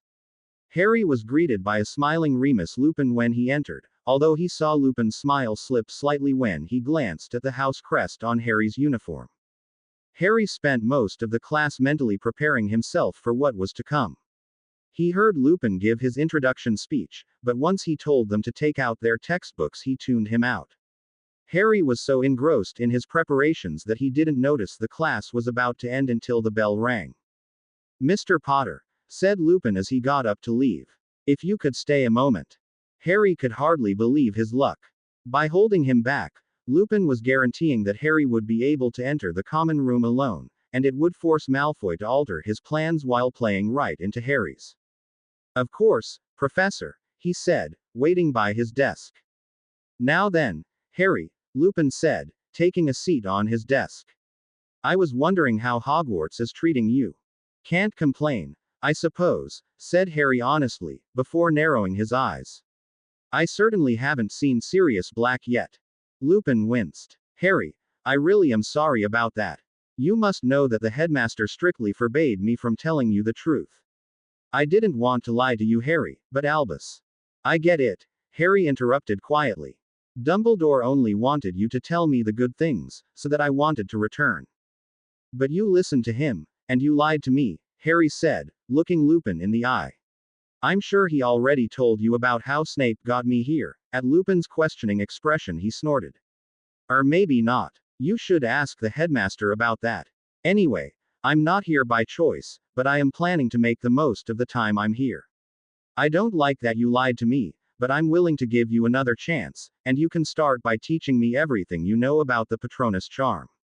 "The Patronus Charm?" exclaimed Lupin. "Harry, I seriously doubt that there has ever been a wizard your age that could successfully cast that spell. Nevertheless, I want you to teach it to me. Not just the charm itself, I want to know everything about it, and everything about Dementors, as well." His gaze hardened. "Believe what you will, that Dementor on the train was doing more than just search, and I intend to be ready to face one again, especially now that they're at Hogwarts." Lupin considered Harry thoughtfully for a moment before nodding his head in agreement. "Very well, Harry. I'll teach you what I can. Shall we say Thursday nights around 7? "That will do," Harry said curtly. "Now, if you'll excuse me, I have something to attend to." At Lupin's nod, Harry made his way out of the classroom and started down towards the dungeons. When he reached the hall that eventually led to the Slytherin common room, Harry stopped and drew his wand. With careful precision born from hours of practice, he conjured 4 cobras, each about 1.5 meters in length. He had carefully selected this particular cobra, as its venom was only lethal if left untreated for 48 hours or more, but one bite instantly left the victim almost completely paralyzed. Once the snakes were conjured, he told them to wait patiently while he performed an enlargement charm on each one, tripling their size. Harry stood back and marveled for a moment at exactly how intimidating a 15-foot snake was, before he hissed his instructions. With a thought, he made each of the 4 snakes invisible and allowed one to coil itself around him while the others followed him, one to each side and one in front. He resumed his walk down the hall, noticing after a little while that someone far in front of him ran out of the shadows and down toward the common area. When he had almost reached the door to the Slytherin common room, Harry briefly recognized that he'd already found one slight miscalculation in his plan. "This thing is a lot heavier than I imagined," he thought to himself, wincing as he readjusted the cobra's weight on his shoulders. Deciding it wouldn't be prudent to fight with the snake around him, he ordered it to follow closely behind and watch his back. With a deep breath, he walked up to the wall and gave the password before walking into the Slytherin common room, wand drawn and ready. Instantly, he sensed incoming spells and whipped his wand forward. "Contigo," he said quietly, watching in satisfaction as 3 spells dissipated on his shield. Turning quickly to his immediate right, he fired a stunner that hit Pansy Parkinson in the chest as she tried to sneak behind him. Smirking slightly, he turned back to Malfoy just in time to block another round of curses. "You know what, Malfoy?" he said calmly as Crabbe and Goyle flanked him. I think it's time that we settle this, once and for all. And after today, Harry's voice became a cold hiss and his eyes hardened to green chips of raging power. You will fear me. Fear you, Potter. Malfoy spat incredulously. You're the one who should be afraid. Look around. Nobody wants you here. You're no Slytherin. And now, he smirked evilly and gestured to the boy to his side. We get to teach you a lesson. Let's go, Flint. Malfoy and the older boy next to him began to advance on Harry. At the same time Crabbe, Goyle, and another boy Harry didn't recognize approached him from the sides. Harry threw up another Contigo shield to absorb the first round of curses before he drew himself up to his full height and spoke with a voice laced with pure power. So be it. Attack, he hissed in Parseltongue, simultaneously removing the invisibility from his cobra friends. Immediately, the snakes on either side of him whipped their heads forward menacingly, causing Crabbe, Goyle, and the third boy to jump back in fright. Malfoy, too, recoiled in fear, but Flint immediately shot a reductor curse at the lead snake, causing Harry to throw a hasty shield over it. The shield shattered, but absorbed enough of the blow that it only served to make the snake angry. Flint started to cast another curse, but collapsed when Harry hit him with a stunner. Regaining his composure, Malfoy started throwing everything he could at the snake in front of him, and succeeded in severing it in half before Harry caught him with a disarming charm and a body bind. Harry turned quickly to his right to find that Goyle and his partner had dispatched the other snake, but Goyle had been bitten in the process and was now paralyzed. Stupefy! The other boy yelled, sending a stunner at Harry. Protega, Expelliarmus! Harry returned the boy's stunner and followed it with his own disarming charm, sending the boy crashing back into the wall. Harry deftly caught the boy's wand before hitting him with a body bind as well. He was about to turn to his left, when he sensed an attack from behind him and fell to the ground before rolling to his right and coming up facing his attacker, who turned out to be a very large, very ugly girl. Expelliarmus! She cried, trying again. Harry waved his wand almost lazily and the girl was hit with her own spell before she too was petrified. Still alert for another attack, Harry turned to survey the room. He had two girls bound behind him, one unconscious, and two boys to his right that were equally incapacitated. A quick look to his left showed that Crabbe had been unable to fight off the snake, and was now paralyzed with the cobra wrapped around his body possessively. Malfoy was still bound and laying next to an unconscious Flint, but neither had been bitten, yet. Overall, Harry had lost two of his four snakes, the last of which was beginning to curl around his body lovingly, a fact that earned him many feared looks from the Slytherins around the room. Since the start of the battle, the room had filled up with students coming down from the dorms, and now nearly all of Slytherin House was arranged around the makeshift battlefield. Come to me, Harry hissed to Snake that was still hovering over Crabbe. As it complied, Harry levitated all of his attackers so that they were arranged in front of him against a wall. Checking to make sure he had all their wands, he secured all the ones that hadn't been bitten to the wall using a binding charm. Crabbe and Goyle, both of whom had been bitten and were paralyzed, he laid at their feet. So, this is the might of Draco Malfoy, he said quietly. Pathetic. You serve only to embarrass yourself and get your friends killed. He chuckled coldly at Malfoy's widening eyes. Oh, yes, the cobra's venom will kill if left untreated. I haven't decided yet whether you should join them. He turned his head to look at the snake that was curled around him and stroked its head. It scares them when we talk. He hissed. So I'm just going to talk for a while. He gestured to Malfoy. Would you like to bite him? Let me bite him, Master, the snake hissed back eagerly. No, let me bite him, Master, the other snake said, curling around his leg. You can bite the black-headed one, Harry hissed to the other snake. Curl yourself around them, both of you, but do not bite until I say. As the snakes made their way towards Malfoy and Flint, Harry enervated Flint and removed the body bind from Malfoy. You'll pay for this, Potter. Silence. Harry hissed venomously. Shocked by the Parseltongue, Malfoy choked on his own words and Flint closed his eyes and started praying. I will pay for nothing, idiot, Harry spat at Malfoy. You say I am no Slytherin. I have Slytherin's gift, fool. Harry turned to look at the rest of the room. How can you possibly be scared of such a brainless twit? Look at him, about to wet himself with fear. This is the man who claims he runs Slytherin House. He is weak. Harry roared. A weak, pathetic fool who feeds of his family name like a vulture. This is the great scion of the Malfoy family. Get this snake off me. Malfoy cried in a high-pitched voice. I don't think so, Harry said menacingly. I promised that you would fear me. Are you afraid, Draco? Malfoy shut his eyes and Harry could see tears leaking from the corners. Touch his face, Harry hissed. The snake around Malfoy wormed its way up so that it was level with his face and flicked its tongue out. Malfoy let out a sob but kept his eyes screwed shut. Are you afraid yet, Malfoy? Harry said in his ear. Are you scared? Yes. Malfoy screamed, crying. I'm scared, okay. Just make it stop. Move back down, Harry hissed.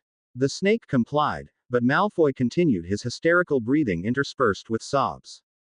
This is your leader, Harry said to the room at large. He shook his head and his voice grew cold again. I hate bullies, and I hate bigots. You, Malfoy, are both. If you attack me again, this will feel like a picnic. To all of you, he roared to the room. You don't like me. Fine, I don't care. If you stay out of my way, then I'll stay out of yours. And if any of you are even thinking of trying to push me around, remember this, he turned back to Malfoy and Flint. I won't always be as merciful. Bite them, he hissed violently. Nyaahh. Draco screamed as the snake whipped forward and buried its fangs in his neck. Harry watched as Malfoy's body started to seize up, reducing his hysterical sobs to a choked gurgle. There was a shocked silence from the rest of the room as the snakes slid off their victims, both looking very satisfied. Thank you, my friends, Harry hissed before banishing them. He undid the binding charm and let the bodies fall to the floor before turning to Pansy Parkinson. You might want to make sure they get to the hospital wing, he said casually to the terrified girl. I really don't care if they die, but you probably do. He stood up and looked over the rest of the room. I meant what I said, he called loudly. I know not all of you agree with this scum, he said, gesturing to Malfoy. So don't act like you do out of fear. After all, he said, his eyes narrowing. I'll hurt you much worse than he will. With that, he turned and tried to exit the room but found that the door wouldn't open. It's spelled shut, Parkinson whimpered, before clearing her throat. Potter stinks, she said clearly, and the door promptly opened. How? Harry muttered to himself. I thought only professors could. Abruptly the answer came to him and he growled before storming out into the hall. Harry walked swiftly through the halls, still full of energy from the battle. When he was a safe distance from the common room, he allowed the adrenaline to leave his body and leaned against the nearest wall as a dizzy spell hit him. Thinking back to the last time he had used this much magic in combat, he was surprised to find that while he was tired, he wasn't nearly as exhausted as he had been after the fight with the basilisk. Of course, he had been much better prepared for this battle, and the fact that he now used a wand increased the amount of magic he could do significantly. Despite his earlier performance, Harry had no wish to kill anyone, least of all a child, and therefore when he was done resting he made his way to the hospital wing where he provided Madame Pomfrey with the correct anti-venom for the bitten children. That done, he walked to the headmaster's office and once again gave the password to the gargoyle, thinking that he must be setting some sort of record for most visits in a week. Come in, Harry, came the headmaster's voice when he knocked. Mentally preparing himself for the inevitable confrontation, Harry entered and promptly took a seat at the far end of the headmaster's desk, causing Dumbledore to raise an eyebrow. Lemo. Drop. The headmaster asked. Harry shook his head. Well then, may I ask why you are here? You remember the conversation we had on Friday, about Draco Malfoy ending up in the hospital wing. Dumbledore eyed Harry questioningly and Harry nodded. Yeah, he's there right now, and so are Crabbe, Goyle, and some guy named Flint. They set up an ambush for me after our defense class today. Judging from your appearance, I would guess they did not succeed. You would guess correctly. Very well. Dumbledore nodded sadly. It would appear that your assumptions were correct. I did inform Professor. I know what you did, Harry interrupted dismissively. You told Professor Snape, who told Malfoy that I suspected something and then offered to seal the door to the Slytherin common room so that I couldn't get out when they ambushed me. Dumbledore regarded Harry with an unreadable expression. That is a very serious accusation, Harry. What leads to believe that Professor Snape was involved? Only the fact that the door to the Slytherin common room had been sealed to keep people in, and that the password was, Potter stinks. Of course, I suppose it could have been Professor McGonagall, he said sarcastically. Dumbledore shook his head and made to speak, but was cut off when a chime sounded. Knowing that could only mean one thing, Harry carefully moved his wand into his hand and got to his feet. A moment later, the door to the office was flung open and an enraged-looking Severus Snape entered.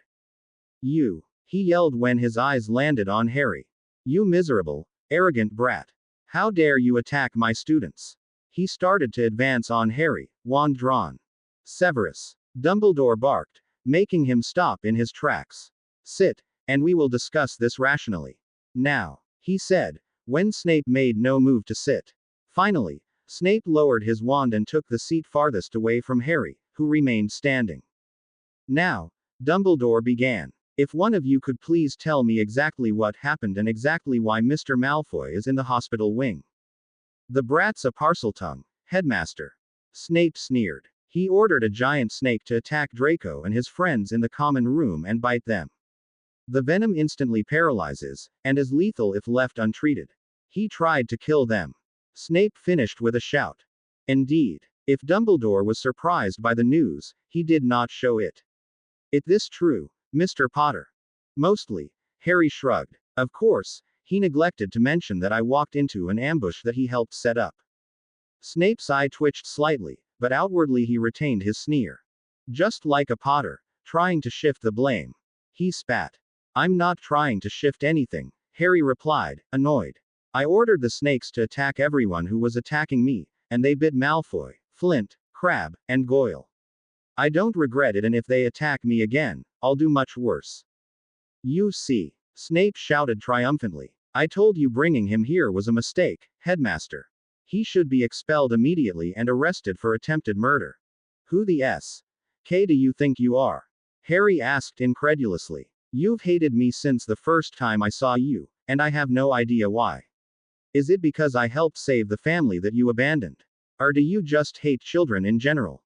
How are you even a professor here? I do believe that now would be the best time for you to show us what happened." Dumbledore broke in calmly, silencing Snape's angry retort. At Harry's confused look, Dumbledore flicked his wand and a large stone basin floated over to his desk from one of the office cabinets. "This, Harry, is a pensieve. It is used to view memories. Since you are already adept at occlumency, this is what I need you to do." Dumbledore gave Harry the instructions for visualizing the proper memory and transferring it to his wand, and watched as Harry placed the memory in the bowl. "Now, we will all touch our wands to the bowl and watch the memory." Harry waited until Snape had done so before following, and abruptly found himself viewing his memory of Malfoy's attack. When the three wizards emerged, Dumbledore had an unreadable expression on his face and Snape looked pale and scared. "Severus, I am very disappointed in you," Dumbledore said sadly. "I warned you of Harry's suspicions, and yet you did exactly as he predicted you would, even going so far as to seal the door to prevent his escape." "Headmaster, no, Severus," Dumbledore said, holding up a hand. "You have let your prejudice and your temper dictate your actions towards Mr. Potter for too long," Dumbledore replied sternly. "You went against my explicit instructions and blackmailed him into coming to Hogwarts, and then you ignored me once again and abused your position as a professor to set him up in an ambush. Do you truly have so little respect for me, Severus?" Snape looked so miserable, for a moment Harry thought he was actually going to cry. He opened his mouth, but Dumbledore continued. "I am placing you on probation, effective immediately. If you continue to treat Mr. Potter as you have, I will have you removed from the staff and I will teach your classes myself." Dumbledore turned to Harry. "Please excuse us for a moment, Harry. You are welcome to wait in my chambers, right through that door." Harry nodded slowly and walked to where Dumbledore had pointed. When he had gone, Dumbledore cast an imperturbable charm on the door and turned back to Snape. "I have given you more than your fair share of leeway over the years, Severus," he continued quietly. "I allow you to favor your house as you have because I understand that most of the other houses are biased in the opposite direction. And yet, according to young Harry, the result is that Mr. Malfoy and those that support him rule Slytherin House by fear. That, I will not allow. Mr. Malfoy and everyone else that participated in the attack will receive a month's detention. Mr. Potter will also receive detention, but only 2 weeks' worth, and none of the detentions will be served with you. I cannot stress this enough. Severus, Harry Potter is not James Potter. If you allow yourself to examine his actions with your usual intelligence, you will see that he has none of the playful mischief in him that defined his father. Dumbledore looked at Snape sadly. He has known only violence in his life, Severus, and he will react violently if he feels threatened. We must make sure that does not happen. When the headmaster was finished, Snape appeared to struggle with a number of possible retorts, but decided on silence. Dumbledore dismissed him and he made his way back to the dungeons deep in thought. Dumbledore flicked his wand to open the door to his chambers and called Harry back into the room. Harry, I cannot express how disappointed I am in Professor Snape for assisting in your attack. I noticed from your memory that you appeared to know exactly what to expect. Is that the reason you warned me about Professor Snape and Mr. Malfoy? Did you already know what they were planning? Harry shook his head. I found out the details after I spoke to you about my suspicions. He said calmly. I'd already told you what was going to happen, and I knew you wouldn't prevent it. Don't deny it, he said quickly, cutting off Dumbledore's objection. You told Professor Snape, just as I knew you would. Why would I risk you telling him that I knew the plan? He would have told Malfoy, and I would have been attacked later, and probably wouldn't have fared as well. Dumbledore sighed heavily. Unfortunately, I believe you are correct. He looked at Harry sadly. However, although your actions were effective, they were also quite tough. Despite your desire for revenge, you cannot rely on strength alone to solve your problems, Harry. Violence should always be used only as a last resort. Harry regarded the headmaster coldly. What would you have me do? Talk Malfoy into letting me be one of his faithful lackeys. The only thing he respects is power, and you know it. I knew what I was signing up for when I picked Slytherin, and I'll not shy away from it now. He held the headmaster's gaze firmly. You say I use violence to solve my problems. I say I attract violent problems. He shook his head. You cannot reason with people whose only goal is to dominate. Malfoy is both arrogant and a bigot. He believes that everyone else is beneath him and will treat them as such until they prove him wrong, and violence is the only way to do that. Do you know that there are members of Slytherin House who feel obligated to refer to Muggleborns as mudbloods? If they don't, Malfoy gets suspicious, and nobody wants that. He thrives on fear, hate, and just about every other negative human emotion, and yet you say that I'm the one with the problem. He snorted. I will not abide bullies, headmaster, in any form. Anyone who uses fear to subdue others around me will regret it. That is a very noble sentiment, Harry, Dumbledore replied thoughtfully. But what gives you the right to decide how others should act? True, you are stronger than Mr. Malfoy, but if you use your superior power to force him to follow you, are you not as guilty as he? Harry frowned. It's not the same thing. I don't care how he acts or how he thinks, as long as he doesn't try to force it on others.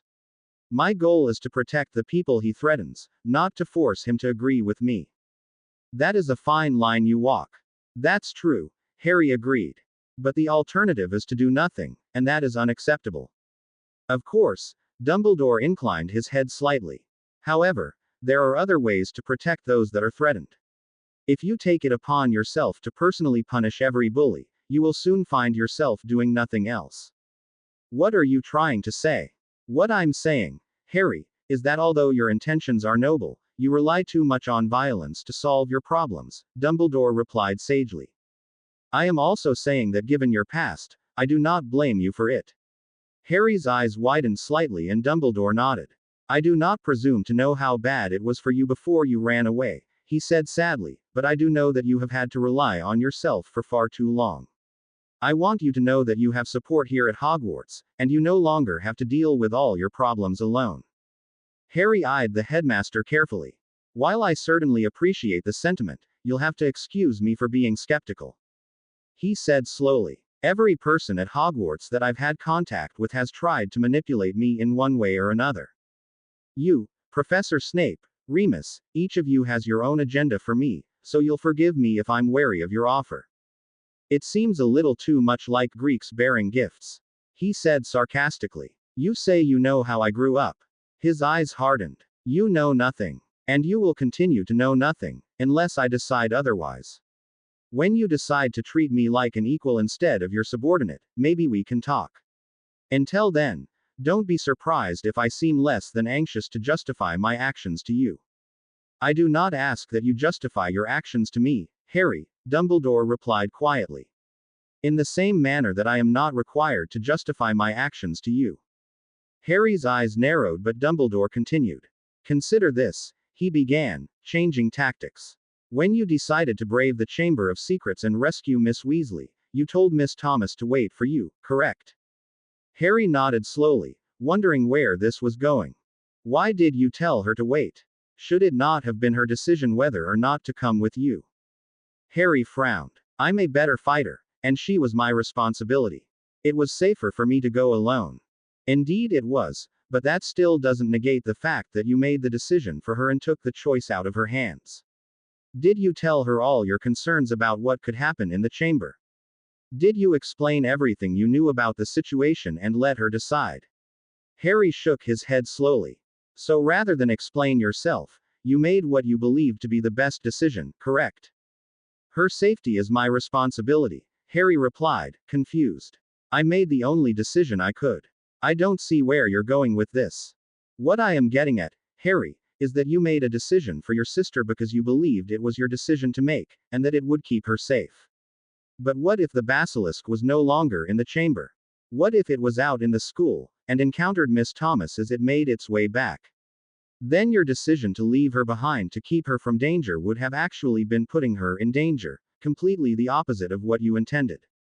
Then I would have been a failure, and anything that happened would be my fault, Harry said simply. Fault is not what's important, Harry, Dumbledore replied.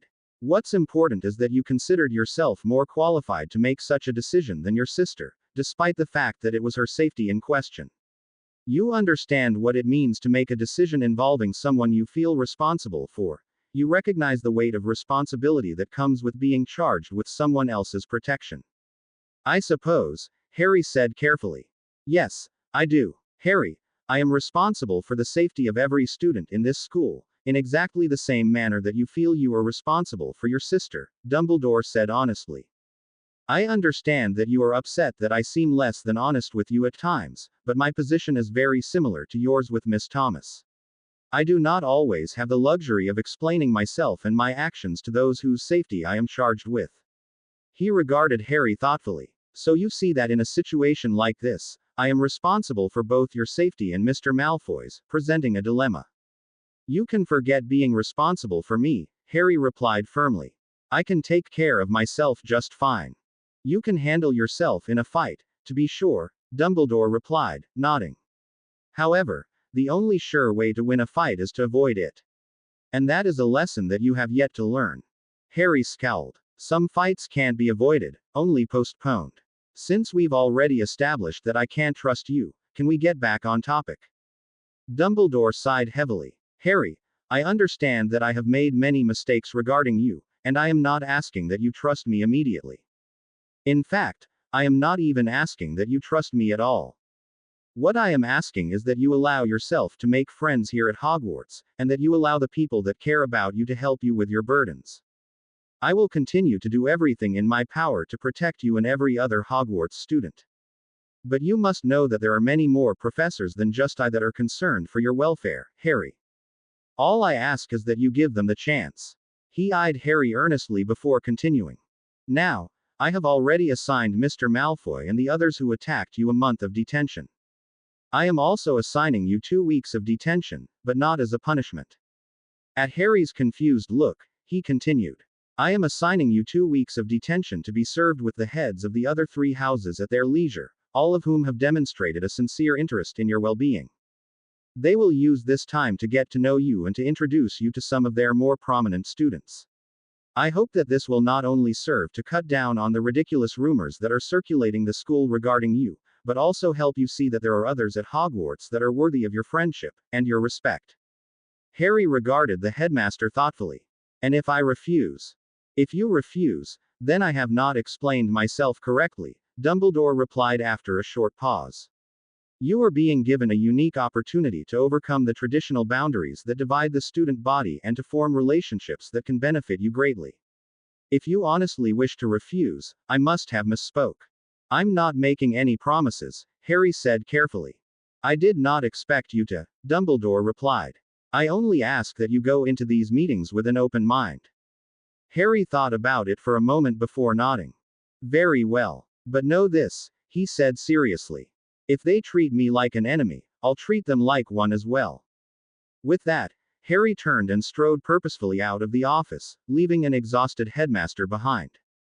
Albus Dumbledore was stumped. Never in all his years of teaching had he had a student that he needed as much as he needed Harry Potter, but talking with the boy was like beating his head against a brick wall. Watching him veritably destroy Mr. Malfoy and his friends sent shivers up the headmaster's spine as he thought about the last student he'd seen with Harry's talent, and how that student had turned Slytherin House into his own private army to loose terror upon the world. Now, here he sat, with another boy whose talent far exceeded his years, who had grown up abused by muggles, and who, like Tom Riddle before him, wore the green and silver uniform of Slytherin House. And yet, as similar as they were in some ways, they were totally opposite in others. Tom Riddle hid his true intentions from everyone, and spun web upon web of lies designed to prevent anyone from finding out his goals. Riddle never made waves, and always appeared the perfect student. He was a prefect, head boy, and was almost universally looked up to by everyone in the school, all the while harboring a vicious streak behind the mask he presented to the world. Dumbledore doubted that Tom Riddle had ever spoken an honest word in his life. Harry Potter, on the other hand, was so honest it was almost tough. He made no effort to hide his feelings, his intentions, or what he would do if he was pushed. He had told the headmaster specifically that Draco Malfoy would attack him, and that the boy would end up in the hospital wing. When he was proven correct, he walked into the headmaster's office completely calm and unrepentant, stating quite succinctly that he had indeed ordered poisonous snakes to attack his fellow students, and that he would do worse if they threatened him again. Where Tom Riddle had been slick and slippery, Harry Potter was blunt and hard. Dumbledore thought that maybe this meant there was still hope. Thinking back to the cold look he'd seen in those green eyes, he could only pray that he was right. Dumbledore sighed and leaned back in his chair. As much as he hoped that the similarities between Harry Potter and Tom Riddle would prove to be nothing, he had to find more information. He had hoped that the boy would be sorted into Gryffindor like his parents, and that he would grow into the role that Albus knew he was destined to fulfill. His going into Slytherin not only made the headmaster extremely nervous, but also virtually guaranteed that he would be looked at with suspicion rather than admiration by the rest of the school. Shaking his head, Dumbledore decided two things. First, he would have to meet Jack Thomas and see what he could learn about Harry, and second, he would have to pay another visit to Vernon and Petunia Dursley. Harry left the headmaster's office wondering if it really was a mistake for him to come to Hogwarts after all. With a thought, he turned himself invisible and made his way out onto the grounds to think. As he walked, he found himself enjoying his first real look at the Hogwarts scenery, and as cliché as it sounded, it really was beautiful. Looking out across the lake, he contemplated what he would do next. He'd humiliated Malfoy and his goons completely, and he hoped that by doing so the stranglehold that Malfoy had on Slytherin House as a whole would be broken. The first thing he needed to do was evaluate what effects the incident had on the people who had seen it, but to do that he would need to actually talk to somebody, and that could be problematic. He sighed. Even if he'd successfully destroyed Malfoy's reputation, he was going to have to deal with the fallout from his actions, and he would almost certainly have to face off against Malfoy Sr. at some point in the future. He wondered if he'd done the right thing by being so blunt with the headmaster, but then again, he really didn't know how to be anything else. Even if he did get expelled, it would be far from the end of the world. Shrugging to himself, Harry started back inside and down toward the Slytherin common room, removing the invisibility as he went. It would be time for dinner soon, and Harry planned on using the time to observe what changes, if any, had happened as a result of the incident with Malfoy. When he reached the door, he gave the password and walked slowly into the common room, sighing to himself as the room suddenly became silent. Walking slowly, he made his way across the room, noticing as he did so that none of the students would meet his eyes. When he reached the door to the third-year dorms, he walked in and flopped down on his bed, exhaling loudly. He was just about to use his messenger to contact Ro when the door opened and Blaise Zabini entered. "Well, Potter," he began carefully. "If your goal was to scare the shit out of everybody in Slytherin House, you did a pretty damn good job. Can I sit down?" Harry nodded. "I really wasn't trying to scare anybody but Malfoy," he replied honestly. Blaise snorted. "You expect me to believe that? I don't care what you believe, I made my point. Probably, but Malfoy always has been a little slow, if you take my meaning." Harry's eyes narrowed. "If he's that stupid, next time I'll really hurt him." "Really hurt him?" Blaise asked incredulously. "Isn't he poisoned right now?" "He'll be fine," Harry said dismissively. "Madame Pomfrey has the anti-venom already.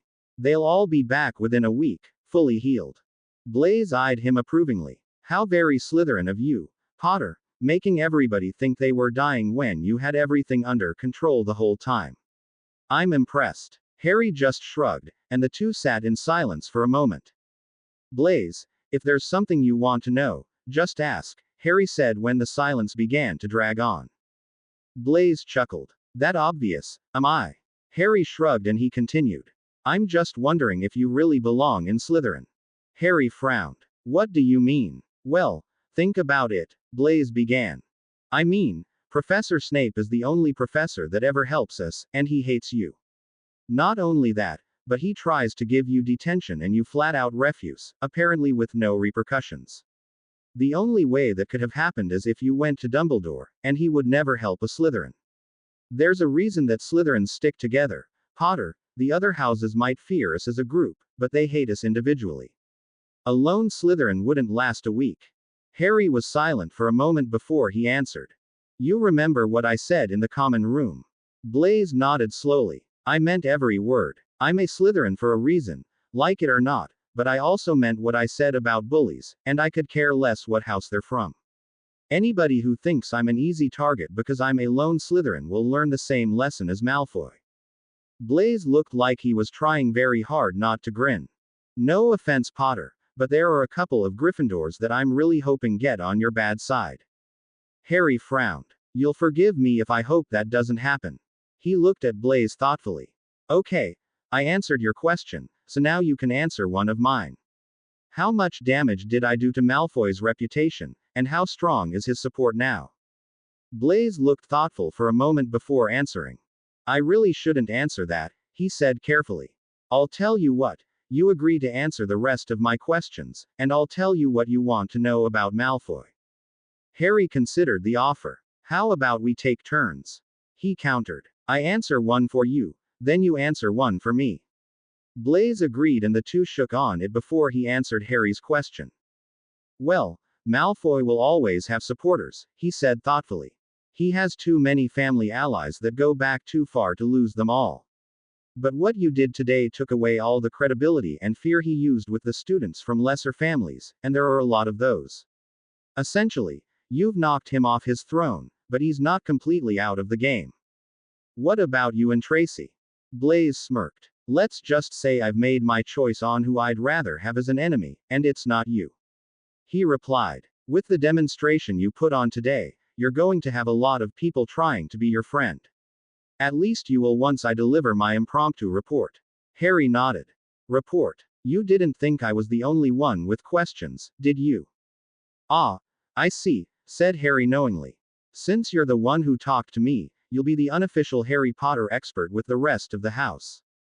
"Something like that," Blaise replied. "Now, where did you get the snakes?" "I conjured them and then used engorgement charms." "Who are Malfoy's permanent allies?" "I knew you didn't conjure 4 snakes that size," Blaise muttered before answering.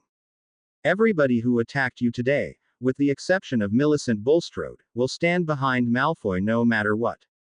Greengrass and Nott are definitely more likely to join his side than yours, but they aren't loyal to anything outside their family. Same thing with most of the older students. Speaking of which, what about those shields you were using?" Even most of the 7th years were saying that they couldn't do them that well. I studied a lot of magic before I came here, Harry replied carefully. Since I've been here, shields have been one of the things I've been focusing on. I'm sure you've noticed that I never spend my free time in the common room. Blaise nodded. That's because I study a lot. Ask a Ravenclaw. You can usually find me in the library. Fair enough, said Blaise, nodding. Now for the important stuff. He leaned forward. There are a lot of us in Slytherin House whose families don't see eye to eye with the headmaster. Frankly, they probably don't see eye to eye with you either, if our earlier conversation is any indication. In any case, a lot of students are worried that you're here as some type of enforcer for Dumbledore, and the fact that you put Malfoy in the hospital wing and didn't get expelled only makes it seem more likely. He considered Harry carefully. Personally, I think you're hiding something, but I don't know whether it has something to do with Dumbledore or not. What I want to know is whether you can be trusted as a Slytherin. Harry looked Blaise in the eye, and it was all the other boy could do not to flinch. The only people in this castle that I'm concerned with are myself and my sister, he said firmly. I know Dumbledore has his own agenda, but I could care less what it has to do with me. I follow no one. That includes Dumbledore, Snape, Fudge, and it also includes whoever ends up running the show around here. There is no one in this school that has power over me, and that's the way it will stay. Have I made myself clear? Blaise gulped and nodded slowly. Yeah, that clears it up. Good, Harry replied curtly. Because if there are people under the delusion that I'm going to fall in line and conform to what they consider proper Slytherin behavior, there's going to be a problem. Blaise had regained his composure and was now grinning. You know what, Potter? He said. I don't know whether you being here will end up helping or hurting, but one thing I do know is that whatever happens, it definitely won't be boring. He looked down at his watch. Bugger, it's already past time for dinner. He got up from his seat and looked at Harry thoughtfully. Why don't you sit with the rest of us tonight? It'll give you a chance to see for yourself what allies you might have gained. Harry thought it over for a moment before he nodded and got up to follow Blaise down the stairs. When they entered the common room, Harry paused and prepared himself, just in case someone had waited behind hoping to catch him unawares. However, when he entered the room he found it completely deserted, and was forced to quicken his step to catch up to Blaise as he exited into the hallway. Assuming a position with the boy on his right, Harry made his way to the Great Hall for dinner. As Blaise and Harry were making their way to dinner, Severus Snape was busy finishing his third glass of fire whiskey. Seeing Potter's memory in the Pensieve had brought forth memories he'd tried very hard to forget. Memories of a darker person and a darker time. In his time as head of Slytherin House, he'd seen more than a few young boys that fashioned themselves as the next Dark Lord. A notion they had all been disabused of by the time they left Hogwarts. Each time it happened, it was all he could do not to grab the snot-nosed brats by the collar and slap some sense into them. He had seen the Dark Lord, had served him in some of the vilest ways imaginable. He had experienced, firsthand, the absolute terror that a true Dark Lord inspired in those around him, and the ruthless malice he used to destroy everything in his path. Pouring himself another glass, he thought about his former master. Any Death Eater could tell you, it wasn't mindless hate that made you fear Lord Voldemort. It was the meticulous way he twisted, tore, and crushed anything that opposed him. The Dark Lord had been a master of magical torture, to be sure, but simple fear of the Cruciatus could only go so far. When Lord Voldemort put his mark on you, you were his completely, body, mind, and soul. He was a true master of manipulation, and of all the things that Severus Snape had done in his life, he was most proud of one thing. He had successfully left Lord Voldemort's service. He was the only one ever to do so. He shivered. It took a lot to scare Severus Snape, but watching Harry Potter methodically destroy Draco Malfoy and his friends with poisonous snakes and Parseltongue had brought back a lot of memories that the potion's master hoped would stay buried forever. It was more than just the Parseltongue, though. It was the way he'd used it and the snakes to inspire fear and gain the upper hand. It was the way he played to the crowd enough to keep them engaged, but not enough to lose control of the situation. It was the way he'd spoken calmly, coldly, and methodically, without even a hint of rage. Above all, It was the way he had absolutely dominated an entire room of older students with minimal effort, and how he left each and every one silently wondering if they were next. He'd expected many things from the Golden Brat, as he thought of him, but the ability to apply such tough force with cold malevolence wasn't one of them. As he took a long drink from the glass, Severus Snape began to wonder for the first time just what in the hell he was going to do about Harry Potter. Harry awoke the next morning early, as usual, and was marveling at the fact that he had yet to run into Malfoy in the morning when he remembered that the blonde boy and his goons were still in the hospital wing. He took a moment to bask in the peaceful atmosphere before making his way down to breakfast, taking a seat in the typical third-year section rather than his usual spot at the end. The previous night's dinner had been eye-opening, if nothing else. While he had received his share of glares, most notably from Pansy Parkinson, the reception he received had been mostly positive as he found himself answering various questions from many of the older students. There was an overwhelming sense of wariness to those that initiated conversation with him, but once it became apparent that he wasn't going to start talking in Parseltongue, other students began to join in. When it was over, Harry knew he hadn't exactly made any friends, but at the very least they were no longer enemies. The table slowly began to fill around him, and many of the students gave him a nod or a brief greeting as they took their seat. When the bell rang signaling the end of breakfast, Harry mentally steeled himself for confrontation as he made his way to the dungeons for double potions. That day, a truly amazing thing happened for Harry: nothing. In potions, he spent the entire class on his guard, both mentally and physically, only to have Snape completely ignore him for the entire period. Harry didn't know whether it was the fact that he was on probation or something else, but whatever it was, he liked it, and could only hope it continued. As the rest of the day passed, Harry found himself the recipient of even more odd stares and whispers than usual, and could only surmise that the incident with Malfoy had already spread around the castle. As he joined Ro and her friends in the library later that evening, his fears were confirmed. "Busy night?" Ro asked with a smirk as Harry took a seat next to her. "News sure travels fast around here," Harry muttered. "So, I assume that's why everyone has been looking at me like I was about to eat them." Ro and Sarah giggled, but Padma and Hermione both fidgeted uncomfortably. Sighing, Harry decided it would be best to clear the air, and told them exactly what had happened in the common room with Malfoy. When he was done, both girls had relaxed, but not completely. "Well, that's part of what people are saying," Padma said carefully. "But they're also saying that you did it to take Malfoy's place. People are calling you the new Prince of Slytherin." Harry sighed and rubbed the bridge of his nose. "I should have known something like this would happen," he muttered. "Look, he attacked me, and I fought back. I didn't do it so that I could take his place, and I could care less what the rest of the school thinks." He looked at the other girls seriously. "Is this going to be a problem?"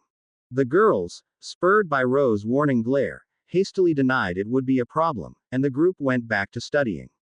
As Hermione explained a particular charm to Ro, Harry sighed to himself, knowing without a doubt that the fallout from the Malfoy incident was only just beginning. The next day found Harry once more in a double period in the potions dungeons, and once again Snape acted like he simply didn't exist. When the class ended, Harry packed up his things and started toward the defense classroom before he was stopped by Blaise Zabini. "What happened between you and Professor Snape?" he asked curiously as the two resumed walking. "Nothing really," Harry shrugged. "Maybe Dumbledore told him to leave me alone." "Maybe," Blaise replied skeptically. "Going to try out for Quidditch, Potter?" said Tracy Davis as she came up alongside the two boys. Harry shook his head. "I've never played. Never been a broom, actually." "Really?" Blaise asked incredulously. "That won't do. You should have Madam Hooch get you into one of the first-year lessons or something. Who knows, you might like it." "Maybe," Harry replied, shrugging. "Why not try it out?" Tracy said diplomatically. "There's nobody using the pitch in the afternoons until Quidditch season. We can go down right after defense and you can use Blaise's broom while I show you some moves. How about it?" Harry thought about it for a moment before nodding. "Okay. After class then," he said as they arrived at their destination. "Quiet down now," Lupin said, beginning the lecture. "Now, Today we've got a very interesting lesson about a dark creature called a boggart. Who can tell me what a boggart does? When no hands were raised, he continued. Well, a boggart takes the form of whatever it is that we fear the most. For example, for someone that is afraid of spiders, a boggart might become a very large spider. Its form is different depending on the person facing it, and if that person changes places with someone else, the boggart's form will also change. Although it may seem like merely an illusion, let me be clear. When a boggart assumes a new form, it is a real form. The giant spider is a real spider. If your boggart becomes a person, it will not have the actual personality of the real person, but it will have a real person's body. It is also important to note that a boggart can only assume one form, so even if you are more afraid of two spiders than one, only one will appear. Remember, boggarts thrive on your fear. No matter what form your boggart may take, its only goal is to make you afraid, not to hurt you. He paused for effect before continuing. Luckily, an easy charm exists to banish a boggart, which I will teach you now. Lupin spent the next few minutes teaching the class the charm before having students come up one by one and demonstrate it. As Harry's turn approached, he slid carefully to the back of the room and out of line. He wasn't exactly sure what form his boggart would take, but he wasn't going to risk it turning into his uncle and all the questions that scene would cause. Across the room, Parvati Patil frowned in confusion as she watched Harry Potter slide out of the boggart line and slink toward the back of the room. She resolved to talk to Lavender about it later. Harry made it the rest of the lesson without having to face the boggart, and when no one questioned why he'd stepped out of line, he felt satisfied that he hadn't been noticed. Together with Blaise and Tracy, he made his way back to the Slytherin dorms where the other two grabbed their brooms before walking out to the Quidditch pitch. Okay, it's real easy, Tracy began, mounting her broom slowly. She explained the basic positioning for broom riding, and Harry copied her on Blaise's broom. She took him through basic hovering and movement before they did some slow turns, all of which Harry managed easily. Tracy took him up a little higher and went a little faster, and still Harry had no trouble keeping up. When they were about 30 feet in the air, Tracy suggested they head back down, but Harry had other ideas. As he became accustomed to the feeling of flying, Harry began to feel the most incredible sensation he had ever experienced. With every foot he rose in the air, he felt like he was getting closer to something. Something he'd been missing his entire life. He could almost feel the magic in the broom as Tracy took him through the exercises faster and faster. He felt like the broom itself was straining for more, and as they slowly increased their speed, Harry found it harder and harder to keep from completely letting go.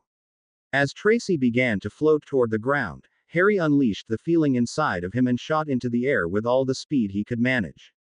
He barely registered Tracy's astonished shout before she was out of earshot and he was soaring through the air. For a moment, Harry didn't remember where he was. He felt like he was weightless, formless even. He felt like he was everywhere at once, and it took him a moment to realize that he was laughing. Not a small laugh, but a full body, all out, joy-filled laugh, the type of laugh that had never before come out of his mouth. As he slowly came back to his senses, he was amazed to realize that for the first time in his life, he felt free. Free. Completely. 100. No strings attached, free. He'd spent his entire life fighting to experience true freedom, and now he had it, and it felt incredible. He could feel the magic in the broom singing along with him as he looped and rolled through the clouds. He threw himself into a steep dive before pulling out and rocketing straight upwards, unwrapping his feet from under the broom as he did so. Carefully, he braced his right foot on the end of the broom and then let go with his left hand, spreading it out perpendicular from his body as he continued his vertical climb. As he leveled out, Harry marveled at how truly liberated he felt. Up here he could do anything he wanted, anything at all. With another laugh, he let go of the broom with both his hands and stood up before he leaned back and fell off, free falling through the clouds.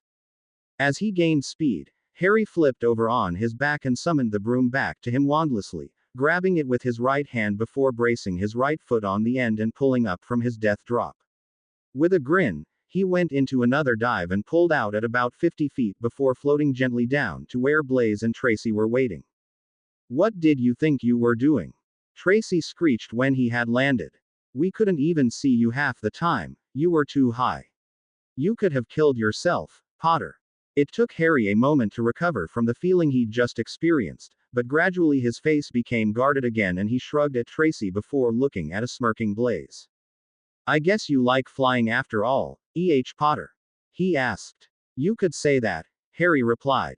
You scared me to death. Tracy huffed. I'm sorry if I scared you, Harry said earnestly. I didn't mean to. And I'm glad you helped me out, I really appreciate it. Oh, well, you're welcome, said Tracy, blushing slightly. So Potter, said Blaze as he stepped in front of Tracy. Was that really your first time a broom? Harry nodded. Well, you might want to get your own then. I'd suggest a Nimbus, if you can afford it. Is that the best broom on the market? Actually, that would be the Firebolt, but they're so expensive I don't think anybody actually has one. Shall we head back in? Hang on. Let me get my broom, Tracy said. Why didn't she just summon it? Harry asked as they waited for Tracy. Anti-summoning ward, Blaze replied succinctly. A lot of people have them put on their personal brooms, otherwise someone could summon it out from underneath you. He didn't notice Harry's face pale dramatically as he said this. The two waited for Tracy to return before walking together back into the castle and down toward the dungeons. Why don't you play some exploding snap with us, Potter? Tracy asked as they entered the Slytherin common room. Sorry, Harry said, shaking his head. I'm on my way to the library, but thanks for the offer. And you can call me Harry, you know. He said. Next time then, Harry, said Tracy, giving him a small smile. Harry grunted noncommittally and left the two friends, walking up to his room to grab his books before heading to the library. Malfoy and the other boys that had been bidden returned to class late Friday afternoon, and as expected, spent the majority of their time glaring daggers at Harry. According to Tracy, Draco had been overheard saying that his father was already working on getting Harry expelled, but he had simply shrugged it off and resolved to deal with it when the time came. After all, he seriously doubted that Dumbledore would allow Lucius Malfoy to expel him. Harry awoke the next morning realizing that the week was finally over and Saturday had arrived, and with it the first of the detentions he had agreed to serve, this one with Professor McGonagall. It was agreed that he would spend 3 hours with her and some select Gryffindors that afternoon, but as he walked toward McGonagall's office he couldn't help feeling suspicious that he was being set up. When he reached the correct door, he knocked and waited for it to open before entering. Hello, Mr. Potter, Professor McGonagall greeted as he entered. How are you today? I'm fine, Professor McGonagall. Thank you for asking, Harry replied politely. Well then, McGonagall said, getting up from her desk. Harry could tell she was slightly wary of him, but was doing her best to hide it. At the headmaster's suggestion, I've assembled a small group of my students and I thought it would be nice if we could all get to know each other better. If you'll follow me. Harry nodded and followed McGonagall out of her office and down the hall to an empty classroom that had been fitted with 2 long couches arranged facing each other with a single chair between them at the far end. Crammed onto one of the couches were 3 boys, 2 of which had red hair, while Hermione sat on the other couch. Harry took a seat next to Hermione while McGonagall sat in the head chair. McGonagall went around the room and introduced everyone, even Ron Weasley and Hermione, who Harry already knew. The other redhead turned out to be Ron's brother Percy, who Harry had heard about since he was head boy. The third boy, who was slightly pudgy and had short, brown hair, was introduced as Neville Longbottom. Harry shook both their hands politely before retaking his seat next to Hermione. At McGonagall's insistence, they went around the room and said a little bit about themselves.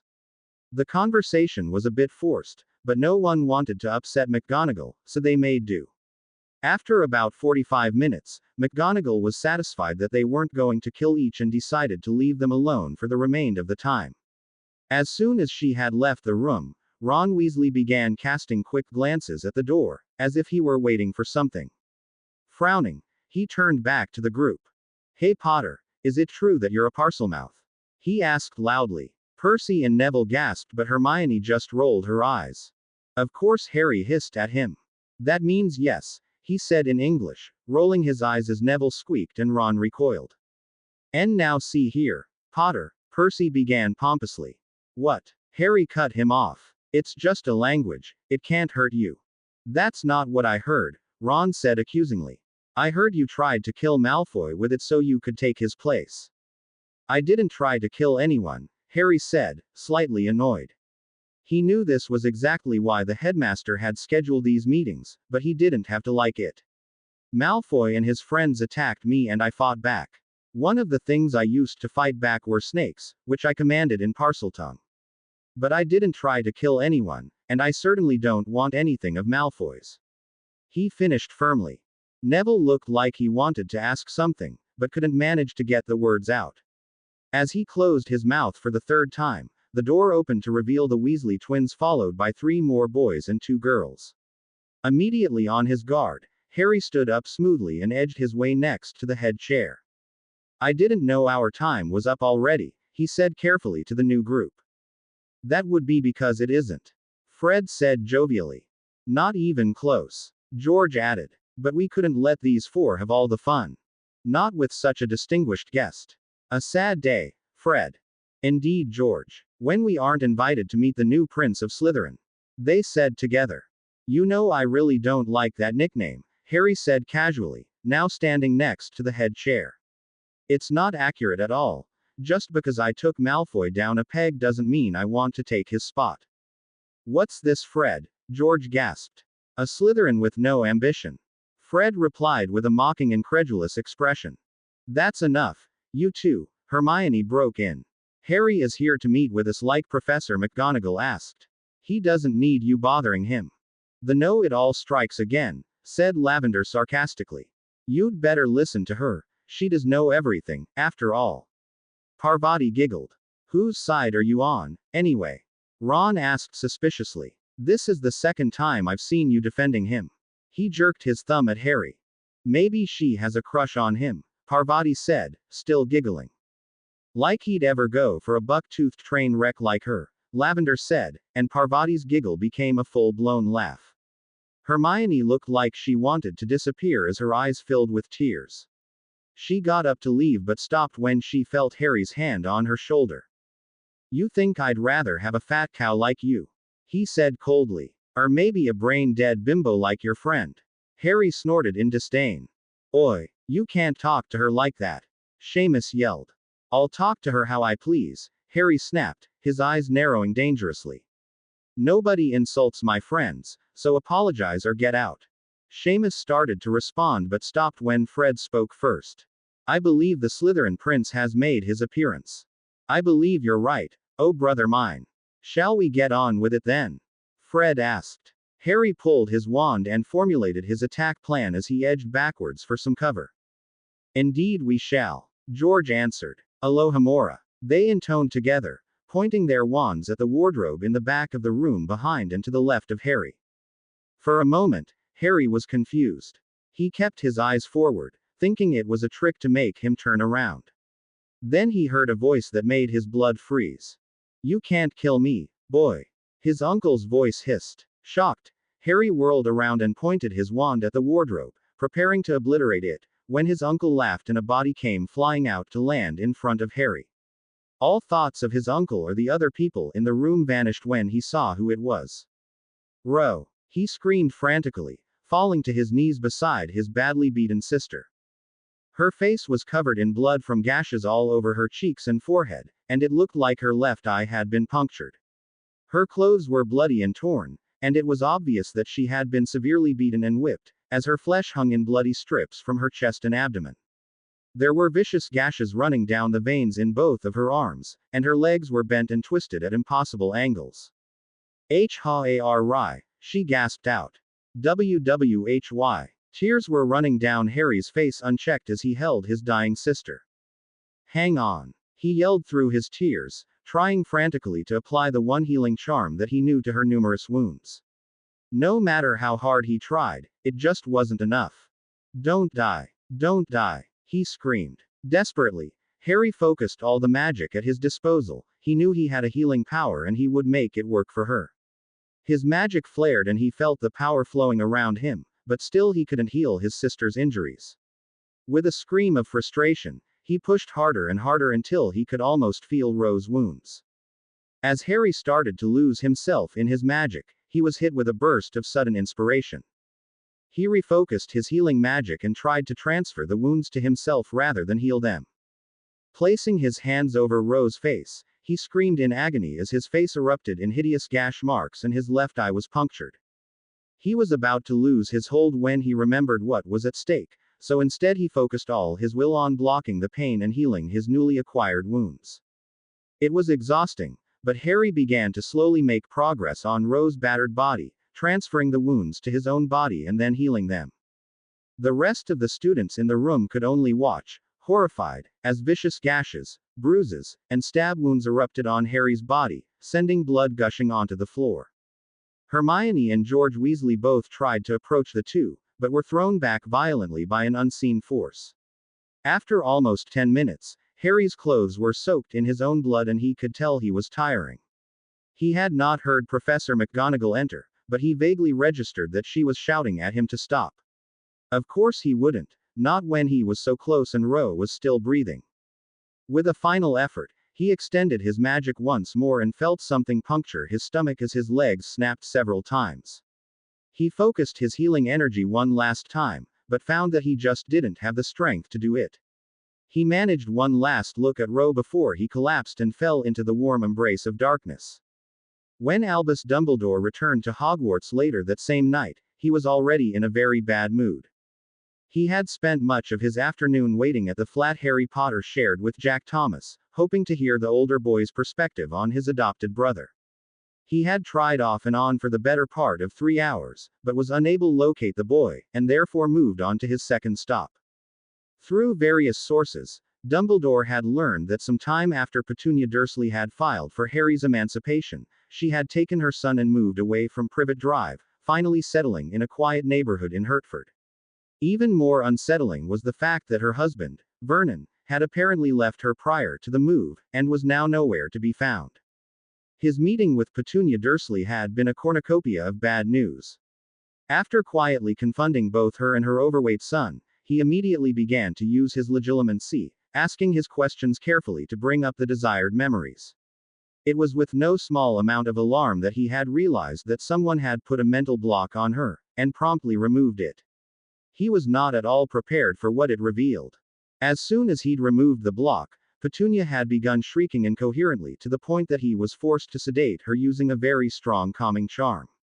As he began to view the memories of Harry's ritual destruction of the Dursley family, he felt his blood run cold. When he had finished watching, he shook his head in disbelief. The similarities between Harry Potter and Tom Riddle that he had hoped to disprove had instead been strengthened tenfold. As he sat with a heavily sedated Petunia Dursley, he decided that he needed to see, in detail, exactly how badly Harry been treated in his childhood. Although he knew what he was about to see would not be pretty, he was still unprepared for what he saw. Even though Petunia had only partial memories of Vernon Dursley actually beating Harry, Dumbledore was absolutely floored at the sheer number of times it had happened. In fact, it seemed as if the boy had not gone a day in his young life without some sort of physical mistreatment from his relatives, and that was not including the tiny cupboard they locked him in for days at a time. The headmaster had known it was bad, obviously, but this was absolutely inhuman. It was a wonder the boy could function at all. His mind spinning, he withdrew from Petunia Dursley's memories and stunned her before taking a seat.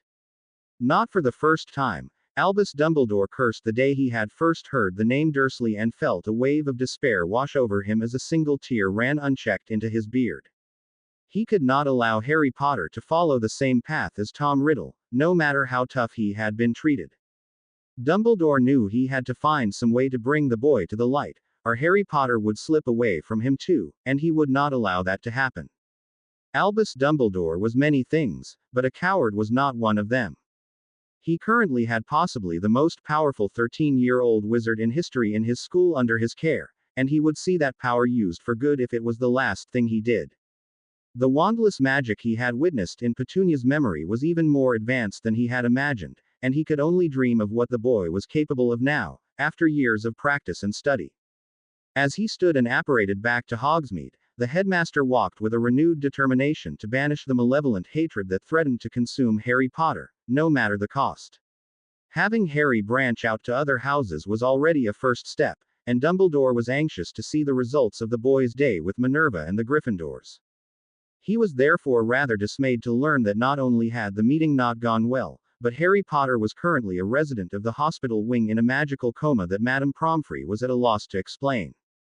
Perhaps it would be best to start at the beginning. Minerva, Dumbledore addressed his deputy headmistress when they were seated in his office. Well, as I said, I escorted Mr. Potter to a classroom I had set up for the occasion. I asked Ronald and Percy Weasley as well as Neville Longbottom and Hermione Granger to join us, and stayed for an hour before leaving the group by themselves. Now, as I understand it, the third-year Defense Against the Dark Arts class recently deal with boggarts. During that class Mr. Potter avoided confronting the creature, and Parvati Patil, a fellow third year, noticed. When it became known that Ronald Weasley was to join the meeting with Harry Potter, he took it upon himself to inform his twin brothers, who decided to use that information to their advantage. The Weasley twins were able to sneak the boggart from the defense classroom to the room I had prepared for our meeting, and set it up in a wardrobe at the back of the room.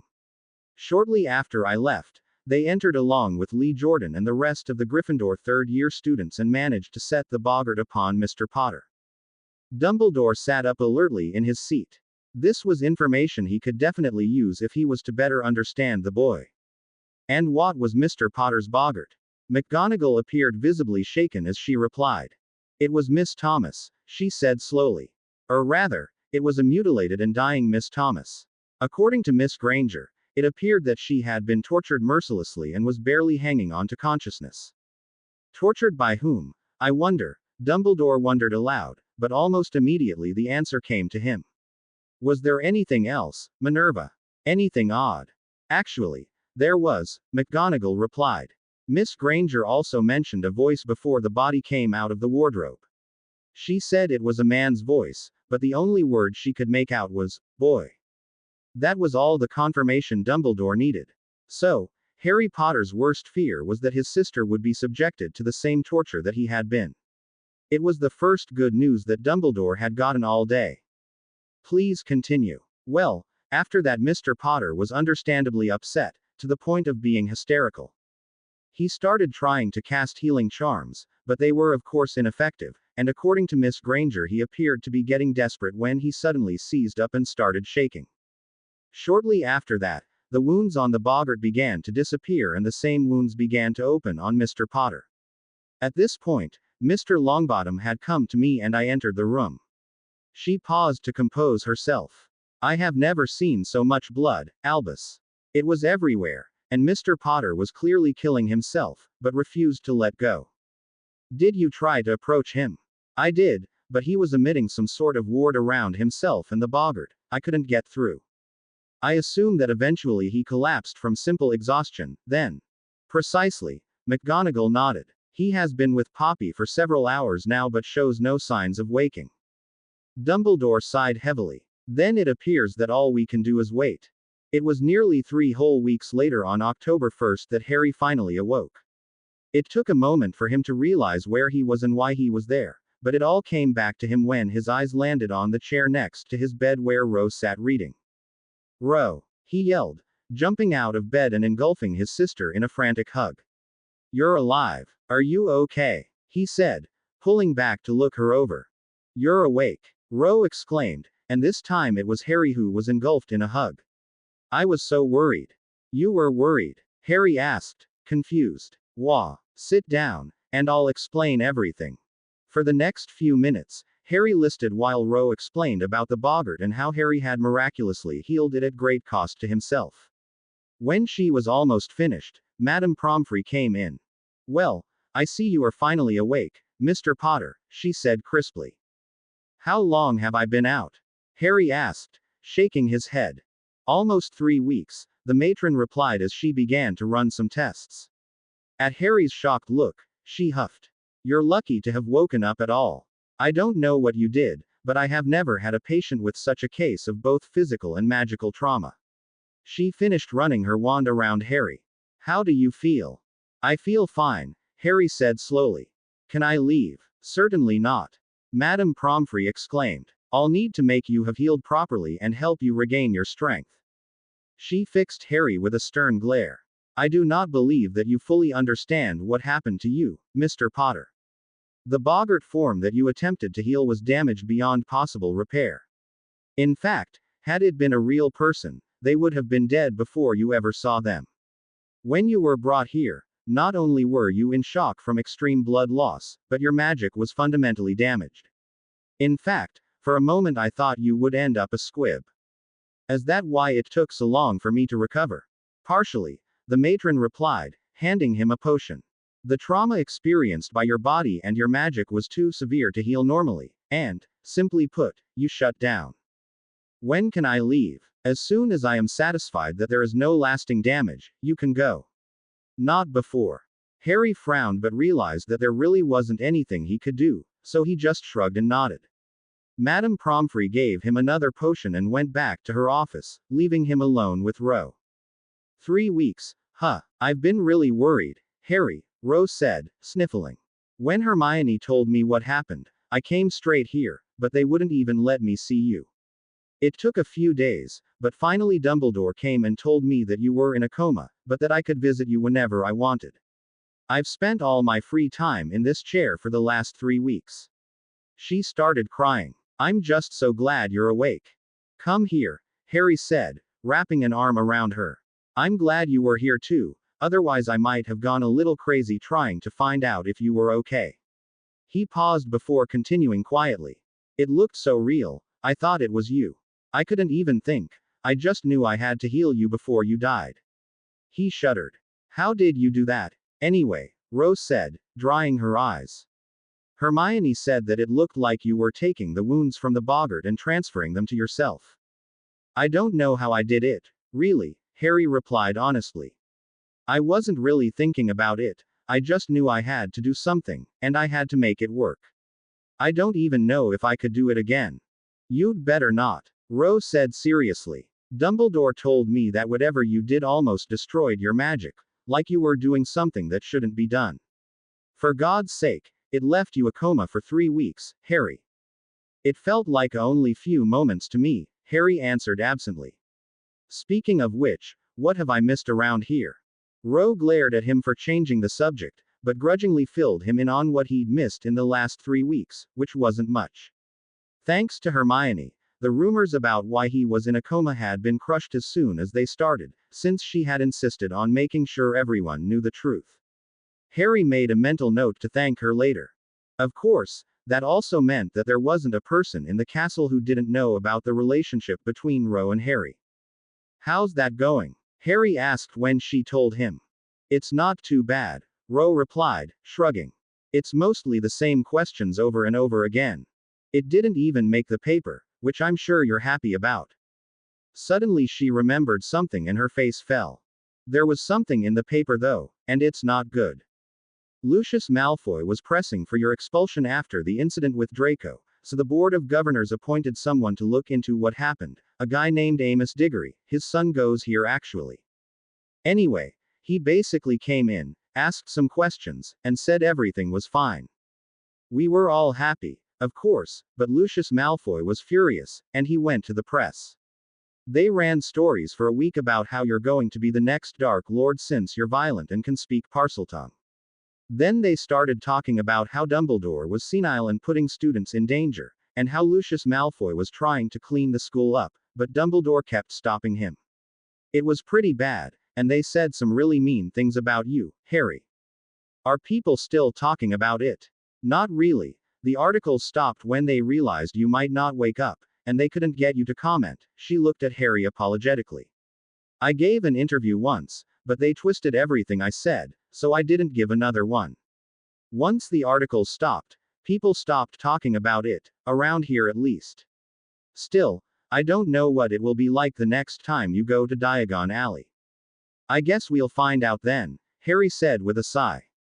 Anything else? Not really, besides that everything has been pretty normal. Sarah mentioned something strange happening with the older Slytherins, but I haven't noticed anything. I'm sure I'll find out soon enough, Harry replied darkly. Oh, there's one other thing, Rose said suddenly. Dumbledore comes to see you every few days, and he asked me if I could get in touch with Jack for him. Harry stiffened. What for? I'm not sure. He just said he wanted to talk to him about something. I told him it would best if he waited for you to wake up, and I warned Jack on the messenger.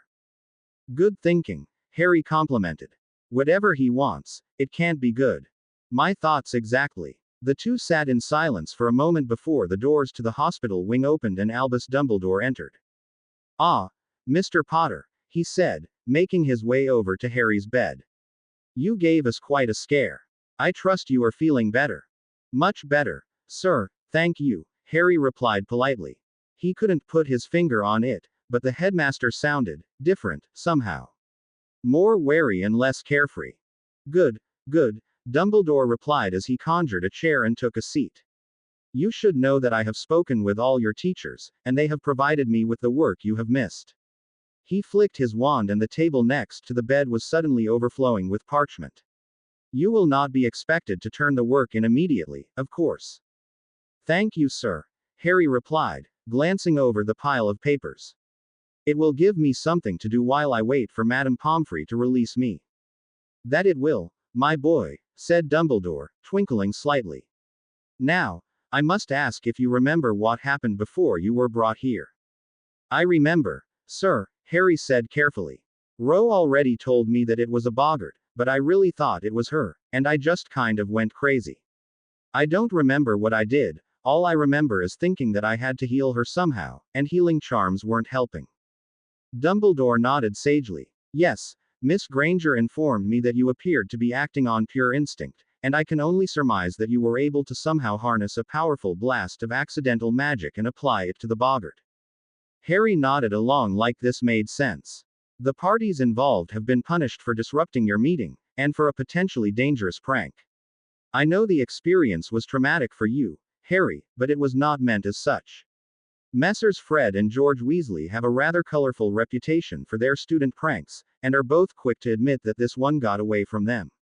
They have both asked that they be allowed to see you and apologize. Harry considered that for a moment. I'll see them, he replied shortly. Although I fail to see how exposing someone to their worst fear is funny. He shot a look at Ro before looking back at the headmaster. Now, what is this I hear about you wanting to talk to Jack? Dumbledore's gaze flickered to Ro for a moment before he answered. I would like to speak to Mr. Thomas regarding your living arrangements over the holidays, he replied slowly. As Mr. Thomas is technically a squib, I thought he might benefit from interacting with other squibs who function in both the Muggle and magical worlds. I have also received an invitation from the Weasley family asking if Miss Thomas and her family would care to spend some of their Christmas at the Weasley house. Since he is your guardian, I thought it best to ask Mr. Thomas directly if either of these offers were of interest to him. Harry was startled by Dumbledore's response, and it took him a moment to realize exactly what had just been proposed. The same Weasleys that put me in here? He asked incredulously. He turned to Ro. Did anyone mention this to you? Ro frowned. Ginny said something about it, but I wasn't sure if she was serious or not, she replied. It is your decision, of course, Dumbledore broke in smoothly. I only thought that as your brother, Mr. Thomas might like to know that he has more options than simply living his life as a Muggle. Harry considered Dumbledore's proposal for a moment, looking for any potential dangers. What the headmaster said made sense, but he didn't want to leave Jack alone with him. It sounds like a good idea, but Jack might not be comfortable around another wizard by himself, Harry answered carefully. Ro and I will owl him about it, and see if we can work something out. Maybe we could all meet sometime soon. Dumbledore was silent for a moment before he smiled. Splendid, he said, getting up from his chair and vanishing it. Well, I don't believe Poppy will need to keep you here for more than a few days, so I will tell your professors to expect you back soon. Good day. He nodded to both Harry and Ro before turning and leaving the hospital wing. What did you think? Ro asked when he had gone. It makes sense, Harry answered slowly. But something's not right. He seemed sincere to me, Ro offered. I know he sounded sincere, but, Harry trailed off. I don't know, maybe I'm just being paranoid. Either way, we should talk to Jack tonight. Okay. I've gotta get to class, she said, giving Harry another hug. Feel better. I will, Harry said as he released her. Ro turned and walked out of the hospital wing, and Harry turned to the mound of parchment next to him and started to work through it. Harry spent the next 2 days working on the homework he'd missed. Ro came by again along with Hermione, Padma, and Sarah, all of whom were glad he was awake and wished him a speedy recovery. Professor McGonagall also came by with the Weasley twins, both of whom apologized contritely for letting things get out of hand. Although he was more than a little annoyed that their stunt had landed him in the hospital for the better part of a month, Harry knew that getting angry wouldn't do any good. Instead, he asked them what he'd ever done to them that they felt the need to attack him, at which point both twins had looked at each other miserably and apologized again, assuring him that they didn't mean it like that and it wouldn't happen again. When they had gone, McGonagall remained behind. Mr. Potter, I feel I especially owe you an apology for leaving you in such a situation. Harry started to object, but McGonagall stopped him. You were my responsibility for the afternoon and I allowed you to be put in a situation that could have killed you. I assure you, Mr. Potter, I will not let it happen again. The old woman finished her statement so fiercely that Harry found his respect for her increasing. That you, Professor, I know you wouldn't have left if you knew what was going to happen, Harry said. But I accept your apology anyway. McGonagall's face softened slightly and she gave him a curt nod as she left. Harry was finally discharged from the hospital wing 2 days later, despite the fact that he felt exactly the same as he did when he'd woken up. Since it was Sunday, there were groups of students milling around all over the castle as he walked toward the dungeons, some of whom pointed and whispered as he walked by. As he was nearing the end of a hallway, he heard laughter coming from an adjacent corridor ahead of him. Morsus, he heard a boy's voice intone the stinging hex, followed by a yelp of pain. Stop it, a much younger girl's voice said. Just leave him alone. Morsus, an older girl snapped. Don't talk, Mudblood. Scowling, Harry drew his wand and quickened his pace around the corner in time to see 2 Hufflepuff first years cowering against the wall in front of his housemates Thomas Montague, Miles Bletchley, Theodore Nott, Daphne Greengrass, and Millicent Bulstrode. Bulstrode and Bletchley were standing over the smaller children with their wands drawn, laughing cruelly. Harry snarled and unleashed a concussion hex into the middle of the Slytherin group, simultaneously summoning the 2 small Hufflepuffs out of the way. The blast sent Bletchley and Bulstrode face first into the wall, which they hit with a sickening crunch before sliding to the floor. Montague, Nott, and Greengrass were thrown away from each other at odd angles, but none were seriously injured. A quick summoning charm brought Bulstrode and Bletchley's wands to his hand before Harry stuck them both to wall spread-eagled. Catching movement from the corner of his eye, Harry turned in time to see Daphne Greengrass put her hand over Montague's, stopping him from drawing his wand. Harry watched them closely as he motioned for the 2 Hufflepuffs to stand in front of him. Are these the only 2 that attacked you? He asked quietly, his eyes never leaving his other housemates. Why yes, sir, the girl stammered. The others just stood there. And they only hit you with stinging hexes. The little girl nodded. S.K.U. Potter, Bulstrode spat. The Mudblood lovers put you in the hospital wing and you defend them. You're pathetic. Morsus, Harry said calmly, sending a stinging hex at Bulstrode's throat. She writhed and let out a choked scream. Not very fun, is it? He said coldly. Morsus, this time it was Bletchley who choked as he was hit in the same spot as Bulstrode. You 2 better get back to your friends, Harry told the 2 Hufflepuffs, who immediately scampered away. Now, he said, turning back to the bound students. I've already said this once, and I'll say it again. His eyes narrowed dangerously. I hate bullies. He bit out coldly. Serpensortia. He flicked his wand and one of his cobras slowly emerged from it. Climb up to her face, he hissed at the snake, who gradually began to worm its way up Millicent Bulstrode's large body. I let you off easy last time, Bulstrode, he continued evenly. It looked like you were just trying to protect your friend instead of being part of the planned attack, so I let you go without being bitten. Was that a mistake? And no, the large girl stammered, eyes wide with fear. I'm sorry. I'll bet you are. Harry paused before whipping his wand toward Greengrass and her group. Try it and you're next, Montague, he barked. Montague, who was in the process of drawing his wand, paled and moved his hand away. Turning back to his captives, Harry flicked his wand and levitated the snake over to Bletchley. "Engorgio," he said as the snake tripled in size. Bletchley whimpered. "I don't think you were there, Bletchley, so take this advice." He paused. "Look at me," he snapped, and Bletchley's eyes snapped open fearfully.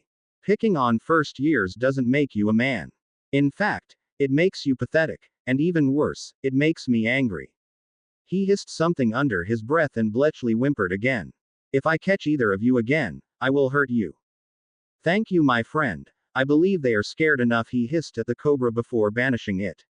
He petrified Bletchley and Bulstrode before removing the binding charm and throwing their wands on top of them. "For someone who hates bullies, you sure seem to enjoy bullying your housemates," Daphne Greengrass said loudly. "Maybe you just don't like anybody hogging your action." "Don't try this shit again," Harry said, ignoring the snide comment. With that, he turned and continued back down the Slytherin common room. When he arrived, he noticed Blaise and Tracy seated in a corner together and made his way over to them. Well, Blaise said when he saw him. "Look who decided to wake up." "Hi Harry," Tracy said shyly. "We're glad you're okay." "Not everyone is," Harry muttered. "I need to ask you guys something. Did anything happen while I was out?" "Well, you missed Quidditch tryouts," Tracy began. "No, I mean anything with Malfoy or his friends," Harry interrupted quietly. "Oh, well, he got a little more bold once you were gone for a while," Tracy answered. "But nothing big. Why? I just ran into Bletchley, Bulstrode, Greengrass, Knott, and Montague in the hall. They were picking on some Hufflepuff first years and laughing about it." "That kind of thing happens all the time," Blaise cut in dismissively. "Plus they didn't know you were out of the hospital." He smirked. "I'm guessing that they know now." "What did you do?" Tracy asked. "I told them not to do it again," Harry said vaguely. "It was only Bletchley and Bulstrode anyway, really." Still, he trailed off. "You should watch yourself, Potter," Blaise said. "Too many enemies isn't good, even for you, and if you think the other houses are going to thank you for helping them, forget it. Didn't the Gryffindors just put you in the hospital wing?" He snorted and Harry shrugged. "Doesn't matter. Why don't you study with us, Harry?" Tracy cut in, shooting Blaise a dirty look. "We can help you get caught up." "Okay," Harry agreed, and went to get his supplies, completely missing the scowl on Blaise's face. Between the work he'd missed, the work newly assigned, and his own independent study, Harry found the rest of October flying by, and before he knew it Halloween was upon him, and with it his first scheduled visit to the village of Hogsmeade. Since his first detention had ended in disaster, it was decided that the rest of his detentions would be served with a teacher present, at least for the first few meetings. He had his second meeting with Professor Sprout and the Hufflepuffs, but was surprised to find that Professor Sprout was barely civil to him, and her students were no better. In fact, the only student that didn't seem to hate him on sight was Cedric Diggory, who had settled for merely eyeing him suspiciously. Although the meeting had been scheduled for 3 hours, the conversation was so stiff and forced that Professor Sprout dismissed him after only an hour, claiming that the whole thing was a waste of effort for someone like him.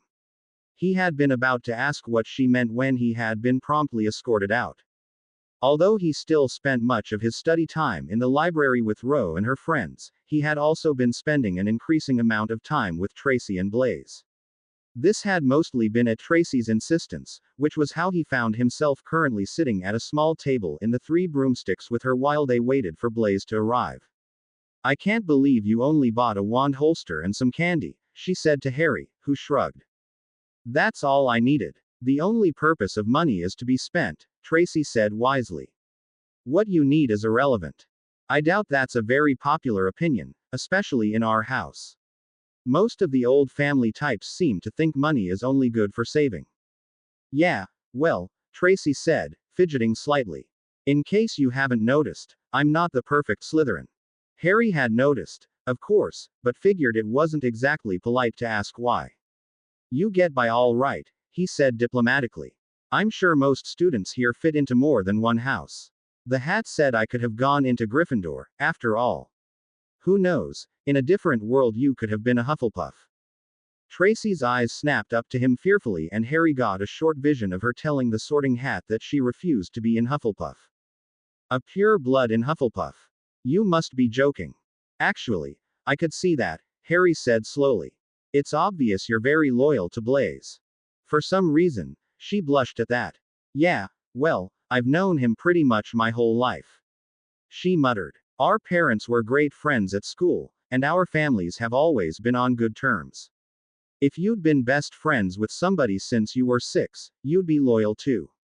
Would it really be that bad for one of you to end up in Hufflepuff? Worse, she replied seriously. For a pure blood, being sorted into Hufflepuff is basically the same as declaring yourself a blood traitor. I know people that have been disowned because of it. Sounds stupid to me, Harry said honestly. Of course, I'm not a pure blood. Tracy opened her mouth to respond but stopped when there was a crash from a table behind them. Harry turned to see a group of 3rd and 4th year Gryffindors facing a group of Slytherins over a wrecked table. Slimy snakes are probably just too scared, Seamus Finnegan said loudly. Scared of little old us? Another boy in Gryffindor robes said mockingly. Is that why you had the game changed? What are they talking about?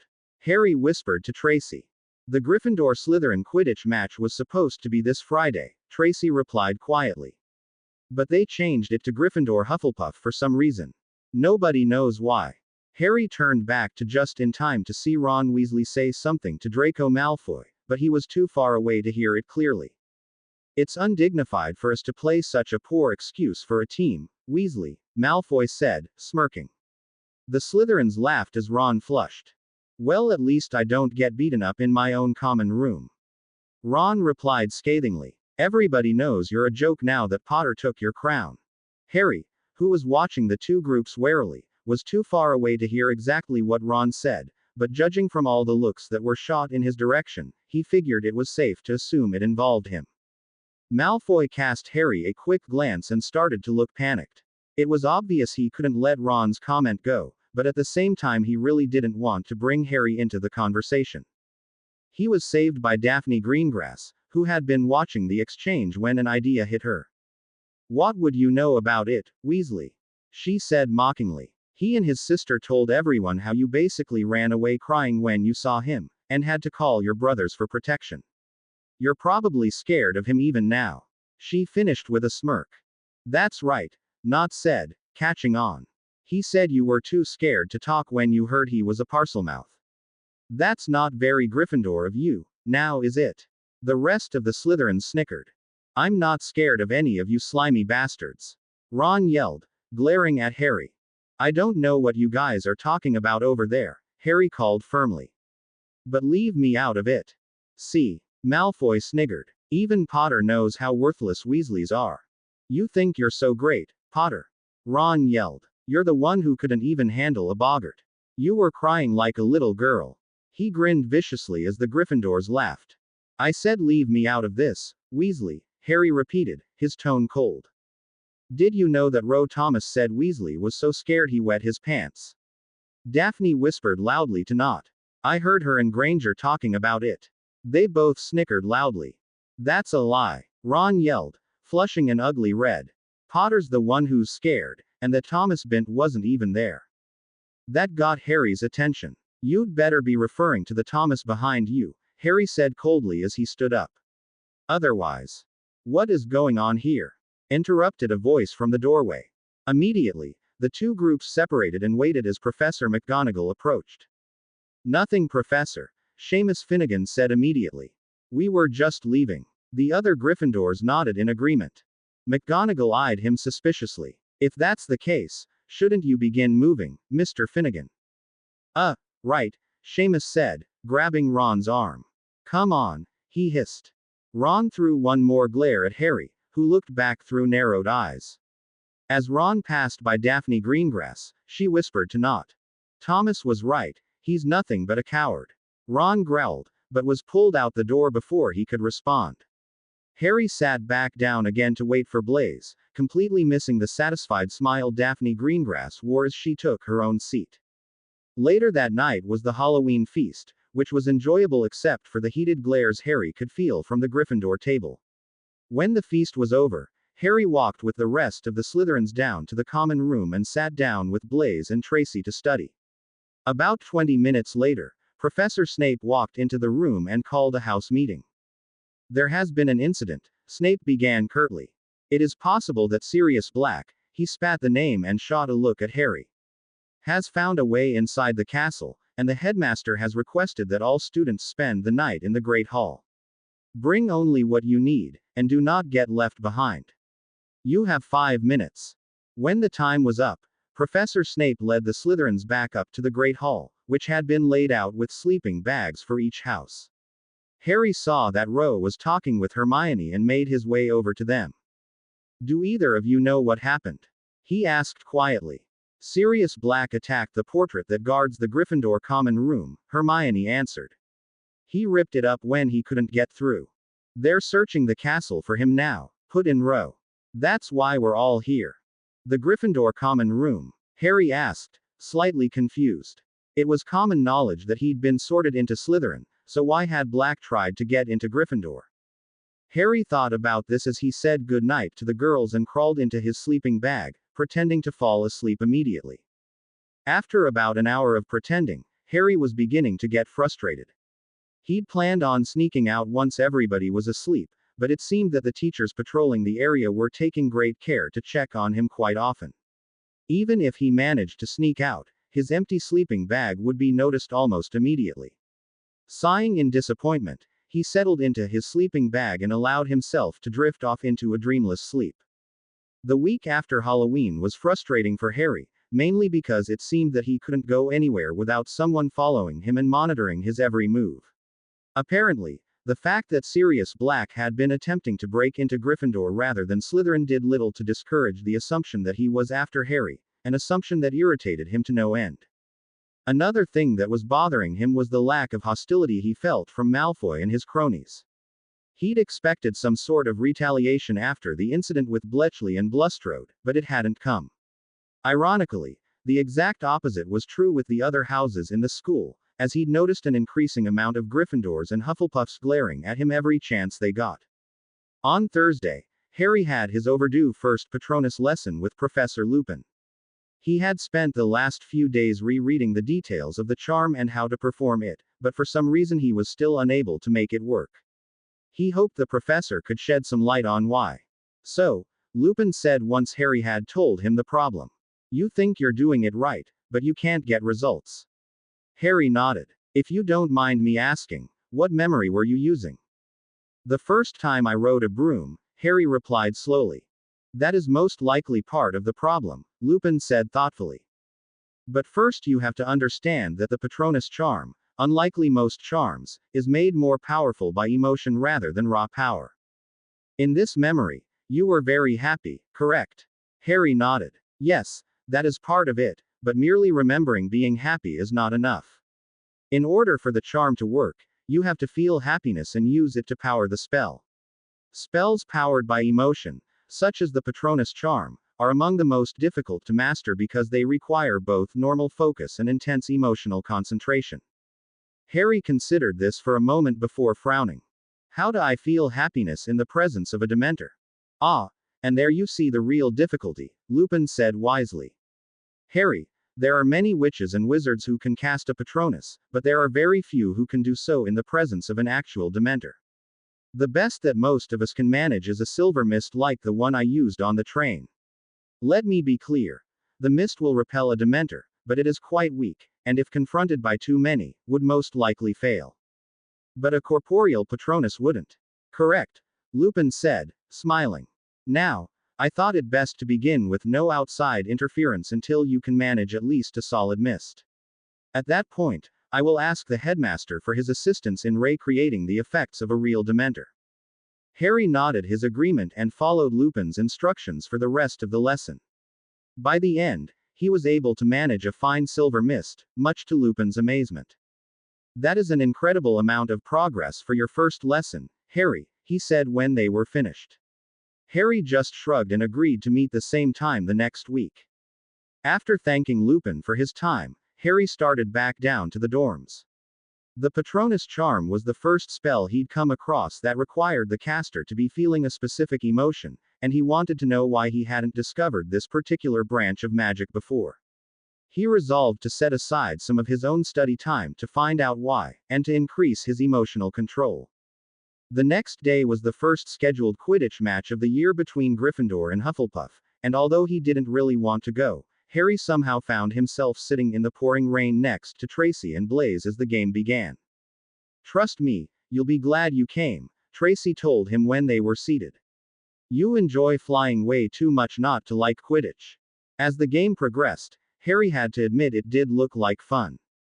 Tracy had filled him in on the general rules, and the only thing he couldn't figure out was why the Seekers refused to catch the snitch, which he'd spotted no less than 3 times already. He was about to ask Tracy if this was part of their strategy when he started to feel the cold sensation he associated with approaching Dementors. As he flipped his wand into his hand, Harry began to focus on feeling happy, but found that the Dementors, which were now circling the pitch, were already too close for him to manage it. Gritting his teeth, he was struggling to stay lucid when a bright beam of energy lit up the pitch, causing the Dementors to shriek as they fled. Harry followed the spell to its source, and was unsurprised to find Albus Dumbledore calmly casting the most powerful spell he had ever seen. He looked on in appreciation as the blinding white energy seemed to coalesce into the wings of a giant, ethereal bird, with streaks of energy streaking from it like a star. When it was clear that the Dementors were gone, the bird soared into the sky and slowly dissipated into thin air. After a few minutes of confusion, Madame Hooch regained control of the teams and the game began again, but Harry was no longer paying attention. Instead, he was thinking about the demonstration he had just witnessed from the headmaster, and wondering how long it would be before he could even attempt to repel so many Dementors. The fact that he had once again been unable to fight off the effects from the hideous creatures also weighed heavily on his mind, and though he had managed to remain in control of himself this time, the Dementors had also been farther away, and it still hadn't been easy. Still, it was an improvement, and that was slightly encouraging. He could only hope that Lupin remained an effective teacher, and that eventually Dementors would no longer present a problem. The next night, Harry was in his usual spot in the library waiting for the rest of the group when Ro entered looking furious. "What's wrong?" he asked, immediately on his guard. "Hermione just got hexed," Ro fumed. "And by her own housemates. She's in the hospital wing right now." "Is she okay?" Harry asked as he got up and followed her out of the library. "She'll be fine eventually, but somebody hit her with the Densagio curse, and she had to go to Madame Pomfrey to fix it." "Did she say why?" "Something about an argument. She said she'll tell us when you get there." The two walked quickly to the hospital wing and entered to find Sarah and Padma already there next to Hermione's bed. "Okay, we're here," Rose said, still fuming. "Spill." "Okay," Hermione said, taking a deep breath. "I was in the common room today and I heard Ron Weasley talking about you and how you were spreading rumors about him, Ro. I told him that wasn't true, that you'd never said anything about him at all, but then he called me a liar and starting making fun of me." She paused for a moment to gather herself before continuing. "He said that I was already a traitor to my own house and that I was probably helping, since," she stopped with an embarrassed cough. "Well, since what?" Harry pressed. "Since, well, I'm, friends with you," she said carefully, blushing. "I told him he didn't know what he was talking about and he should get his facts straight, and he got really mad. I tried to pull my wand but he cursed me before I could." She sniffed. They started laughing when they saw what the curse did. The other 3 girls all moved to comfort Hermione looking murderous, but Harry looked thoughtful. "What rumors are they talking about? Does anybody know?" "I heard that Weasley is scared to death of you," Padma answered. "But I don't know if that's what he's talking about or not." "I didn't start any rumors," Rose said angrily. "We know," Sarah said soothingly. "But obviously somebody did, and Weasley thinks it was you. He said something about that at the 3 Broomsticks," Harry mused. "He made it a point to say that he wasn't afraid of me." "They mentioned that too," Hermione put in, anxious to talk about something else. "Ron was arguing with his sister about the Slytherins attacking him at the 3 Broomsticks, but I didn't know he meant you." Harry frowned. "I really don't get this," he said to no one in particular. "I've never done anything to him. If anything, I should be the one getting angry after what he and his brothers pulled with the boggart. He's positive that you and Ro are the ones spreading rumors about him, Hermione replied. I don't know why. Maybe somebody is setting you up. Like Malfoy, Ro said instantly. You know he wants to get you back for what you did to him. It's possible, Harry said slowly. But what's in it for him? It's not likely Weasley is actually going to do something. You were just in the hospital wing for 3 weeks because of the Weasleys, Harry, Padma said slowly. Harry was considering that when Madame Pomfrey entered the room and shooed the visitors out, saying Hermione would be released in less than an hour. Ro and the other girls decided to wait, but Harry headed back to the library to resume his studying. He had a lot to think about. As Harry was returning to the library, Albus Dumbledore was reading a letter he'd just received. Opening it, he saw the words, Godric Bless the First. Intrigued at the use of such an old code, the headmaster summoned his pensieve and examined a memory in it before casting a very specific charm on the parchment. Once he had, the words began to fade, leaving a short note. Albus. Sources reveal that Malfoy and Fudge are seeking a new, proper, home for the Thomas girl away from the Potter boy. Her uncle has asked for the change, and because of her blood, you know this is possible. I am certain they are currently approaching potential families willing to take her in by the summer. The families are to be granted full guardianship rights, and the necessary rules invoked by the minister. All contact should adhere to the second of the old rules. Dumbledore read the note twice more to be thorough before his eyes started to twinkle madly and he set the letter aside. This was perfect. There was no doubt in his mind that Harry Potter would fight tooth and nail to prevent his sister from being taken away from him, which gave the headmaster a perfect opportunity to earn the boy's trust. If he played his cards right, he might even be able to place both Harry and his sister with a stable, light-sided family without having to apply any type of pressure himself. When he had his plan carefully diagrammed, the headmaster grabbed some flow powder and tossed it into the fireplace. Minister of Magic Private Office, Albus Dumbledore calling. He said loudly, placing his wand in the fire followed by his head. Dumbledore! Exclaimed Fudge when the old wizard's face appeared in his office fire. This is highly irregular. I was just about to head home. Indeed, I apologize for the intrusion, but there is an urgent matter I need to speak with you about involving some students. I need your help, Cornelius, and I would trust no one else in the ministry with this situation. Well then, Fudge replied, puffing his chest out slightly. What can I do for you? Satisfied that he had flattered the man enough, Dumbledore continued. It involves Mr. Harry Potter and Miss Rowena Thomas, he began, ignoring the suddenly nervous look on the minister's face.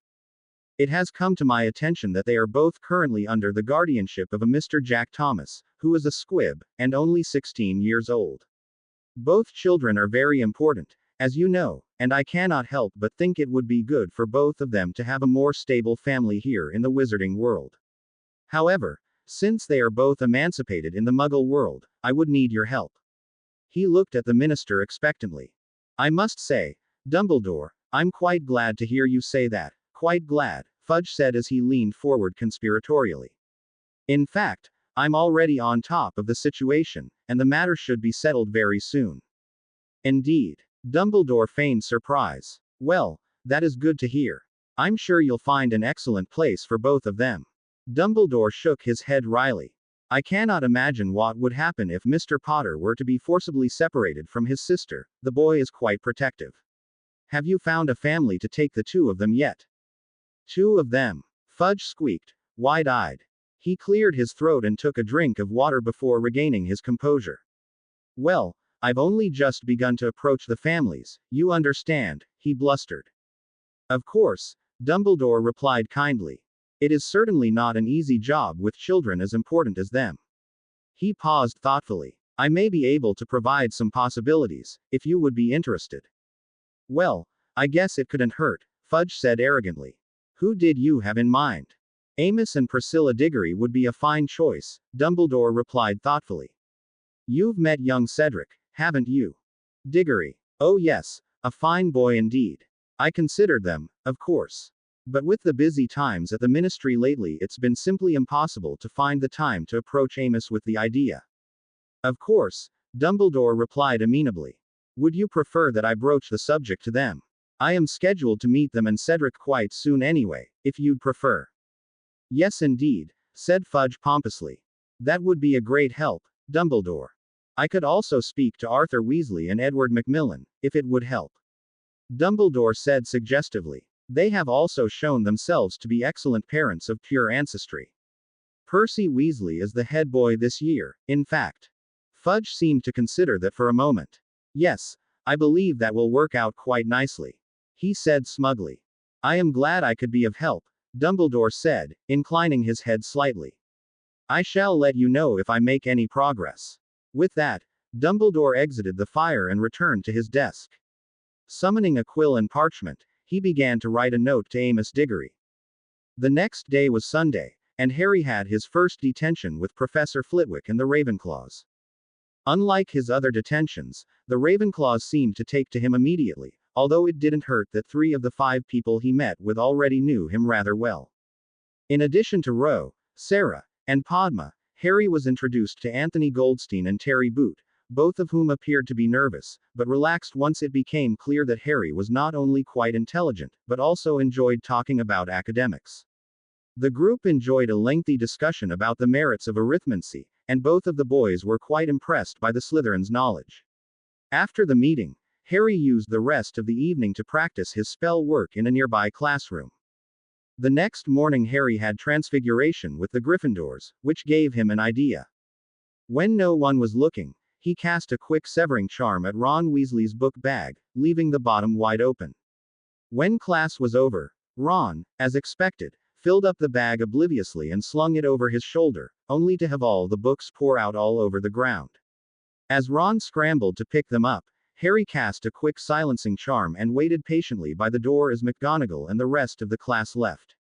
Ron finally finished picking up his books and started to leave, shooting Harry a glare as he approached. His glare was quickly replaced with shock and then fear as Harry quickly disarmed him before throwing him roughly against the wall and hitting him with a foot-freezing curse, ensuring that he couldn't move either of his legs. What the? Ron spat before he was abruptly silenced. Shut up and listen, Harry said coldly, standing over the frightened Gryffindor. If you have a problem with me, you come to me, not to Hermione. If you want to curse someone, you curse me, or at least you can try. His eyes narrowed. Now, we're going to get to the bottom of this, once and for all. Ro didn't spread any rumors about you, and neither did I. Personally, I simply don't care about you that much, one way or the other. I want to know who you heard these things from, and now you're going to tell me. He removed the silencing charm and looked at Ron expectantly. Like I'm supposed to believe you. Ron spat incredulously. Everybody knows you lie about everything, Snake Boy. I'll bet. He was cut off as Harry silenced him again and sighed, exasperated.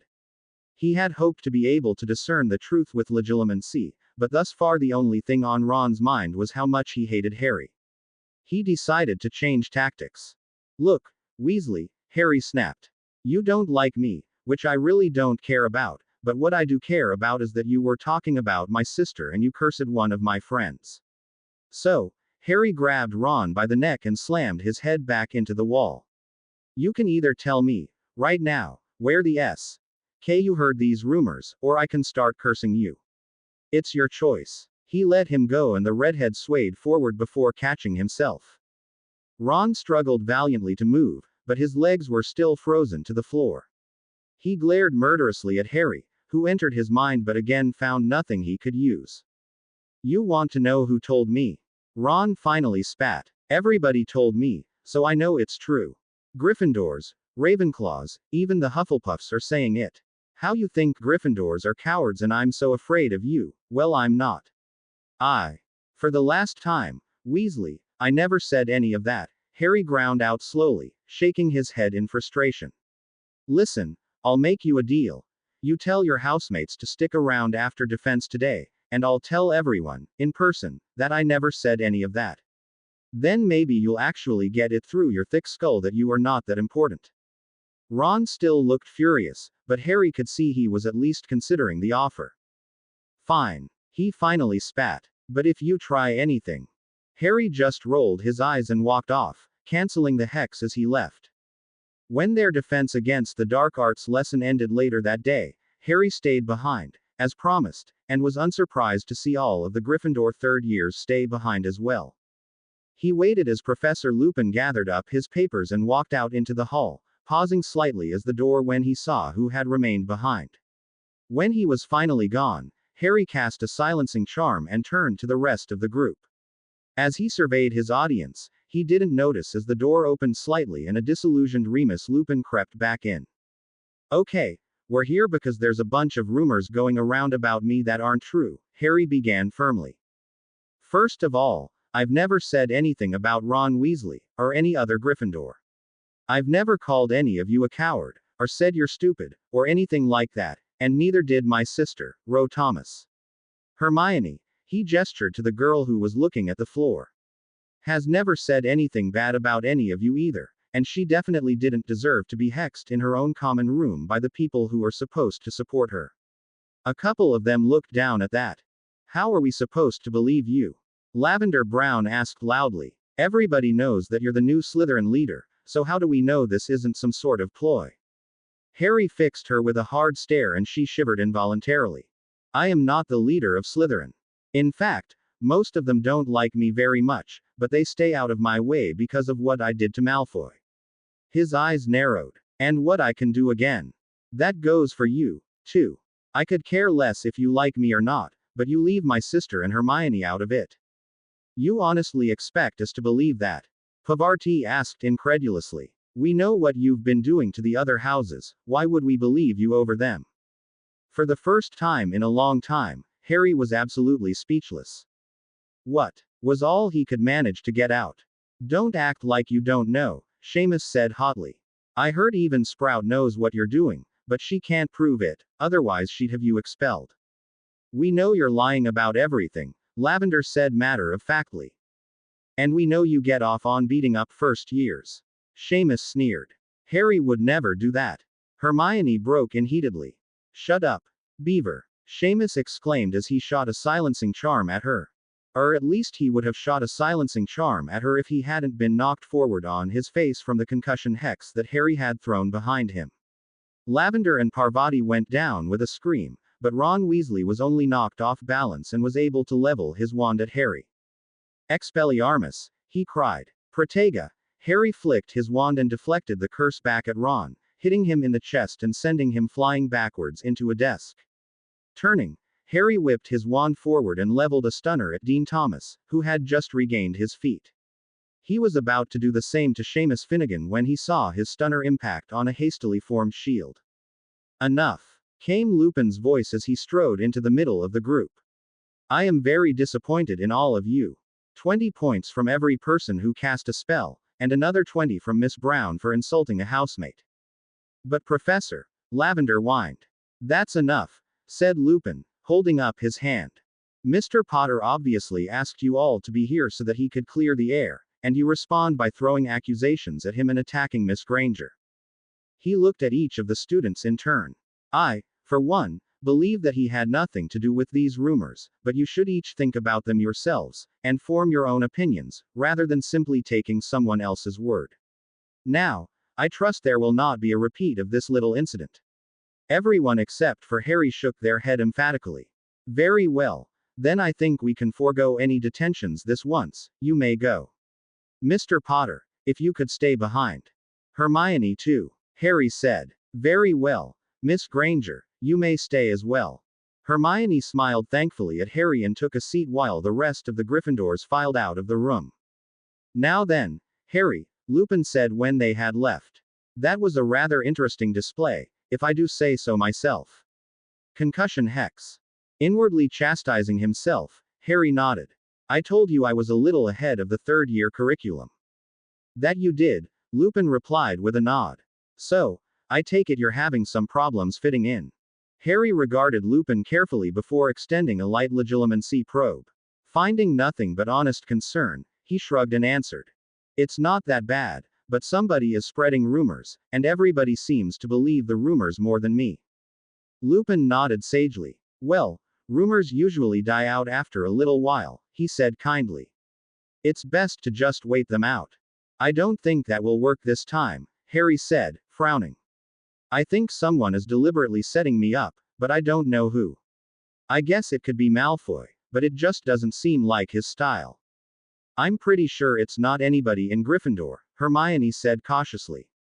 Most of the rumors involve the Gryffindors, after all. What about the stuff about other houses and Professor Sprout? Harry asked her. Have you heard anything about that? No, Hermione shook her head. But Lavender and Parvati always get gossip first, so it's very possible that it's a real rumor. I'd suggest talking to Professor Sprout, or maybe the headmaster, Lupin suggested. Harry scowled. Both unacceptable. Sprout made it very clear she wanted nothing to do with me, and Dumbledore would probably tell Snape. Wait a minute, Harry, Hermione said thoughtfully. Maybe Sprout was acting strange because she already heard something about you and her students. If she was willing to believe a completely unsubstantiated rumor, what makes you think it'll do any good for me to talk to her now? Harry asked quizzically. No, she had her chance, and she'd probably just ignore me anyway. I wish you'd reconsider, Harry, but it's your decision. Lupin said kindly. And remember, if you need to talk about anything, my door is always open. Harry just nodded and followed Hermione out into the hall. It's not fair how they treat you, she said quietly as they walked. Life is rarely fair, Harry replied. They can't hurt me anyway, it's you and Ro that I'm worried about. Hermione smiled slightly to herself as they continued walking. Eventually they parted ways, and Harry made Hermione promise to tell him if they tried anything again. When he was satisfied, he made his way back to his dorm. Harry spent the rest of the week splitting his time between studying his personal material and forming his plan to deal with the rumor situation. Despite his rather hectic life at Hogwarts, Harry was quite happy with the progress he was making on his own. He was yet to successfully create a ward, but his ancient runes and arithmancy classes had finally given him some of the skills he needed to decode the book he had, and he found himself at least able to begin the process. After McGonagall's instruction, he had really taken to Transfiguration, and was almost done with the fourth-year curriculum using the more efficient method. He also devoted some of his time each day to simple meditation and focus, which he used to strengthen his mental defenses and improve his emotional control, which had helped him almost form a Patronus in his latest lesson with Lupin. Of course, the work he was typically assigned in class was far below what he was capable of, but he didn't mind. He was always careful not to show off just how easy everything was for him, and as a result he stayed almost completely out of the spotlight, which suited him just fine. That Friday he had his second detention with McGonagall, something he had been looking forward to ever since the incident on Monday. The Gryffindors still glared at him every chance they got, and although Hermione hadn't been hexed again, he could tell that they were ridiculing her whenever they could. He entered McGonagall's office to find her seated alone behind her desk grading papers. As he entered, he felt a strange sensation, almost like he was being watched, but the sensation quickly vanished and a brief survey found no one else in the room. Welcome, Mr. Potter, she said.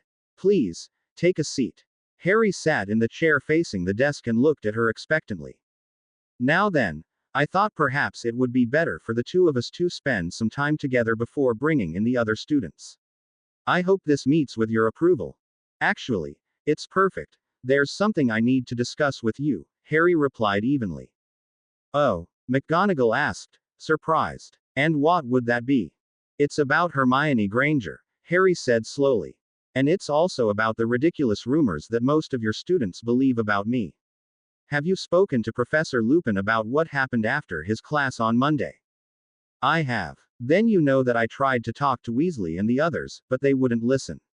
The only person who believed me was Hermione, and Finnegan was about to curse her for it. Harry eyed McGonagall seriously. I know they mistreat her, Professor. They make fun and laugh at her all the time, and she doesn't have a single friend in her own house. It's not right, and it can't continue. As much as I agree with you, Mr. Potter, there is very little I can do. I have already told my prefects about the situation, but I'm sorry to say that teasing is not against any Hogwarts rules. This is more than teasing, Harry insisted. It's malicious, and it's meant to make her feel worthless about herself. One of the girls called her a buck-toothed train wreck, and then Finnegan called her Beaver. The only person in Gryffindor that will talk to her is Ginny Weasley, and she can't do it publicly because her brother won't let her. Something has to be done. What would you suggest, Mr. Potter? Support her, Harry said immediately.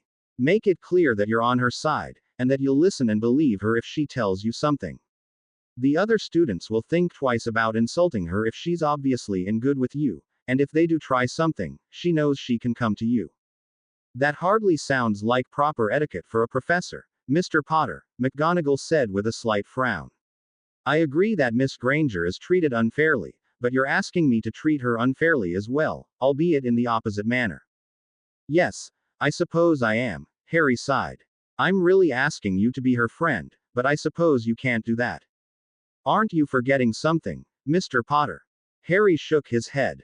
You're going to say that I should be that friend, but you don't understand. The reason that they torment her more than they did before is precisely because she's already my friend. If she hadn't defended me to Weasley a long time ago, they would have continued to leave her alone. What you don't understand is that the more she is associated with me, the worse she'll be treated. He stopped and looked the professor in the eye. I can't let this continue, Professor. I mean no disrespect to you or the ideals of your house, but I've already tried the rational approach, and it was completely rejected. The only other option I have is to subdue them with force, and I'd rather not do that. He paused. But I will if I have to. He finished quietly. McGonagall eyed Harry thoughtfully while she considered what he'd said. Her first reaction was to reprimand him for such a thinly veiled threat, but as she looked at the boy in front of her, she knew instinctively that he didn't deserve such a response. Truth be told, she agreed with him, especially about Miss Granger's treatment, which had frustrated her for some time. She knew the girl was brilliant from her essays, but whenever she called on the young woman in class, she would clam up and only give the barest of acceptable answers. It was obvious that she was shunned by the rest of the house, but McGonagall had originally hoped that time would solve that problem for her. It now appeared that wouldn't happen. Mr. Potter, as much as I agree with you about Miss Granger, I am honor-bound to obey the rules that come with being a professor. While I would like nothing better than to see Miss Brown and Mr. Finnegan change their attitudes, I cannot condone you doing so forcibly, no matter how good your intentions. I understand your position, and I respect your dedication to what you believe is right, Harry said slowly. But I think you're wrong about Hermione. This place is killing her slowly, and I won't let it continue. The two sat in silence for a moment before McGonagall sighed and changed the subject. Well, since we are here, we might as well discuss your work. How are you faring with the more gradual focus in Transfiguration? As the two began to talk about the finer aspects of Transfiguration, Dumbledore calmly slipped out of the room into the hallway. For a moment he'd been afraid that Harry had sensed him, and had immediately masked his presence completely, cursing himself for underestimating the boy yet again. The conversation he'd just witnessed was enlightening, and it gave him yet another idea. The headmaster made his way to the Gryffindor common room and stepped through before asking a young girl if she knew where he could find Hermione Granger. The terrified girl had managed to stutter the word library, and the headmaster thanked her as he left. He finally found Hermione with her nose buried in an advanced arithmancy book with a frown on her face. Good evening, Miss Granger, he said serenely, causing Hermione to jump. May I sit with you? Sure, Hermione answered, bewildered. Ah, the wonders of arithmancy, Dumbledore said, eyeing her book. Truly a fascinating subject, if I do say so myself. Yes, I think so too, sir, Hermione replied, still flustered. Dumbledore just smiled at her kindly. Now then, Miss Granger, it has come to my attention that several of your housemates have been treating you rather harshly due to your association with young Mr. Potter. Is this true? Well, Hermione stammered, looking down at the desk. There's no need to be nervous, Miss Granger, Dumbledore said kindly. I am aware that young men and women are often less than cordial with each other. However, I happen to believe that Mr. Potter is a rather remarkable young man, and he deserves all the support he can get. I would hate to see him lose your friendship because of prejudice. That's precisely the problem, sir, prejudice, Hermione exclaimed, her nervousness temporarily forgotten. I mean, I know he'd never do anything like what they're accusing him of, but they won't listen. Harry even tried being nice. Sir, he really did, and they just called him a liar. Calm yourself, Miss Granger, Dumbledore replied, chuckling. I have spoken to Professor Lupin and I understand what happened. However, I am also concerned that their treatment of you goes past simple teasing, and I intend to speak with your housemates personally to see that it does not continue. Hermione was gobsmacked. The headmaster was going to personally make sure she didn't get made fun of anymore. What in the world was going on? I see that surprises you, but it shouldn't.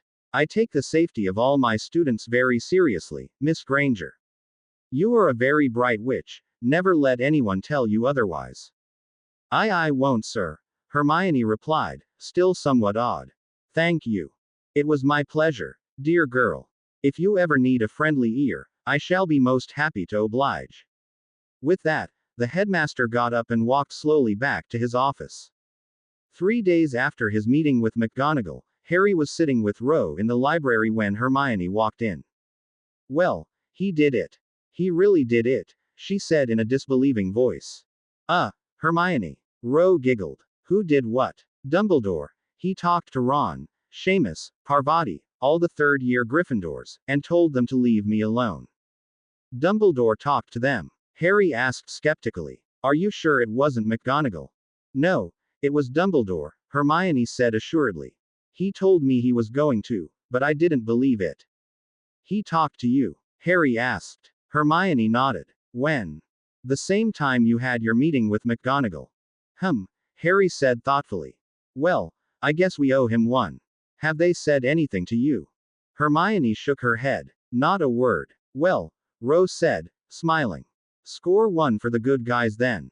Hermione huffed and shook her head, but it didn't go unnoticed by Harry that she seemed genuinely happy by the new development. Maybe the old man isn't so bad after all, he thought to himself as he turned back to his book. Later that week Harry produced his first corporeal Patronus during his lesson with Lupin, a giant silver stag. Prongs, said Lupin in an odd whisper as the stag pranced around the room. What? Harry asked. Lupin seemed to shake himself back to reality and Harry was shocked to see that he had tears in his eyes. Reaching out with Leglimon C, Harry got a vision of his father and Sirius Black standing next to each other before slowly morphing into a stag and a dog. Professor? Harry questioned. Did you say prongs?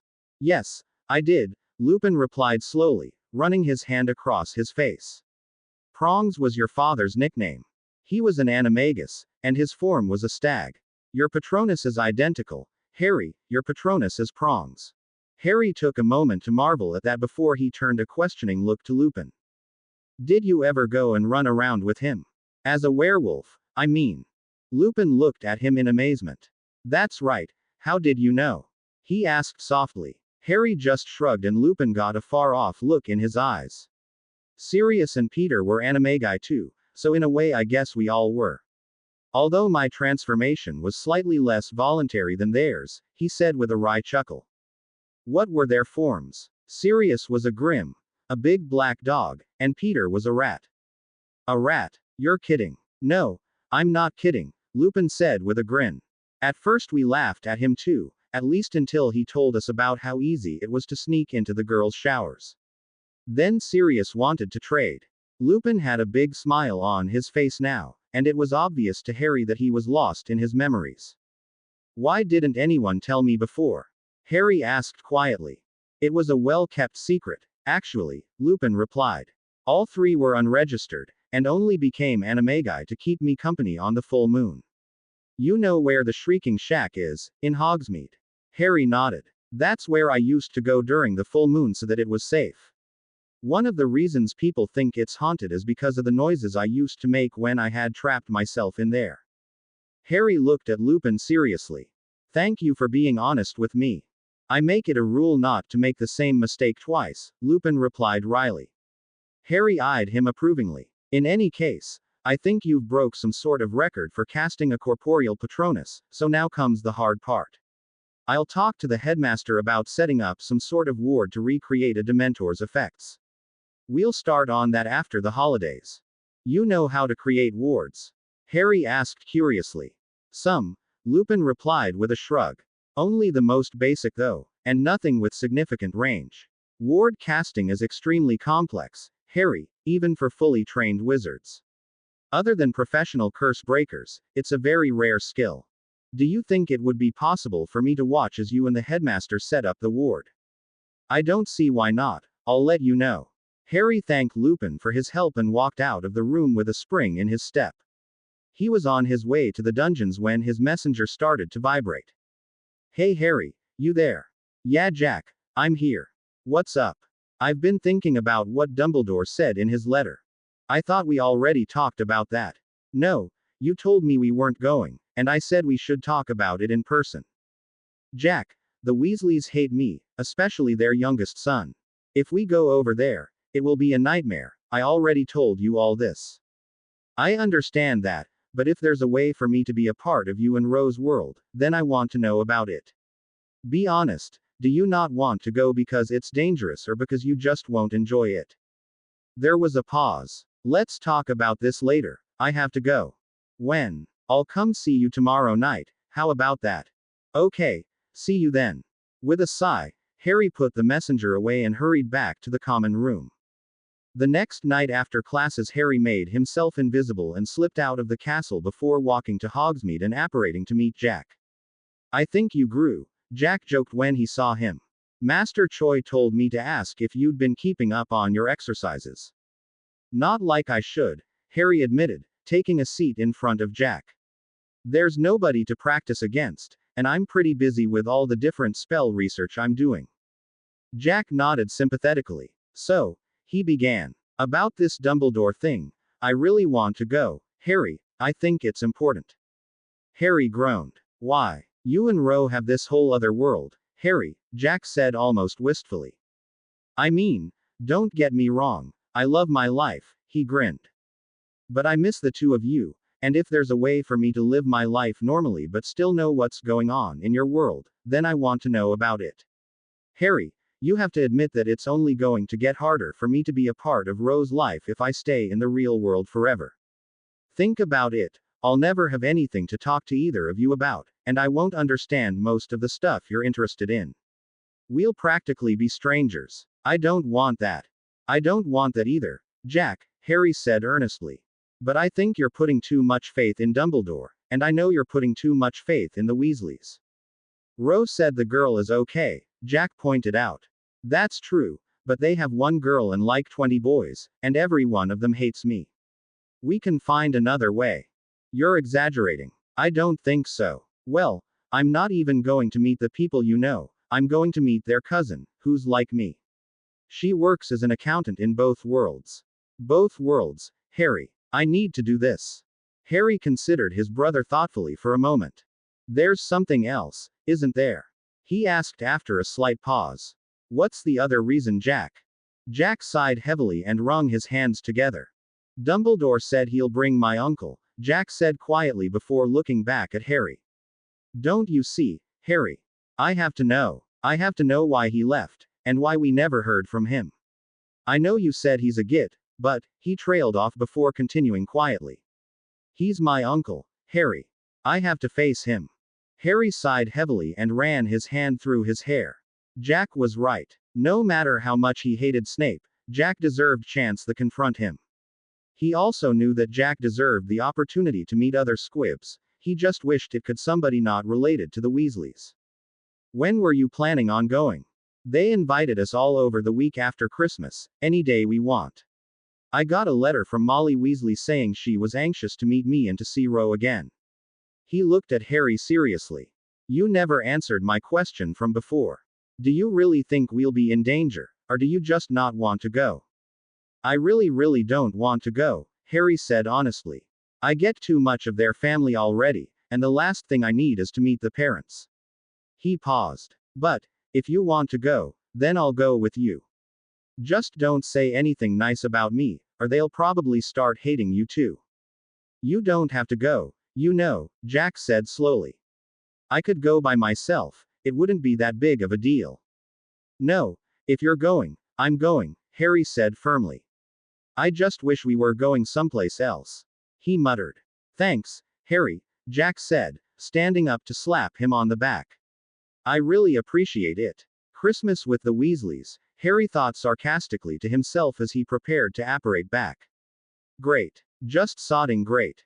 2 days later, after Harry's meeting with Jack, another meeting took place in an empty classroom in the Hogwarts dungeons, and its purpose was far less benign. In attendance were Daphne Greengrass, Theodore Nott, Draco Malfoy, Pansy Parkinson, Vincent Crabbe, Gregory Goyle, Marcus Flint, Adrian Pusey, Millicent Bulstrode, Graham Montague, and Miles Bletchley. So, does everyone understand? We stop right now. No more. Malfoy said. Good. He nodded to Flint, who removed the silencing charm from the room and watched as everyone filed out. Greengrass, wait, he said as she passed. Okay, what? You still don't get it? She asked when everyone else had left. I don't see why we don't get him ourselves, Malfoy snarled as he placed a silencing charm over the two of them. And why are we stopping now? Daphne gave an exasperated sigh. How many times have you and your boys thrown the Hufflepuffs around in the last month? I don't know, Malfoy shrugged. A few. And how many detentions have you had? How many times have you been caught? How many puffs are even mad at you for it? What's your point? My point is, everyone thinks you're acting under Potter's orders, so he's the one they blame for it. Do you have any idea how hard it is to make Hufflepuffs angry? She snorted. It's almost impossible, but we've done it. They're angry now, and guess what? They're not angry at you. The Gryffindors are angry too, and they're not angry at you either. Half the school thinks that Potter is using the rest of us to carry out his dark plans. Don't you see? She said, exasperated. Between what your father put in the paper and what we've been doing, they're so afraid of him they can't see straight. And the best part is that even if we ever do get caught, we just say that we're as afraid of Potter as the rest of the school. She put a scared expression on her face and started sniffling. I had no choice. He had snakes. I was so scared. She wiped her eyes and laughed. He gets punished. We go free. If they're afraid of him, how do you know they're going to try something? We just have to be patient. But why are we stopping? Malfoy pressed. If can still get away with it and Potter gets blamed, why stop now? Because if Potter finds out, this is all worthless, Daphne responded carefully. We've already set the stage, and anything else just makes it more likely we'll get caught. Look, she said, eyeing Malfoy seriously. At this point, nobody in Hufflepuff or Gryffindor will trust him, and we have a scapegoat for anything else we want to do later. When something goes wrong, people used to suspect you, now they suspect him. So everything for the last month has been a setup. You didn't really want me to leave Potter alone. Why fight yourself when you can get others to fight for you? Daphne answered with a smirk. Just remember, you can take credit for the plan, but you owe me. I remember, Malfoy replied. And if I can see that Potter gets humiliated, it will be well worth it. The last weeks of November were very strange for Harry. Because it was up to the professors to choose what days he would spend with them, Harry himself never knew about the meetings more than a week in advance. He had assumed that he would have one every weekend, however, and was therefore surprised when his next 2 weekends were completely clear. After his meeting with the Ravenclaws, he found himself talking to other members of Rose House often, but was still forced to endure nothing but bitter comments and glares from the other 2 houses. Truthfully, he had all but given up on the idea of reconciling with Hufflepuff or Gryffindor, and by the time December came, he found he really didn't care. The first week in December Harry had another detention, but it wasn't with any of the other houses, it was with Dumbledore. Come in, Harry, the headmaster said when he knocked. Harry entered to find the old wizard seated behind his large desk looking at him seriously. I have some very important news for you, Harry. I suggest you sit down. It is quite serious. Harry eyed the old man uneasily, but sat down anyway. Harry, because of the incident with Professor Snape and Miss Thomas, I have avoided speaking to you regarding your living situation and done my best to allow you the freedom you deserve. He paused for a moment and sighed. Unfortunately, the same does not appear to be true of Professor Snape. At his insistence, the Minister of Magic has invoked a very old decree that forbids squibs from acting as the sole guardians of magical children. He plans to move you and Miss Thomas into a pure-blood family, Harry. For a moment, Harry's eyes flashed with such pure rage that Dumbledore thought he was going to have to defend himself. But as quickly as it came, the anger was gone, as Harry put his many hours of emotional control to use. No, he said coldly. That's unacceptable, and I won't let him. Professor Snape probably wants to send us to the Malfoys. He laughed humorlessly and clenched his hands into fists. Let him try. The exact family has not been decided yet, Harry, Dumbledore replied carefully. I myself found out only a week ago, and since then have been compiling a list of families that you may find suitable. I believe one of the minister's first choices was the Greengrass family. Harry's eyes narrowed at that. As for when, he plans to act as soon as a suitable family is found. I want to speak with a solicitor, Harry said immediately. We're emancipated, and I refuse to let him rip my family apart. He regarded Dumbledore coldly. If you want me to stay anywhere close to this world, you'll help me. I'm afraid that magical law traditionally supersedes Muggle law, Dumbledore said sadly. And therefore there is very little I can do. You are emancipated as Muggles, but as wizards, you are still children. I still want to speak with a solicitor, and soon, Harry snapped. What possible basis can there be for this law? The decree states that any member of a pure-blooded family should be raised by a suitable family of sufficient means and pure ancestry, Dumbledore replied. So rich pure bloods have to raise other rich pure bloods then, Harry snapped angrily.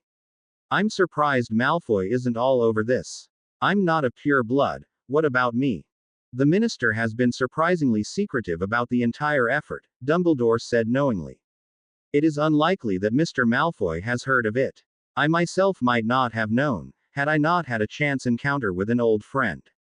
Afterwards, I immediately contacted the minister and advised him that it would be unwise for him to move one of you without the other. He's lucky then, Harry growled. He tried to collect his turbulent thoughts for a moment before he turned his hard gaze back to the headmaster. I suppose you're going to tell me I can't do anything to stop it. I'm afraid not, Harry. You'll forgive me if I don't take your word for it, Harry said sarcastically. It's rather ironic that Professor Snape started the process, but yet you only found out a week ago. He glared at the headmaster. I don't suppose you just happened to have a few families lined up for me to talk to, do you? His eyes narrowed. And I'd better not hear you mention the name Weasley. The Weasleys are just one family that have expressed concern over your situation, Harry, Dumbledore replied, only slightly unnerved at the boy's perceptiveness.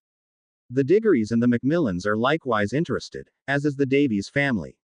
I know it seems like your freedom is being taken away, Harry, but you are not without options. Harry, for his part, could not remember the last time he'd been this angry. At the moment, he felt like destroying the entire magical world one man at a time, starting with Albus Dumbledore. What happens now? He ground out through gritted teeth. It is up to you, Harry, Dumbledore replied carefully. I would suggest meeting with the families that you find least objectionable. When Harry's gaze flickered, Dumbledore nodded sadly. Yes, Harry, I am fully aware that there is no magical family that you would pick willingly, and that you find this entire matter a most egregious breach of your personal freedom. He paused before continuing. Unfortunately, I cannot prevent it from happening. The best I can do is help you select the family to take you. I was able to convince the minister of that much, at least. He looked at the young man seriously. I am sorry I cannot do more, Harry. Looking at Dumbledore, Harry was caught between warring emotions.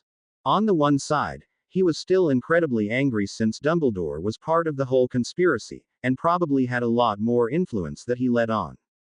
On the other hand, he had told Harry what was coming, and was willing to give him options, despite the fact that he almost certainly could have just selected a family and put him there. The headmaster had also been instrumental in making Hermione's life easier in Gryffindor, and as near as Harry could tell, it appeared that Dumbledore actually did want to help him.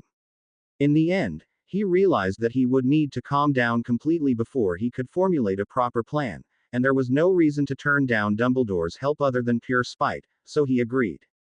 Set up the meetings, he bid out. With that, he turned and strode angrily from the office. It took him almost 30 minutes of meditation to completely calm down, and once he had, the first thing he did was pull out his messenger to tell his siblings what he'd just learned. As expected, they were as outraged as he was, and Jack even suggested telling the Muggle police.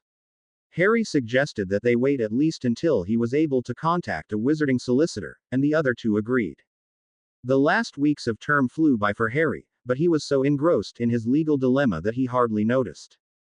After speaking with 3 different solicitors, 2 of which were versed in both Muggle and magical law, it was official: there was nothing they could do. Severus Snape was the only magical relative of Rowena Thomas, and was therefore fully within his rights to demand that she be raised in a purely magical household, regardless of her Muggle standing. It was spiteful, backwards, and completely unfair, but it was also the law. In fact, if it hadn't been for Dumbledore, it was most likely that Harry and his sister wouldn't have even been consulted, and would have simply been shipped off to live with a family they'd never met. As loath as he was to admit it, Dumbledore had done the 2 of them no small favor by allowing them to choose what family would have them, especially because it bought them both time. Because of their unique situation, it was decided that they would have to make a decision by the 1st of April, otherwise the decision would be made for them. That's barely over 3 months. Ro exclaimed when she heard. She and Harry were currently in their compartment in the Hogwarts Express on their way back to London for the Christmas holidays. How can we possibly make a decision to live with people we've only known for 3 months? We've still got options, Harry said cryptically as he watched the people passing by their compartment carefully. We'll talk about it when we get home. What are you looking at? Ro asked him. It's just students. Harry frowned. I've seen the same group pass by 5 times already, he replied, his eyes never leaving the door. It's mostly first and second year Hufflepuffs, and I don't think it's a coincidence. What did you mean? Harry shrugged. Call it a hunch. Ro just shrugged back and went back to her book. Harry noticed the same group pass by several more times until finally it stopped outside and one of them began to open the door. One of the first years stammered. Sorry, we thought this was somebody else's compartment. He finally ground out. However, the group made no move to leave when he had finished. Well, Harry said quizzically. Don't let us keep you if you're looking for someone. He noticed a couple of the boys looked confused until one of them began whispering something and the entire group filed back out and into the hall. That was weird, Ro said when they had gone. Harry nodded his agreement but said nothing and they passed the rest of the ride in silence. When the train arrived at King's Cross, they disembarked with the rest of the students and caught a taxi back home. When the 2 finally reached their flat, they met a depressed-looking Jack at the door and exchanged greetings before making their way inside. I still can't believe this, Jack said angrily. They're taking you away forever and there's nothing I can do. That's not quite true, Harry said slowly after he'd put his trunk in his room. He turned to his sister. Ro, we do have another option, but it would mean not going back to Hogwarts and hiding until you turn 17. How would we pull that off? She asked, surprised. Since the beginning of the year, I've been exchanging letters with Gringotts, Harry explained as he sat down. I don't have unrestricted access to my family's money, but because I'm emancipated in the Muggle world, I have a little more access to my family's estate that I normally would, and nobody knows, not even Dumbledore. In fact, the only goblin that knows what I've been doing is my account manager, but that's another story. Anyway, at the beginning of the year, I had my account manager buy us another place to live north of here, and since then I've had it heavily warded by Gringotts Cursebreakers so that we could hide there if something went wrong. Plan B, Jack said, nodding. Right, Plan B, Harry replied. Originally, I had it set up in case Jack started having problems with people from the magical world like reporters, but the place is large enough for all 3 of us to live there if we need to. That reminds me, he said, breaking off suddenly. I had portkeys made for all of us in case of an emergency, but they're registered with the ministry, so you really shouldn't use it unless you absolutely have to. Anyway, where was I? Oh, if we do decide to go with Plan B, then afterwards we could go to America for a while. Or maybe Australia, but no matter where we went, they'd be looking for us, and unless we stayed inside all the time, we'd probably eventually get caught. Why don't we just move to one of those countries now? Jack asked. You really think Dumbledore would just let us go like that? Harry asked him skeptically. They've made it quite clear that being emancipated means absolutely nothing to them, and neither do our opinions. We'd have to convince another magical government to grant us some sort of instant citizenship or amnesty, but to get that we'd have to fight a political battle against both Fudge and Dumbledore, so we'd probably lose. Not only that, but they'd know we wanted to run and they'd lock us up even tighter. He shook his head. No, if we run, we hide. Anything else is just too risky. What's the other option? The other option is to choose one of the families we're meeting with after Christmas, and be good little children. He finished sarcastically. What about Jack? Harry sighed. I don't know. If we choose to stay in the magical world, we'll have foster parents, and they'll probably try to tell us what to do, so we'll have to make sure that whoever we pick likes Jack, I guess. How did they choose the families? Jack asked. Dumbledore and Fudge finally agreed on a short list, Harry replied. That's why the Weasley and Greengrass families aren't on it. At Jack's confused look, he elaborated. Dumbledore had some families that Fudge didn't like, and Fudge had some families that Dumbledore didn't like, so they had to compromise. They ended up with the Diggory, Davies, Edgecombe, and Macmillan families, and we have to pick one. If we don't, Fudge gets to pick, and I can guarantee we won't like that decision. Why those four? Asked Ro. It's strange, actually, said Harry, scowling. Fudge immediately dismissed all the traditional Gryffindor families, and Dumbledore did the same with the Slytherin families, so all we've got left are Ravenclaw and Hufflepuff. Why is that weird? Well, I see why Dumbledore vetoed the Slytherins, but why did Fudge attack the Gryffindors? You'd think that he'd want me with a Gryffindor, he mused. Plus, all the families that Fudge suggested, except Edgecombe and Davies, can be tied to Voldemort in one way or another, almost like he wants us in a dark family instead of a light one. I guess Fudge could be a closet dark wizard, but he doesn't seem the type. Both Jack and Ro looked unsettled at that. So what happens now? Jack finally asked. Now we have a happy Christmas, Harry said firmly. We don't have to meet anyone until next week, and there's still 3 months before we have to make a final decision. There's plenty of time to cut and run if we want to. Do you want to, Harry? Ro asked quietly. Harry considered the question before exhaling heavily. I don't now, he said quietly. I just don't know. The holiday passed all too quickly for the young trio, and before they knew it, Christmas had arrived. The three exchanged gifts with each other, as usual, until Harry noticed a large, awkwardly shaped present under the tree with his name on it. He ran a series of wandless detection charms over it before he carefully unwrapped it to reveal the most magnificent broom he had ever seen. Wow, Harry, Ro breathed when she saw it. Who in the world sent you a firebolt? Do you know how expensive those are? Not exactly, Harry said, frowning. And there's no note. He spent the next several minutes carefully examining every aspect of the broom, both physical and magical, in precise detail, but came up with nothing out of the ordinary. Still, that fact that someone had anonymously sent him the best racing broom on the market left him more than a little suspicious, so he decided to try something else.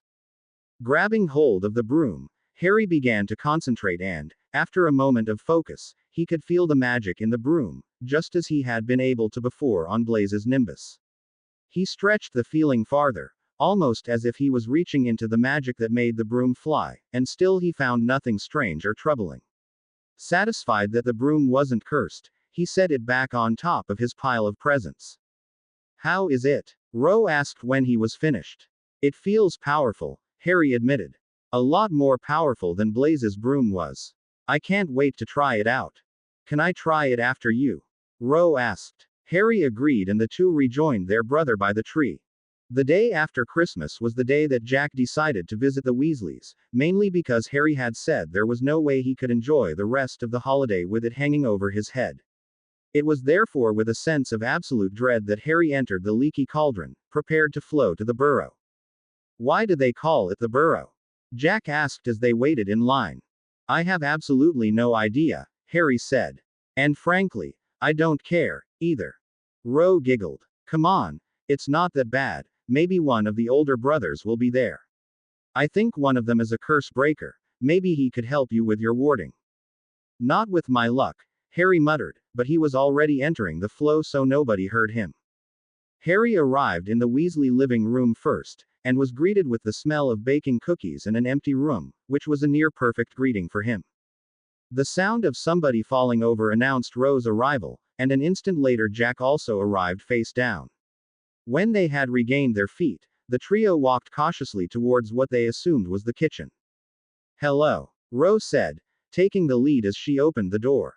"Oh, you're early," came the voice of Molly Weasley as she came forward to greet them. She immediately engulfed Ro in a hug before turning to Jack. "And you must be Jack."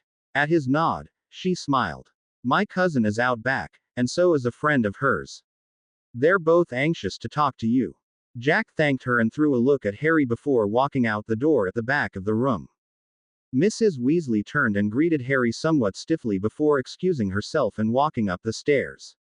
"And so it begins," Harry muttered as he helped himself to some cookie dough. "That wasn't like her at all," said Ro with a frown. "She seemed almost, well, scared of you." "She probably believes the prophet," Harry replied succinctly. "Or if not, then maybe she believes her children. They don't like me, Ro, they might have told her I'm a raving lunatic for all we know." Ro continued to frown but said nothing, and the two waited in silence until the door opened again and Ginny Weasley entered. "Ro," she exclaimed, giving her a hug. "I'm glad you came, it gets so annoying around here without another girl around." She turned and her gaze landed on Harry. "Oh," she said, blushing slightly. "Hi, Harry." "Hello Ginny," Harry replied politely. "How are you?" Ginny just blushed harder and it was Harry could do not to roll his eyes in exasperation. At that moment, the door directly behind Harry burst open and someone grabbed him by the shoulder, trying to push him out of the way. Instantly, Harry grabbed the offending hand by the wrist and stepped back, simultaneously pulling his attacker forward and swinging his other arm around his opponent's neck. When he saw the telltale sign of bright red hair, he loosened his grip and let the boy go. "What the hell, Potter?" Ron Weasley rasped, clutching his throat. "Sorry," Harry replied, "not really sorry at all. Instinct." Ron looked like he was going to say something else, but was cut off by Mr. Weasley.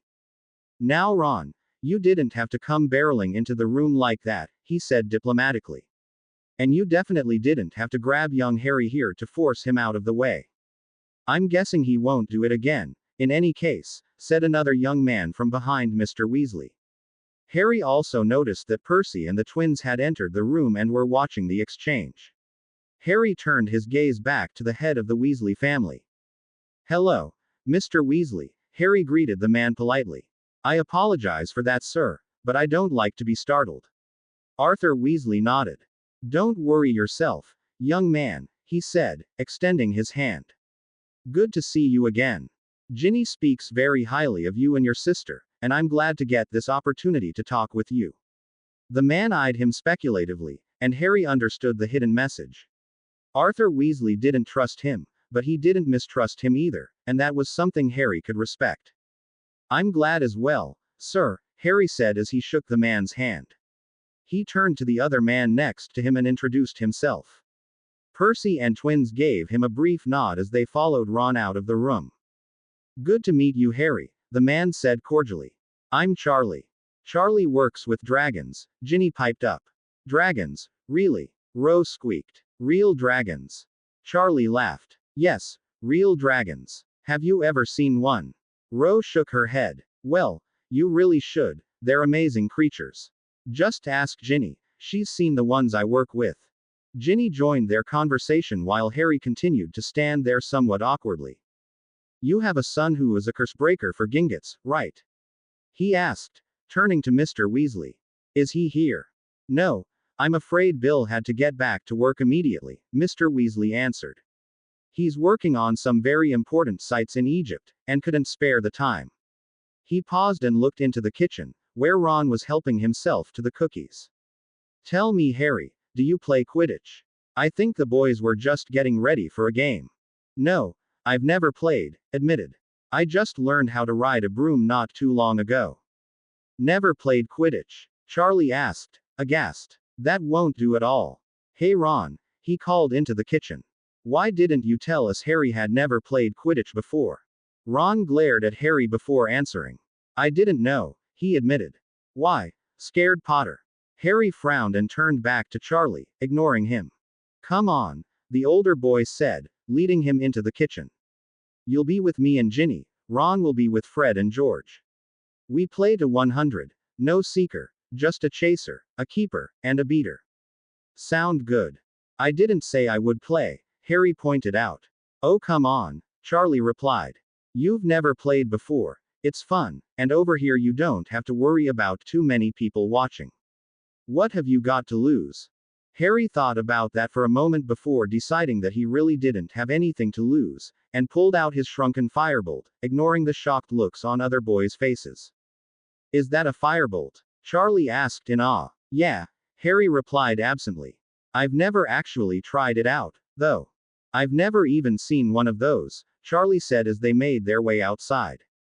They're supposed to be absolutely amazing in the air, you're pretty lucky. Anyway, what position do you want to play, Harry? Chaser. Harry answered after a moment of thought. All right, that works perfectly. I'll be our beater and Ginny can play keeper, okay Gin? Ginny nodded and the three took to the air. Everyone ready, called Arthur Weasley. Begin. He tossed the quaffle into the air and the game was on. Having never actually handled a quaffle before, Harry was worried that he would drop it, but found it surprisingly easy to handle. The instant the ball left Mr. Weasley's hand, he shot in a dive and caught the ball easily before pulling up and darting past Fred, who was playing chaser for the opposing team. He felt a bludger coming at him from the side and evaded it almost lazily before he aimed a shot at the far left ring and let go. Unfortunately, Harry had never been one for sports when he was younger, and the ball sailed well wide of the hoop before it was recovered by Ron, who passed it to Fred. Harry spun his broom around, marveling at its maneuverability and speed as he approached Fred from above, diving at the last moment to knock the quaffle from the older boy's grip. Harry adjusted his dive and caught the ball as it fell to the ground before twisting around another bludger and shooting back down the pitch, once again aiming a shot and once again missing badly. And so began possibly the strangest game of Quidditch ever witnessed at the Burrow. Harry's flying skills surpassed Fred's by so much that the redhead had only been able to get 3 shots on Ginny, scoring once. Harry, on the other hand, had lost count of how many times he had shot against Ron, but unfortunately the majority of his shots were so wild that they never had a chance. If it hadn't been obvious from the look on his face that Harry was trying very hard to score, Ron would have thought he was toying with them with the way he constantly stole the quaffle from Fred and lazily evaded bludgers from George. If Ron was honest with himself, he had to admit he'd never seen anyone fly as naturally as Harry Potter did. This, of course, only made him angrier. Finally, after an hour of flying circles around everyone on the pitch but only scoring 4 times, Harry decided he'd had enough and motioned for Charlie and Ginny to follow him to the ground. Oi! What did you think you're doing? Ron called when he saw them. The game's not over. I don't want to play anymore, Harry called back. Call it a draw, I'm hungry. There's no draws in Quidditch. Ron yelled, aghast. If you quit, you forfeit, that's the rule. Okay, then we forfeit, Harry replied, shrugging. All he'd really wanted to do was fly around anyway. If possible, Ron's face turned even redder at that. Calm down, Ron, Charlie said reasonably. He's not a Weasley, and this was his first game, so the usual rules don't apply. What's the matter? Are you scared? Ron yelled, ignoring his brother. Afraid you'll get hurt, or embarrass yourself? He called nastily. Completely ignoring Ron's taunts, Harry turned and started back towards the house, where he was met by laughing Jack and Ro. That was awesome. You looked like you were born in the air, he exclaimed, slapping Harry on the back. Angela, that's one of the girls I'm here to meet, said you're the best she's ever seen. I don't know about that, Harry said modestly. I couldn't seem to hit those rings to save my life. Still, it was nice to get out any fly, at least. When they reached the house, Mr. Weasley approached them. That was some very impressive flying, Harry, he said. Are you on your house team? Harry snorted. I'm afraid the Slytherin house team is bought and paid for by Draco Malfoy, and he doesn't like me very much. So no, I'm not on my house team. I just like to fly. I'd say you do a fair job of it, too, Charlie said with a grin. Yes, I can understand why, Mr. Weasley agreed. And I understand what you mean about the Malfoys, they think they can buy anything. Harry shrugged. In this case, they're right. What's the big idea, Potter? Harry turned to find Ron Weasley storming up to him angrily. I know we're better than you, but I didn't expect you to forfeit like a coward. I didn't feel like playing anymore, Harry replied with a shrug. Leave him alone, Ron, Mr. Weasley broke in smoothly. For his first Quidditch match, I'd say he did pretty well. Ron glared daggers at Harry and stormed out of the room. If you don't mind me asking, Harry, said Mr. Weasley when Ron had left. Ron doesn't seem to like you very much, do you know why? Don't know and don't care, Harry replied succinctly. Mr. Weasley frowned and shot a look at Charlie, who was about to respond when Albus Dumbledore entered the room, followed by the absolute last person Harry wanted to see, Severus Snape. Snape, for his part, didn't appear to be any happier about the situation than Harry was, if the scowl on his face was any indication. Ah, hello Harry, Dumbledore greeted him jovially. Having fun. What's he doing here? Harry asked coldly. Mr. Thomas asked specifically for his presence, Harry, Dumbledore admonished slightly. Remembering what Jack had said before, Harry scowled but said nothing. Dumbledore greeted Mr. Weasley as well and Harry went back outside to get Jack. Jack, Snape's here, he said, coming up next to the older boy. Do you want Ro and I to stay with you? Jack took a deep breath but shook his head. Harry gave him a questioning look, to which Jack shook his head more firmly. No, I have to do this alone. Harry sighed. All right, just don't look him in the eyes. As much as he didn't like it, Harry knew this was something that Jack had to do, and turned to go back inside just as Snape and Dumbledore came out. No wands, Harry said, standing in front of the two professors. What? Snape asked incredulously. I said no wands, Harry repeated slowly. I don't trust you, so give your wand to the headmaster. Why you? Snape snarled, but was cut off by Dumbledore. It is a reasonable request, Severus, he said calmly. The boy is no threat to you, certainly. Fuming, Snape pulled out his wand and thrust it into Dumbledore's hand before returning his vicious glare to Harry, who ignored him and walked calmly back inside. Dumbledore came in shortly thereafter, and since he had no desire to actually have a conversation with the old wizard, Harry promptly excused himself. As he walked around the burrow, his mind wandered between being worried about Jack and worried that he'd run into another Weasley.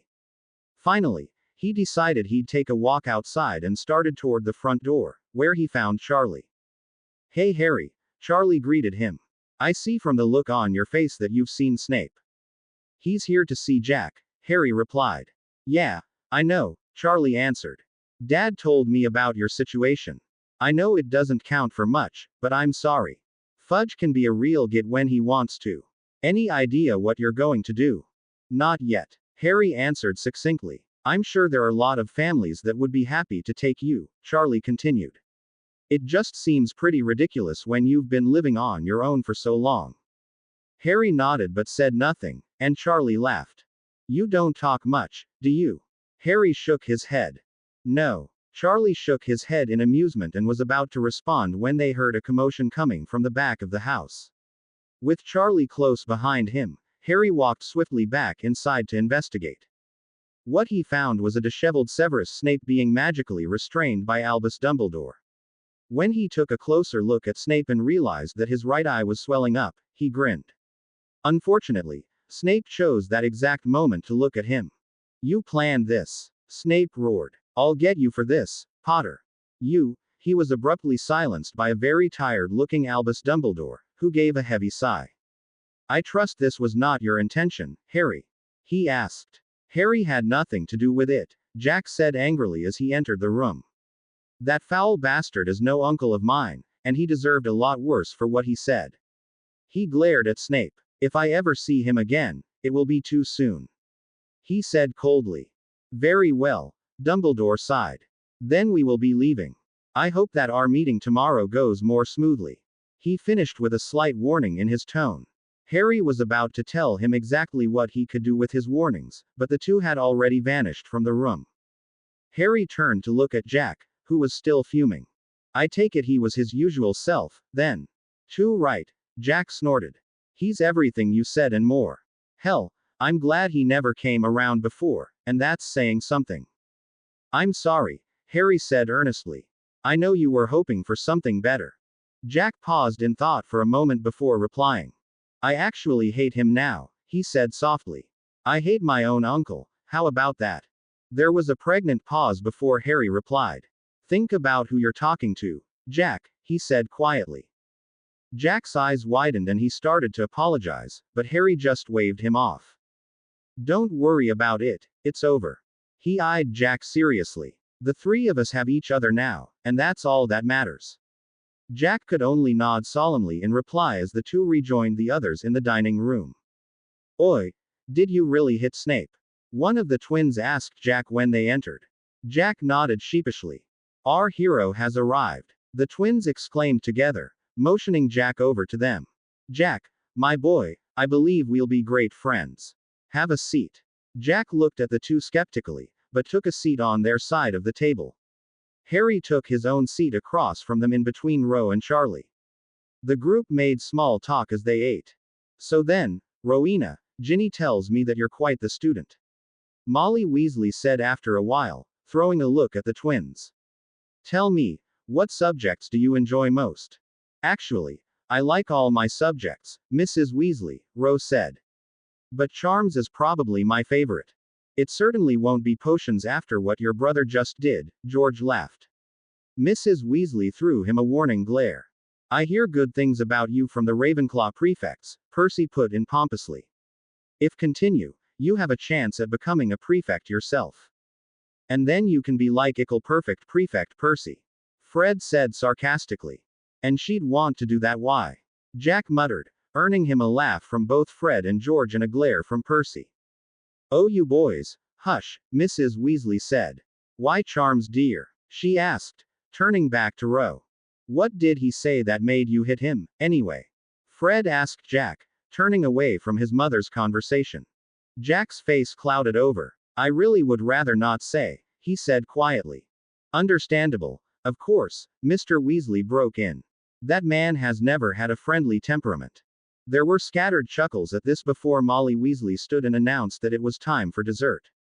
Most of the Weasleys' faces lit up at that, as did Rose, but Harry found himself feeling uneasy. Jack was talking and laughing with the twins, and Ro was giggling quietly with Ginny, yet he couldn't shake the feeling that something was amiss. Something wrong, Harry? Charlie asked him quietly. Harry shook his head. I'm feeling a bit lightheaded, he lied. Maybe it was all that Quidditch. I'm sorry to hear that, the older boy said earnestly. I thought maybe you were feeling uncomfortable with the rest of our family because of Ron. Harry looked at him sharply as he continued. He's always been a bit of a hothead, so don't take anything he says too seriously. He chuckled. It looks like you tend to set him off. Harry shrugged. He doesn't like me, that's no secret. And to be honest, I've got more important things to worry about. Charlie considered the young man seriously for a moment, but could only nod in acknowledgement before turning back to his desert. Harry and Ro returned to Hogwarts on January 2nd, and Harry spent the first 2 weeks of term trying desperately to find a solution to the adoption problem. Every day brought them closer to the April 1st deadline, and yet he was no closer to finding an answer than he had been when Dumbledore gave him the news. In the weeks following their visit to the Weasleys, Harry, Jack, and Ro had met with 2 of their potential foster families, and neither meeting had gone well. The Edgecombes had seemed like a nice enough group, that is until Mrs. Edgecombe realized that Jack was a squib, and immediately forbade any child of hers from contact with him. That had ended their meeting rather suddenly. Their second meeting, with the Macmillan family, had gone better, but it was far from a perfect fit. It was immediately clear where Ernie Macmillan got his fondness for rules, as his father laid out a typical summer schedule with nearly every hour already planned out. Harry had used legilimency to determine the man's motivations, and although he did detect an honest desire to help, the idea of currying favor with Dumbledore and the notoriety from raising such well-known children were the 2 primary reasons he was interested. Harry let the meeting proceed as planned, but inwardly he decided he would rather go to Plan B than live with the Macmillans. Their third meeting, with the Davies family, was scheduled for January 15th, but Mr. Davies contacted Dumbledore at the last moment and said that he would have to reschedule because of a family emergency. That left their last meeting with the Diggories, scheduled for January 22nd. Since the 22nd was a Sunday, Harry and Ro spent the early part of the day studying before they met Dumbledore in his office. Together, he and Ro portkeyed to their flat to pick up Jack before taking another portkey to the Diggory house. They arrived in the living room and were immediately greeted by a tall, brunette woman who introduced herself as Priscilla Diggory. "Thank you for having us, Mrs. Diggory," Ro said politely. "You have a lovely home." "Why thank you, child," Mrs. Diggory replied with a smile. "The men are waiting in the sitting room, if you'll follow me." The three followed Mrs. Diggory down a long hallway that ended in a smaller, cozy-looking room where Amos and Cedric Diggory sat, talking in low tones to one another. "Ah, you must be Harry then," Mr. Diggory said as they entered, standing to shake his hand. "And this must be Ro, which makes you Jack. A pleasure to meet you." "A pleasure to meet you too, sir," Jack replied formally. "This is my son Cedric." Cedric stood and shook Jack's hand as well, but made no move to acknowledge Harry. "Of course, you two must know that, going to Hogwarts and all." Mr. Diggory gave his son a proud look. "I'd imagine he's quite the popular one, am I right?" Harry was about to respond when he noticed that Ro was blushing rather profusely, and frowned. "Hello, Cedric," Ro said shyly. When he smiled at her, her flush deepened. Jack turned his gaze from Ro to glare at Cedric. "Ah yes," Mr. Diggory chuckled. "Quite the heartbreaker, aren't you, Seed?" "Now then," he said, his face growing serious. "You know why we're all here. Personally, I think it's absolutely despicable that the minister would try to force you apart, but," he paused for a moment with a strange look on his face, and Harry hastily withdrew his legilimency probe. Mr. Diggory shook his head before continuing. "Where was I? Oh yes, the minister. Well, as I'm sure you know, there isn't much to be done. Priscilla and I never intended Cedric to be an only child, but things don't always go as planned, so here we are. Let me begin by saying that if you do choose to come stay with us, Jack will be welcome anytime. In fact, we'd be happy to have you live with us as well." Jack looked speechless at that. "Don't look so surprised," Mrs. Diggory chuckled. "Not all pure-blood families hold such backward beliefs about squibs. My great-aunt couldn't cast a spell to save her life, but she was a fearsome woman in her own right." She regarded Jack kindly. "We'd be happy to have you." Harry was careful not to make the same mistake twice, but found that unlike her husband, Mrs. Diggory had no occlumency training, and surprisingly, everything she said was true. "Well, I think I speak for all us when I say that's a relief," Jack said jokingly. The Diggorys all smiled. "We understand that you've been living by yourselves for some time," Mrs. Diggory continued. "And we don't want to jeopardize what you already have with each other. Of course, we'd expect you to live by the same rules Cedric does," Mr. Diggory said seriously. "We understand that may be hard for you to accept, and believe me when I say we'll do our best to respect your independence. If anything, we see ourselves more as guardians than parents." "Yes, you all seem very mature already," Mrs. Diggory said with a smile. "But we'd be happy to talk to you about anything at all." Both Mr. and Mrs. Diggory smiled. "Dad," Cedric broke in, "I'd like to have a word with Harry in private, if you don't mind." Mr. Diggory looked at his son quizzically for a moment before he threw a questioning look at Harry. Harry nodded and stood to follow Cedric out of the room. Cedric led him down the hallway and into a smaller room that appeared to be some sort of office. "Okay, Potter, here's the deal," Cedric began when they were alone. "Dumbledore says that most of the rumors going around about you aren't true, and that's good enough for me at Hogwarts, but not when it comes to my family." He looked at Harry seriously. "If you're going to be living here, I have to trust you, and right now, I can't do that. First, I need to know what rumors you're talking about," Harry replied. "Don't play dumb," Cedric said angrily. "Even if you're not behind it, you still know what's going on, and that's bad enough." "Actually, I don't know what's going," Harry said, narrowing his eyes. "Why don't you tell me? You want to act that way. Fine." Cedric went to the desk behind him and picked up a vial. Then you won't mind answering some questions under Veritaserum. Inwardly, Harry cringed. If you want to know something, I suggest you just ask. Will you take it or not? Cedric demanded. Harry knew he was trapped. He couldn't take the Veritaserum, of course, not without knowing the question Cedric was going to ask. All it would take was a question like, "What do you not want to tell me?" and all of Harry's secrets would be laid bare. It was possible that he would be able to fight the potion, but that wasn't a chance he was willing to take. He sighed. No. Cedric looked at him sadly. I see. With that, he put the vial back on the desk and walked back down the hall to the sitting room. Harry followed him, and entered to find Jack and Ro laughing at something Mrs. Diggory had just said. They smiled when he entered, but Cedric went immediately to his father and whispered something in his ear, causing him to frown. I thought we settled this already, Harry overheard him say. I'm sorry, Cedric replied in a normal voice. But I don't trust him, no matter what Dumbledore says. Jack and Ro looked at Harry quizzically, who shook his head. Excuse us for a moment, please, Mr. Diggory said, leaving the room with Cedric. What was that all about? Ro asked when they had gone. He's afraid I'm evil, like the papers said, I guess, Harry said with a sigh. Oh, I'm sure that's not it, Mrs. Diggory said lightly. Amos was the one who investigated what happened at Hogwarts, after all. He's never spoken ill of you to us, I know that much. Harry just shrugged at her and the four of them made small talk for a while before Mr. Diggory returned to the room alone. I'm sorry about that, Harry, he said. You don't have to apologize, Harry said, waving the man off. You should know, I seem to have a knack for making more enemies than friends.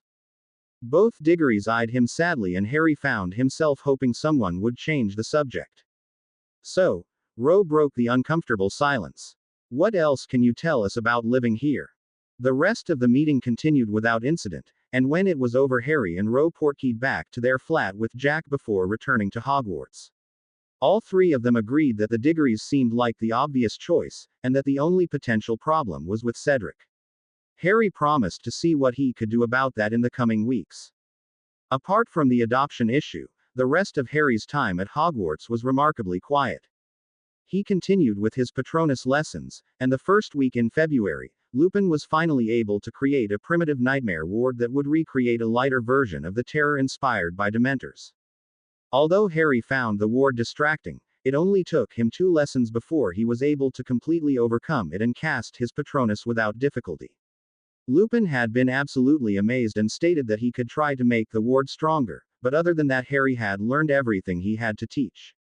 Truth be told, Harry was more interested in the spell itself than its effects.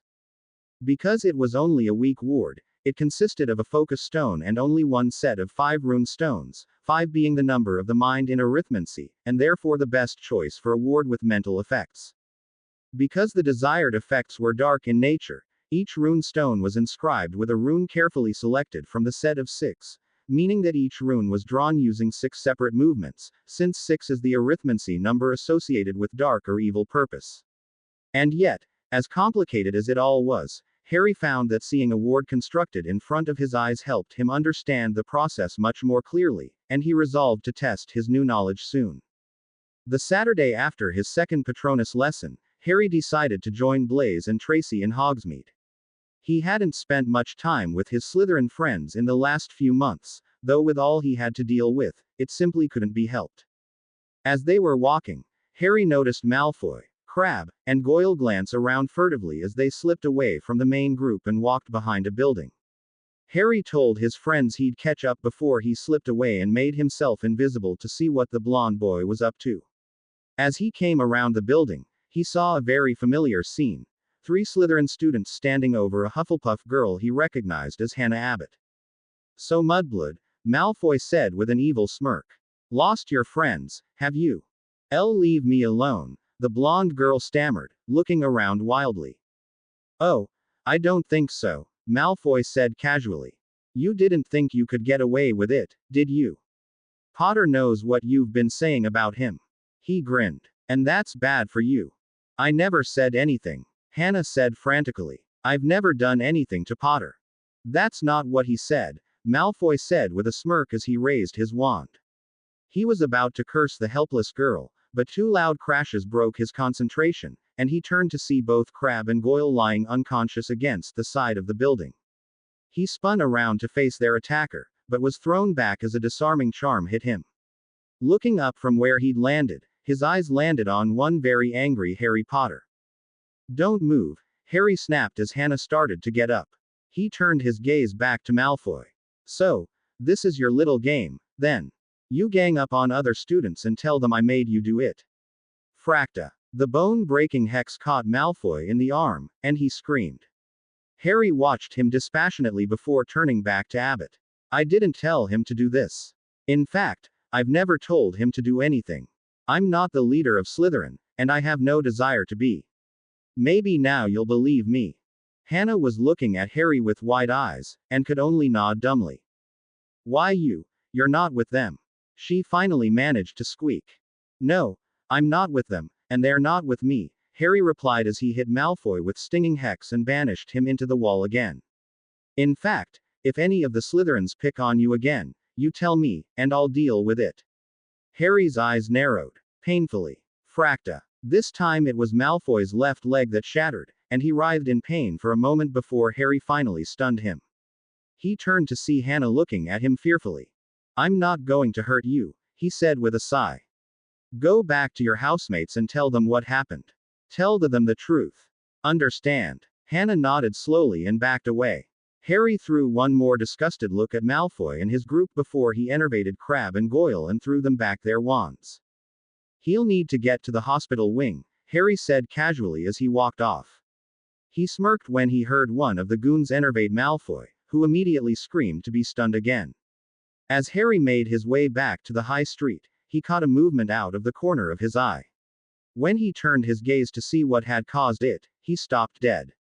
Standing not 20 feet away from him, partially hidden by the underbrush, was a quite large, very shaggy, and very black dog.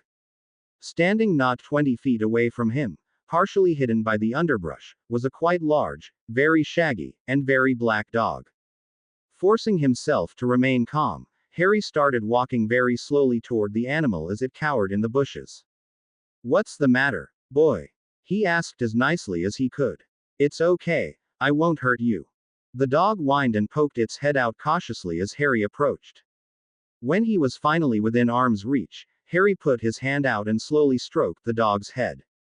When it began to relax, Harry hit it with a wandless stunner and immediately made it invisible before levitating it as he walked quickly through the forest, glancing around to make sure no one had seen.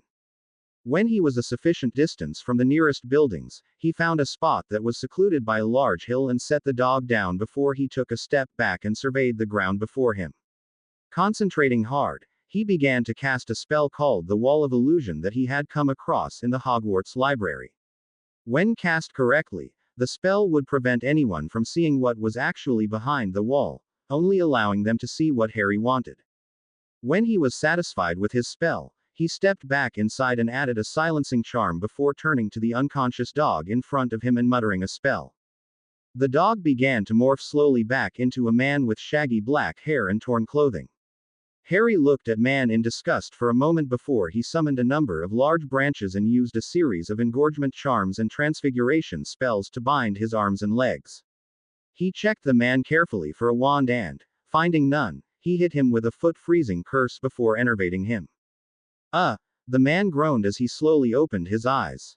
"Hello, Black," Harry said coldly, causing the man's eyes to snap open. Harry, is it really you?" Sirius Black asked disbelievingly. "You really do look just like James," he said softly. Don't act like you know me, traitor." Harry spat angrily. Fracta. Black yelped in pain as his right arm shattered.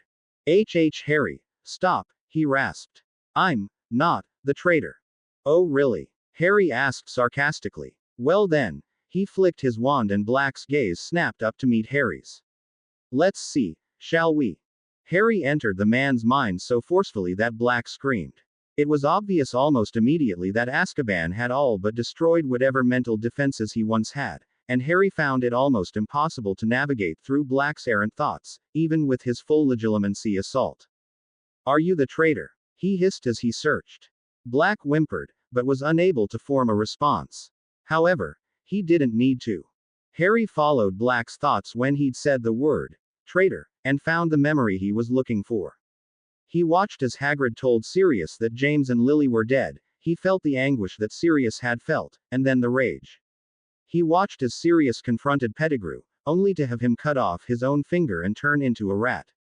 He felt the hopeless despair that Sirius had felt in Azkaban, and how he felt that he'd failed James and Lily, how he'd failed Harry. Having seen enough, Harry hastily withdrew from Sirius's mind and looked at him with a mixture of regret and anger. Harry's mental assault had not been gentle, and Sirius was shaking uncontrollably and muttering to himself, oblivious to the fact that blood was leaking out of his nose and ears. Harry used his limited knowledge of healing charms to repair the arm he'd broken and stop the bleeding, but it was a temporary fix at best. Swearing to himself, Harry considered his options and came to a decision. He removed a chain from around his neck and placed it so that it was touching both his and Sirius's hands. "Activate," he said, tapping the chain with his wand. Immediately, he felt a tug behind his navel followed by the rushing sensation of portkey travel before he landed in a cozy living room. He levitated Sirius into the nearest bedroom and cleaned him up before pulling 2 potions from a nearby cabinet and forcing them down the man's throat. That done, he placed him gently under the covers and grabbed a quill and parchment to scribble a quick note. "Sirius Black, I know you are innocent. I apologize for attacking you earlier, but I was told that it was you who had betrayed my parents, not Pettigrew. I have brought you to a house that very few people know about, and you will be safe here as long as you do not leave. Do not leave. There is enough food to last several months in the basements under preservation charms, so feel free to help yourself to anything you want. I will be back as soon as I can to speak with you. Until then, do not leave the house. Harry Potter." Harry scowled as he read over the note. It wasn't much, but it would have to do. He copied the note and left one next to the bed and one on the door. With one last look at his new houseguest, Harry turned and sprinted from the house until he reached the edge of the anti-apparition wards before apparating back to Hogsmeade. "Where the hell did you go?"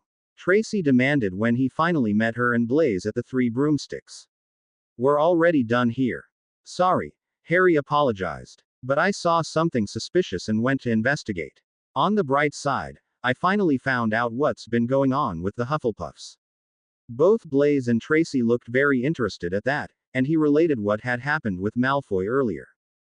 "I told you he was a slow learner," Blaise smirked when Harry had finished. "So they've been attacking kids in your name the entire time?" Tracy asked incredulously. "How did we not hear about this?" "I really don't know," Harry admitted. "In hindsight, I should have guessed something like this was happening. Some of the Gryffindors alluded to it, they even said Sprout knew. I wish somebody would have just told me what was happening," he said, annoyed. "Do you think Dumbledore knew?" "Now that is a good question," Harry said, looking thoughtful. "But I don't think so. He was the one that was so anxious to get me all friendly with the other houses, and this did the exact opposite." He paused. "No, if he knew, he would have tried to stop it. Or, at the very least, he would have tried to get me to stop it." "That makes sense," Blaise said thoughtfully. "Still, it just doesn't seem like Malfoy's style, does it?" "You're right, I thought the same thing," Harry replied. "But I saw it with my own 2 eyes, so it was definitely him." Blaise frowned slightly, but said nothing, and the 3 left the restaurant to explore the rest of Hogsmeade. Later that night, after everyone else was asleep, Harry slipped out of the castle and apparated outside the wards to his safe house before making his way inside. "Who's there?" rasped a voice from the direction of the kitchen. "It's Harry." There was a slight pause, then, "Harry." Sirius Black came around the corner from the kitchen looking much better than Harry had left him, but still far from healthy. His clothes were still in tatters and he was rubbing his eyes tiredly, as if trying to make sure he wasn't seeing an illusion. "Harry," he sniffed, barreling forward with open arms. Alarmed by the sudden movement, Harry sidestepped to the right, simultaneously extending his left foot and sending Sirius crashing to the floor. Sirius groaned and looked up at Harry with a hurt expression.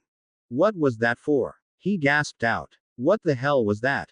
Harry snapped. I haven't said a word and you tried to tackle me. Explain yourself. Sirius eyed him incredulously for a moment before his look turned to sadness. I was trying to give you a hug, Sirius said softly. Harry, what's happened to you? I don't like sudden movements, Harry replied as he slowly held out his hand to help the older man up. Don't do that again. Okay, I'll go slow. I'm going to hug you now, Sirius said, stepping forward slowly. He reached his arms out and slowly engulfed Harry in a hug. Harry tensed and wasn't sure how to reply to that, but the man was obviously no threat, so he just stood there awkwardly.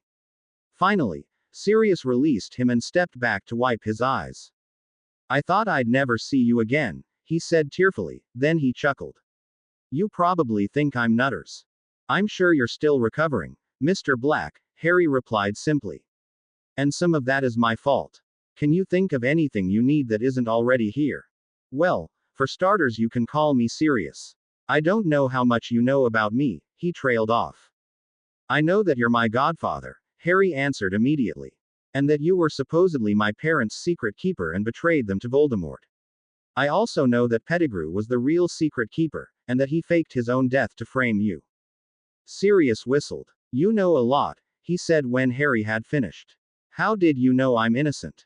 Harry frowned. Do you remember what happened when I found you? Not really, Sirius said, shaking his head.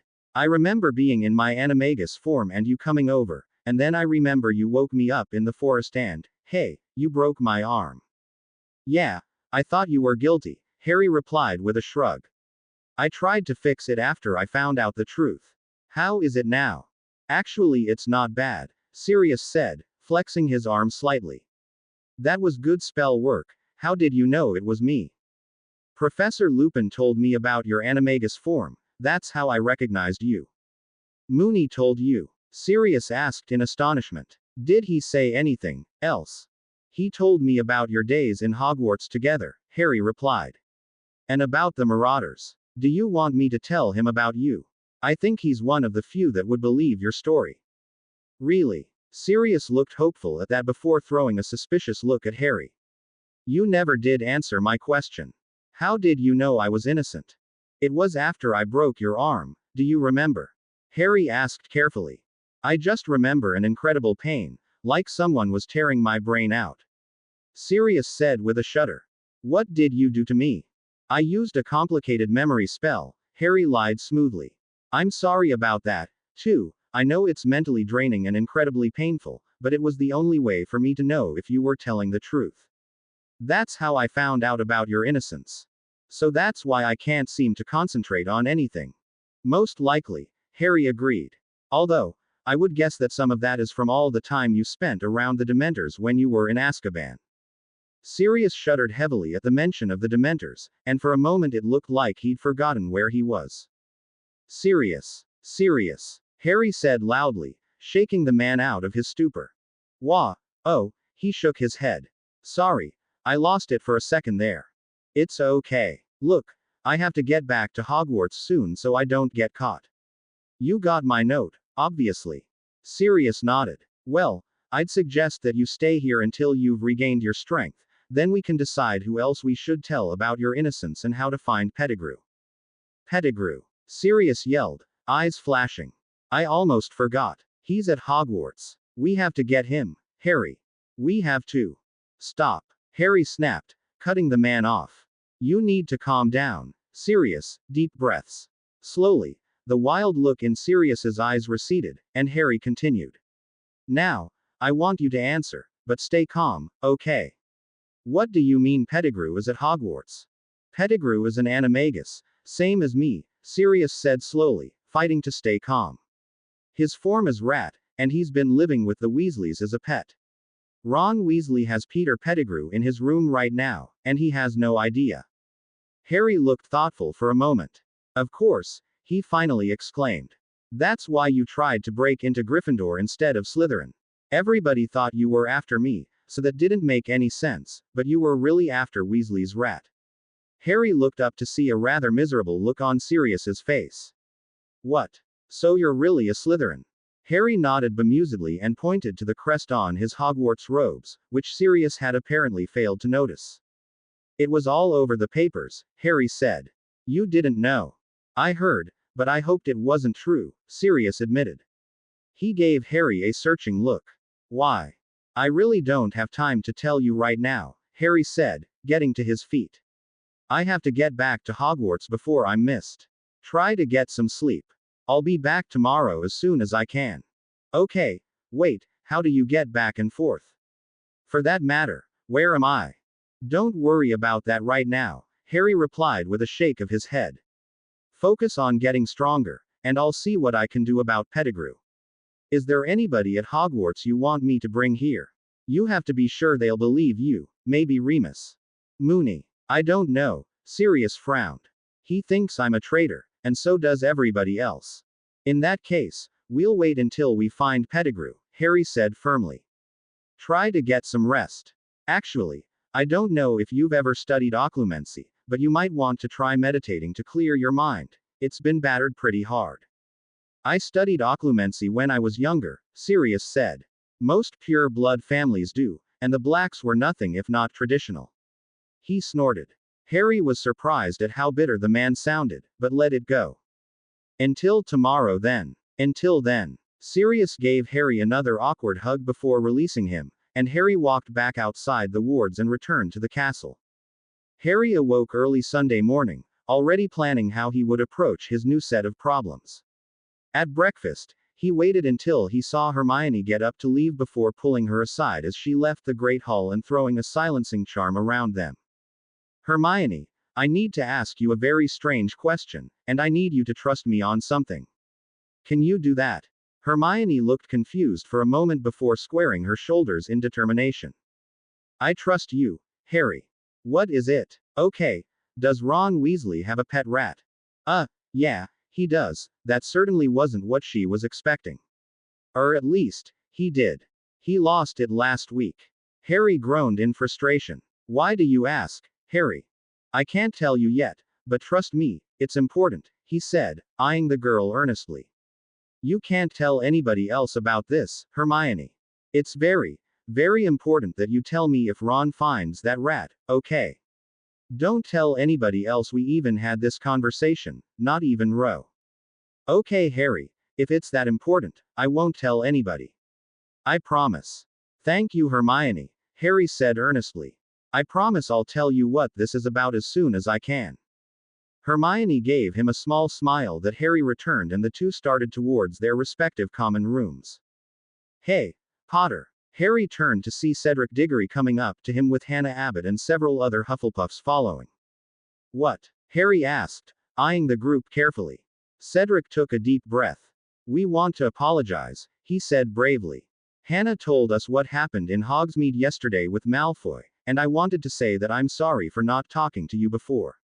Harry looked at the group of Hufflepuffs cowering behind him and frowned. There were murmurs of agreement, but many of them still looked at him with more than a little fear. I accept your apology, Harry said flatly. But until the rest of you, he looked at the group behind Cedric, can learn to look at me without cringing, I don't think it's going to matter much. There was more scattered muttering from the group, and Harry saw a couple of boys in the back that apparently didn't care much for Cedric's apology. Was there something else? Harry asked, looking back at Cedric. Not really, Cedric said, confused. He'd expected Harry to show at least some emotion, especially after Cedric had tried to get him to take Veritaserum. Hell, even anger would have been better than the cool dismissal he'd just shown to the group. We really are sorry, Harry. Hannah Abbott said, stepping up next to Cedric. Harry could see she was so nervous that her hands were shaking. And I never really got a chance to thank you for yesterday, so, thank you. Harry shrugged dismissively. I'm just glad everything got cleared up, he said. Next time if you want to know something, ask me first. With that, he turned and followed Hermione down the hall, leaving a very confused group of Hufflepuffs behind him. He said the apology was accepted, but it sure doesn't feel like it, does it? Somebody in the group asked when Harry was out of sight. I don't why we're apologizing in the first place, said another angrily. Maybe he wasn't planning the attacks, but that doesn't mean we can trust him. And that's why he doesn't trust any of us, Hannah said sadly. I don't mean to sound petty, Ernie Macmillan said slowly. But he's still a Slytherin, no matter what else he says, and like it or not, the prophet had a point. Maybe we should just leave it alone. That's not good enough for me, Cedric said firmly. I'm going to talk to Sprout, who's with me. There was a lot of shuffling as some students looked at the floor, and in the end only Hannah Abbott and two others stood beside Cedric, who looked at the rest of the group sadly, most of whom refused to meet his eyes. Let's go, he said softly. With that, he turned and led the way to Sprout's office. While the Hufflepuffs were on their way to talk to their head of house, Harry once again slipped off the Hogwarts grounds and apparated outside the wards of the Plan B house to meet Sirius. Sirius, he called as he entered. Sirius, are you here? In here, Sirius called from the living room. Harry entered to find him lounging in front of the television with an impressive breakfast spread laid out around him. Hungry. Just ate. How do you feel? Better, Sirius admitted. I tried some occlumency exercises like you suggested and it helped loads.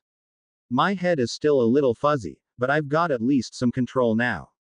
Well, you can't expect to erase a decade of abuse in one night, Harry said wisely. At least you have some time to get better.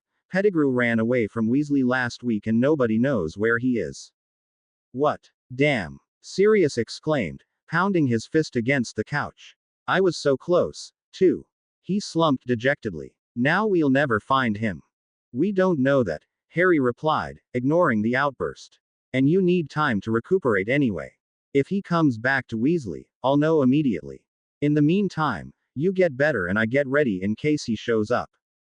Harry, you can't take him by yourself, Sirius said warningly. He's a fully trained wizard, and sneaky to boot. If you find him, promise me you'll come get me first. Absolutely not, Harry said, shaking his head. It's too risky for you to come back to Hogwarts. Besides, if everything works out, he'll be in his animagus form when I get him, so I won't actually have to fight him. Damn it, Harry, Sirius snarled. He destroyed my life. Your parents switched secret keepers because I suggested it. Don't you see? He's my responsibility. I don't care, Harry said coldly. What's important is that he gets caught and you get free, everything else is secondary. He fixed Sirius with a serious glare. I'm your godfather, Sirius began. Godfather or not, Harry interrupted sharply. You are not in charge here, remember that. Sirius's face slowly changed from anger to shock as he regarded the young man before him. I understand this is hard for you to deal with, Harry continued in a warmer tone. But what you have to understand is that I'm in a much better position to deal with Pettigrew than you are. I understand that you want revenge, and you deserve it, but if you kill him, nobody will ever know the truth. Sirius seemed to be struggling with himself before sighing dejectedly. How do you get so smart? He muttered. Your emotions are still raw and hard to control, Harry replied. Mine aren't. I need to at least see him before you turn him in, Sirius said pleadingly. He killed the man I loved like a brother and sent me to hell on earth for 12 years, Harry. I can't just let him go. Harry frowned. I'll think about it, but only if you can control yourself. We'd have to find someplace to do it, too, since I don't really fancy bringing him here. How about the Shrieking Shack? Sirius asked. What about it? There's a tunnel that leads from the Hogwarts grounds directly into it. We used to use it all the time during the full moon. Is there really? Harry asked thoughtfully. That's certainly interesting. Are there any other secret passages that you know about?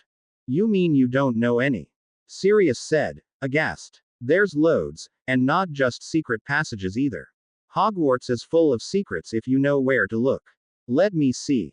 Sirius spent the next couple of hours telling Harry all the secrets that he could remember from his days as a marauder, along with quite a few stories regaling his many exploits. As he talked, Harry couldn't help but be reminded of Jack, especially the way Sirius would laugh when recalling a particularly funny look on someone's face. Harry was especially interested to learn that Lupin had somewhat understated the enmity between the Marauders and Snape. According to Sirius, both he and Harry's father had absolutely hated Snape, which shed new light on the potion master's attitude towards him. Wait, you did what, exactly? We turned him into our own private portrait, Sirius said, grinning. Snape never came anywhere near our common room, so when we saw him, we knew he was up to something. We stunned him before he even saw us, and James had the idea to stick him over the portrait of the fat lady so that he would swing as she opened and closed for students. It was actually Peter who figured out how to make him give the password. How did you do that? It's easier than it sounds, actually, Sirius admitted. We used a conditional sticking charm, the type that usually had a password to release it. We just made the password the phrase, Gryffindor Pride, which was the password to the common room, but we made it so that the phrase had to be said 20 times by the same person. Of course, we didn't tell Snape, he laughed. We left him a note that said he had to say it until every Gryffindor student had passed by, and that if he said anything else, he'd be stuck there indefinitely. He sat there, stuck to the portrait, and every time a student approached he had to say, Gryffindor Pride, then he got swung around as the portrait opened. Sirius roared with laughter, and even Harry managed a chuckle at that. Of course, when he remembered that this was most likely the reason that Snape was trying to take Ro away, he immediately sobered. Why didn't he just wait for the professors? He did, at first, Sirius replied, still chuckling. But Dumbledore was off on some sort of business, and Slughorn, that was the head of Slytherin House, he wasn't much with a wand. McGonagall tried too, but she couldn't dispel it either, Sirius said with a grin. Okay, I give up. Why couldn't they dispel your sticking charm? We were too sneaky, that's why, Sirius replied. We didn't stick him directly to the portrait. We stuck him to a thin plank of wood that James had transfigured, and then we stuck the wood to the portrait. So when the professors tried to dispel the charm, they ignored the wood in their focus, and the charm didn't work, Harry finished for him, impressed. I assume you disillusioned the wood. Of course. Impressive, Harry admitted. How did you manage to get away with that? We didn't, Sirius responded wryly. A month of detention each for that one. It would have been more, but they didn't have any hard evidence. Of course, it ended up being more like 2 months anyway, but that's a different story. He paused for a moment. Oh, those were the days, he said with a sigh as he wiped his eyes.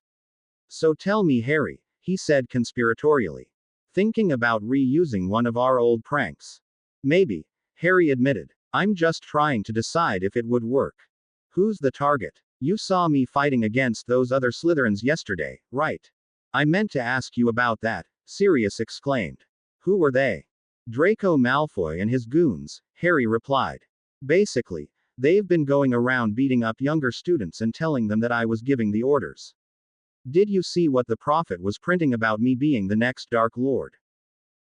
Yeah, Sirius said uneasily. Wait, Malfoy. Lucius and Narcissa Malfoy's son.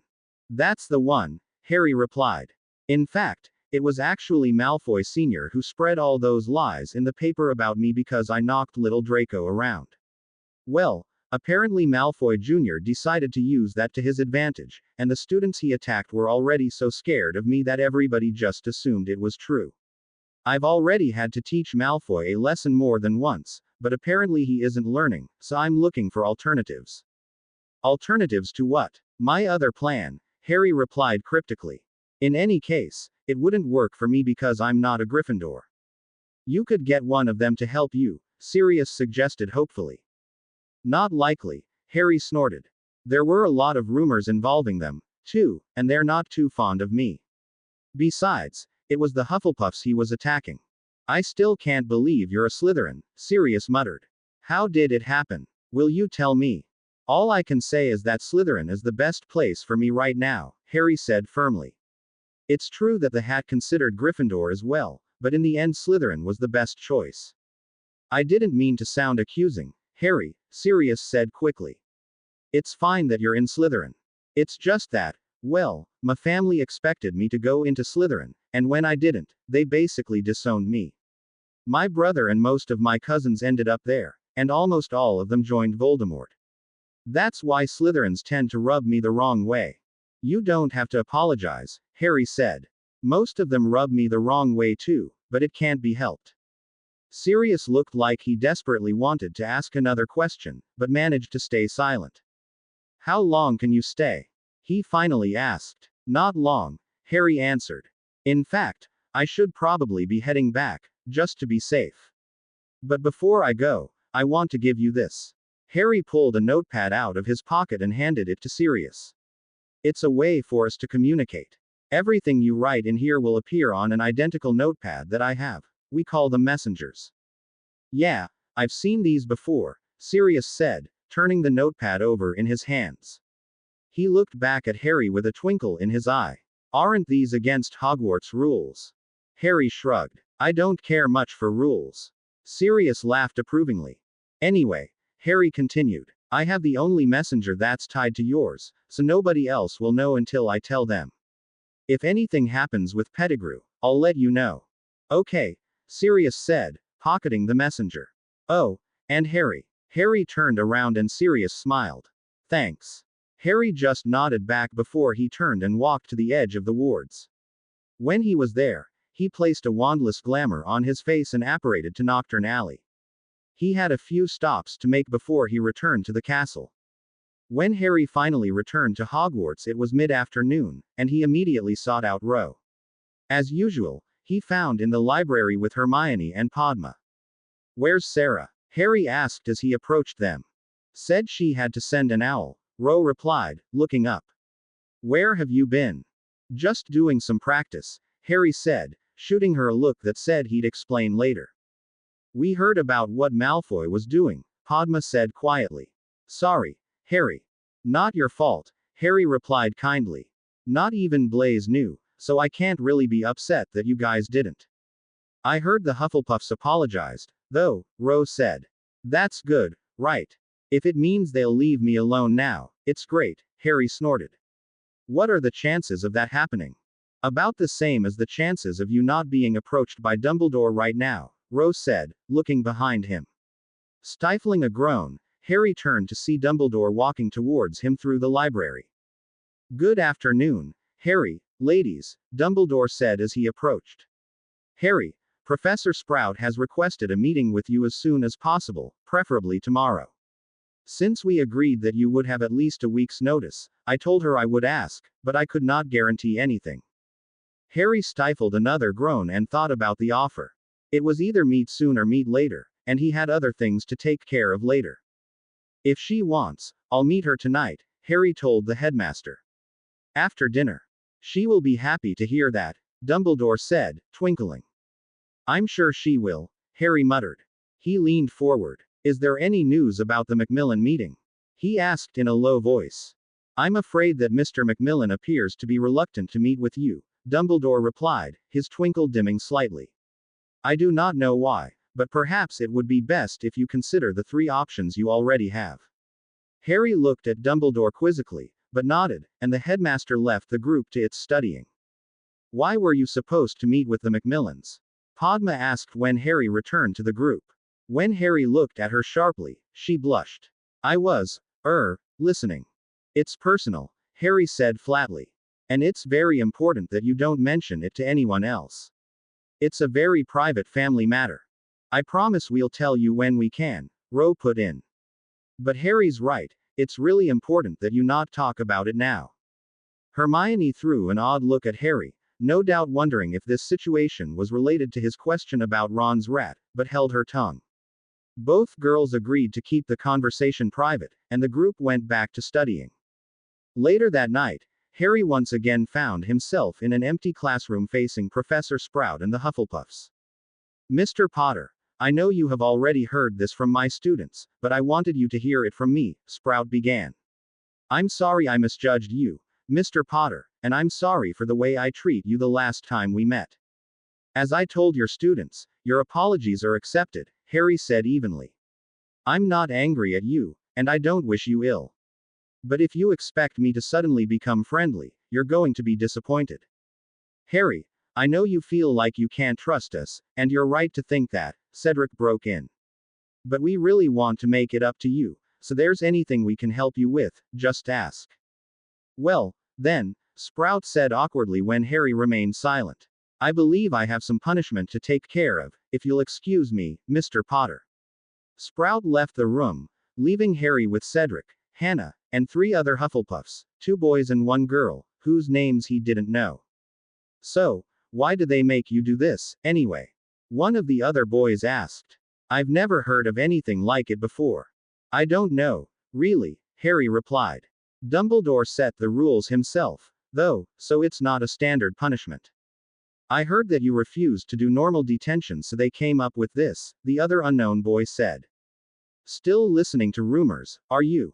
Harry said sarcastically. The boy paled and began to stammer. Harry just shook his head in exasperation before turning back to Cedric. Is there something else we're here for? Not really, Cedric said with a sigh. I'll be leaving then, Harry said as he got up.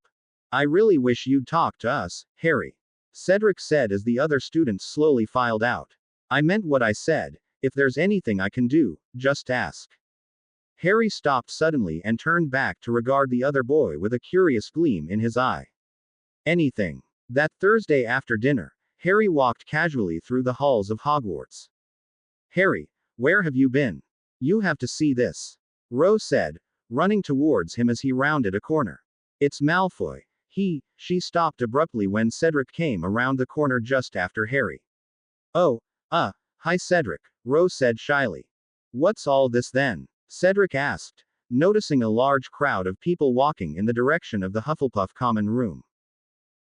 Oh, Rose exclaimed, regaining her train of thought.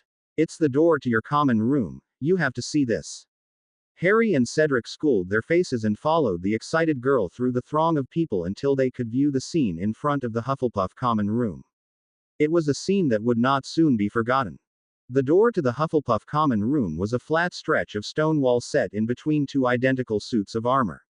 Standing next to the suits on either side of the wall were Crabbe and Goyle, both bowing formally and obviously frozen in place. In between them, stuck spread-eagled to the blank stretch of wall, was Draco Malfoy. The blond boy was struggling desperately against whatever spell was holding him, only to discover that his arms, legs, back, and even his neck and head had been stuck securely to the wall behind him. As the crowd grew, he went from looking angry to looking trapped and ashamed at the situation he found himself in. As Harry got closer, he could see a set of written instructions that were floating in front of the blond boy's face. Well, Malfoy, an older Hufflepuff said impatiently. Are you going to let us in, or just sit there all day? You can bloody well wait. Malfoy snarled. Professor Snape will be here soon, and then you'll regret ever touching me. What is going on here? Came the voice of Professor Sprout as she approached the large crowd. As the password not were what is this? Please, Professor, a seventh-year girl said. It was like this when we came back from dinner. There's a note that says the password to the common room has been changed to, I'm sorry, and that Malfoy has to say it to every Hufflepuff student before the sticking charm will wear off. Professor Sprout nearly fell over in shock as she read the parchment floating in front of the bound Slytherins. Who is responsible for this? She asked the crowd. There was a lot of shuffling and more than a few furtive glances, but nobody spoke. Well, there'll be time for that later, I guess. Try to remain calm, Mr. Malfoy. I shall fetch the other professors. Fetch us for what? Professor McGonagall asked, emerging from the crowd with Professors Snape and Flitwick. Oh my word. What happened? I don't know. I'm afraid, Sprout admitted. This is the only thing I found. She handed McGonagall the parchment with the instructions on it. McGonagall gave a fierce frown, but Harry could have sworn that her lips had turned upwards first. Snape, however, had a very different reaction. When he saw Malfoy, he instantly paled and began to look around frantically. Suddenly he stopped and whipped his head to find Harry, who was watching the scene with a neutral expression. Potter, he roared, advancing on Harry. Did you think I wouldn't remember? Do you think it's funny? Severus, McGonagall cried, shocked. Mr. Potter has been in one of the third-floor classrooms all day. I myself saw him and Mr. Diggory practicing there earlier. Cedric informed me of that, as well, Sprout spoke up. Surely you don't think this was Mr. Potter's doing? He's one of yours. He'll never be one of mine, Snape snarled. I know you're behind this, Potter, and you'll pay like your father never did. Severus, that is enough, McGonagall said firmly. I admit that the similarities are remarkable. But Mr. Potter could not have done this. Snape continued to glare murderously at Harry, but ceased his ranting, and McGonagall continued. Now, Since the headmaster is spending the day at the ministry, it falls to us to remove whatever is keeping these boys in place. Professor, if you would.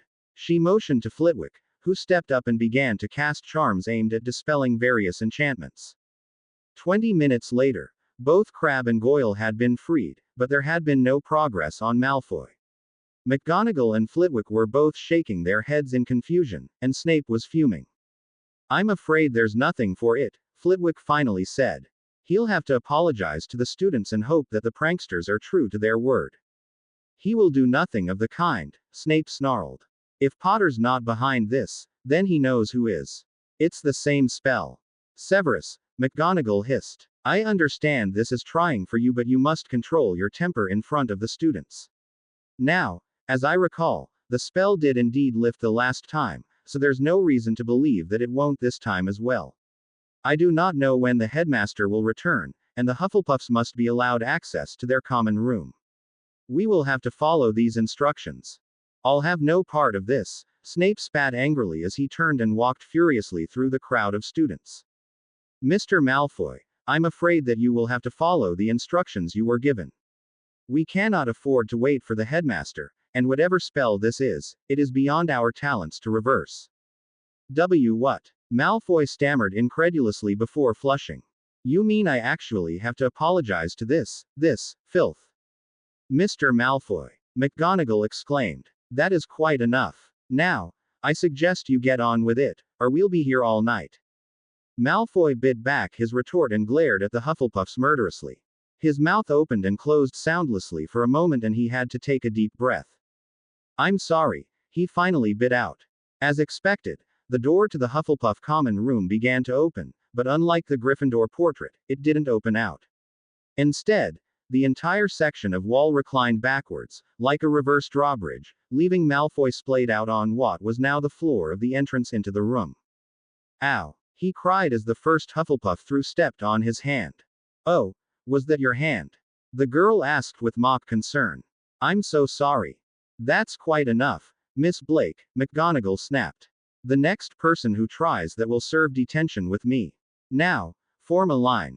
One by one, the Hufflepuffs stepped up to Malfoy and watched as he apologized before stepping over him into their common room. After the first 10 students had passed and Malfoy began to look less angry and more humiliated, there were scattered guffaws in the Hufflepuff line. Of course, in most of the students' minds, Malfoy was only getting what he deserved. When the 25th student approached and Malfoy said, I'm sorry, one more time, the blonde boy abruptly fell to the ground just as the door began to open. It took him a moment to realize he was free, but when he did, he immediately ran as fast as he could back towards the Slytherin dungeons, the remaining students' laughter ringing in his ears. Well, it would appear that the pranksters were true to their word, after all, McGonagall said, turning to Professor Flitwick. Yes, but I'm still most curious how a student was able to cast a charm that we could not break. Yes, that is interesting, isn't it? McGonagall said thoughtfully, throwing an unreadable look at Harry. Harry shrugged back at her and gave her an innocent look. Sighing, she shook her head and started back towards her office. Come on, Potter, I know you did it, Blaise said quietly as they walked to lunch. There's no one else who could have, and you didn't come to lunch that day. It had been a little over 2 weeks since the prank on Malfoy, and it was still a popular topic of conversation for the students. Malfoy himself had been laying low, hoping in vain that the whole thing would blow over quickly. Instead, he'd been given a new nickname, Doormat. The fact that the name referred to the Hufflepuff doormat only made it worse. I was practicing with Cedric Diggory, I told you. Blaise snorted. So, you just happened to be practicing with the same Hufflepuff prefect that admitted to changing the password for the prank on Malfoy, and you just happened to be practicing in an area where different professors could see you from a distance, and you just happened to be so involved you forgot about lunch. Come on, Potter, I'm not stupid. You're not still on about this, are you? Tracy asked as she joined them at the table. Blaise, if he did it, I'm sure he'll tell you eventually. Won't you, Harry? There's nothing to tell, Harry said with a shrug. Bollocks. Such undignified language for a Zabini, Tracy joked. Blaise glared at her. The only thing I don't get, Tracy said, ignoring the glare. is how Diggory got off with only a month of detention. You'd think you get a suspension, at least. He had the same alibi as this one, Blaise said, jerking a thumb at Harry. So they know that he wasn't the one who actually assaulted Malfoy, just an accomplice. Actually, I heard that they offered to let him off completely if he gave up the other people involved, but he refused. Pretty stupid if you ask me. Well, he is the star of Hufflepuff, loyalty to your friends and all that, Tracy reasoned. I think Blaise is more about loyalty to Blaise, Harry muttered. Tracy laughed. And proud of it, Potter, Blaise said with a smirk. Of course, his loyalty didn't save him from Snape, Tracy said. I heard he's worse with him than he is with you, Harry. That's because Potter here has something on our head of house, Blaise said. I don't know what it is, but it's definitely something. What do you mean? Tracy asked, confused. He doesn't know what he's talking about, Harry muttered. Remember at the beginning of the year, how nasty Snape was to our friend here. Then, all of a sudden, he does from harassing him every chance he gets to completely ignoring him, overnight. I'll admit, lately he's been back to a little of his old form, but compared to what he does to Diggory, you have it light. Maybe, Harry said noncommittally. Tracy looked at him searchingly, but didn't say anything, and the three continued to eat in silence. Harry took this opportunity to go over what he needed to accomplish in the weeks ahead. The first thing Harry had done when he learned that Pettigrew was missing was find a way to locate him. The answer had come to him almost immediately. After all, he was a Parseltongue, and what better way to locate a rat animagus than with snakes? After his second visit to Sirius, Harry had apparated to Knockturn Alley and purchased every snake with paralytic venom that he was able to have a civil conversation with. In the end, he'd come back to Hogwarts with 8 different snakes, all different breeds and sizes. Since then, his small army had been searching the Hogwarts grounds and the Forbidden Forest for any trace of Pettigrew, but had thus far come up empty. He had visited Sirius at the Plan B house as often as he could since then, and Harry found himself looking forward to the visits more and more each time. Sirius himself had improved quite a bit, and Harry had managed to smuggle him an unregistered wand so that he could begin working with his magic. Sirius was even able to apparate again, although he could only manage small distances compared to what he could do before he went to Azkaban. Still, things were looking up, and Harry was happy for that. The only problem from Harry's viewpoint was that as he got stronger, Sirius also became more fatherly towards him. More than once Harry had been forced to remind Sirius that he was a guest in Harry's home, under Harry's protection, and that Harry made the decisions. So far they had avoided a serious fight, but Harry could tell that it would come eventually. Thinking about it now, he sighed heavily. Why couldn't people see that he could take care of himself? Harry put those feelings of frustration aside, and focused on feeling calm. After almost 6 months of exercises designed to increase his emotional control, Harry found that most negative emotions, like frustration and annoyance, could be pushed aside easily. In fact, his control was so good that even Lupin's more powerful nightmare ward hadn't kept Harry from casting his corporeal Patronus, something that he was most proud of. Blaise and I are going to practice those cheering charms, want to come? Tracy asked, bringing Harry's train of thought back to reality. Actually, I think I'm going to fly for a while, Harry replied. Tracy frowned. You're sure flying a lot lately. Thinking about trying out for the team next year? Not really. I just enjoy it. Besides, it's Saturday. Well, I still think you should try out, Tracy continued. You'd be much better than what we've got now. Anyway, have fun. Harry said goodbye to the two of them before he pulled out his shrunken broom and walked to the Quidditch pitch. It was true that he had been flying a lot lately, but it was mostly because he used it as an excuse to confer with his snakes. He took off quickly and flew a few quick loops, making sure that no one was watching him before he landed at the edge of the Forbidden Forest. Arrow, are you here? He hissed towards the bushes. After a moment, the bushes moved slightly and a bright orange snake with scattered black stripes emerged. I am here, Master, the snake replied. It is good you came, we have found him. The rat? Harry hissed in excitement. Where? Sarah has him closer to the castle. Come, I will take you. Harry had to use his focus to quell his excitement as he followed Arrow along the edge of the forbidden forest. As they approached the side of the castle, the snake turned abruptly inwards, and Harry followed him, entering the forest completely. After a minute or so of walking, they came upon a pitch-black snake that was wrapped around a rat possessively. "You are sure this is the one, Sarah?" Harry hissed at the new snake. "He is missing one toe, Master. And his smell is not quite right. He is paralyzed, but only for a little while. Release him, Sarah, I will bind him." "Yes, Master." As Sarah slowly unwound herself from around the rat, Harry stunned and petrified it before summoning it to him. With a deep breath, he aimed his wand and cast the same spell he had used on Sirius in his dog form. When the rat began to morph into a fat, balding man, all Harry's doubts were erased, and he immediately reversed the spell before stunning, petrifying, and binding the rat once more just to be safe. That done, he pulled out the messenger he shared with Sirius. "Sirius, are you there? I'm here, something wrong. I've got Pettigrew." "Really? You've got him with you? He's bound in rat form as we speak. Bring him to the shack, I'll meet you there." "Sirius, that's not a good idea." Harry waited for a response, but it didn't come. "Sirius, are you there?" "Shit," Harry swore softly. Obviously, Sirius was on his way, and he was probably going to apparate, which meant Harry could either meet him at the Shrieking Shack, or risk him doing something really stupid like coming into Hogwarts. Swearing to himself, Harry checked the bindings on Pettigrew and started back towards the castle, considering his options as he went.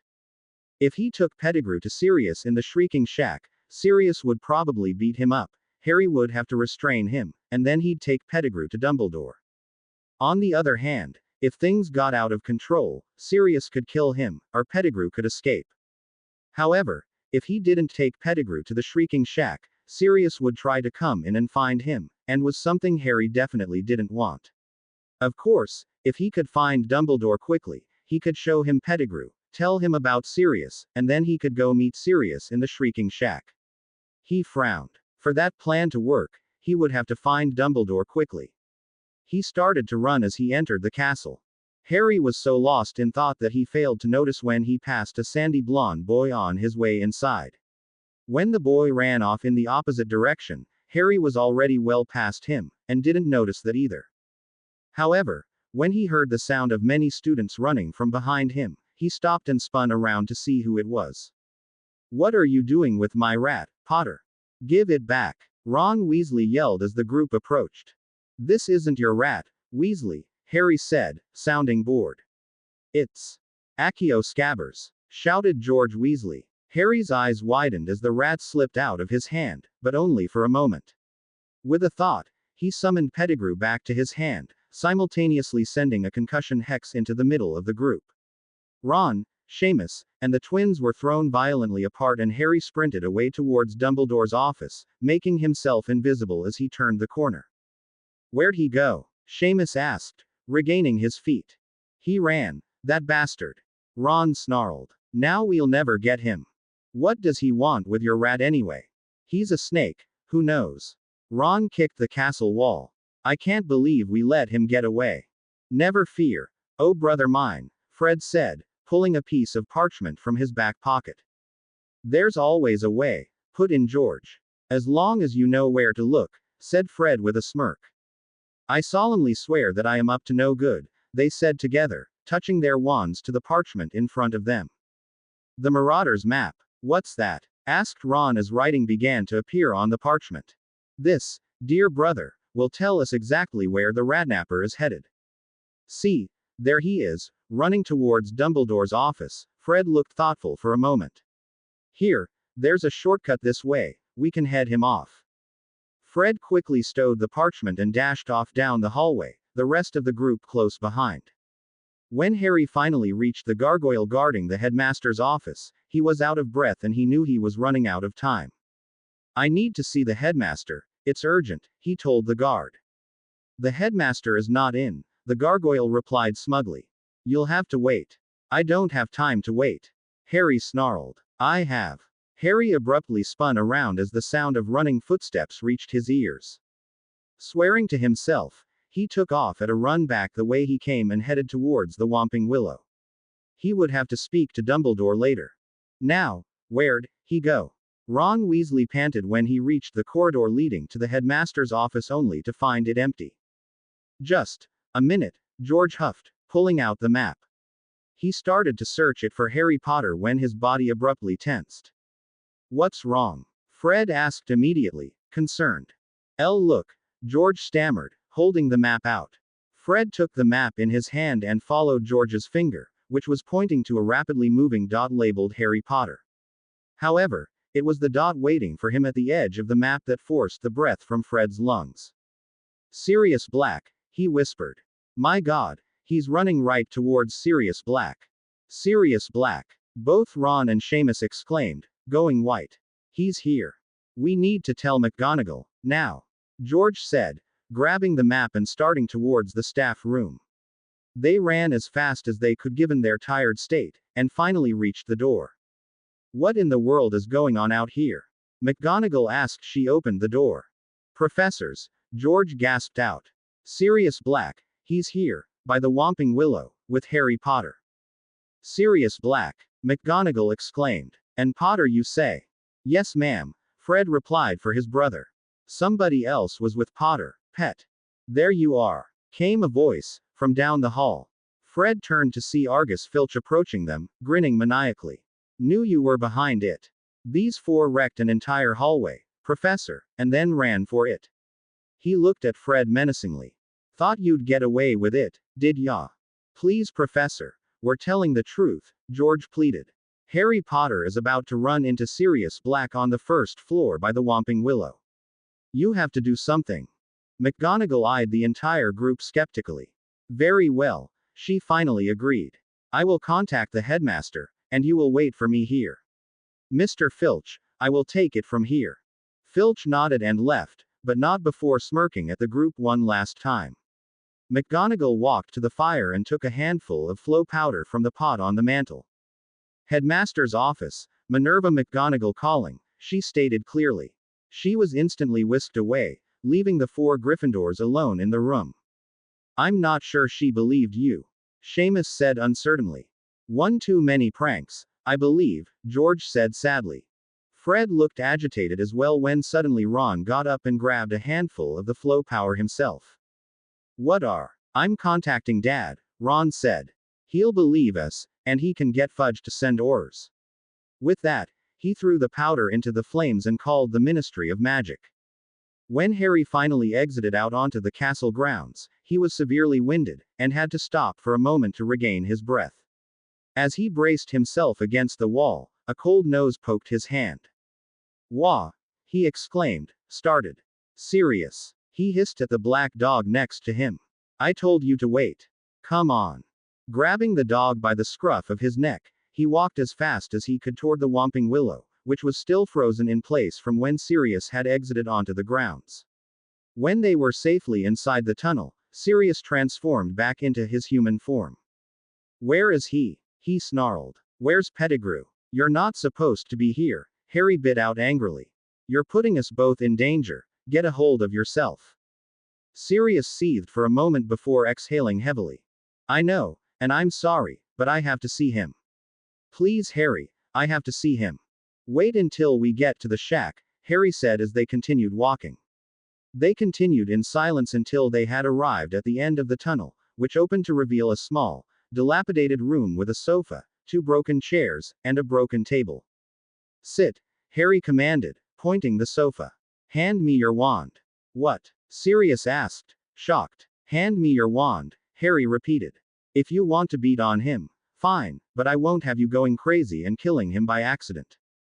Sirius muttered angrily to himself, but complied. Now what? He asked when Harry continued to look at him. You need to understand something, Harry said seriously. You want revenge, I get that. You need to face him, I get that too. But you stop when I say, got it? He waited for Sirius's slow nod before continuing. And remember, he has to be recognizable for when I show him to Dumbledore. When he had finished, Harry took the stunned rat from his pocket and placed it on the floor. With another flick of his wand, The rat slowly morphed into the pathetic-looking form of Peter Pettigrew, which Harry immediately bound with transfigured ropes before hitting him with a foot-freezing curse and enervating him. Pettigrew groaned as he slowly opened his eyes, and that was all the invitation Sirius needed. "You bastard!" he roared, slamming his fist into Pettigrew's gut. Harry frowned and cast a silencing charm around the room as Pettigrew doubled over in pain. Sirius grabbed the back of his head before throwing a knee to his face, snapping him back up to eye level. "Why? Why did you do it?" Sirius yelled as he walked around the bound man like a predator. "After everything we did for you. Why? I had no choice." Pettigrew whined, eyes full of fear. "He would have killed me. What would you have done?" "Coward!" Sirius cried, landing a punch to Pettigrew's face. "I would have died." Another punch. Like a man. Sirius slammed his elbow into the side of Pettigrew's head and the man immediately went limp. It looked like Sirius was about to start stomping on the unconscious body, but Harry stopped him. "That's enough," he said firmly. Sirius reluctantly backed off and began to pace around the room. "Feel better?" Harry asked sarcastically. "A little," Sirius growled. "Can I have my wand back now?" "Not if you're going to use it on him," Harry said warningly.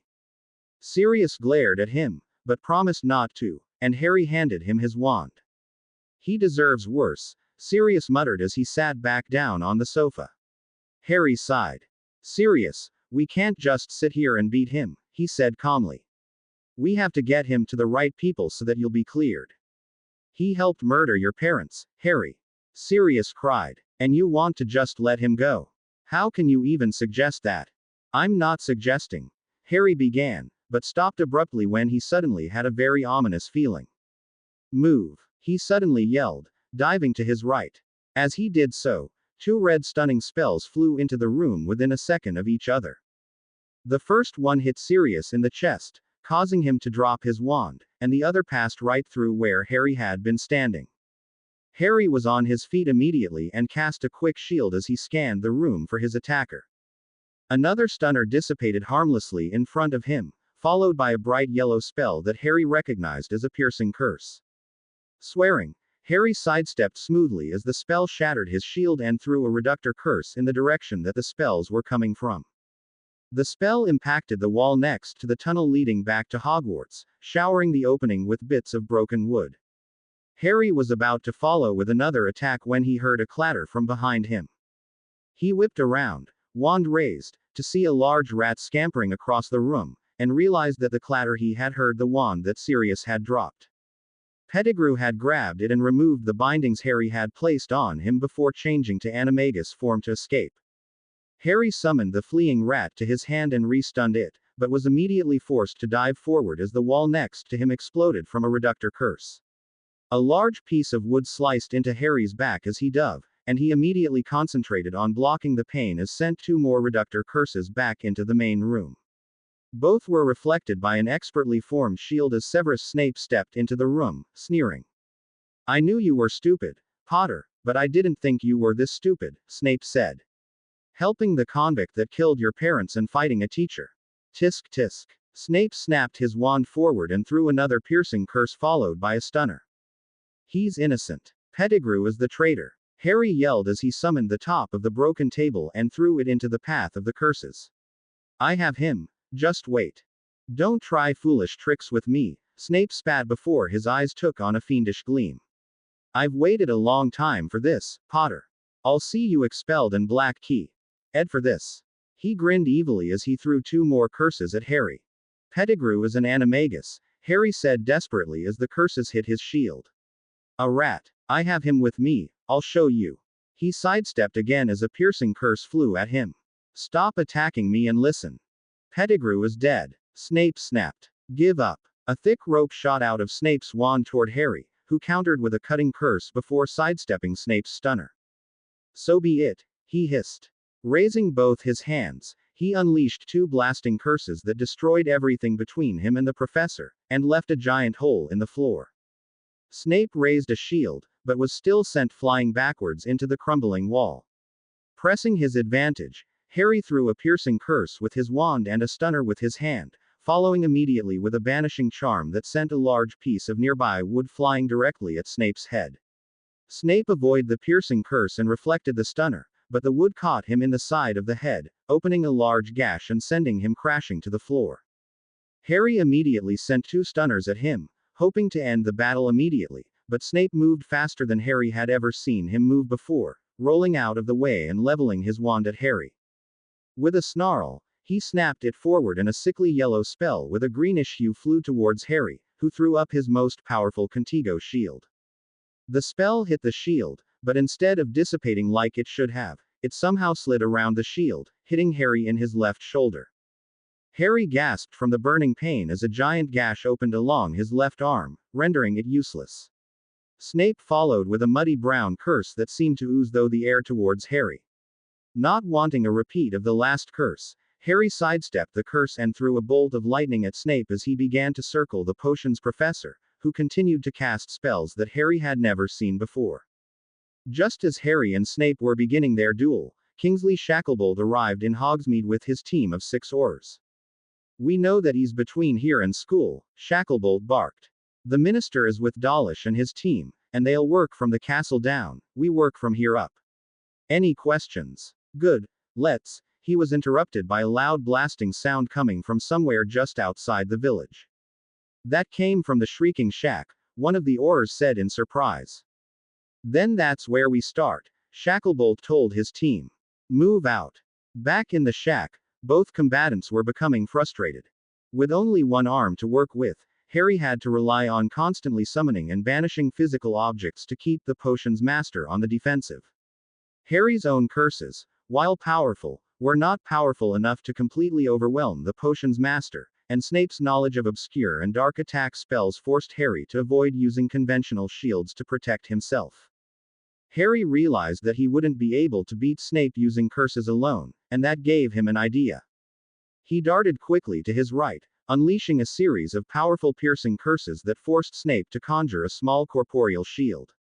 As Harry moved, Snape turned to keep them facing each other until he was standing directly in front of a large rectangular piece of wood that had been a section of the broken wall. Harry cast another curse at Snape and then raised a shield before turning all his focus on the levitating piece of wood. Using it like a bat, he banished the right side away from him while simultaneously summoning the left side towards him, causing the wood to spin like a helicopter blade. Unfortunately, Harry had taken his attention off of Snape just long enough to give the older man an opening. Snape had dodged Harry's curse and, seeing his opening, countered with a 2-curse combination. "Valde Foro, Sectum Sempra," he called viciously. Just as the second curse flew from his wand, the large wood plank slammed into Snape, sending him crashing into the far wall where he crumpled to the ground, unconscious. Snape's piercing curse shattered Harry's shield just as Harry's final attack ended the fight. Harry saw the second curse coming, but could only twist slightly at the last minute as the curse caught him on the right side of his chest. Harry fell to the ground immediately as he felt his chest ripped open. He gasped for air and looked down to find his shirt and robes, already stained from his previous wounds, now soaked through with his own blood.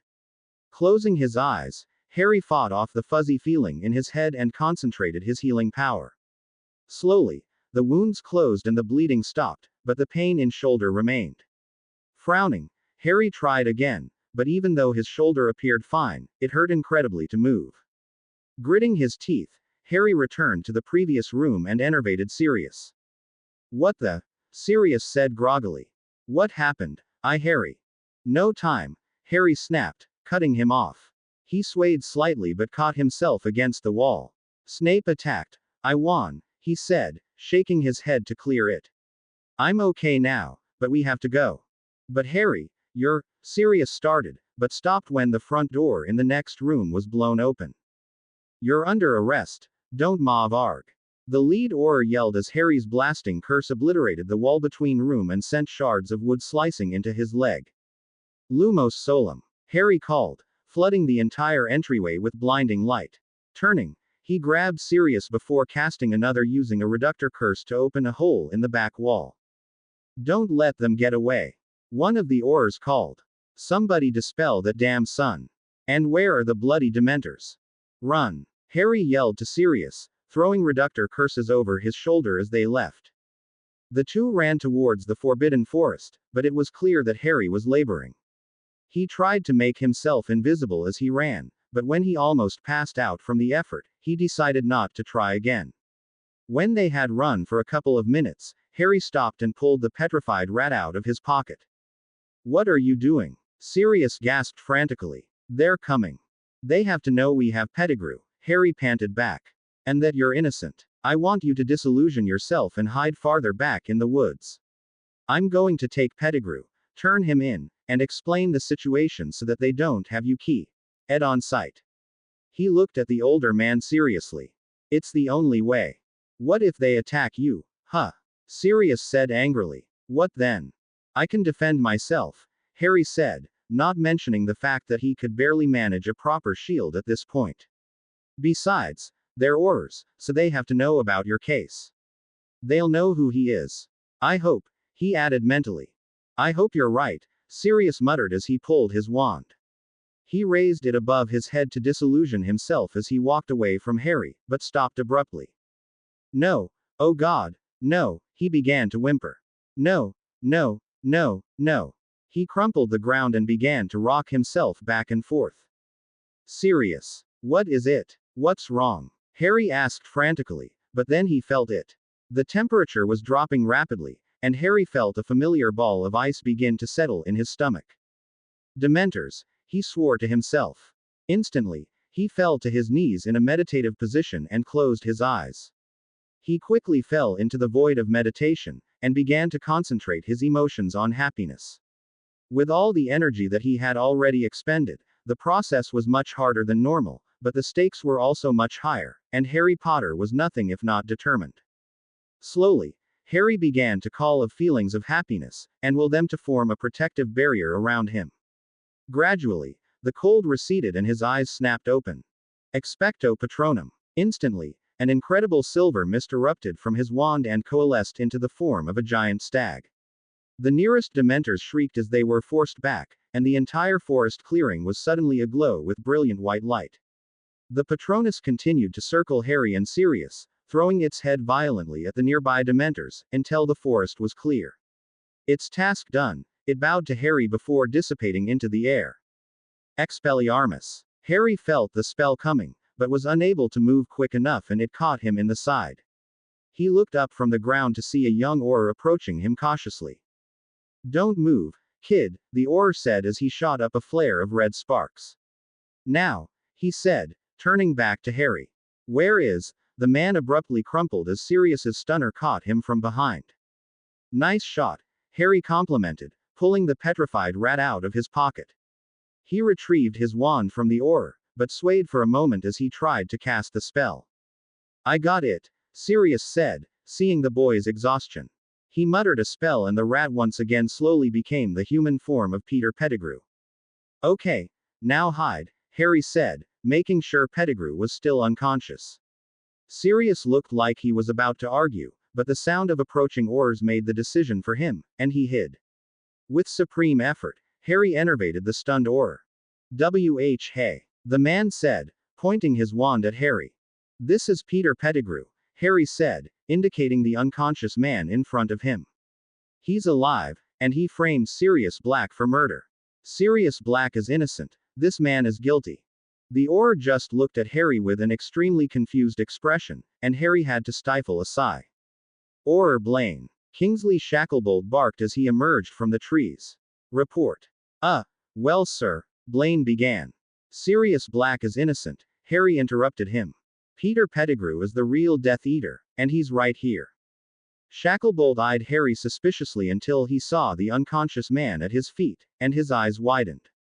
"Pettigrew," he muttered. "Well, not what was I expecting, but good work, Blaine. Now, where's Black? He took a portkey and will be hiding until he's sure that he'll get a trial this time to prove his innocence," Harry said coldly. "Can you guarantee me that, or?" "Shacklebolt," Kingsley replied, annoyed. "And you are?" "Harry Potter," Harry said, extending his hand. Only the briefest surprise registered on Kingsley's face as he took it. "You're Harry Potter," Blaine said, shocked. "Sir, this could be a trick. He's probably in league with Black." "That's enough, Blaine," Kingsley said firmly. Stand guard and wait for the others. He knelt down by Pettigrew and made sure he was bound before enervating him and forcing a very small vial of potion down his throat. What's your name? Kingsley asked. Peter Pettigrew. Did you serve Lord Voldemort? Yes. Did you fight Sirius Black in a London alley on November 1, 1981? Yes. Who cast the spell that killed 12 Muggle bystanders? I did. Why? I wanted to frame Sirius so that I could escape. How did you escape? I cut off my finger and changed into my animagus form and escaped down the sewer. What is your animagus form? A rat. Where have you been for the last 12 years? Living with the Weasley family as a pet. Do you have contact with any other former Death Eaters? No. He was my parent real secret keeper, too, Harry broke in. Kingsley glared at him for interrupting, but asked nonetheless. Were you the Potter's secret keeper? Yes. You gave the information to Voldemort. Yes. Why? He would have killed me and my family if I didn't. It's wearing off, Kingsley muttered. He bound Pettigrew with ropes before turning back to Harry. That's not enough. Harry began, but he stopped when he once again felt Dementors approaching. He tried to focus his emotions, but was interrupted by the arrival of the Cornelius Fudge and his Auror group, who entered the clearing along with Dumbledore, McGonagall, and Lupin. Floating well behind the minister were 2 Dementors. What's this? Where's Black? Fudge blustered. And who is this? He asked, pointing to Pettigrew. Wormtail. Lupin exclaimed. Harry saw the Dementors move forward slightly and began to edge his way closer to Sirius as he trained vainly to summon positive emotions. Peter Pettigrew, Dumbledore said, slightly awed. He turned to look at Harry, twinkling madly. It appears you've had an interesting day, Mr. Potter. Dumbledore turned and looked exactly at Sirius. As have you, Sirius. Black. Where? Fudge asked, looking around frantically. He turned and yelled back into the forest. Find him. It happened so fast that Harry barely had time to register what was going on. At Fudge's call, his personal, 2 Dementor escort came flying into the clearing and headed straight for Sirius. With a cry, Harry dove in front of them and tried to cast a Patronus, but could only manage a heavy mist. The mist repelled the Dementors just long enough for Dumbledore to banish them himself, but the damage was already done. As Harry dove in front of the Dementors and tried to repel them, 2 of the Aurors with Fudge immediately threw stunners at him, hitting him square in the chest and sending him flying backwards into a nearby tree. Seeing this, Sirius snarled in rage and leapt from his hiding place, throwing a concentrated blasting curse at the 2 Aurors. The curse dissipated on the Aurors' shield, and soon a hail of curses was flying back towards Sirius from Aurors all around the clearing. Sirius dove to his side to avoid some of them, and the rest were deflected by an incredibly powerful shield cast by Dumbledore. Arrest them all! Fudge cried in a panic. Don't let them escape. Soon curses were flying all over the clearing, and it was impossible to tell who was trying to curse who. Finally, there a giant flash and an incredible shockwave that knocked everyone to the ground. Enough! Dumbledore boomed. There is only one enemy here, and it is not I. As the light dissipated, a number of the Aurors realized that they had lost their wands, which were lying in a pile at Dumbledore's feet as he stood in the middle of the clearing. 3 Aurors near the tree line were tangled up in vines from above them, and 2 more were bound by roots that appeared to have grown out of the ground. Now, Dumbledore continued calmly. It would appear that we do not have all the facts with regard to Mr. Black, and our priority should be to discover the truth. Would you agree, Minister? Well, of course, Fudge stammered, coming out from the tree he had been hiding behind. Where's Wormtail? Sirius yelled frantically, pointing to his now empty restraints. He's gone. We have to. He started to run off and was abruptly stunned by one of the Aurors. Everyone tensed for a moment, wondering if that would set off another firefight, but no other curses were fired. Remus, can you smell him? Dumbledore asked, turning to Lupin, who was glaring menacingly at the Auror. I can try, but it'll be hard in the forest, Lupin said as he began to look around. Please do. Fawkes, the phoenix abruptly burst into existence on Dumbledore's shoulder. We are looking for a rat animagus that is missing a finger. Please find him if you can. Fawkes let out a trill and took off to search the forest. Spread out and search the forest. Kingsley snapped to his team. Clear anything you have to, but find me that rat. The Aurors spread out and began to sweep the area as Dumbledore approached Harry, who was still unconscious, and enervated him. When Harry didn't stir after the first attempt, Dumbledore frowned and tried again. "Was Sirius?" Harry said groggily. "Sirius is fine, dear boy," Dumbledore said kindly. "He is taking a well-deserved nap right next to you, in fact." Harry looked confused for a moment before his eyes landed on the roving Auror teams. He clenched his jaw in frustration. "Pettigrew. I'm afraid so," Dumbledore replied sadly. "When you were stunned for attempting to protect Sirius from the Dementors, there was a slight altercation, and he escaped in the confusion." Harry started to get up, but Dumbledore stopped him. "You are already exhausted, Harry. Please, you can help the most by telling me exactly what happened today, and why my potions professor is being treated for very serious injuries in the hospital wing." With a sigh, Harry leaned back and related the entire story to Dumbledore. When he got to the part about Snape using dark magic on him, he saw the headmaster's eyes darken slightly, but he said nothing. When he had finished, Dumbledore looked at him thoughtfully. "So it was Pettigrew all along then?" Harry nodded. "I must say, Harry, I am most impressed that you have been able to keep all this secret for so long.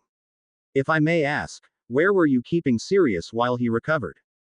"Muggle Hotel," Harry answered shortly. "A wise decision," Dumbledore said, eyeing Harry speculatively.